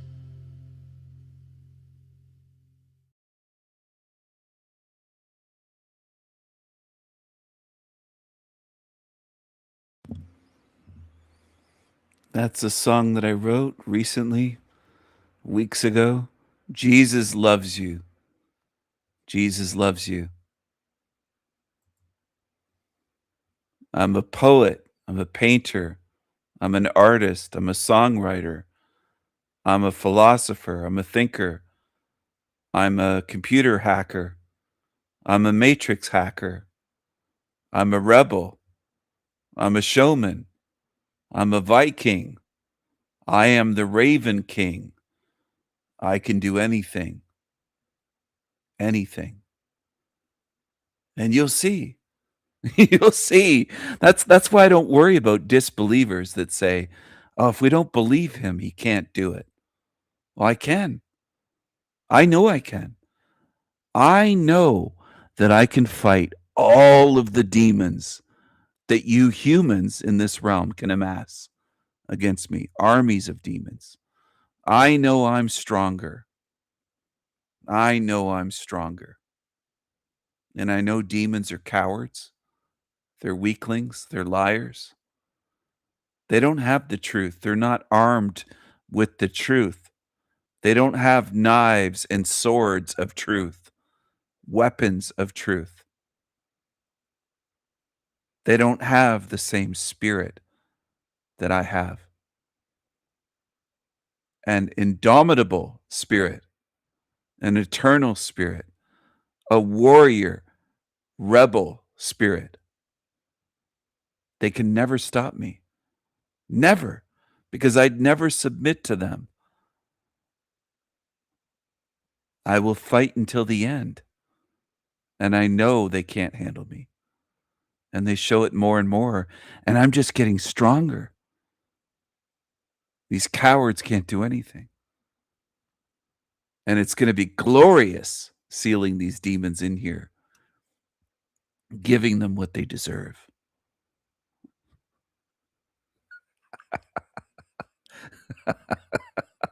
It's going to be so glorious to see them, especially the ones that are in denial with the rude awakening they get when they realize they're being sealed in and there's nothing they can do about it. Nothing. And they see my face. That's one thing I want to make sure of, is that they see who is sealing them in, so that for eternity, they have to think about what I did, what they said I couldn't do, and they'll see my face haunting them forever in this place. Getting these miserable demons will get what they deserve in here.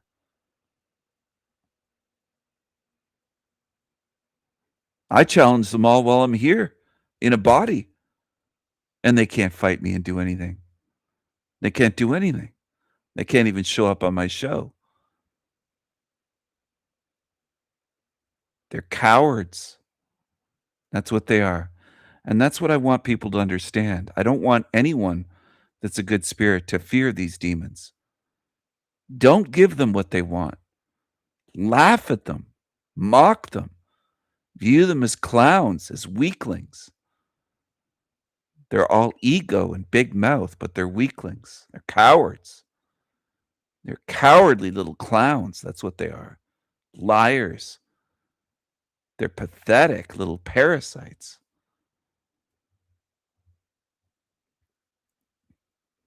And I can't wait. I can't wait. They're going to be tearing each other to shreds in this place.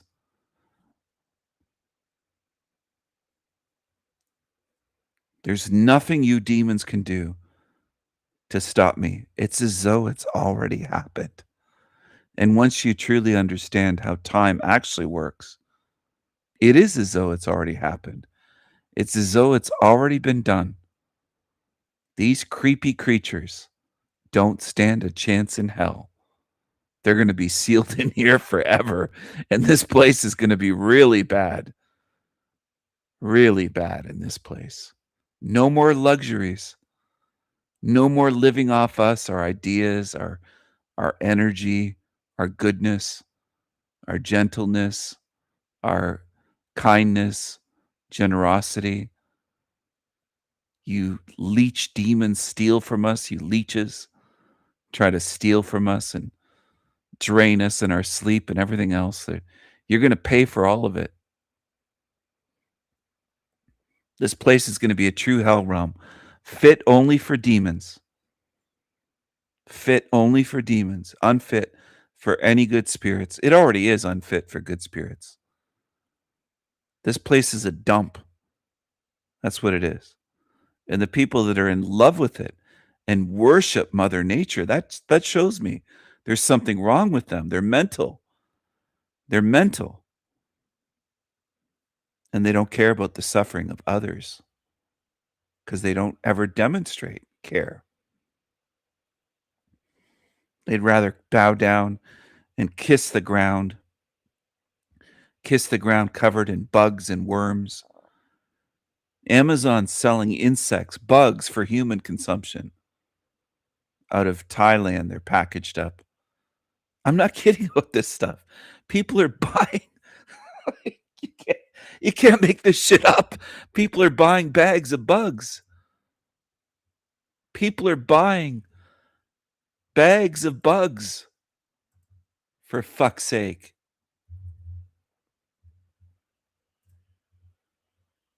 On Amazon. And I've seen it. I took a screenshot to share with you.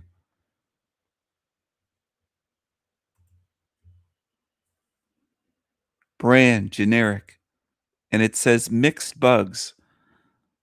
They're cooked and dehydrated mixed bugs seasoned with salt. No added colors or preservatives for human consumption. And that's out of Thailand, is where they're from, where they're manufactured, they say.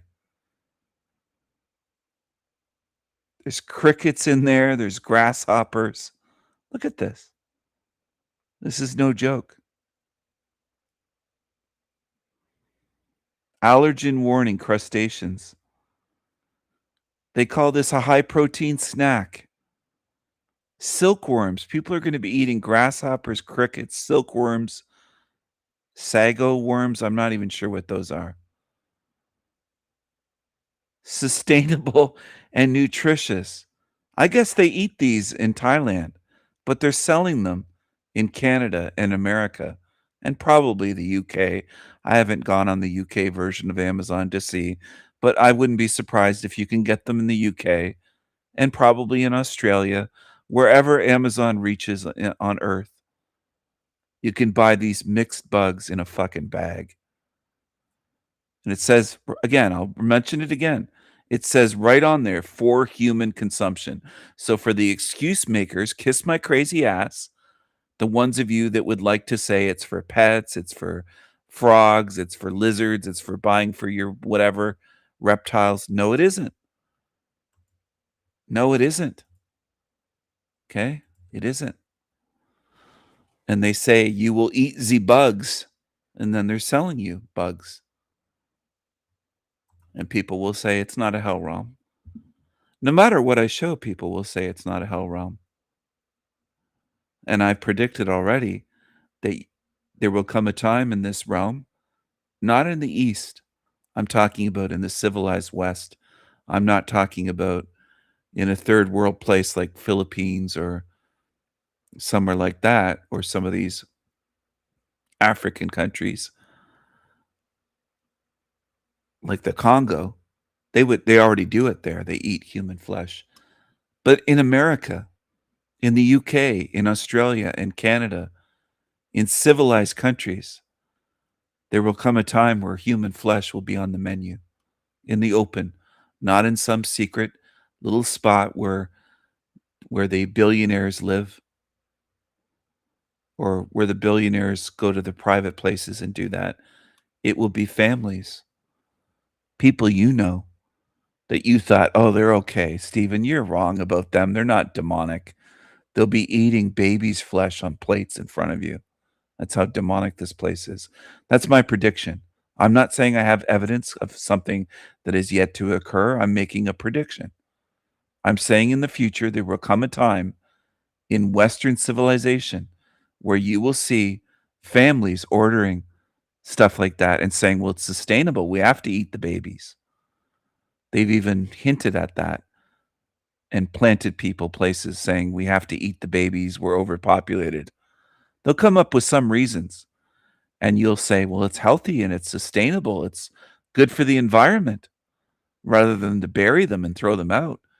You'll see people make all kinds of justifications. And that's what you humans are good at doing. Already good at doing that. You justify every crime, everything immoral, disgusting, everything illegal, or everything, I meant to say not illegal, but degenerate, everything unethical, everything sickening. Humans are able to rationalize and justify the grossest, most demonic evil things. And you think nothing of it. You'll say you're saving the earth. They'll come up with something. Now, whether it's saving the earth or saying you're out of food or it's just a better way of doing things, people will rationalize it, just like Jack Talcott saying he would feed his cat to wild coyotes, a pet. You're supposed to love your pets, but this is the way it goes in this realm. You're going to see absolute fucking horrors in this place before this is all done. And again, you don't have to believe me. I don't even expect that. I don't care if people do or not. I'm at the stage of saying, fuck everyone. You don't have to believe me. I don't mean it with hard feelings. I just mean it doesn't matter to me if you believe me or not. What I say almost always ends up coming true. And you're going to see absolute fucking horrors, and this place is going to degrade. And most of you humans will go along with it and say there's nothing wrong with it. You'll say there's nothing wrong with it. They'll allow everything under the sun, incest, pedos, flesh eating, cannibalism, all of it. And it will be normalized. It won't even just be allowed. It will be them giving you dirty looks like, what the fuck's wrong with you? You're trying to say you want to eat a steak or a hamburger that's not made out of human flesh? You want to eat an animal that isn't human? They'll be looking at you like you're the weird one. And they will be able to pull this off very fast. It won't take hundreds of years for them to normalize this stuff. They can rapidly normalize the sickest, most evil, disgusting things ever, because most humans have no moral compass at this point. They don't have any, and they don't have any spiritual compass. They're just fucking meat suits that only care about money and pleasure and greed and themselves, and they don't care who they harm. That's already the case in this realm. In case you haven't noticed, the ones that are tuned in here but lurking and they don't use their fucking mind and they don't observe, that's already the case. Most of you humans walking this earth don't give a shit about anyone else and their suffering. You don't care. Care has been cremated. As most of you should know, they have cremation of care ceremonies, as they call them, where they burn effigies and they're burning care. Yeah, it's getting like that already. Absolutely. There's people tuned into my channel that would shake their heads at me and say, no, that will never happen. That's the level many are at. They'll deny it. Denial never stops anything bad from happening. Denial never makes things better. It never makes the world better. It doesn't do anything, but humans are very good at going into denial mode. This place is degraded. It's already a demonic hell realm. All I'm saying is it's going to get much worse and much more open and much more normalized, where it won't just be out in the open for people to say it's wrong. People won't be standing against it for the most part.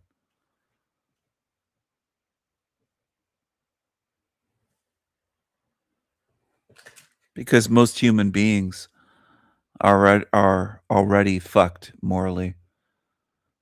There's almost no morals left.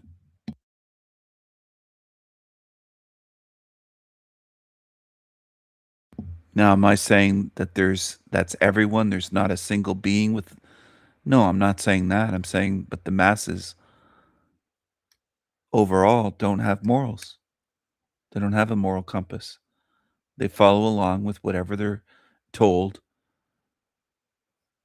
And that's the way it goes.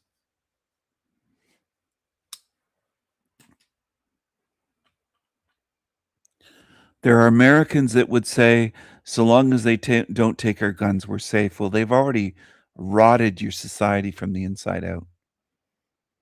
The moral decay and demoralizing people so that you're a demoralized country. They've taught your kids to hate who they are, especially white children. They've demoralized generations. They've done things that weren't obvious enough for you to see happening. What most people would take, it would have to be full-on war, and then they'd go, oh, there's a war on. But if it's psychological warfare, most people don't notice. If it's spiritual warfare, most people don't notice. If it's a war on your morals and ethics and on your children and demoralizing them and programming them, most people don't notice. And the ones that do notice don't do anything about it anyways, and they feel powerless to do anything anyway. So it carries on. So even if you do notice, it doesn't stop it from happening. That's the situation this realm is in. And people will defend this realm up and down. Well, when have you seen something major change here for the better? For the betterment of humanity? For the betterment of good spirits? Almost never. if not never in your life in a major way. It all degrades.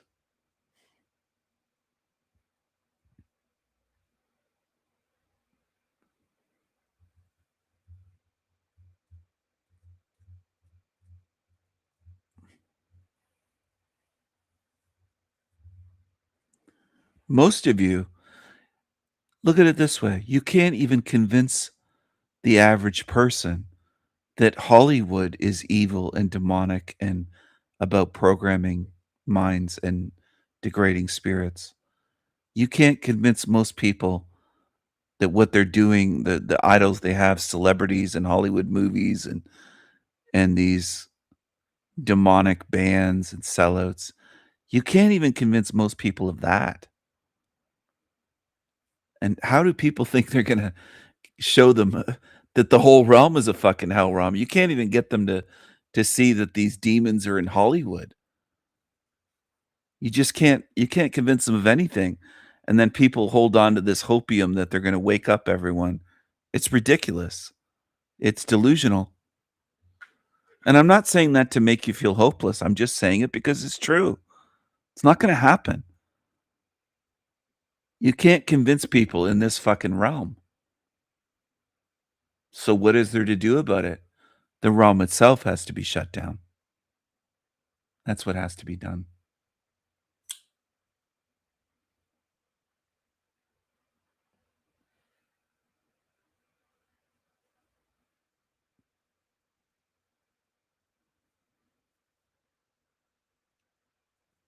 And logically, if you can't do it from the inside of it, inside out, then you have to do it from the outside in. Okay? That should make perfect sense to people. If you're using a tool the wrong way, it won't hammer the nail in. But if you grab the hammer by the handle and start hitting with the head of the hammer on the nail, you'll be able to pound the nail in. What am I getting at?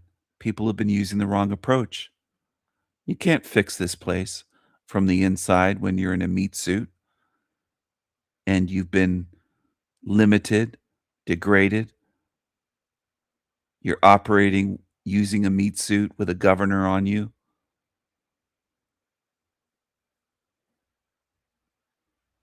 But what can you do from the outside? That's the real question. That's how I look at it.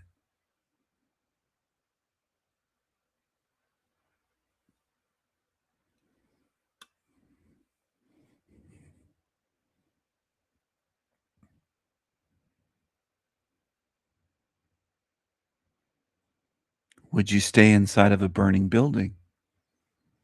Or would you try to get outside of it and put out the fire?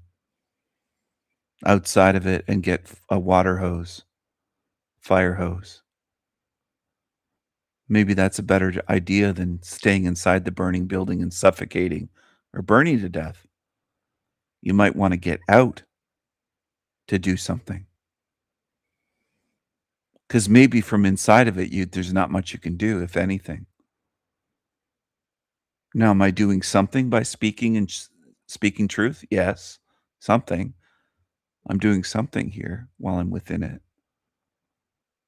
But I can't fix this place from within it, obviously. If you get what I mean. I can't fix it from inside of it. We're inside of a hell realm system. That's what this is.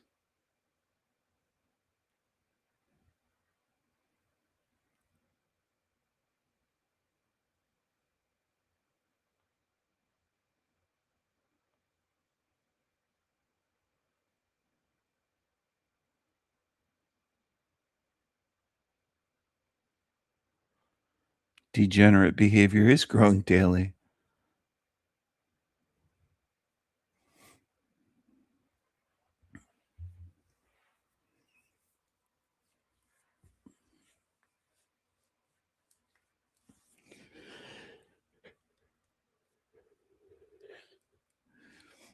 Things today are much worse and observably worse than 10 years ago, 15, 20 years ago, 25 years ago.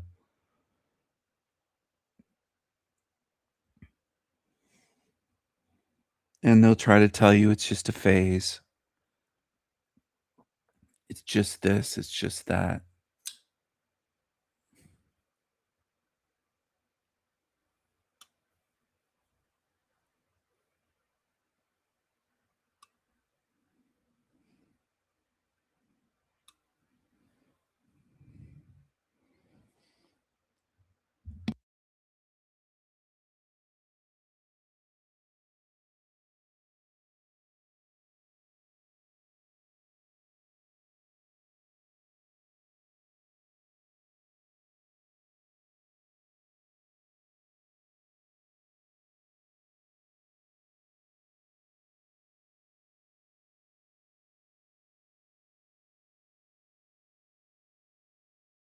Ching chong. Ching chong. Restaurant closed. No egg roll for you, fool. Fool. I bring the ching chong beats. Chung Bo's low main beef. Ching chong gang. Gang gang. Hey hi fi ha fa han fong yeah yeah. Hey hi yee yay yang. We bring the ching chong gang. Ching chong gang. Chopsticks and kung fu. I bring you South China attitude. Bruce Lee. Kung fu. Team Evil dumb fool. Hong Kong. Ding dong. The witches will forever regret when my wrist won't call. I shut all this hell well down. Shut it down. Ching chong. Ching chong. Team Evil is so wrong, so wrong. Fuck 'em. Gang gang.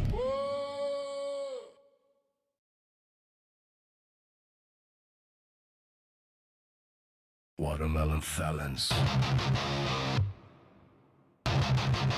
Watermelon felons. The usual suspects. The usual suspects. Get you some fried chicken. Watermelons and Kool-Aid. Watermelons and Kool-Aid. It's a beautiful day in the darky hood. A beautiful day in the darky hood. Won't you be my, won't you be my, won't you be my Tigger, Tigger, Tigger, Tigger.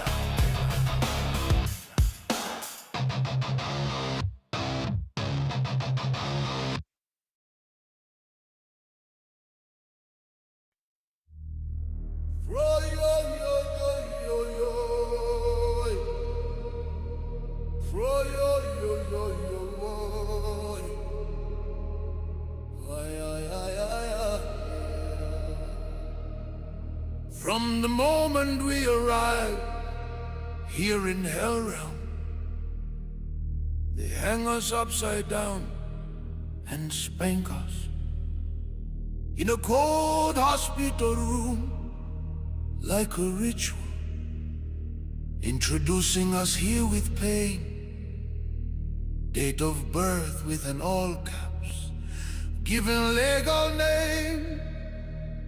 They cut the cord and put drops in our eyes. Blood and guts burst screams. The circle of life. The circle of life.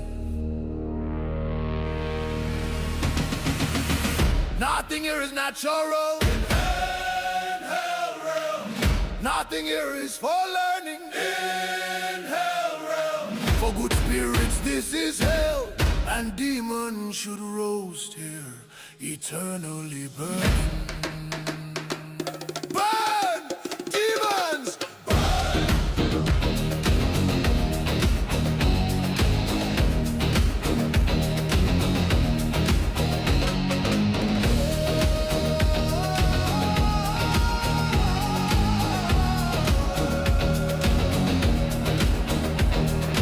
Yes, there is a sun and a moon.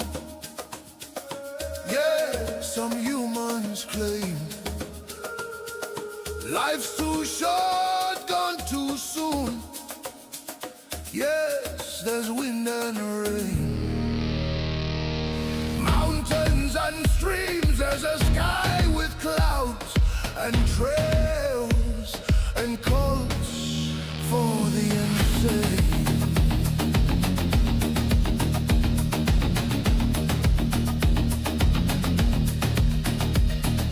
Cradle to grave, you are brainwashed and controlled like zombie worker slaves. Cradle to grave is the circle of life, and earth devours you all. None of you will survive forever here. This is a recycling system for spirits. It's the circle of life in a realm filled with pain and death. Praise your fake gods, hug your beloved cats and dogs.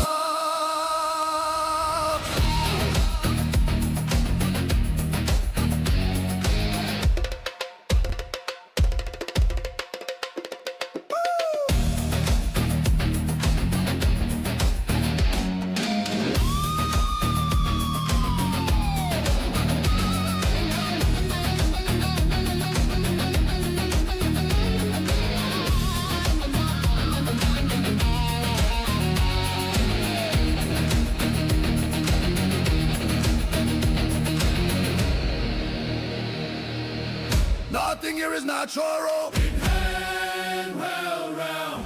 Nothing here is fallen. In well round. For good spirits, this is hell. And demons should roast here, eternally burning.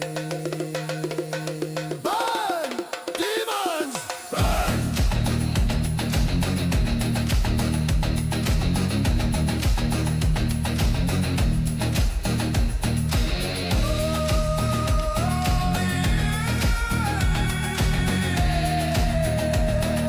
Burn here forever. Demons, burn. Demons, burn. Demons, burn. Dance in the fire, you filthy liars, you parasites.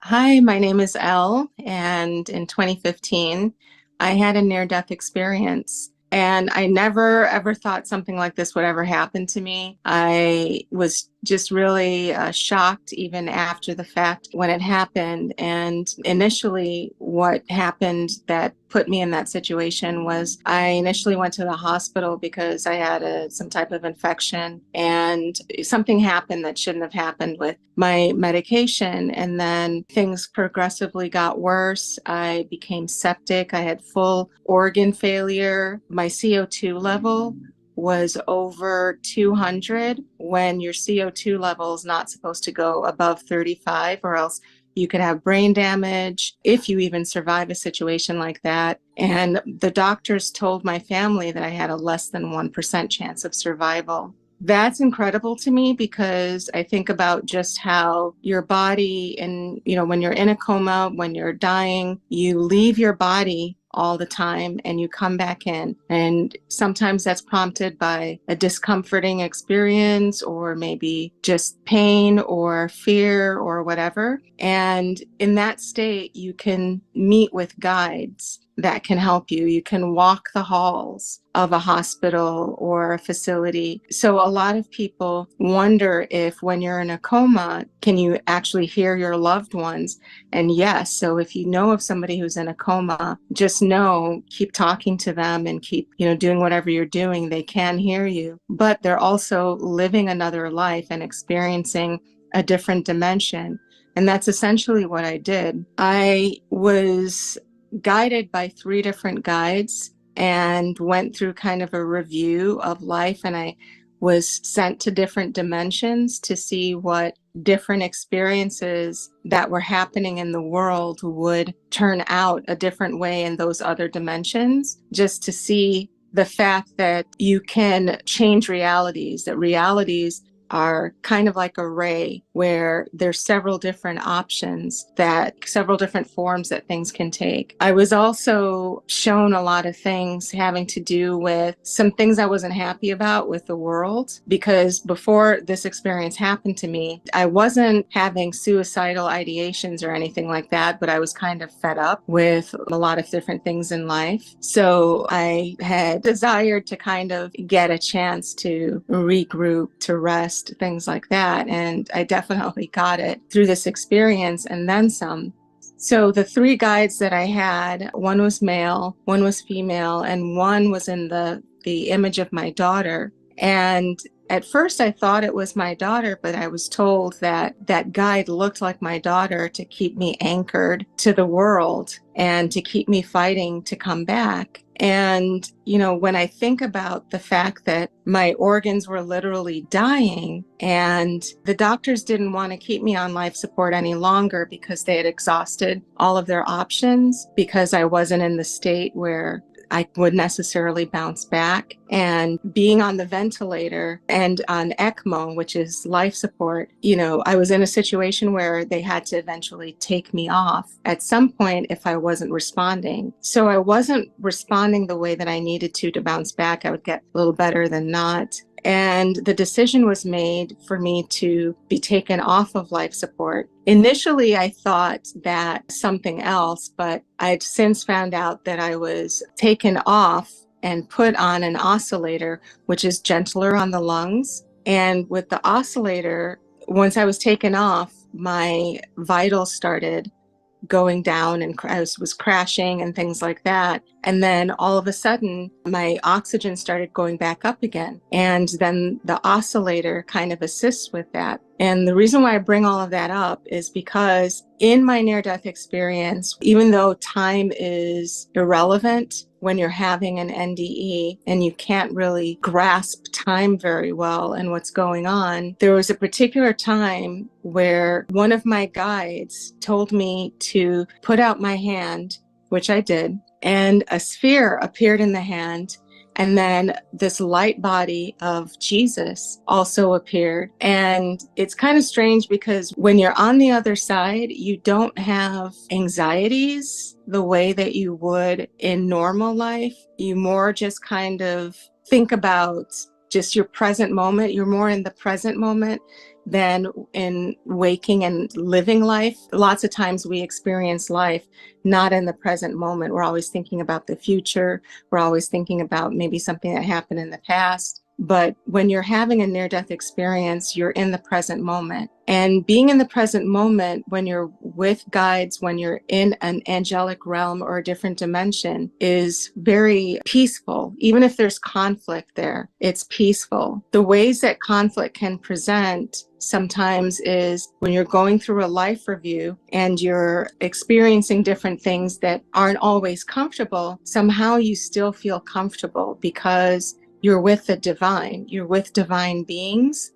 So when the image of Jesus appeared, I didn't think, oh, that's kind of strange. Why am I seeing Jesus? Your mind kind of expands and you don't really think the same way. And after I saw Jesus as a light body, a ray of light panned around the room. And I believe that that was the time that I experienced the healing event of what I was mentioning before, where my oxygen was dipping, I was crashing, and then all of a sudden my oxygen went back up and I started breathing when they didn't expect me to. And the ray of light went back and panned back around, and then that was the last thing that I remembered in the NDE. For a while, I didn't look at other people's near-death experiences, and I didn't really even talk much about it. I did have family that asked me and said, you know, what happened? And I couldn't really explain a lot of things because I'm kind of analytical and science minded as well. I mean, I am spiritual, but at the same time, it was so profound that I wanted to make sure what I was experiencing was something that I experienced. So I sat on it and I didn't talk about it for quite a while, and only recently started talking about it. It also became a little bit lonely, because when I came back, I was really still feeling kind of over the world, meaning that I just really saw how a lot of the things that we put a lot of focus and attention here on earth don't really matter, and how the way that we live our lives is not, for the most part, in general, as a society and culture, not really the way that God, source, whatever you call God, wanted us to live. I traveled to a different planet and I saw a nebula. So I learned about the fact that, we're not alone. There are beings everywhere in different planets and different universes. And we're all connected to one source, which is God. When I did that, I left my body and I was an orb. I had a guide who was there comforting me because it was not my normal state. But when I looked down, I did not see a body on myself, but I could see out. So I had visual. So I had the ability to see and realize that I was an orb. So if you see orbs at times, if something spiritual happens around you and you see an orb, that is a spirit of a person, a being. They feel their whole body, because I felt my whole body, but it's like collapsing the whole entire body into like a little marble, so that you still feel the sensations of your body, but you don't actually have a body, and you can float and you can see, and your consciousness is what moves you forward. So I was floating through space, and I was floating past nebula, because my eyes and my consciousness were taking me to areas that I wanted to explore and to see. And I came on a planet that the beings there, they had like white translucent skin, and they seemed to glow. I think it was their aura. Some of them had different colors where they would glow a different color from underneath their skin. And I don't know whether it was a mood thing or if it was, say, family group type of thing, but either way, at different times they had different colors, and they were an entire society. There was a city there. People were, beings were going about their day. I don't know if you'd call it day, but they were living their life the same way that we would. And I was there with my guide, just standing to the side of something, observing quietly. And so I observed for a while. My guide was telling me there are beings all over the universe. There is life outside of the earth, and was just telling me about, how big the universe is and the different expressions of the beings that God has created. And some of them saw me and they didn't look too fazed by seeing me. So I got the impression telepathically that they knew about humans, but they also don't interfere with humans. So I was not a huge surprise to them, even though they were a surprise to me. The other thing that I learned was that everything was conscious. All living beings are conscious. And just because we don't understand something doesn't mean that it doesn't have value or that we should look at it as unconscious or disrespected. And if we applied a lot of that thinking a lot of the times, not only to the things around us, but also to each other, then our connection with each other would be more valuable. We'd feel a deeper connection with each other and express love in a way that it's supposed to be expressed. Love is actually an energy frequency that's needed for the universe to exist. So if we take away that love, we're actually taking away our own existence. And that's really hard to do, especially on earth. I have days where I feel like I can exist in that. And then there are days where I'm very disappointed, with the world, with life, things that I see. But that's a part of the whole learning process. And that's a part of the whole refinement that we all go through and that we all chose to be here to go through so that we could ultimately exist as that light body like Jesus was. A few things that I learned in my near-death experience, which some of this was kind of after the fact. And I realized that one of the guides was kind of taking me through the Akashic records. And with the Akashic records, in my mind, before all of this happened, I always thought of the Akashic records as this big library of books. Because, the word records, it just seemed like it was a library. But what I discovered was it was more like a stepping into, like on Star Trek, a holodeck, where you kind of go in and you experience the different events that are happening. You don't just open a book and read about it. You're walking through the experience and you're still protected, like you're not completely submerged or completely a part of it, but you're viewing, you're an observer of all of these different events. So some of the things that I saw, I didn't realize that's what was going on until I started seeing different things happen once I was out of the hospital and recovering and everything else that started taking place. Long story short, I say that all to say that even though some of these things have happened, there's a lot more that is coming, especially within the next 3 months and in the next 6 months. Some of the things that I experienced that would be happening, or some things that I was told that would be happening, is a major contact event. So I said that a while ago in other interviews, and since then we've had a lot of disclosure and certain events, but there's going to be a huge major contact event by the end of the year, which is an undeniable event. There's going to be a lot of discomfort in life. So one of the things that people are going to probably want to focus on is eating healthily, taking care of your body, taking care of your mind, taking care of your soul. Starting to realize that the things that you're doing here on earth are things that don't represent you on the other side. That's one of the biggest lessons that I learned, is that we kind of get trapped in the ego, and we kind of get trapped in a lot of things that are happening in our daily lives, whether it be our jobs, our family, and those are not the things that define us in this life. It's our response to our own soul. I think about the things that I did not say before I had my NDE, and if I had completely died and had not come back, I would have never have gotten the chance to say certain things to certain people, as opposed to now. And because a lot of the times we do that because we live in fear of saying what we need to say. And, we were just talking about the fact that expression is important. And that was kind of a reminder to me to remember the things that we'd want to say if today or this moment was our last moment.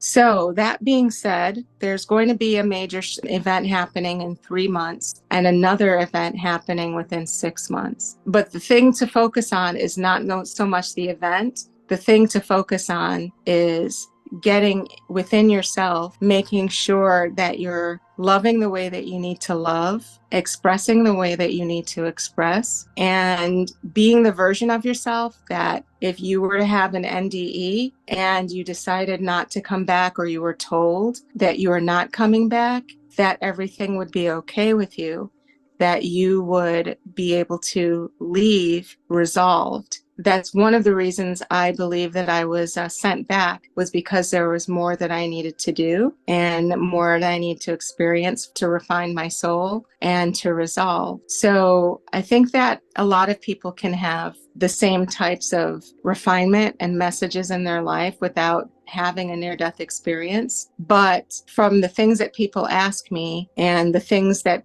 people want to know when you go to the other side, number one, is there a God? Yes, there absolutely is. Regardless of what you call God, energy, source, whatever. Is there another side? Yes, there is. There are other dimensions. There are other worlds. There's more than just here, for sure. Other things I've been asked is it painful when you're dying? And no, even if you have an accident and you feel some initial pain, it goes away almost instantly. So in the experience and on the other side, you don't feel the pain. It's immediately taken away. I've also been asked, are we in a simulation? The word simulation, it's been used in our human words like a computer simulation. Basically, we think simulation, we think computer. So we think all of the things that a simulation in a computer would be. So then some people think, oh, everything's fake and this is all a simulation. The word simulation is correct, that the universe operates like a simulation, but it's not like a computer simulation. It's a divine simulation. And if we think about it, everything that we create technologically, things that we create mimic things that are already divinely existing and biologically existing. So the universe operates similar to a simulation, but it's not a computer simulation. People get that confused. Here's an example. When people creating and manifesting something, that's a simulation action, but that doesn't mean that there's a big divine being in the sky putting in ones and zeros and creating an outcome, and that the outcome is fake. It means that the operation itself is like a simulation, meaning that we can create our reality in various different forms. Anyhow, that is pretty much what I learned, and some of the things that I'm continuing to experience, grow in, share regarding my NDE. And I think that if more people had an NDE-like experience, then I think that we would elevate a lot more quickly in this world, because it's tough to do that here on Earth in our matrix-style living.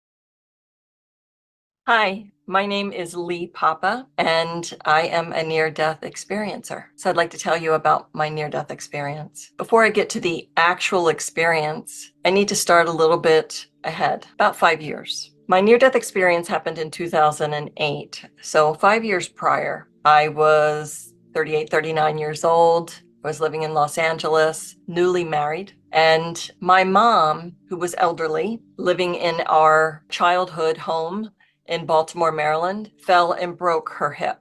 My dad had passed some years prior, and I would say she wasn't thriving. So my new husband and I decided to make a change and bring her into our home to have a new chapter for her where she would thrive. Los Angeles was too expensive for us to do that at the time. So we found our new chapter in Las Vegas, and we created a home. We bought a home there, and we were excited about this next chapter. We packed up a truck, our 2 cats, and we headed to Las Vegas, which at the time was just booming. Actually, it's still booming, but it was just newly booming. And we were excited about it. A new town, a new experience, mom coming to live with us. And so this was December 2003. We moved in, Christmas time. It was lovely. We were preparing for mom to come, and that would have been in the spring. And our excitement turned quickly when my husband was in a major car accident. And this car accident was not his fault. He was at a light and he was rear-ended with no place to go. And this was one of those times where a situation, an experience changes the trajectory of your life. And this was one of those moments. This gentleman who was fun-loving and kind and gentle and fit changed completely. Pain, a lawsuit that would have him regurgitate his pain every single day and his disability completely reprogrammed him for being disabled, and he changed. No one can really understand, I guess, until you experience that kind of pain and disability, what that does to a person. So we were in Vegas, and good things were happening amidst these painful things. I was an older mom, and I was able to get pregnant after some intervention, we thought, we were able to get pregnant, even though I was an older mom. And we were starting to think that things were getting better. We were so excited about this. At the same time, Mom came to live with us at that time, and things were starting to hopefully look up. But we were still dealing with this monkey on our back about this accident and the lawsuit and the disability. Mom and I had a very, very strong bond, and I was excited about her coming to stay and really incorporating our lives. And she always got lit up when I was around, and we fed off of each other that way. And we would take excursions, and we liked to do the same things. And what I didn't realize is that something was going on behind the scenes that I wasn't prepared for. So the fairy tale began to take a turn. Even though everything was paved with good intentions, there were these obstacles that were occurring. And at the time, I was always sick. Everything that came down the pike, I got, and I would even affirm that. Oh, don't get near me if you're sick. I'm going to get it. So my words were also creating my reality. And with each obstacle that I encountered, whether it was my husband's disability or my mom's challenges or issues with work, I would affirm them by speaking them, and I would speak them into being, really, speaking them more into a snowball effect. My mom became unhappy. And what I found about her personality, whereas before I used to be her confidant, I didn't realize that I was no longer that confidant, that then she looked outside her beautiful experience with our new home and our new environment and our positive way of living. Mentally, emotionally, we really supported her, that she was making phone calls to back home, friends, family, and she also was in that loop of complaining and being a victim. During this time, there was just a lot of drama and chaos going on in all of our lives. And I was searching for answers. I just wanted to fix it. Somehow I was going to find an answer to fix it, to fix why I was sick all the time, why my husband couldn't find a way to ease his pain, why my mother was suffering so. And so I set out in search of answers. And I looked under every rock and every crystal there was to find a holistic approach to fixing everything. I looked into Reiki. I actually had an extraordinary experience during my first Reiki session where I had an out-of-body experience. And in that, I understood more fully that we were not our bodies, that we were spirit having a physical experience. And during this time, as I was searching and seeking, more incredible experiences started to happen. Synchronicities, people just showing up. I became aware of navigating my life with this magic around me, with more signs and wonders. But as I was also exploring, things were not getting better at home. They were getting worse. And in 2008, it was like a free fall. It was a time where the housing market was collapsing, and we were realtors. It was not a good time to be in real estate, that's for sure. And it was a challenging time to be a homeowner. And during that collapse, 1 in 54 homes in the US went into foreclosure. And we did not escape that statistic. And then my husband was still struggling. And in his despair, he wanted to go on a 10-day Noble Silence retreat. And I was fully supporting him in anything that he needed to find his way out of this dark hole. And we were really challenged with each other during this time. So he decides to go out of state on this Noble Silence. And what I mean by the Noble Silence is no telephones, no communication. You go into the retreat house and your phone goes somewhere locked up and you have no communication. And he had done this before and it was very challenging, but he felt that he really needed this. And so we find ourselves at this time where he was getting ready to leave and I was sick again. I started to get this upper respiratory illness. And he had asked me to please go to see a traditional medical doctor instead of trying to do it holistically, which typically took a little longer. And so I did. And during that time, as I left the doctor's office with a prescription in hand, he calls, we say our goodbyes, he goes into his retreat, and that's the beginning of really the near-death experience. I felt some sort of strange urgency to get things taken care of at home. It is like I needed to get things fixed and prepared and taken care of. So I didn't rest. And for the first couple of days, I was just a doer, and I got things accomplished on my list. I've always been a list maker, and I was checking them off, but the antibiotics weren't working. And so then I found myself in a couple more days and getting worse, finding myself then a couple more days, now I'm in bed and the antibiotics are not working. In the days that preceded, I began to fail in increments. I was in bed, I could barely lift my head, I stopped eating, I stopped drinking. And the funny thing is, I believe it's like the universal chess game where when we are meant to have experiences, the universe changes and moves the chess pieces to be where they're supposed to be. And my mother, who, God love her, was always around, was not. And when I needed her during that time to help me, she was nowhere in sight. And my little child, who was a couple of years old, nearing 3, just days away from 3, I could barely take care of. And I started to get scared as I was lying in bed, knowing that I was just meeting his very minimal amounts of needs. And I called a friend of mine. I was able to pick up the phone, call my girlfriend, and say, please come get him. I'm very ill. She did almost immediately. And knowing that he was safe and checked in with my mother, and knowing that I was unwell, I somehow knew I was safe and free to have this experience or to let go. So as I was lying in bed this day, and again, I was like a week into this illness and very, very sick, I contacted the doctor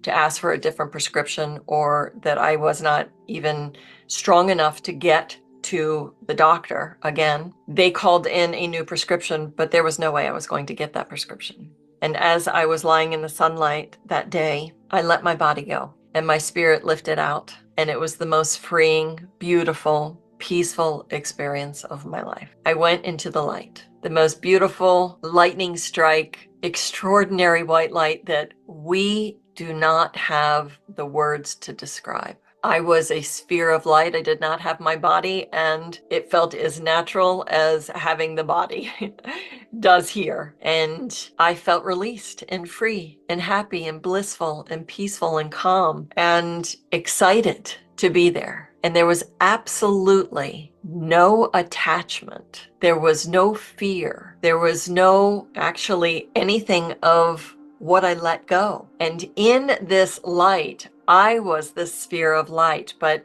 there were variations of light, so you could distinguish what it was. But I felt that it was kind of like a holding place, like I wasn't quite there, like almost the platform of a train, right?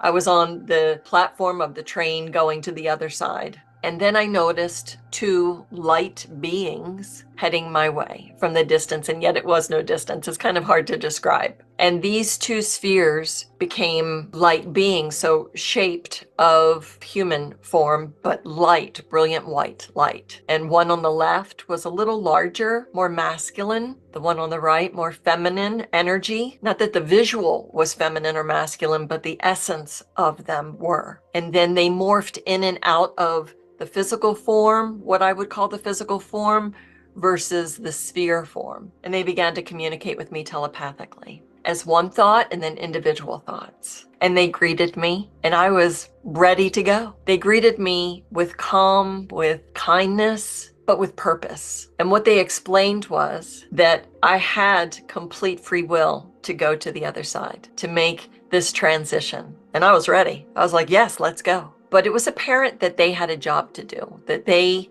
were there to make sure that I had all the information to be able to make this decision clearly. And so they gave me what I call a relationship review. And for many years, I would never listen to another near-death experience because I did not want it to impact my own. I didn't want to bring in information that was not as pure as my experience, meaning I didn't want it to dilute my experience so that I could hold it so intimately. And I understand that many have life reviews, but this one was a little different.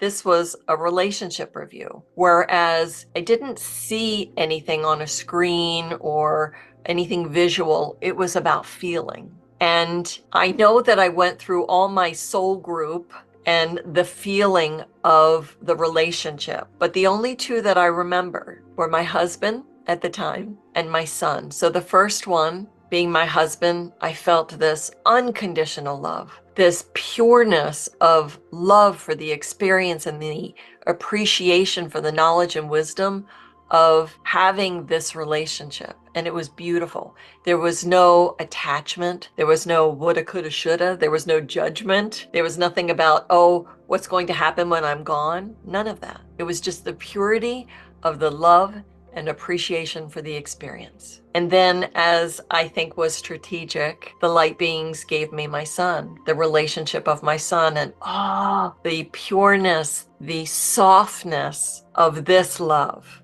was so divine and beautiful. And I was so appreciative of being able to be the mother of this incredible being. And I was gushing. I was in just such love and appreciation of the knowledge and wisdom of the experience. And then after the experience washed away like the others did, I was calm and I felt wonderful. And I was like, okay, great, let's go. I still had no attachment. I still had no desire to go back.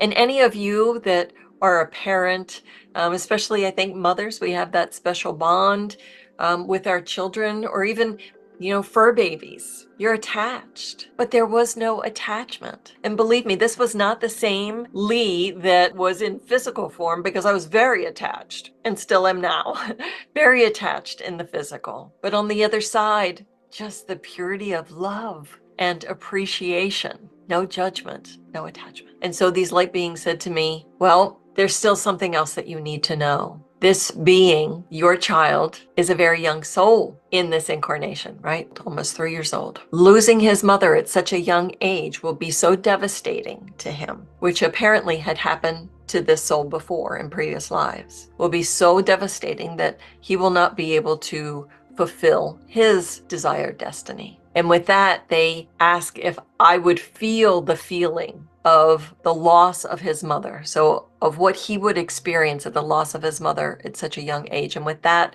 I felt this extraordinary pain. And I described it as shards ripping through your soul. You would not wish this kind of pain on anyone, not an enemy, much less someone you love, much less your child. And after the near-death experience, for months, easily 6 months to a year, I couldn't describe this to anyone without bawling my eyes out. It was that visceral. So of course, the light beings did their job well. And so I agreed. And I said, I will come back and be this beautiful light's mother. And I will do the work of the light. And there was some negotiation, which I go into more detail in the book, Temple of All Knowing. But with that, I was back in my body. I was sitting up. I didn't know what had happened. I was, I would say, 95+% better. I was on my deathbed, and now I was sitting up, and I was in a stupor, and everything was radiant. Everything was glowing and beautiful. And when I say everything, I mean inanimate objects. I don't know how much time I lost just looking at the door and the hinges and the doorknob, and everything just had a glow or a residue about it. I was different. I was blissful and happy, and I didn't know what to do with this. I was calling it a fantasy of death. Now, I had told you that I've always been a seeker.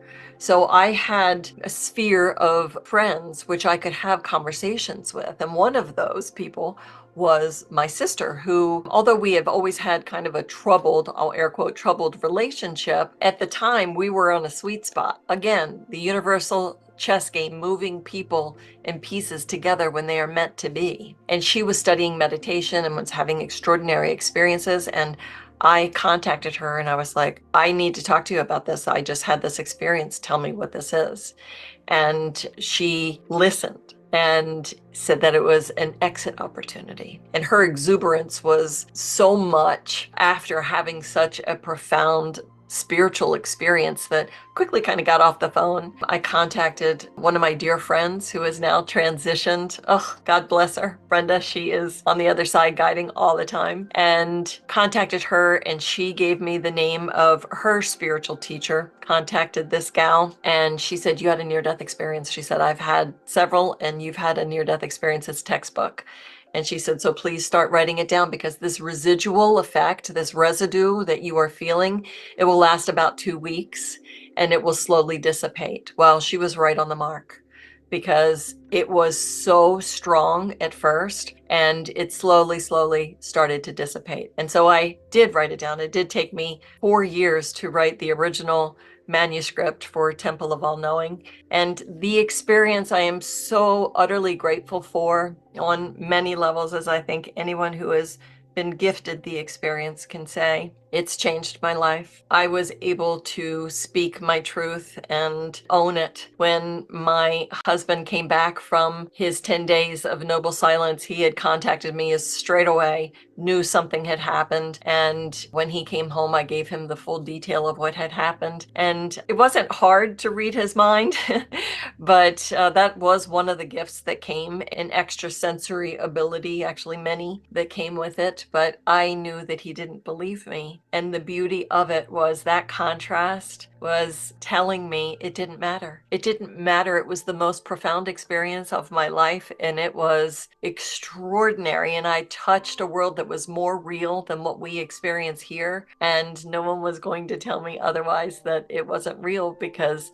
I know it was. And so it changed my life as far as putting me on a trajectory of doing the work for what I would call the light, and mothering my child into adulthood, which I have done blissfully, and continue to do the work of non-judgment. So I teach on mindfulness in the meetings and events industry. I also teach through coaching, private coaching, and help people move through all kinds of obstacles, from judging themselves and no self-love and self-care to really moving into self-mastery. And there's a free book on my website called Roadmap to Living Mindfully, Understanding Self-Love, Self-Care, and Self-Mastery. I'm excited to be able to really come into my total truth and bridging the gap from the mindfulness training and the foundation of the near-death experience, knowing that there is no death. There is only life. And what we are doing here, having this experience,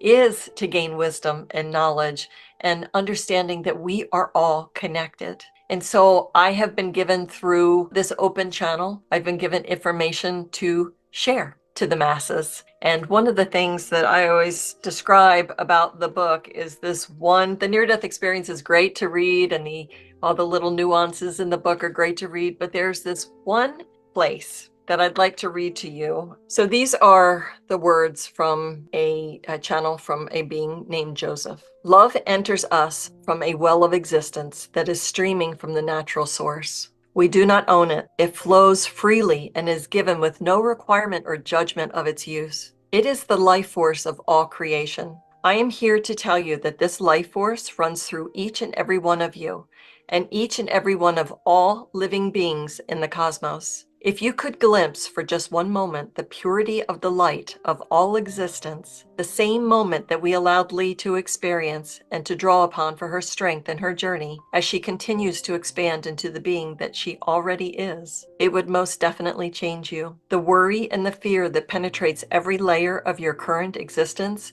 would vanish like a streak of lightning in the night sky. It would melt all the worry and the darkness from your hearts and fill you with the light of love for all mankind. There would be no differences, no wars to fight, no burdens of finance, as with this love, all things for all people are possible. Your limited knowledge of what the light is the only problem or issue that you need to resolve. The only issue. As once the clarity is yours, you will no longer seek anything but the essence that is the light of your pure energy. You see, the strength that is the you that you do not know is just below the surface to be uncovered by you. This is the journey, you see. It is the unveiling of the shell that you have encrusted upon yourself in darkness so that you can see again. The world is your playground, your playhouse, your school. It is that for each and every one of you. Some of you see now, and some of you are beginning to see. It is a joyous occasion for all of those who are able to see this unfold. It is glorious in many ways as your existence is unfolding in the hands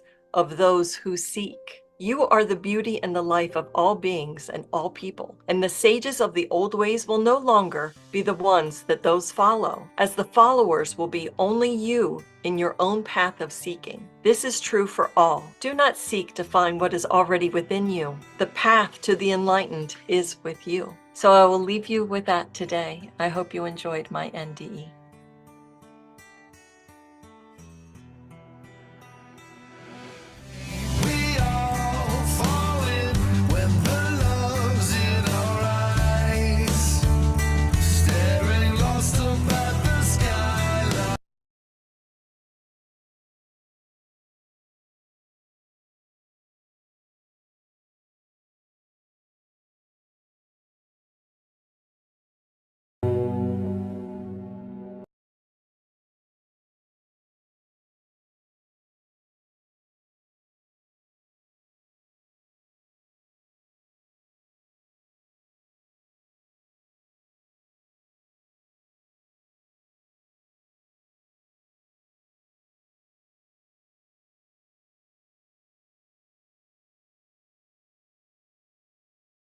Where am I? Where the hell am I?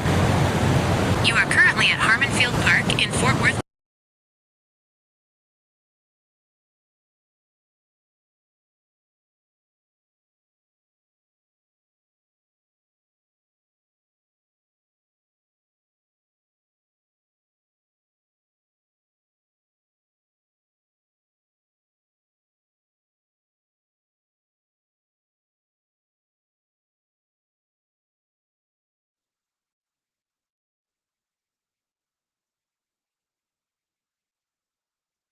Fire.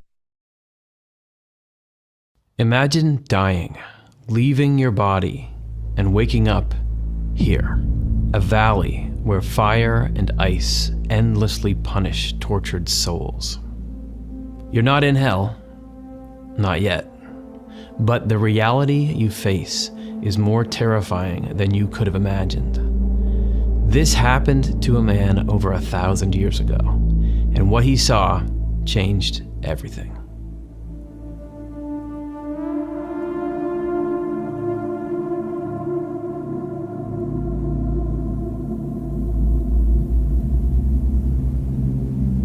Around the year 700 AD, something strange happened in the remote monastery of Melrose in ancient Britain. An Anglo-Saxon man named Drithelm was dead, or so everyone believed. Hours later, against all expectation, he returned with a shocking story of the afterlife.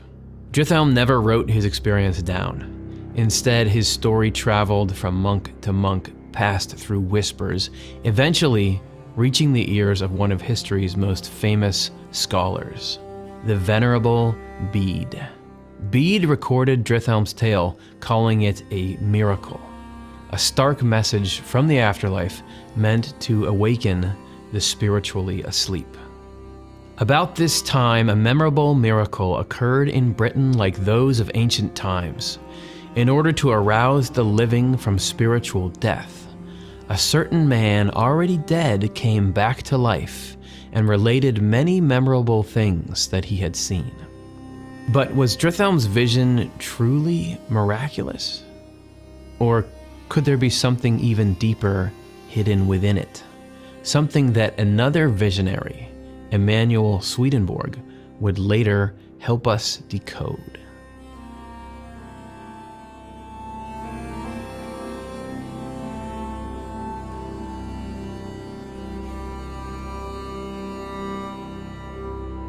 Drithelm's journey began as his soul left his body, guided by a mysterious figure whose face shone with a radiant, otherworldly light. Together, they entered an immense valley that seemed to stretch endlessly. On one side, raging flames. On the other, violent storms of hail and ice. Trapped souls were tossed violently back and forth, seeking relief from unbearable heat, only to be thrown again into freezing torment. It's horrifying. But this wasn't hell, according to Drithelm's radiant guide.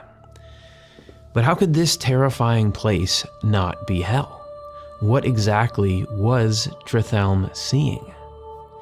Emanuel Swedenborg, a scientist and mystic from the 18th century, provides a startling insight. According to him, scenes of fire and ice like these aren't literal punishments. They're symbolic images reflecting the internal states of souls themselves. Hellfire means the urge to do the evils prompted by love for oneself and the world.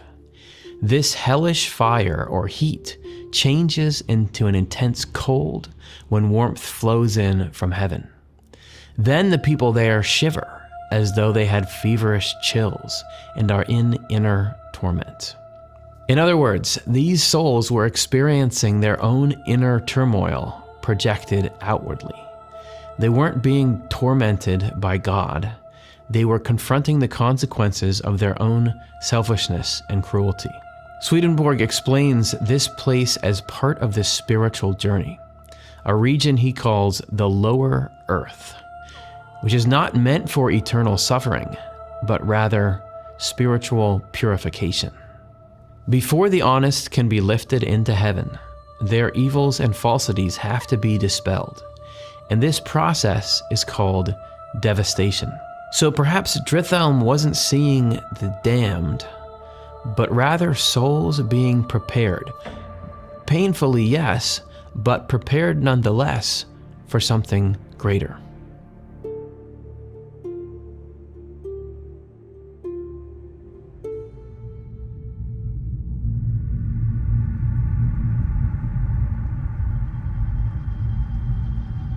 From the Valley of Fire and Ice, Drithelm and his guide descended further into darkness. Soon the darkness became overwhelming. Drithelm barely saw the outline of his glowing guide before being consumed by thick smoke, dark flames, and a horrible stench.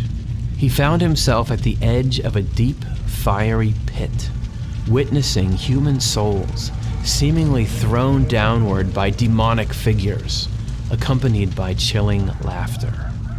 But then, just as demons turned toward him, Drithelm glimpsed a comforting light behind him. His guide had returned, leading him away from the nightmare.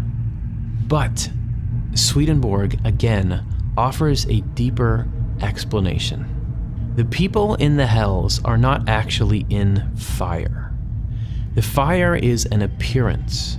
The reason there seems to be fire is correspondence. Since love corresponds to fire, and everything we see in the spiritual world has its visible form from its correspondence. According to Swedenborg, the demons Drithelm saw weren't monsters from some external realm. They were humans, completely consumed by evil, tormenting themselves and each other from within their own twisted loves. Spirits who are absorbed in evil resist heaven strenuously. They freely cast themselves into hell, entering voluntarily, diving in head first. The horrifying truth here? Souls aren't thrown into hell by angry demons, or even by God. They dive in willingly, drawn by their own craving for selfishness and cruelty. The light that Drithelm saw wasn't just relief, it was divine truth.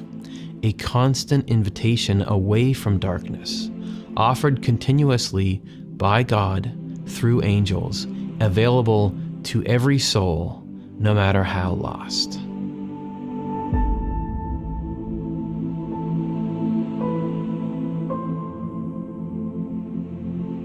Having escaped the horrors of the pit, Drithelm and his guide emerged into a completely different landscape. Suddenly, Drithelm stood atop a towering wall, overlooking a vast, vibrant meadow filled with flowers, warmth, and joyful spirits. The air itself was sweet, instantly erasing the memory of the pit's horrible stench. Surely this beautiful place had to be heaven itself. But again, Drithelm's guide surprised him. It wasn't heaven, at least not fully. So what exactly was this place? There are paradisal scenes at the outskirts of heaven, as Swedenborg and a group of newcomers were shown when being guided through a similar garden. The angel with the visiting group said to them, "This labyrinth of a garden paradise is actually just an entrance on the outskirts of heaven. I know the way out, and I'll take you there." Swedenborg describes similar gardens at heaven's edge, places of profound peace and clarity, preparing souls for entry into heaven itself. Auras of faith and love turn into pleasing smells. The sweetness Drithelm felt here was the aura of genuine love and true faith radiating from every spirit. Heaven, in Swedenborg's vision, is first and foremost a state of being, a community built on mutual love and clear understanding. This beautiful meadow symbolized a crucial spiritual truth. Before fully entering heaven, we must willingly embrace goodness and truth, letting go of all self-centered attachments.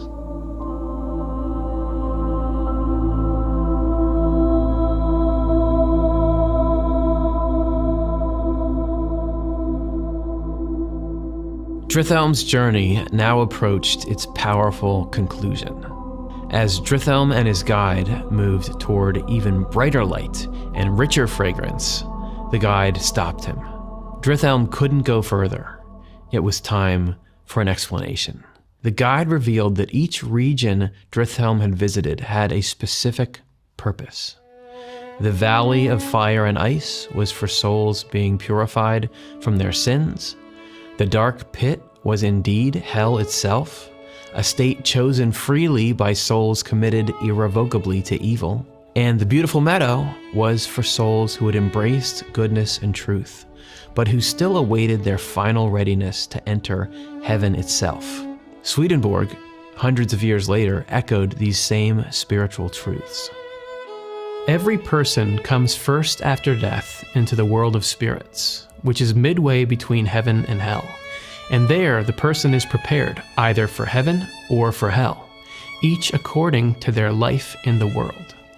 People who have heaven in them while they are living in the world go to heaven after death. Drithelm was sent back to his life, profoundly changed, with a clear mission from his guide. You must now return and live again among people. Watch your actions carefully, live righteously, and someday you'll join the joyous souls you've seen. Drithelm awoke, deeply transformed.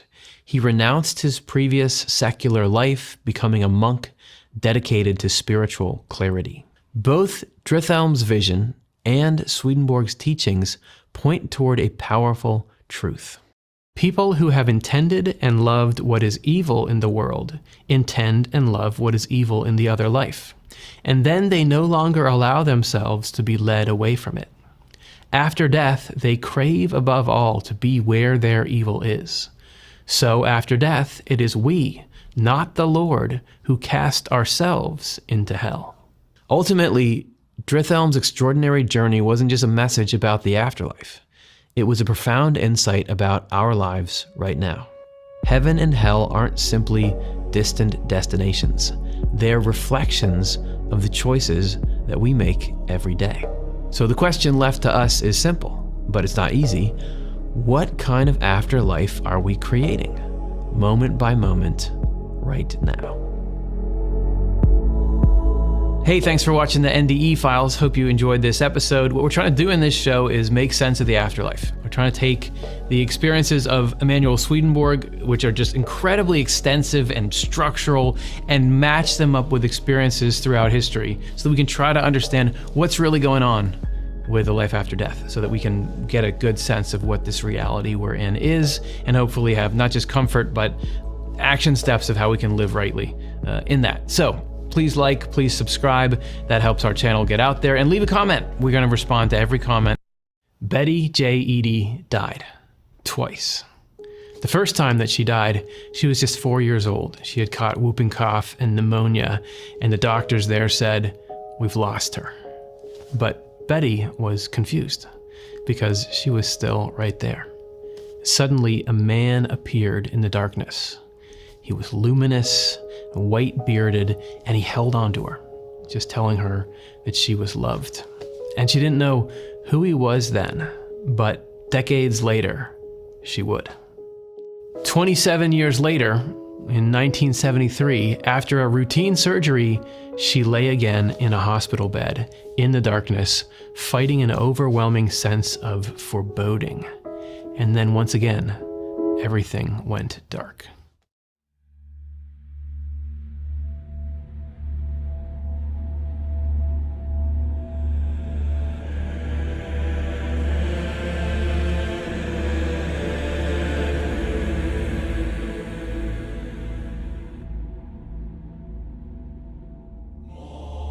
That day in the hospital, Betty believes that she died from a post-operative hemorrhage. What she experienced is difficult to verify, but impossible to forget. Eadie claims that while her body lay dead, her spirit was more alive than ever. She says that she had access to vast, eternal knowledge of the universe. She says she witnessed different realms of the spiritual world, met her guardian angels, became a flower for a little while, and spoke with Jesus Christ himself. This is her testimony, and it uncannily matches records left behind hundreds of years earlier by an inventor and scientist who also claimed to have seen the afterlife firsthand, Emanuel Swedenborg. So what does it mean when visitors to the afterlife tell the same story? Can we find a common truth?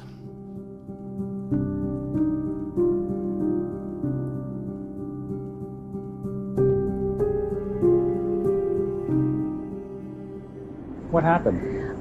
I felt my body dying, literally, starting from my feet, my hands, creeping up through my body. And it's a feeling that's very distinctive. You know something is extremely wrong.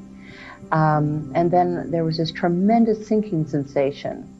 There was a pop, and then a movement in my chest, and my spirit came up out of my body, at my chest, ran up to the ceiling, and I turned and I looked down, and I could see myself lying there on the bed. Eadie's account matches a scene that Swedenborg claimed to have witnessed himself, one that the angels reportedly showed to him so that he could document it for others. I was enabled to perceive and even to feel that there was a pull, a kind of drawing out of the deeper levels of my mind and therefore of my spirit from my body. And I was told that this was being done by the Lord and is what brings about our resurrection. Swedenborg also described a crucial detail. We never enter the next world alone.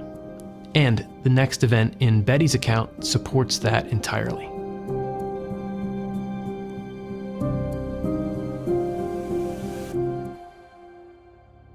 Eadie was met by 3 beings of light who were floating above the ground, and she felt immediately like they all knew each other. They explained that they were her guardian angels, and she learned that we all have guardian angels with us. You may have 2 or 3 at one time, and during your deeper, darkest hours, you may have 8 or more. And they do not interfere with your free will, but they try to encourage you to do the right things, and always leading you and directing you towards the right things in your path. Swedenborg also wrote about loving, caring, angelic escorts who guide the newly dead into the spiritual world, staying with us until we're ready to move on. Spiritual angels do everything for us as newly arrived spirits that we could ever wish in that state. They tell us, at least to the extent that we can grasp it, about the realities of the other life. Angels really do love everyone. They want nothing more than to help people, to teach them, to lead them into heaven. This is their highest joy. Betty's guardian angels wanted to make her transition a peaceful one, so they took her to see her husband and her children, reassuring her that her family would be okay without her. She was told that they had their own journeys and their own guides. The group returned to the hospital, and the next phase of Betty's journey began. She felt herself powerfully drawn into an endless black space, where she felt instinctively that others were with her, undergoing a transformation just as she was. From the darkness, Betty saw it, a pinpoint of light pulling her forward. As I came to the light, I could see that it was a being, a person that was emanating this light. The light was flowing from him. And as I got closer, I knew who this man was. And I knew beyond a shadow of a doubt, just like I would know a grandfather or a grandmother, I knew that he was Jesus Christ. Edie ran straight toward Jesus, into his loving embrace. And he held her, and she felt safe and adored and loved unconditionally. She was home.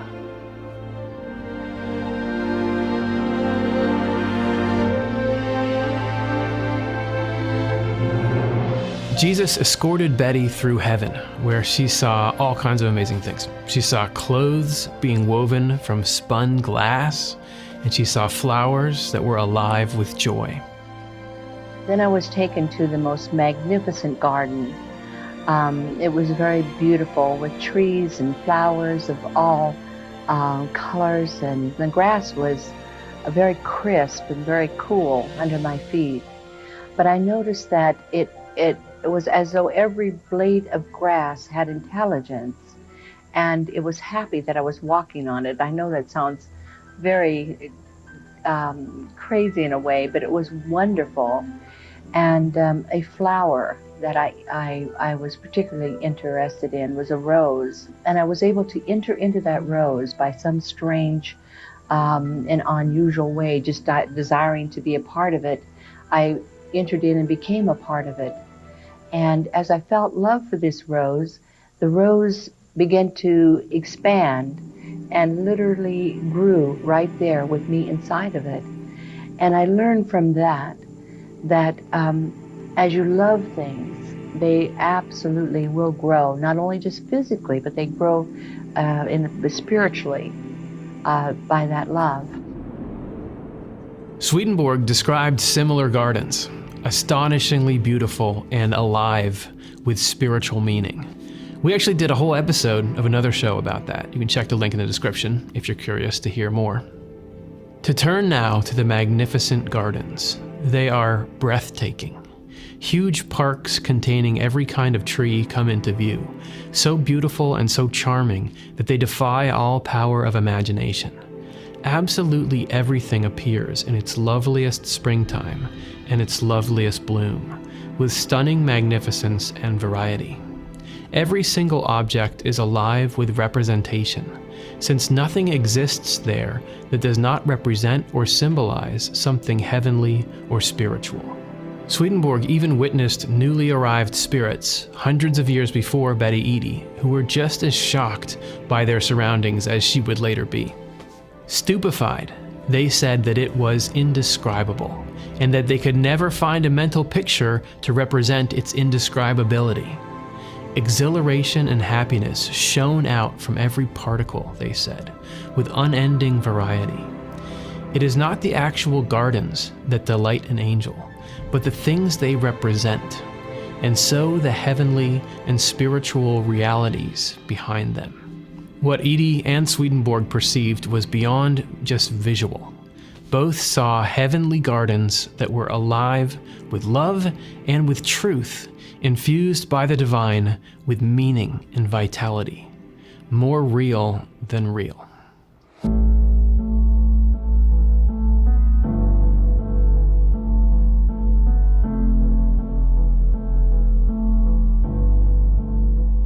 After a really difficult life, full of hardships of all kinds, Betty had a lot of questions for Jesus. But she found that he had all the answers that she was looking for. He invited her to tap into what was called pure knowledge, answers about the laws that govern life, pain, and love. I went through what was called a ripple effect. And this ripple effect was like a life review, showing that what you do to others is going to come back to you. Not only will the pain that you cause them ripple back to its greater you, but the pain that others create in other people because of what you've done to them, that all comes back. Swedenborg also claimed that wisdom in the spiritual world is absorbed into life itself. It's not just something in your memory. Wisdom is felt and known innately, to the extent that a spirit loves the truth and accepts it. Spirits actually accept and absorb whatever agrees with their life, and do not accept, much less absorb, what does not agree. This is because spirits are affections, and therefore have a human form that resembles their affections. What Betty really wanted to know was, why do we experience pain? She had endured suffering since she was young. Her upbringing was difficult, it was disjointed, and she held on to a great deal of fear and resentment, describing herself as being very judgmental. When she was 4, her parents divorced, and she and her 9 siblings were separated and sent to really harsh boarding schools. So she had to grow up fast, and she learned not to trust other people. Her life taught her that she would have to fight and take care of herself. But through pure knowledge, she learned that pain exists in our world because we need it. It helps us grow. If we didn't learn pain, we would not learn joy or happiness. And so some of us that have probably the greater pain are actually the greater spirits capable of handling that additional growth period. The people who inflict pain, Betty says, could be any one of us. These people are just giving back what they have received in life. Often it is even actually genetically coded, some of the trends, I guess, that run through families. I had my problems, and I was a real fighter. I had a very bad temper. I was raised in Indian boarding schools, and we had to fight actually for survival. Betty was engulfed by love, by patience and acceptance in heaven, especially from the Lord. In her book about the experience, Embraced by the Light, Betty wrote this: "In the spirit world, no one is made to feel uncomfortable by being forced to do or accept things for which they are not prepared. Patience is a natural attribute there. I'll never forget the Lord's sense of humor, which was as delightful and quick as any here. Far more so, nobody could outdo his humor. He is filled with perfect happiness, perfect goodwill. There is a softness and grace in his presence, and I had no doubt that he is a perfect man. I knew him, his spirit, his feelings, his concern for me. I felt his kinship with me, and I knew that we were family. I felt that his relationship to me was both like a father and an older brother. He was close to me, but there was also an element of authority. He was tender and good-natured, but also responsible. I knew with a sure knowledge that he would never misuse his authority, that he would never even desire to do so.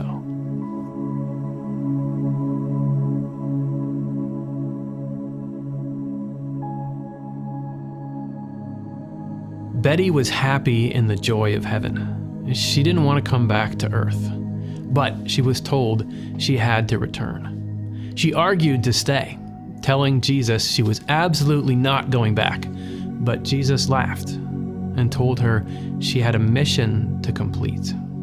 If we saw divine providence clearly, we would interfere with the orderly sequence of its processes and distort and destroy it. For Swedenborg, every lifespan is set by divine providence. We do not decide when we are done. For Betty, that meant a mission of love still waited.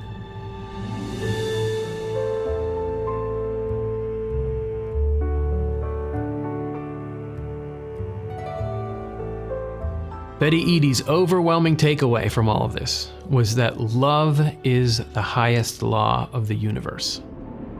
Jesus said to me that our purpose for being here on this earth is to learn to love, and that is one of the most important things. That if we love one another, everything else will be okay.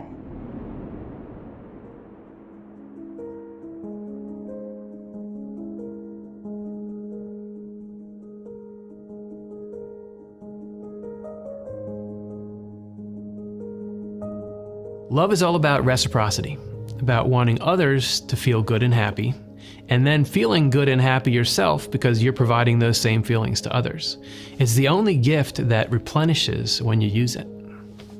Betty J. Eadie died twice and came back to life. Whether or not you believe Betty's account, her testimony and Swedenborg's writings point to the same conclusion, that love is not just what matters most, it is the very structure of reality itself. If she's right, then death is just the beginning. Hey, thanks for watching the NDE Files. Hope you enjoyed this episode. What we're trying to do in this show is make sense of the afterlife. We're trying to take the experiences of Emanuel Swedenborg, which are just incredibly extensive and structural, and match them up with experiences throughout history so that we can try to understand what's really going on with a life after death, so that we can get a good sense of what this reality we're in is, and hopefully have not just comfort, but action steps of how we can live rightly in that. So please like, please subscribe. That helps our channel get out there, and leave a comment. We're gonna respond to every comment that you put here because we wanna know what you think. Thanks for watching.